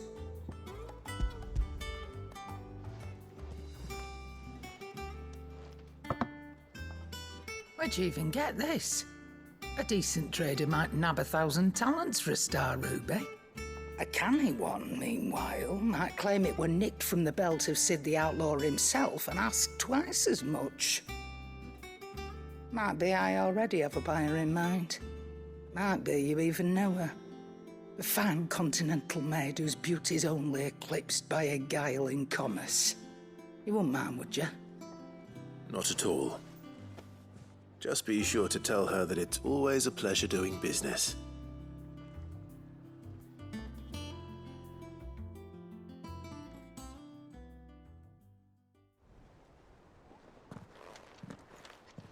I hear you ended up delivering all 3 stones. Thanks to this lump. I sometimes wonder what I pay you for. Speaking of which, I still haven't been paid last month's wages. Oh, so you remember what's owed to you then? Get your ass behind that disc of yours and don't get up before those ledgers are square. Right away.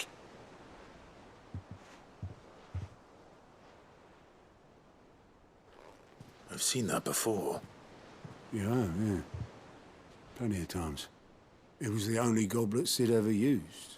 Either out of habit, or because the filthy sod couldn't be bothered to find a clean one. I knew so little about him. Like most people. Martha and the Dame both seem to have fond memories of him. Huh. I bet they do. How long did you know Sid before he... Before he died. 20 summers, give or take. Back in the day, I was a purser on a trade ship, which is where I met him. He bought passage to...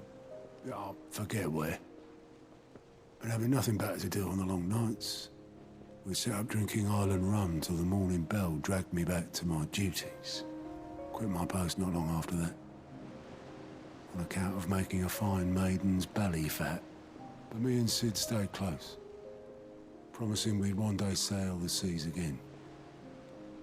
That was before fate stepped in and said she was having none of it.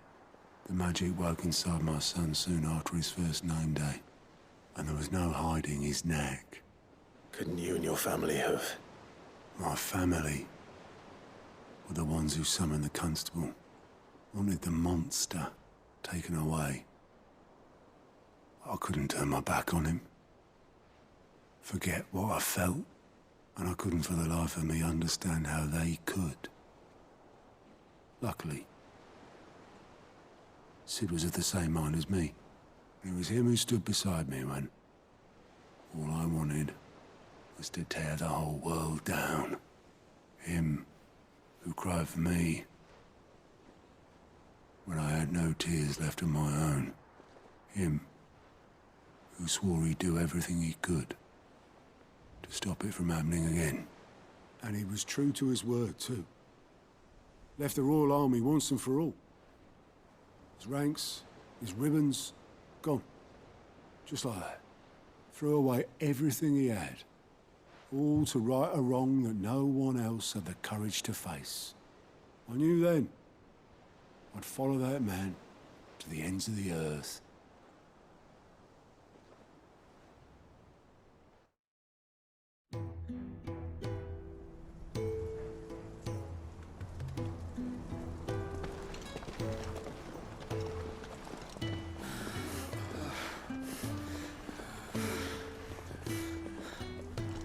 He was always too clever for his own good, was Sid.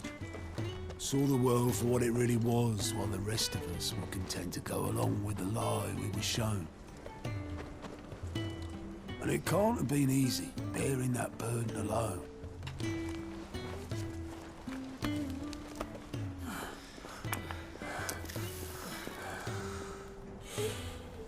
But he didn't let it stop him.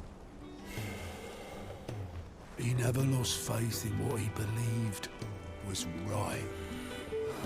And that gave us faith in him. Faith he'd steer us true. So I swore to myself that I'd always be right behind him, ready to catch the stubborn sod, if ever he should fall.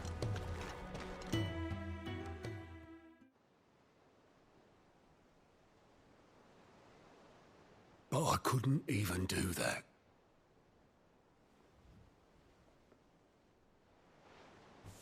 Ignore me. Just the ramblings of a tired old man.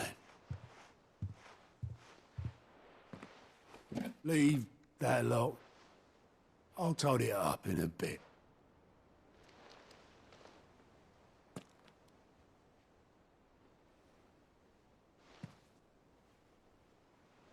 This is Sid's handwriting.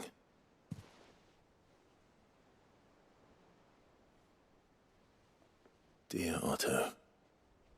I may be drunk, but I wanted you to know this place would be fucked without you. Love you, you grumpy old sod.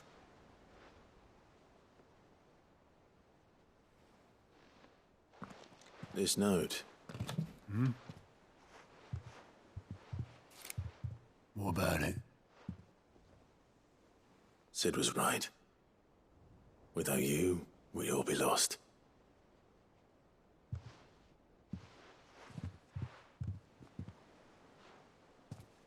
He should have bloody well said so then. Just once. Before he went. But then, why would he? Him, or anyone? I'd only have told him to piss off.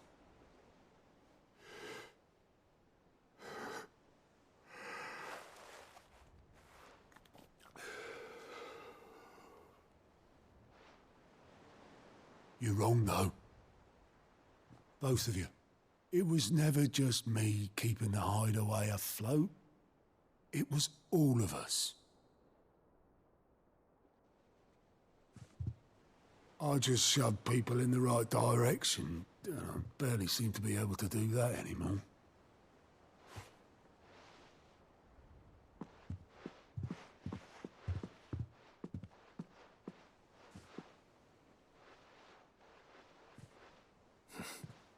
Would you rather go at the helm? Well, maybe I've got a few more years left in me. I'm going to hold you to that, Otto. Before you go, Sid would have wanted you to have this. But that's... This'll do me just fine.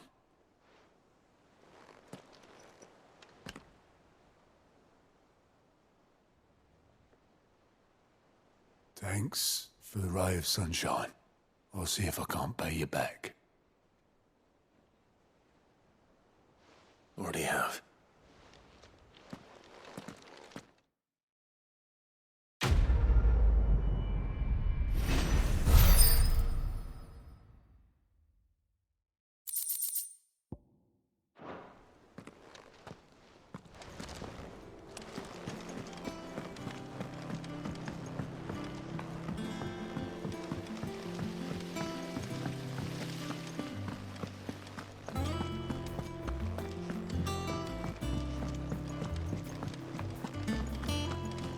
Mid might need some help.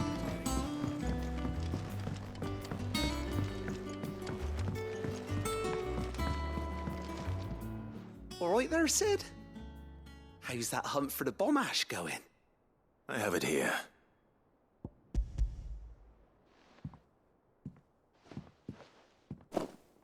That's the stuff. And plenty of it, too. Enough to keep the Olympic bubbling away for a good old while. You're a gent, Sid. Let nothing say otherwise. Right then, let's get this contraption up and running.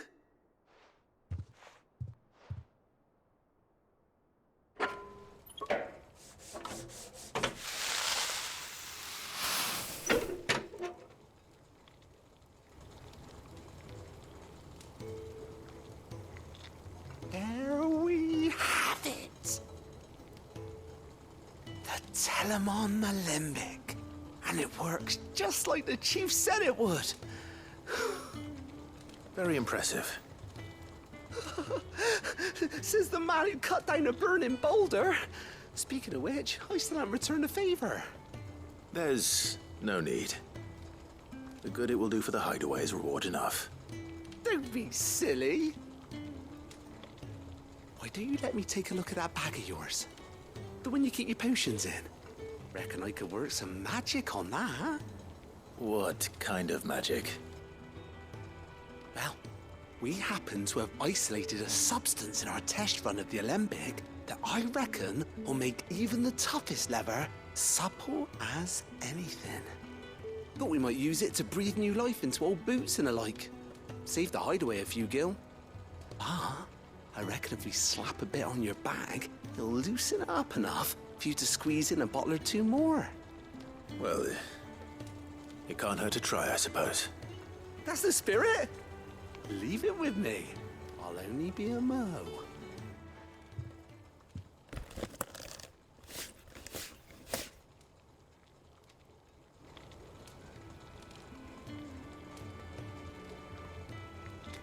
Well, what do you reckon? It certainly feels more flexible. Right? Told you. Thank you. I think. No. Thank you for supporting Mid and the rest of us in our endeavors. Without you, we'd never have been able to discover wonders like that stuff I rubbed on your bag. And I'm telling you, there's plenty more where that came from.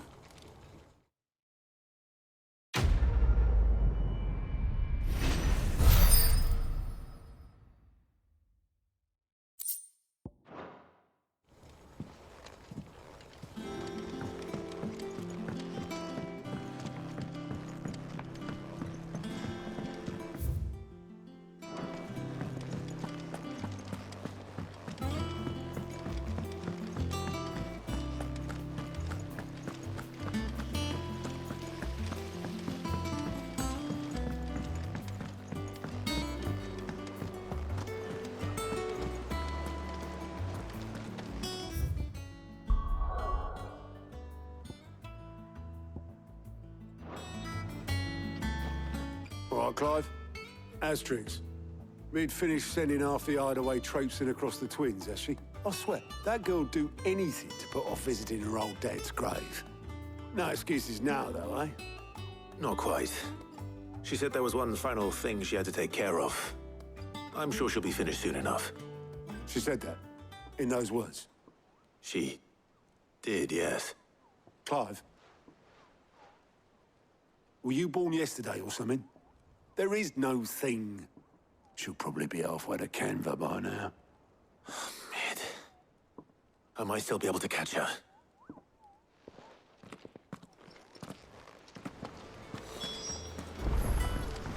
Mid told me she was building a ship.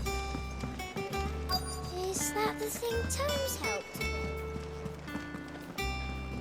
Obolus, have you seen Mid? Yep. In a boat, going that way. Then I'm too late. You in a hurry and all, are you? I offered to take her across, but she wouldn't wait. Just paid for a dinghy and rowed off. Oars going like the clappers. Got some life in her, ain't she? But anyway, I was on my way up to see you, as it happens. Got a letter for you. Urgent, by the sound of it. One of your uncle's men said I was to hand it to you in person, post-bleeding haste. And you're here now. Thank you, Obelith. Don't mention it. What tidings, Uncle?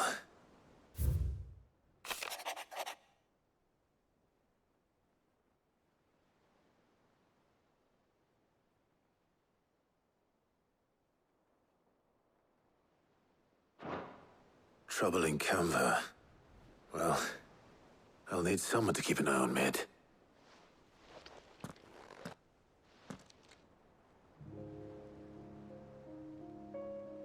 So what? Mid got us to do all the dirty work and then just sailed off into the sunset? It, seems that way. Well, nothing we can do about it now. But next time you plan on visiting Sid, you might want to tie her to something before you suggest it.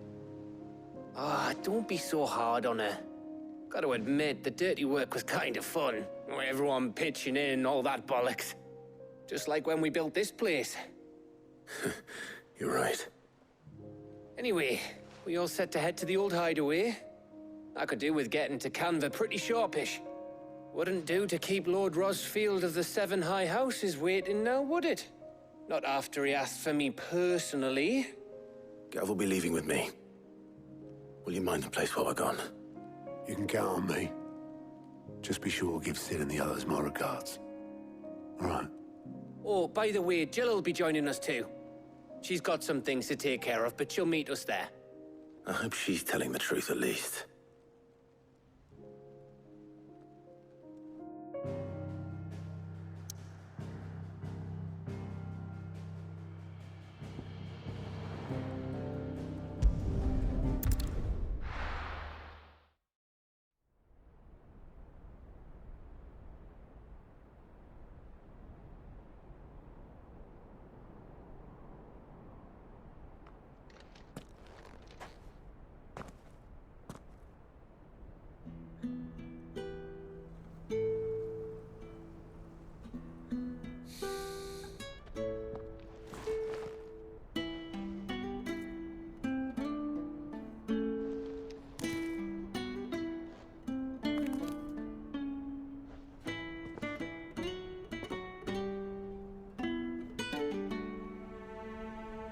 Well, Sid,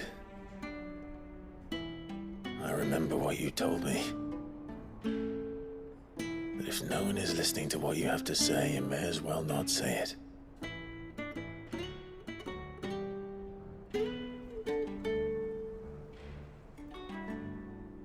But I will say this, old friend. Hugo Cooker is gone. His shadow looms over us no longer.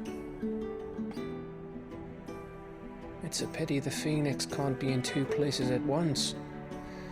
If he'd have been with us, maybe he could have done something for the lost. Not even the Phoenix can bring people back from the dead. Life has a beginning and an end.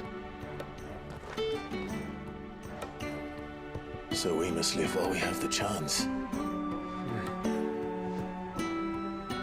And not as slaves to the crystals, but as free men. May we join you?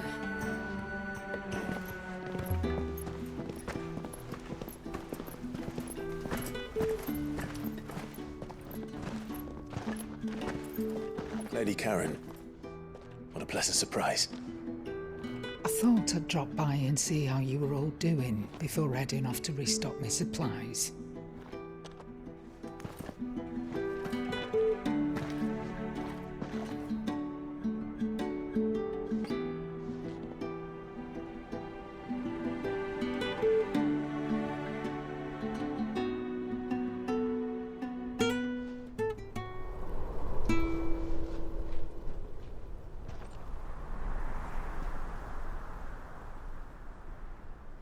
It It wasn't the most scenic view back then, but it were never as bad as this. I know. The Blight marches on. And soon, there will be no escaping sights like these.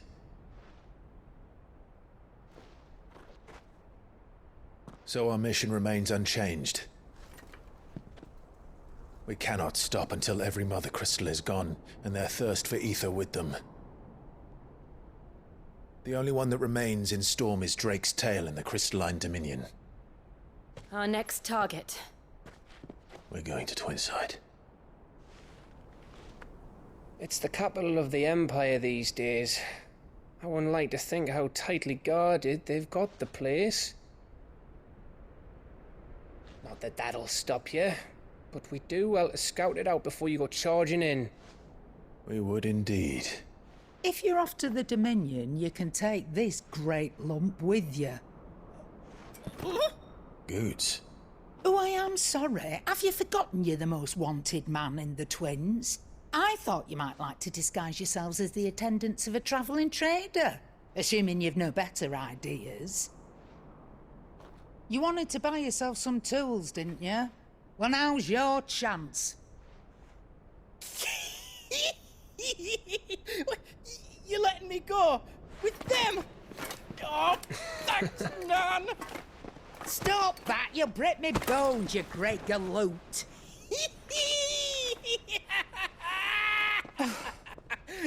There's a caravan that runs back and forth between the Dominion and the Bocklad markets. It's managed by the Merchants Guild. Just show them Goots' traders pass and you'll be on your way. It'll be a damn sight less risky than footing it the length of the Crystal Road. That's for sure. Thank you, Karen. And glad to have you with us, Goots. Okay then. I'll get me things and I'll meet yous there. See yous down in Bocklad. Get off! Me poor fingers! Jill, you're with me. Understood. And Gav? Already on my way, Captain. Be careful. Aren't I always?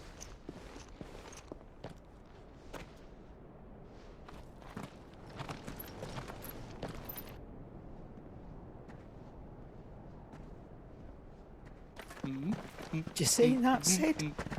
Your protege's making a proper little outlaw of himself.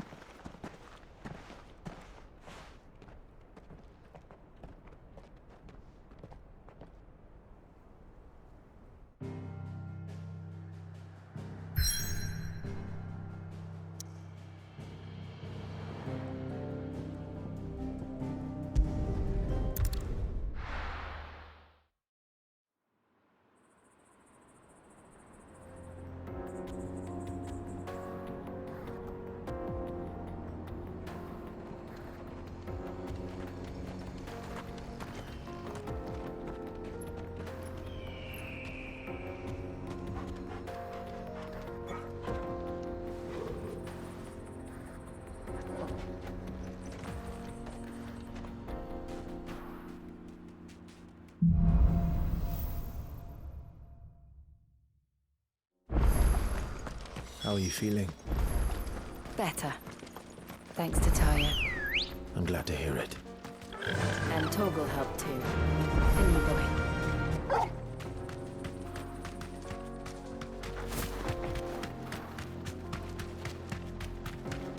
This used to be a trade route for merchants crossing the Scars, till the Republic laid a new road wide enough to let wagons pass, and all official traffic moved there.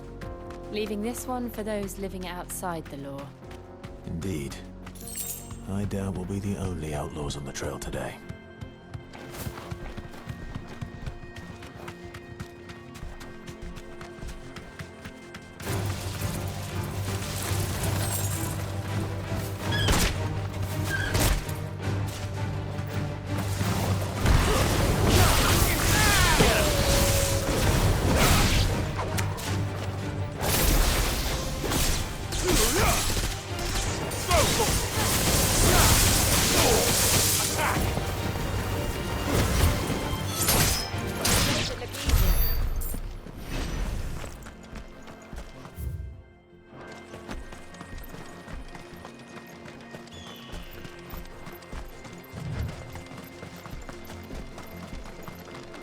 So what do you think? That we... Really? It's as bad as that? Oh, aye. There's trouble up ahead. And too much of it for us to handle. I take it there's danger on the road. Oh, what about this fearsome-looking fellow? You think he'd be equal to the task? Well, no doubt. Assuming he's willing to hear us out. Well met, friend. My brother and I have been tasked with finding a merchant's missing cart. You seen it by any chance?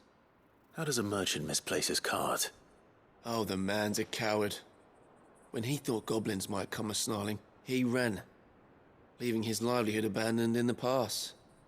He sent the two of us to fetch it, but it's gone. Now, I'm not much of a thinker, but I know the work of thieves when I see it. My brother's right on all accounts. And by my estimation, the bastards are lying in wait just down the road. We may have seen our share of action, true, but we've not got the skill in arms to boldly brave an ambush. You, however, have the look of a man who needn't fear a band of backwater ruffians. What do you say? Will you help us out? Chances are they'll come for you either way. But if you promise to lend us a hand, at least you'll pocket a reward for your troubles. Well, if I'm going to have to deal with them anyway. You've clearly got a fine head on those broad shoulders. We're lucky you came along. Now, hoping to make a heavy purse in Bocklad, our merchant friend loaded his cart with as much as it would carry. Reckon he won't be forking over the rest of our fee if we don't find those goods. So, while you're seeing to those bandits, you keep your eyes open. All right. Just don't expect me to drag the cart out of there myself. No. You can leave the cart to us. You just put an end to those bandits and point us in the right direction. You do that, we'll take care of the rest.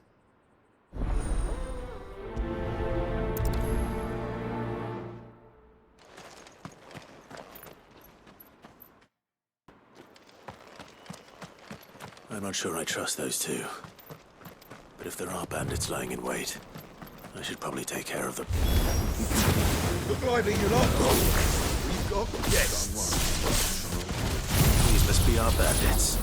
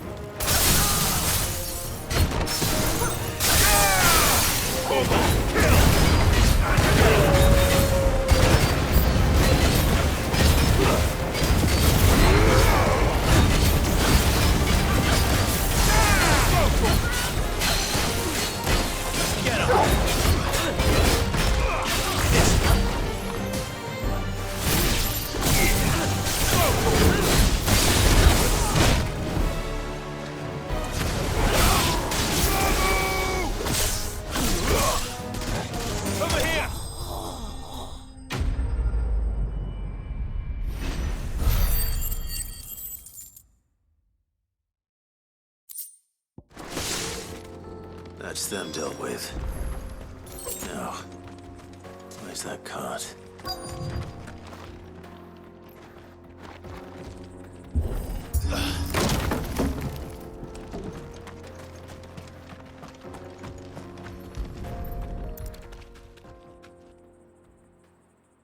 Getting all of this out of here will be a nightmare.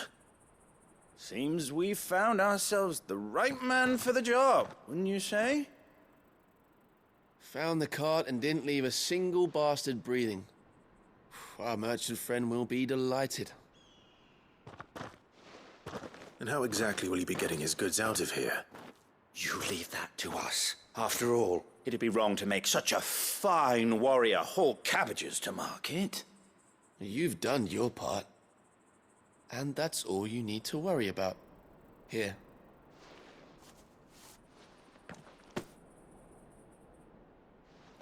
It's been a pleasure. Now piss off. There's no need to be so rude, brother. What if we want his help again next time?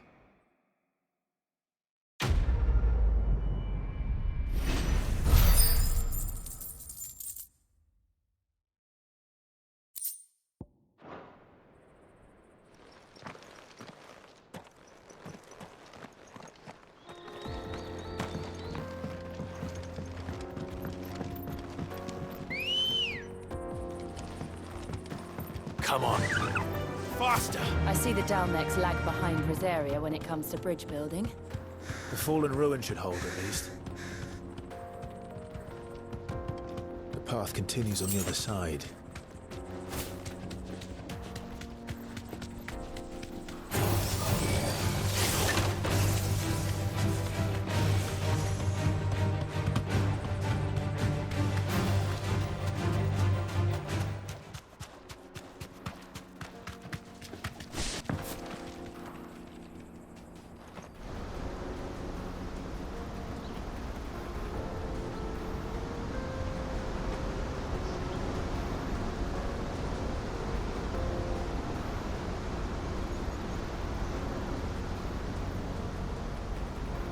So this is Zemeckis. The land of the gods. It's even more impressive than I imagined. I remember being captivated by the story as a child. Long, long ago, man was overcome by avarice and challenged the gods in a bid to win their power. The final battle took place here, at these falls. Or so the legend goes. If anyone ever manages to plumb those depths, perhaps we'll learn if there's any truth to the tale. That the gods emerged victorious and punished man for his defiance by visiting upon him 2 curses. Dominance and bearers. To tell the truth, I always thought it strange that the dominant and their icons were deemed a curse. Back home, the dominant inherited the throne. They were admired and exalted, not spurned. Whenever I got to that part of the story, I always assumed there must be something I'd misunderstood. You had a lot of storybooks, didn't you? In your room, I mean. When we were young. The old legends were always my favorites. Epic battles between gods and men. Father encouraged me to read as much as I could. He thought it good for my education. You really were a boy like any other, weren't you?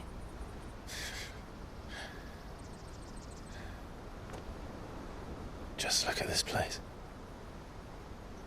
It's enough to make you believe the legends are true. I know.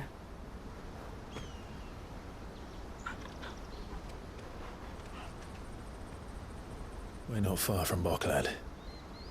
The road will be busier up ahead. And we'll have to keep our wits about us.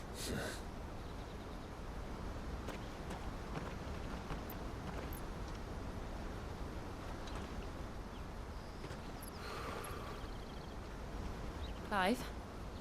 Something wrong? Nothing. It's nothing.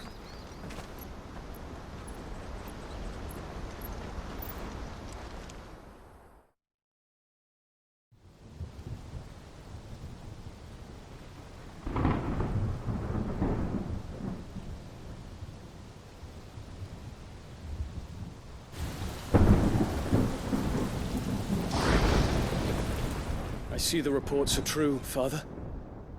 You have surrendered the throne to Olivier. I have. Emperor Olivier shall rebuild the Holy Empire of Sambrec.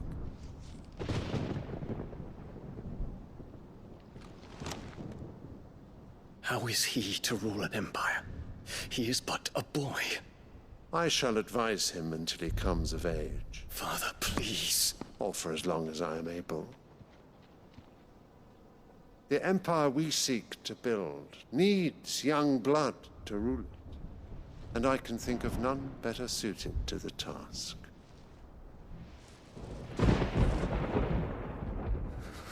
There is other news, Dion.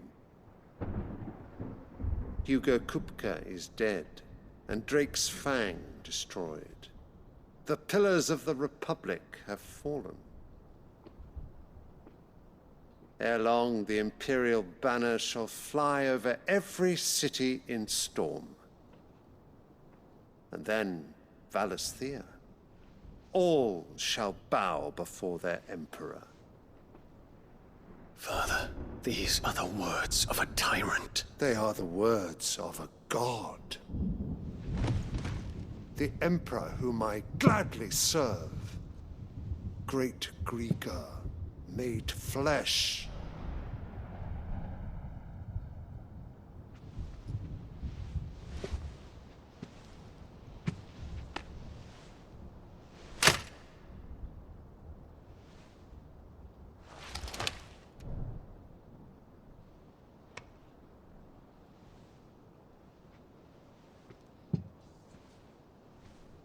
Return to your camp, Dion, and ready your forces.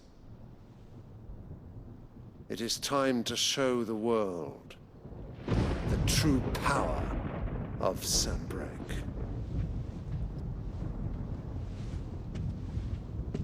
Father. I find you much changed. Is this truly the path you wish to tread? Or are these the ambitions of another? Of Ultima, perhaps? What nonsense is this? I speak my mind, and my mind only. Though I do owe Annabella thanks for reminding me of certain truths regarding the nature of nations, of rulers, and of the divine. You would trust the words of this traitress? She betrayed her country. She slew her husband. You have ever been an invaluable servant to Sanbreque, Prince Dion.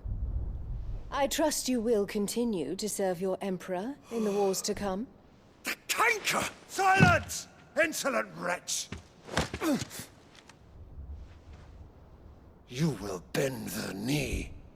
All else is heresy.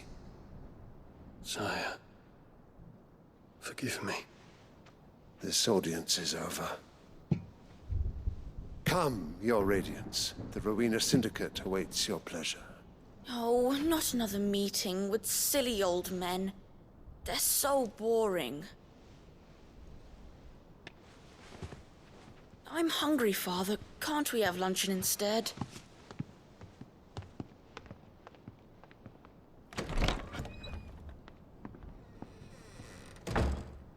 Does it pain you that you will not inherit your father's throne? I have suffered worse.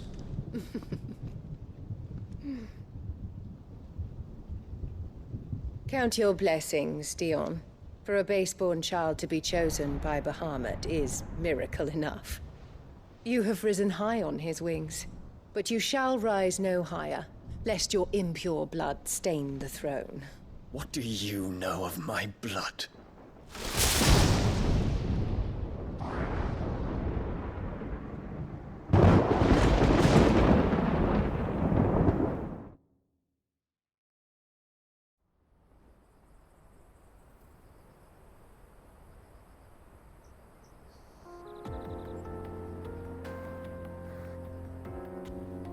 The Boklab markets are to the north. We just need to hug the coast.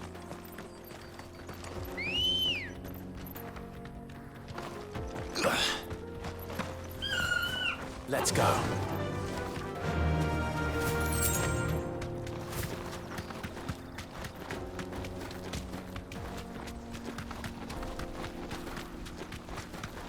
Infiltrating the Dominion won't be easy with the Imperials on high alert.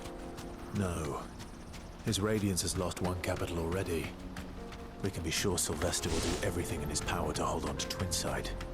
His troops are well-trained and increasingly battle-hardened. But it's not as if we can wait for the siege to end.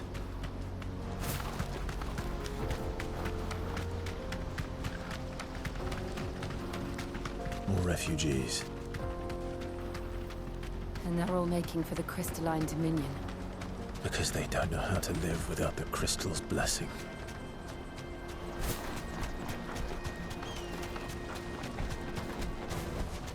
Back to the stables, girl. There are no crystals here. This is where we're supposed to meet Goots, isn't it? That's right. He said he'd wait for us here after replenishing his supplies. I dare say he'll have finished by now. Let me carry your goods. I'm cheap.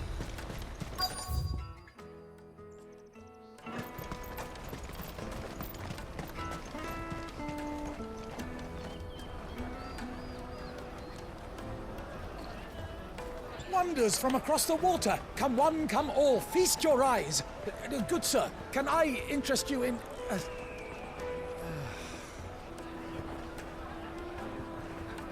How much?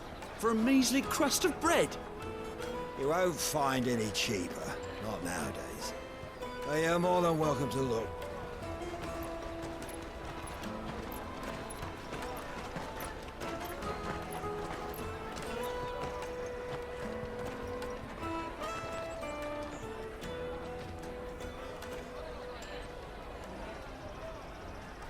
The Empire's unlawful and illegitimate occupation of the Crystalline Dominion is still in effect.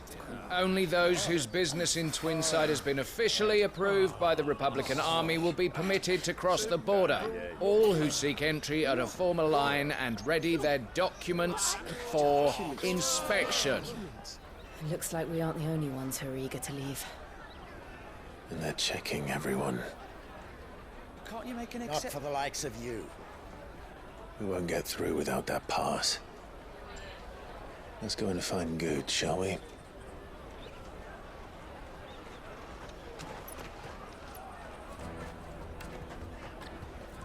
He must be around here somewhere. Come, taste my peaches. They're sweet as nectar. I'll take the large one. Ah, Good. There you are. Clive, I'm so sorry. Don't tell Nan, will you? Slow down, Good. Just tell us what happened. It's me trader's pass. It's gone. We cannot ride the caravan without it. We won't even be able to get through the flipping checkpoint. Do you remember when you last saw it? It was in my pocket a minute ago. Then a bairn bumped into me and... Yeah. You don't think that they might have nicked it, do you? It wouldn't surprise me. A busy market like this is prime territory for pickpockets. So, to get the pass back, we need to find this child. Where would we even start? I know where! I've got a pal in Bocklad who might be able to help us. No one knows more about what goes on round here than she does. Where do we find her? She's the owner of the Crimson Caravans, up that way. Sign's got a red chocobo on it. No time like the present. You two go on ahead. I'm gonna check the rest of my stuff, make sure naught else is missing. All right. We'll meet you there.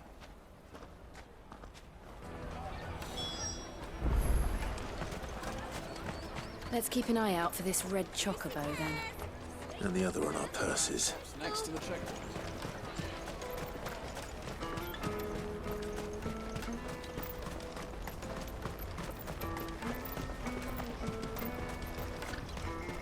Out of my sight, wretch.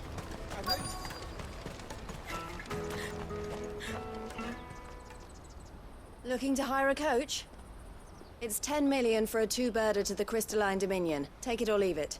Oh, we're not here for that. Then I bid you good day. Oh, wait! Don't go, El. He's me mate.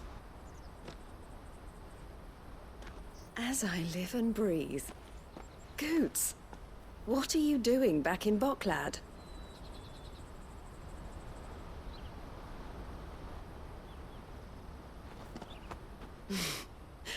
I gather Lady Karen didn't send you.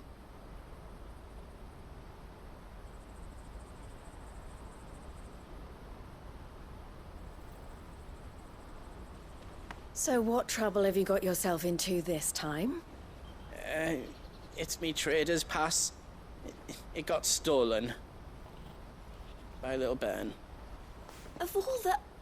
You're the size of a marble. Honestly. Ugh. Goots told us that you know the markets well. Might you have an idea which little bairn could have done this? We don't intend to punish them. We just need our pass back. Then, we can be on our way. I see. So neither of you has a trader's pass either. Not that anyone would take you for traders, but I suppose that's why you came to me, correct? Now, I can't say for sure who took your pass, but I suspect I know why they did it. Let me explain.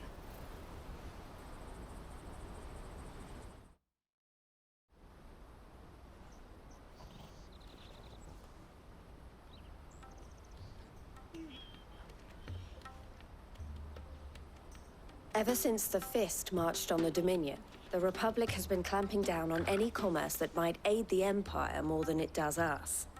Which means traders' passes have gone from being merely a way of easing one's progress to being essential if one wishes to cross the border at all. And with demand outstripping supply, they've become a precious commodity, leading some to seek to acquire them by less than legitimate means. So the children are stealing passes to sell on the black market?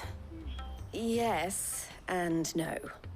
Passes are inscribed with the names of their owners, and yet none of the victims' names have appeared on the register of those passing through the checkpoint. Which means? That someone is doctoring the stolen passes. The same someone who is encouraging the children to steal them. And the same someone who has Goots' pass, no doubt. Whoever they are, they're ruining the livelihoods of honest merchants, which is why we've decided to take a stand. Will you stand with us? You want to get your pass back, and we want to ensure that no more are stolen. Catch whoever's behind it all, and 2 birds shall be slain with a single stone.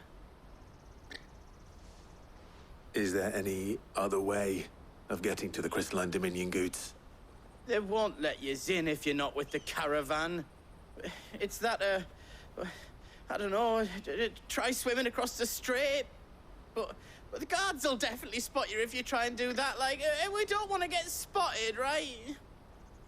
So either we find the people who took the pass, or give up all hope of entering the Dominion. All right. We'll help.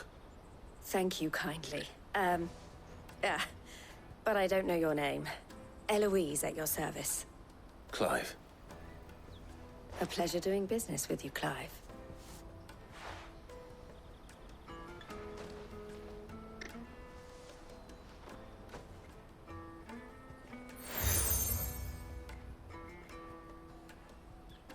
The proprietor of the furniture makers by the coach stop is spearheading the search. Wear that, and he will know you for a friend. I suggest that you speak with him first. The furniture makers. Understood.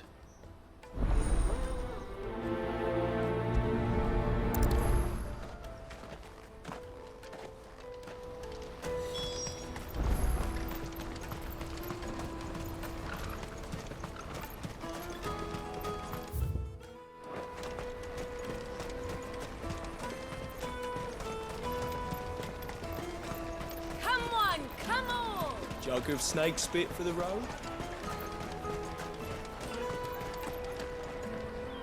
Are you the furniture maker? Looking for something in particular? Ah, Eloise collared you too, eh? Then I expect you want to know more. She told me you were leading the hunt for the pickpockets. What have you learned? For one, that they're targeting the traders carrying the biggest packs. Harder to watch your back, see? and less chance of the mark giving chase if they're spotted. Not that they'd be likely to catch them. Those imps know every inch of this warren like the backs of their hands. Their eyes must have lit up when they saw Goots. The fishmonger round by the gate's been trying to track down the children involved. You should go and have a word with her. Thank you. We will.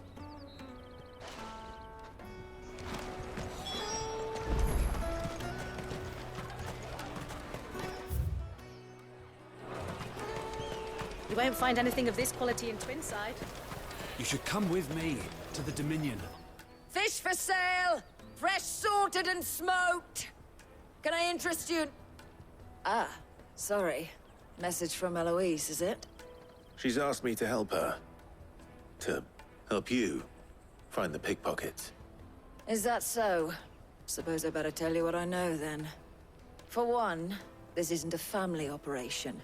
All the traders say the children who stole their passes were dirty, dressed in rags. Street urchins, by the sound of it. We get a lot around here. Orphans from the wars. A few, perhaps. You saw the refugees gathered by the entranceway? They're all looking for a new start in the Dominion and beyond. Some of them take it as an opportunity to rid themselves of unwanted baggage. The shame of it. Whoever's behind this would have to have made themselves known to the children at some point. And so should we. You should start with the children around here, then. I doubt they're the ones involved, but they might have heard something. It's worth a try. All right, then. Questioning children. How hard can that be? Remember when half the people coming through here were traders? Come, taste my peaches! They're sweet as nectar!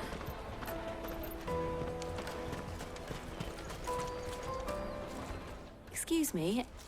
Do you mind if I ask you something? Can't stop you. I was just wondering if anyone has asked you to do anything out of the ordinary recently.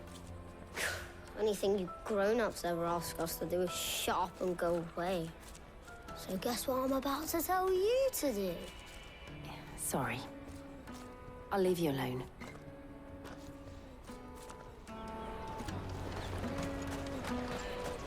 I'll take the large from the free cities! All but unbreakable! Do you have a moment? What do you want? What I want is to know who's asking children like you to pick pockets. I don't know. Nobody's asked me. What's picking pockets? Do you get paid for it? No, you get in trouble for it. So if they come calling, you know what to tell them.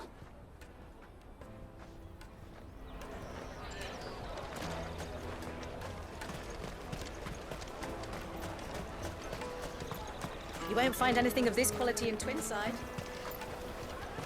Tight-fisted swine. If you go, and they act like it's the end of the world.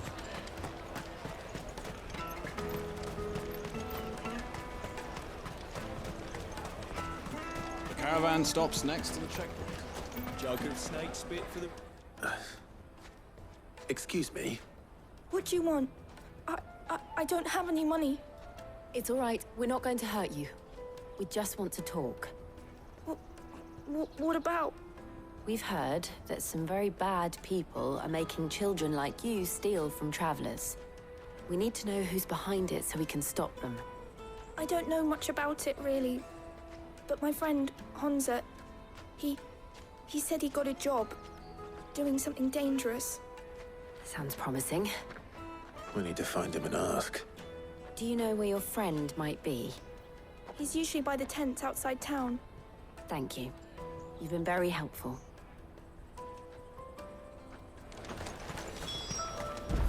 Come on, come on!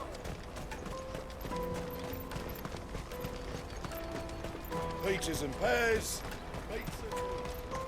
Let me carry your goods. I'm cheap.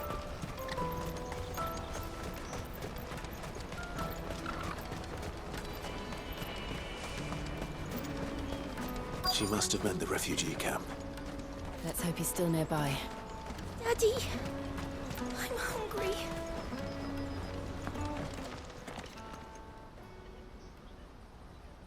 That big fat donkey was easy pickings. He wouldn't have noticed if we'd robbed his boots off him. Yeah. Wish we hadn't handed over the pass, though. Could use one of those things to get out of this dump. Chance would be a fine thing. The moment they found out, they'd string us up by our guts. Would they now? Perhaps you'd like to introduce us to these charming characters. Shit, we're in trouble now. What do we do? You two get caught if you want. I'm off. Hunter, where are you going? So that was Hansa, eh? Jill, you watch these two. I'm going after him. All right.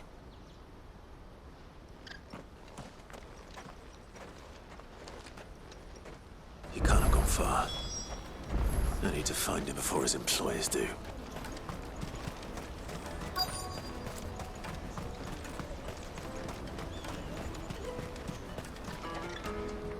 Did you see a boy run past?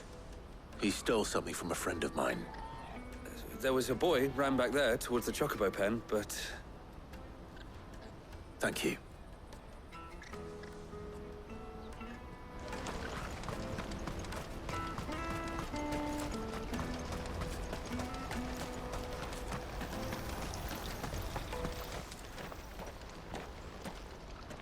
Oh, shit.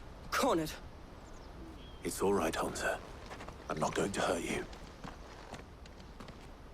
I just want to ask you some questions. Fine. Not like I've got a choice.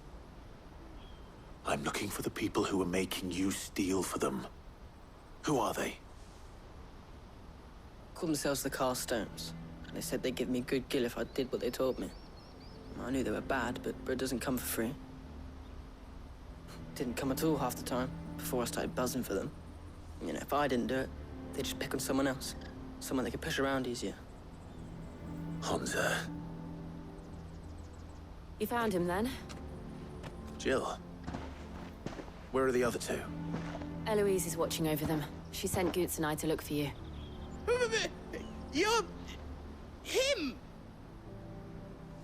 I haven't got your pass anymore, if that's what you're after. I gave it to the Carstones.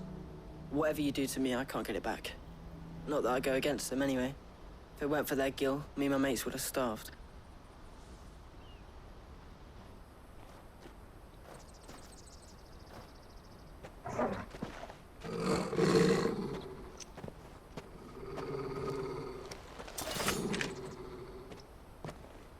Cowards.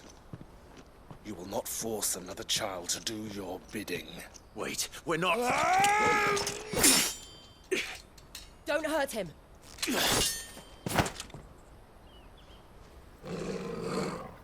You're making a mistake. We're on the same side. Like hell we are. That brooch. Where did you get it? Master Theo?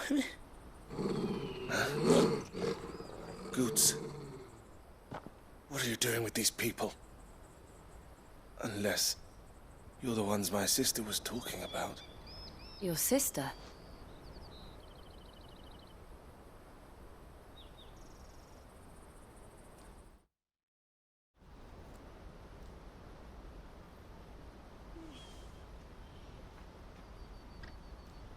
Eloise didn't tell us she had a brother. And why would she? I'm just her back and a blade. Theodore, at your service. Sorry about before. Theodore, what do you know of the Cast Stones? Vultures who have made Boklad their hunting ground.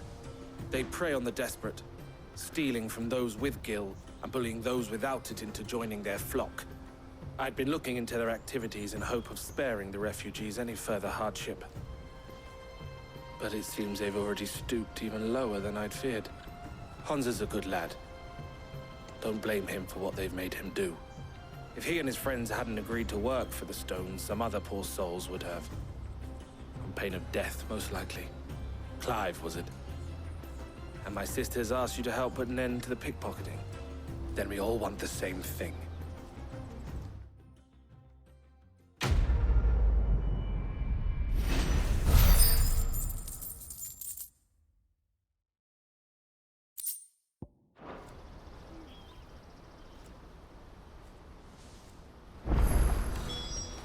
Oh. Where is it? So, what's the plan? What else? We find the cast stones, and we crush them. You get your trader's pass back, and I make Boklad a safe place again. All right then. All right then. Honza, where are they camped? Don't worry. They'll never know you told us. Couldn't if I wanted to. They always come to town to collect the passes. Meet us outside the gate. I tried following them once, but they spotted me halfway down the trail. Said they'd string me up. We'll try it this time. Which way were they going? Back down the road towards Lateney's Cleft. To Lateney's Cleft, then.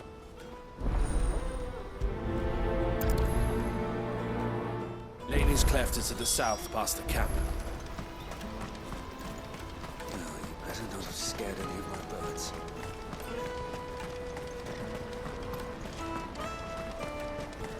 That's that then.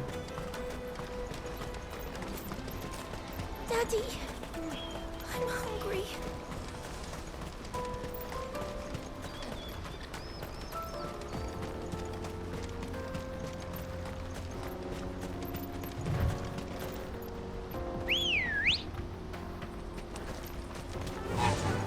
Faster!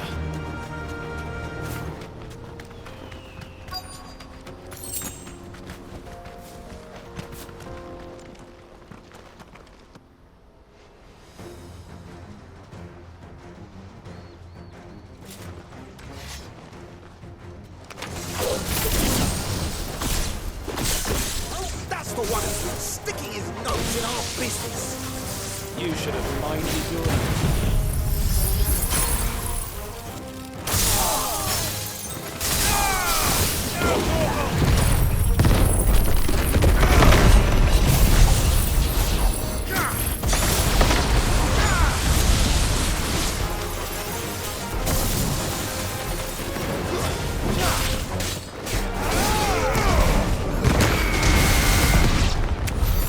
I doubt these were the ringleaders. But at least we know we're on the right track.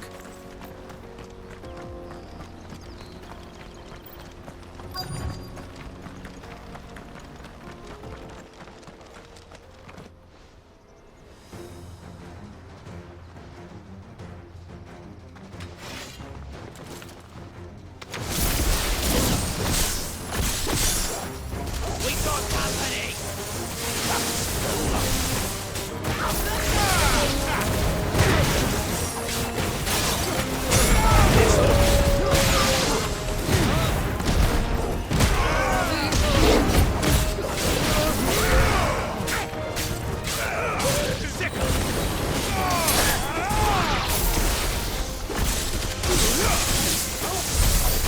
No foot soldiers. Fewer now.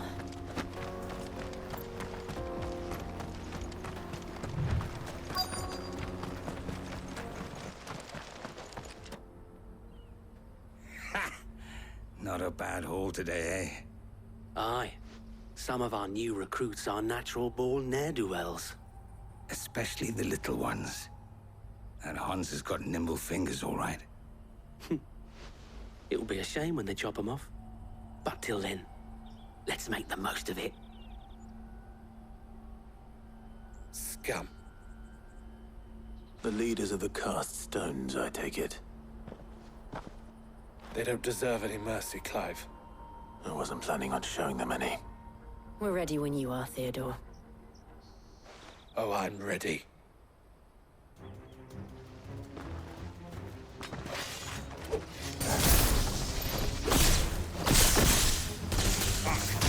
That guard from Boklad! Kill him! Kill them all!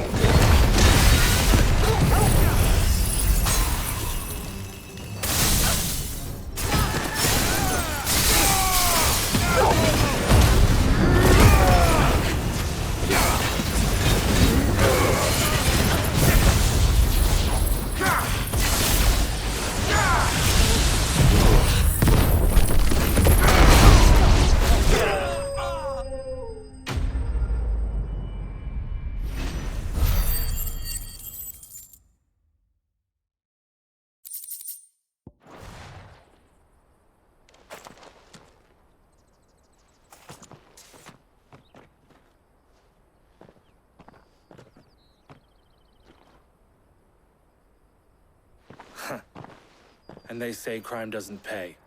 Gold chains, rings, purses. And traders' passes. Dozens of them. Have the names been changed? Not yet. I recognize some of them. No doubt Goots's is somewhere among them. Now I just need to sort through it all and return everything to the people it was taken from. We should go and give Eloise the good news. Can we leave things here in your hands, Theodore? Of course.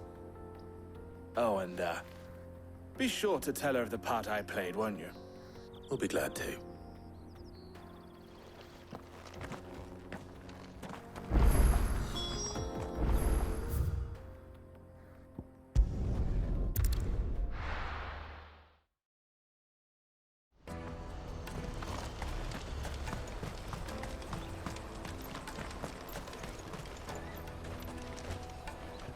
Ah, Clive. How goes the hunt? My brother isn't getting in your way, I trust? Quite the opposite.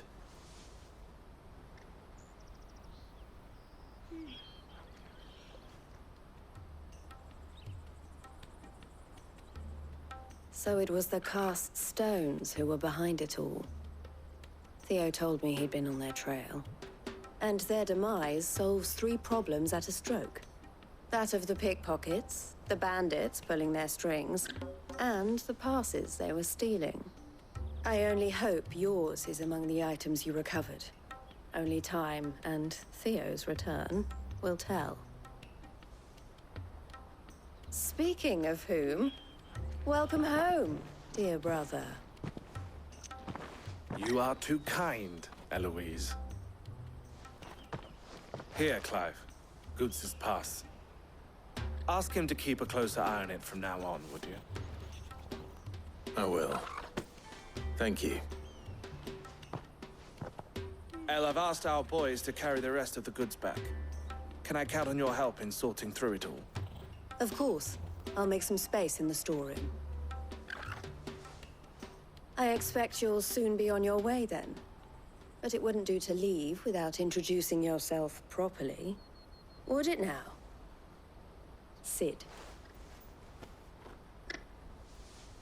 Don't look so shocked. We're on the same side. I don't understand. As you now know all too well, we at the Crimson Caravans are always happy to help those in need. For a small fee, we will move anything that needs moving. Be that goods to market, or bearers away from it. I was the first my sister helped escape. If it wasn't for her, I'd have been branded as a boy. I had no idea. It just so happens that we are seeking to expand our operation. And who better to join forces with than the leader in the field? Wouldn't you agree, Theo? I would. It seems our purpose is the same in more ways than one. So what would you say to working together again? It would be our pleasure. And our honor. The honor is ours. Here, Clive. This is for you.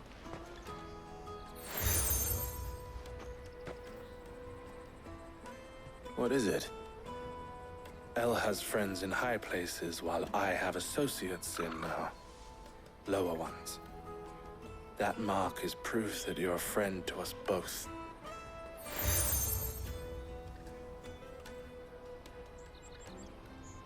I shall bear it with pride. Well, all that remains is to wish you a safe onward journey. Goots's pass should secure you a place on the caravan, but if you encounter any difficulties, we would be delighted to provide you with a coach of our own.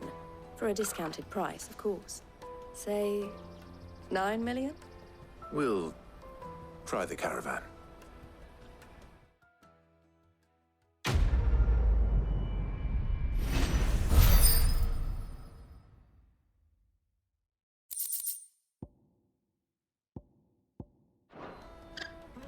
Right then. Let's get this back to Goots. And then it's on to the Dominion.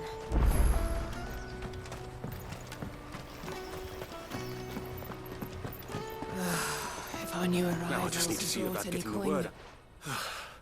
I want to know right away. Bad news. Good, actually. Something worth celebrating for a change. Only trouble is, the serving girl's still new to the job, so I can't leave her while I go and invite those I'd like to celebrate with. What exactly are you celebrating, if you don't mind me asking? I've come by a particularly fine bottle of red. A Gotan 66, no less. Gotan Rouge is the only good thing to have ever come out of the Empire.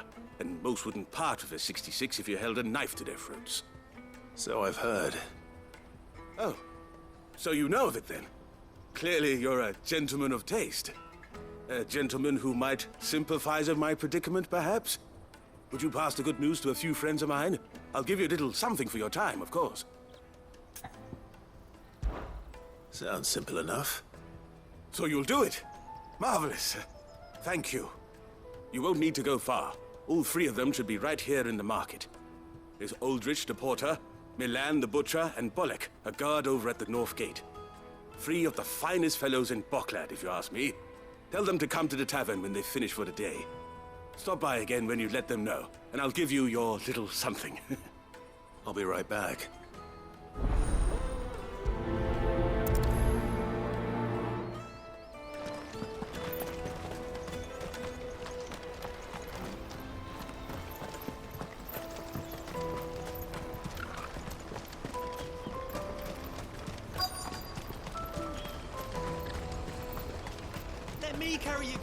Pardon me, but would you have that well-notched steel and impressive physique?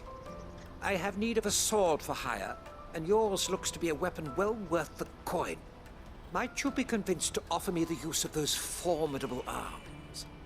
How exactly do you intend to use them? Well, being something of a scholar of Zemeckis history, I wish to investigate the ruins near the city, and I require a rugged companion, lest I find myself waylaid by ne'er-do-wells or the beasts said to roam the area. Should you accept, you will not only earn yourself material wealth, but partake of the true treasure that awaits us there. The rich and storied history of Zemeckis. Well, were you ever party to a finer proposition? My arms are yours. Wonderful! Then come. We must away. But where are we going? Along the old Zemeckis Road, and from there, onward to discovery. Quickly! There is not a moment to lose. Wait.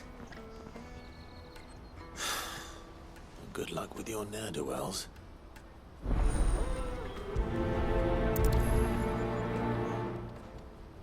I better make sure he doesn't get himself killed.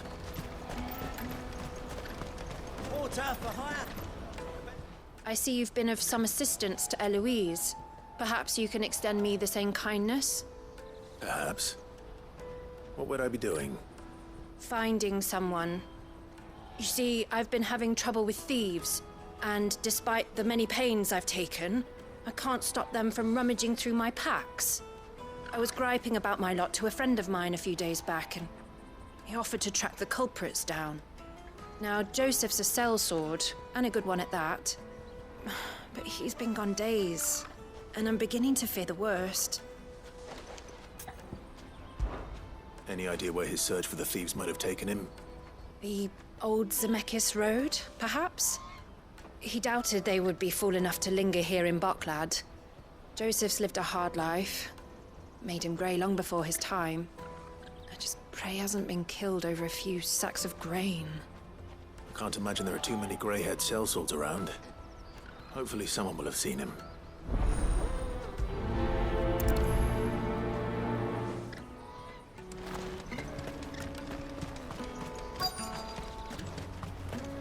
Hurry, man. I must leave for the Dominion. I've been asked to find Aldrich, the porter. I don't suppose that's you, is it? That's me right enough. You need something delivered? The innkeeper sent me. He said there's a cup of Gotan 66 with your name on it when you're done for the day. A 66? Bugger me. If he's just got hold of it now, it must have been in the crates he had me carry down from Sambrek. From the Empire to Bocklad. You must be a braver man than most. That's a treacherous route at the best of times. Such is the porter's lot. There's not a patch of storm these feet haven't traipsed across. It's Oriflamme one day, then off to Canva the next. The farther you're willing to go, the fatter the purse. Which is why there's no shortage of competition for some of the longer routes. I'd say I've done enough for today to earn myself a cup of something tasty. Thanks for letting me know.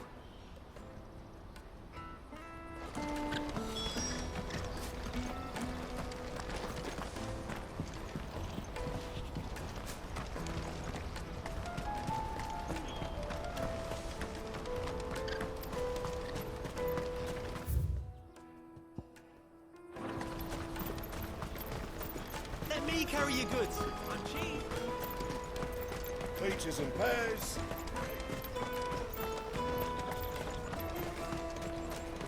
Come one, come all!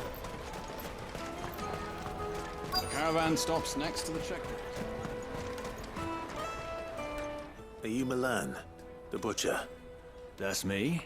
What can I do for you? The innkeeper's just had a special delivery. He thought you might like to join him for a cup of wine after you pack up for the day. He knows me only too well. And I've got a ham here that will go handsomely with a nice drop. Wine and ham to spare. Bocklad clearly isn't suffering then. Comes with being the place everyone has to pass through to get to everywhere else. Those who travel the Crystal Road bring all manner of goods with them. We get meat from San Brec, herbs from Rosaria. Why, sometimes we even see curiosities from across the Narrow. My old man knew what he was about when he set up shop here all those years ago. Anyway, thanks for the good news. Oh, you know what? Maybe I'll shut up shop early. Wouldn't want to keep our friend waiting.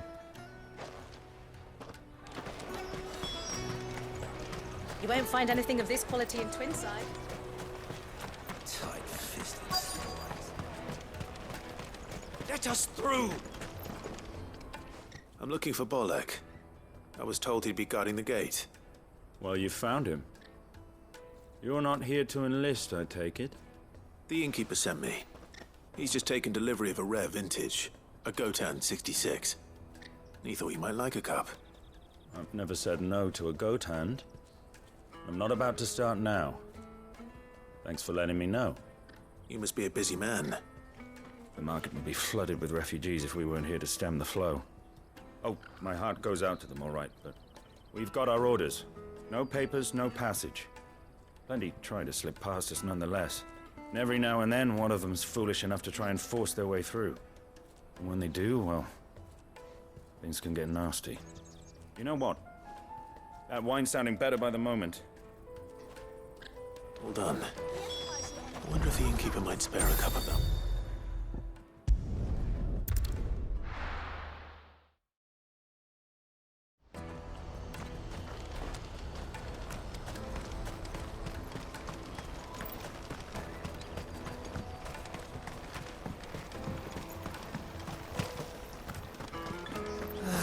If our new arrivals had brought it.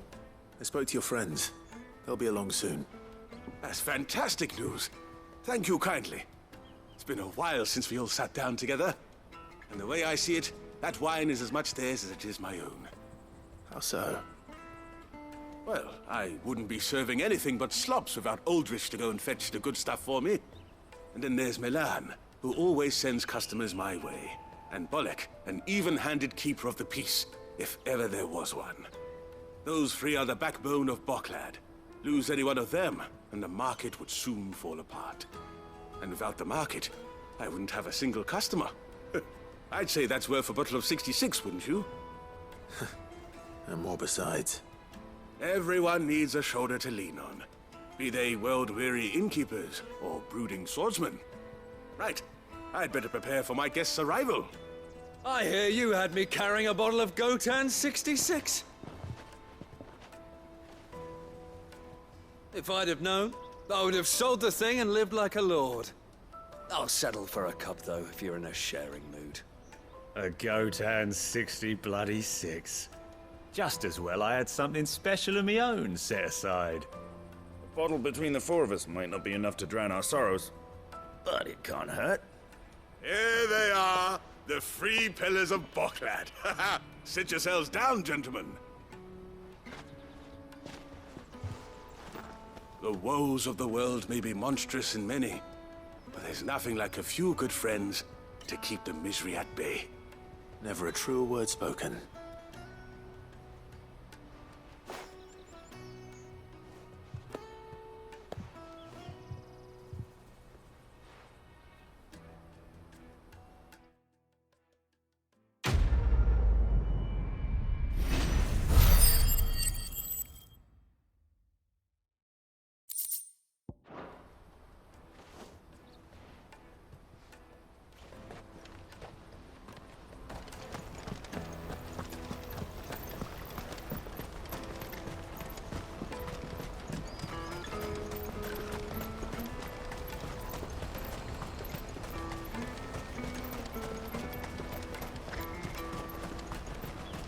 Porter for hire.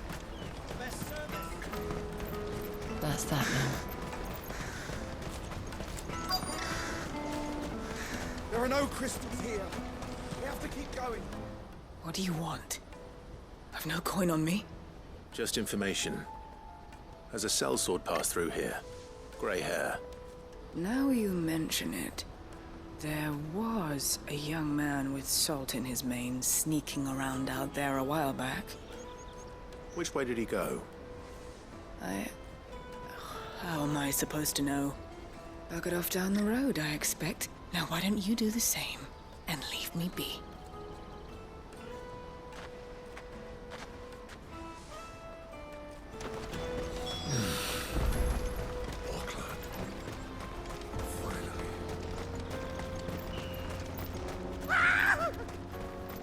Why am I not surprised? You'll hand over your coin, you know what's good for you. Over here!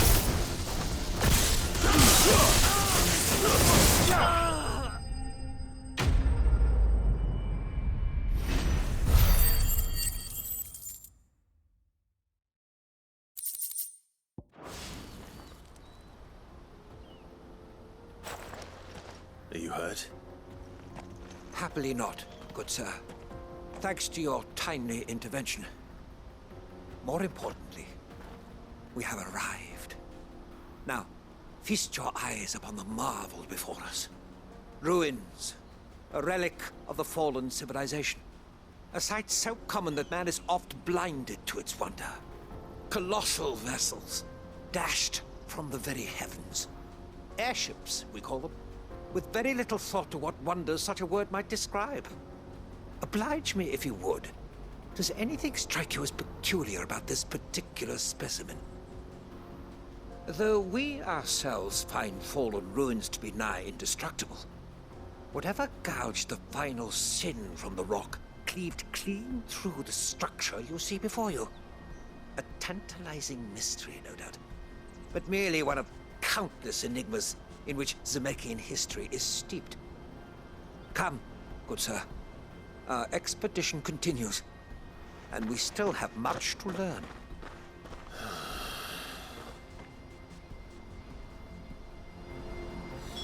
He's back.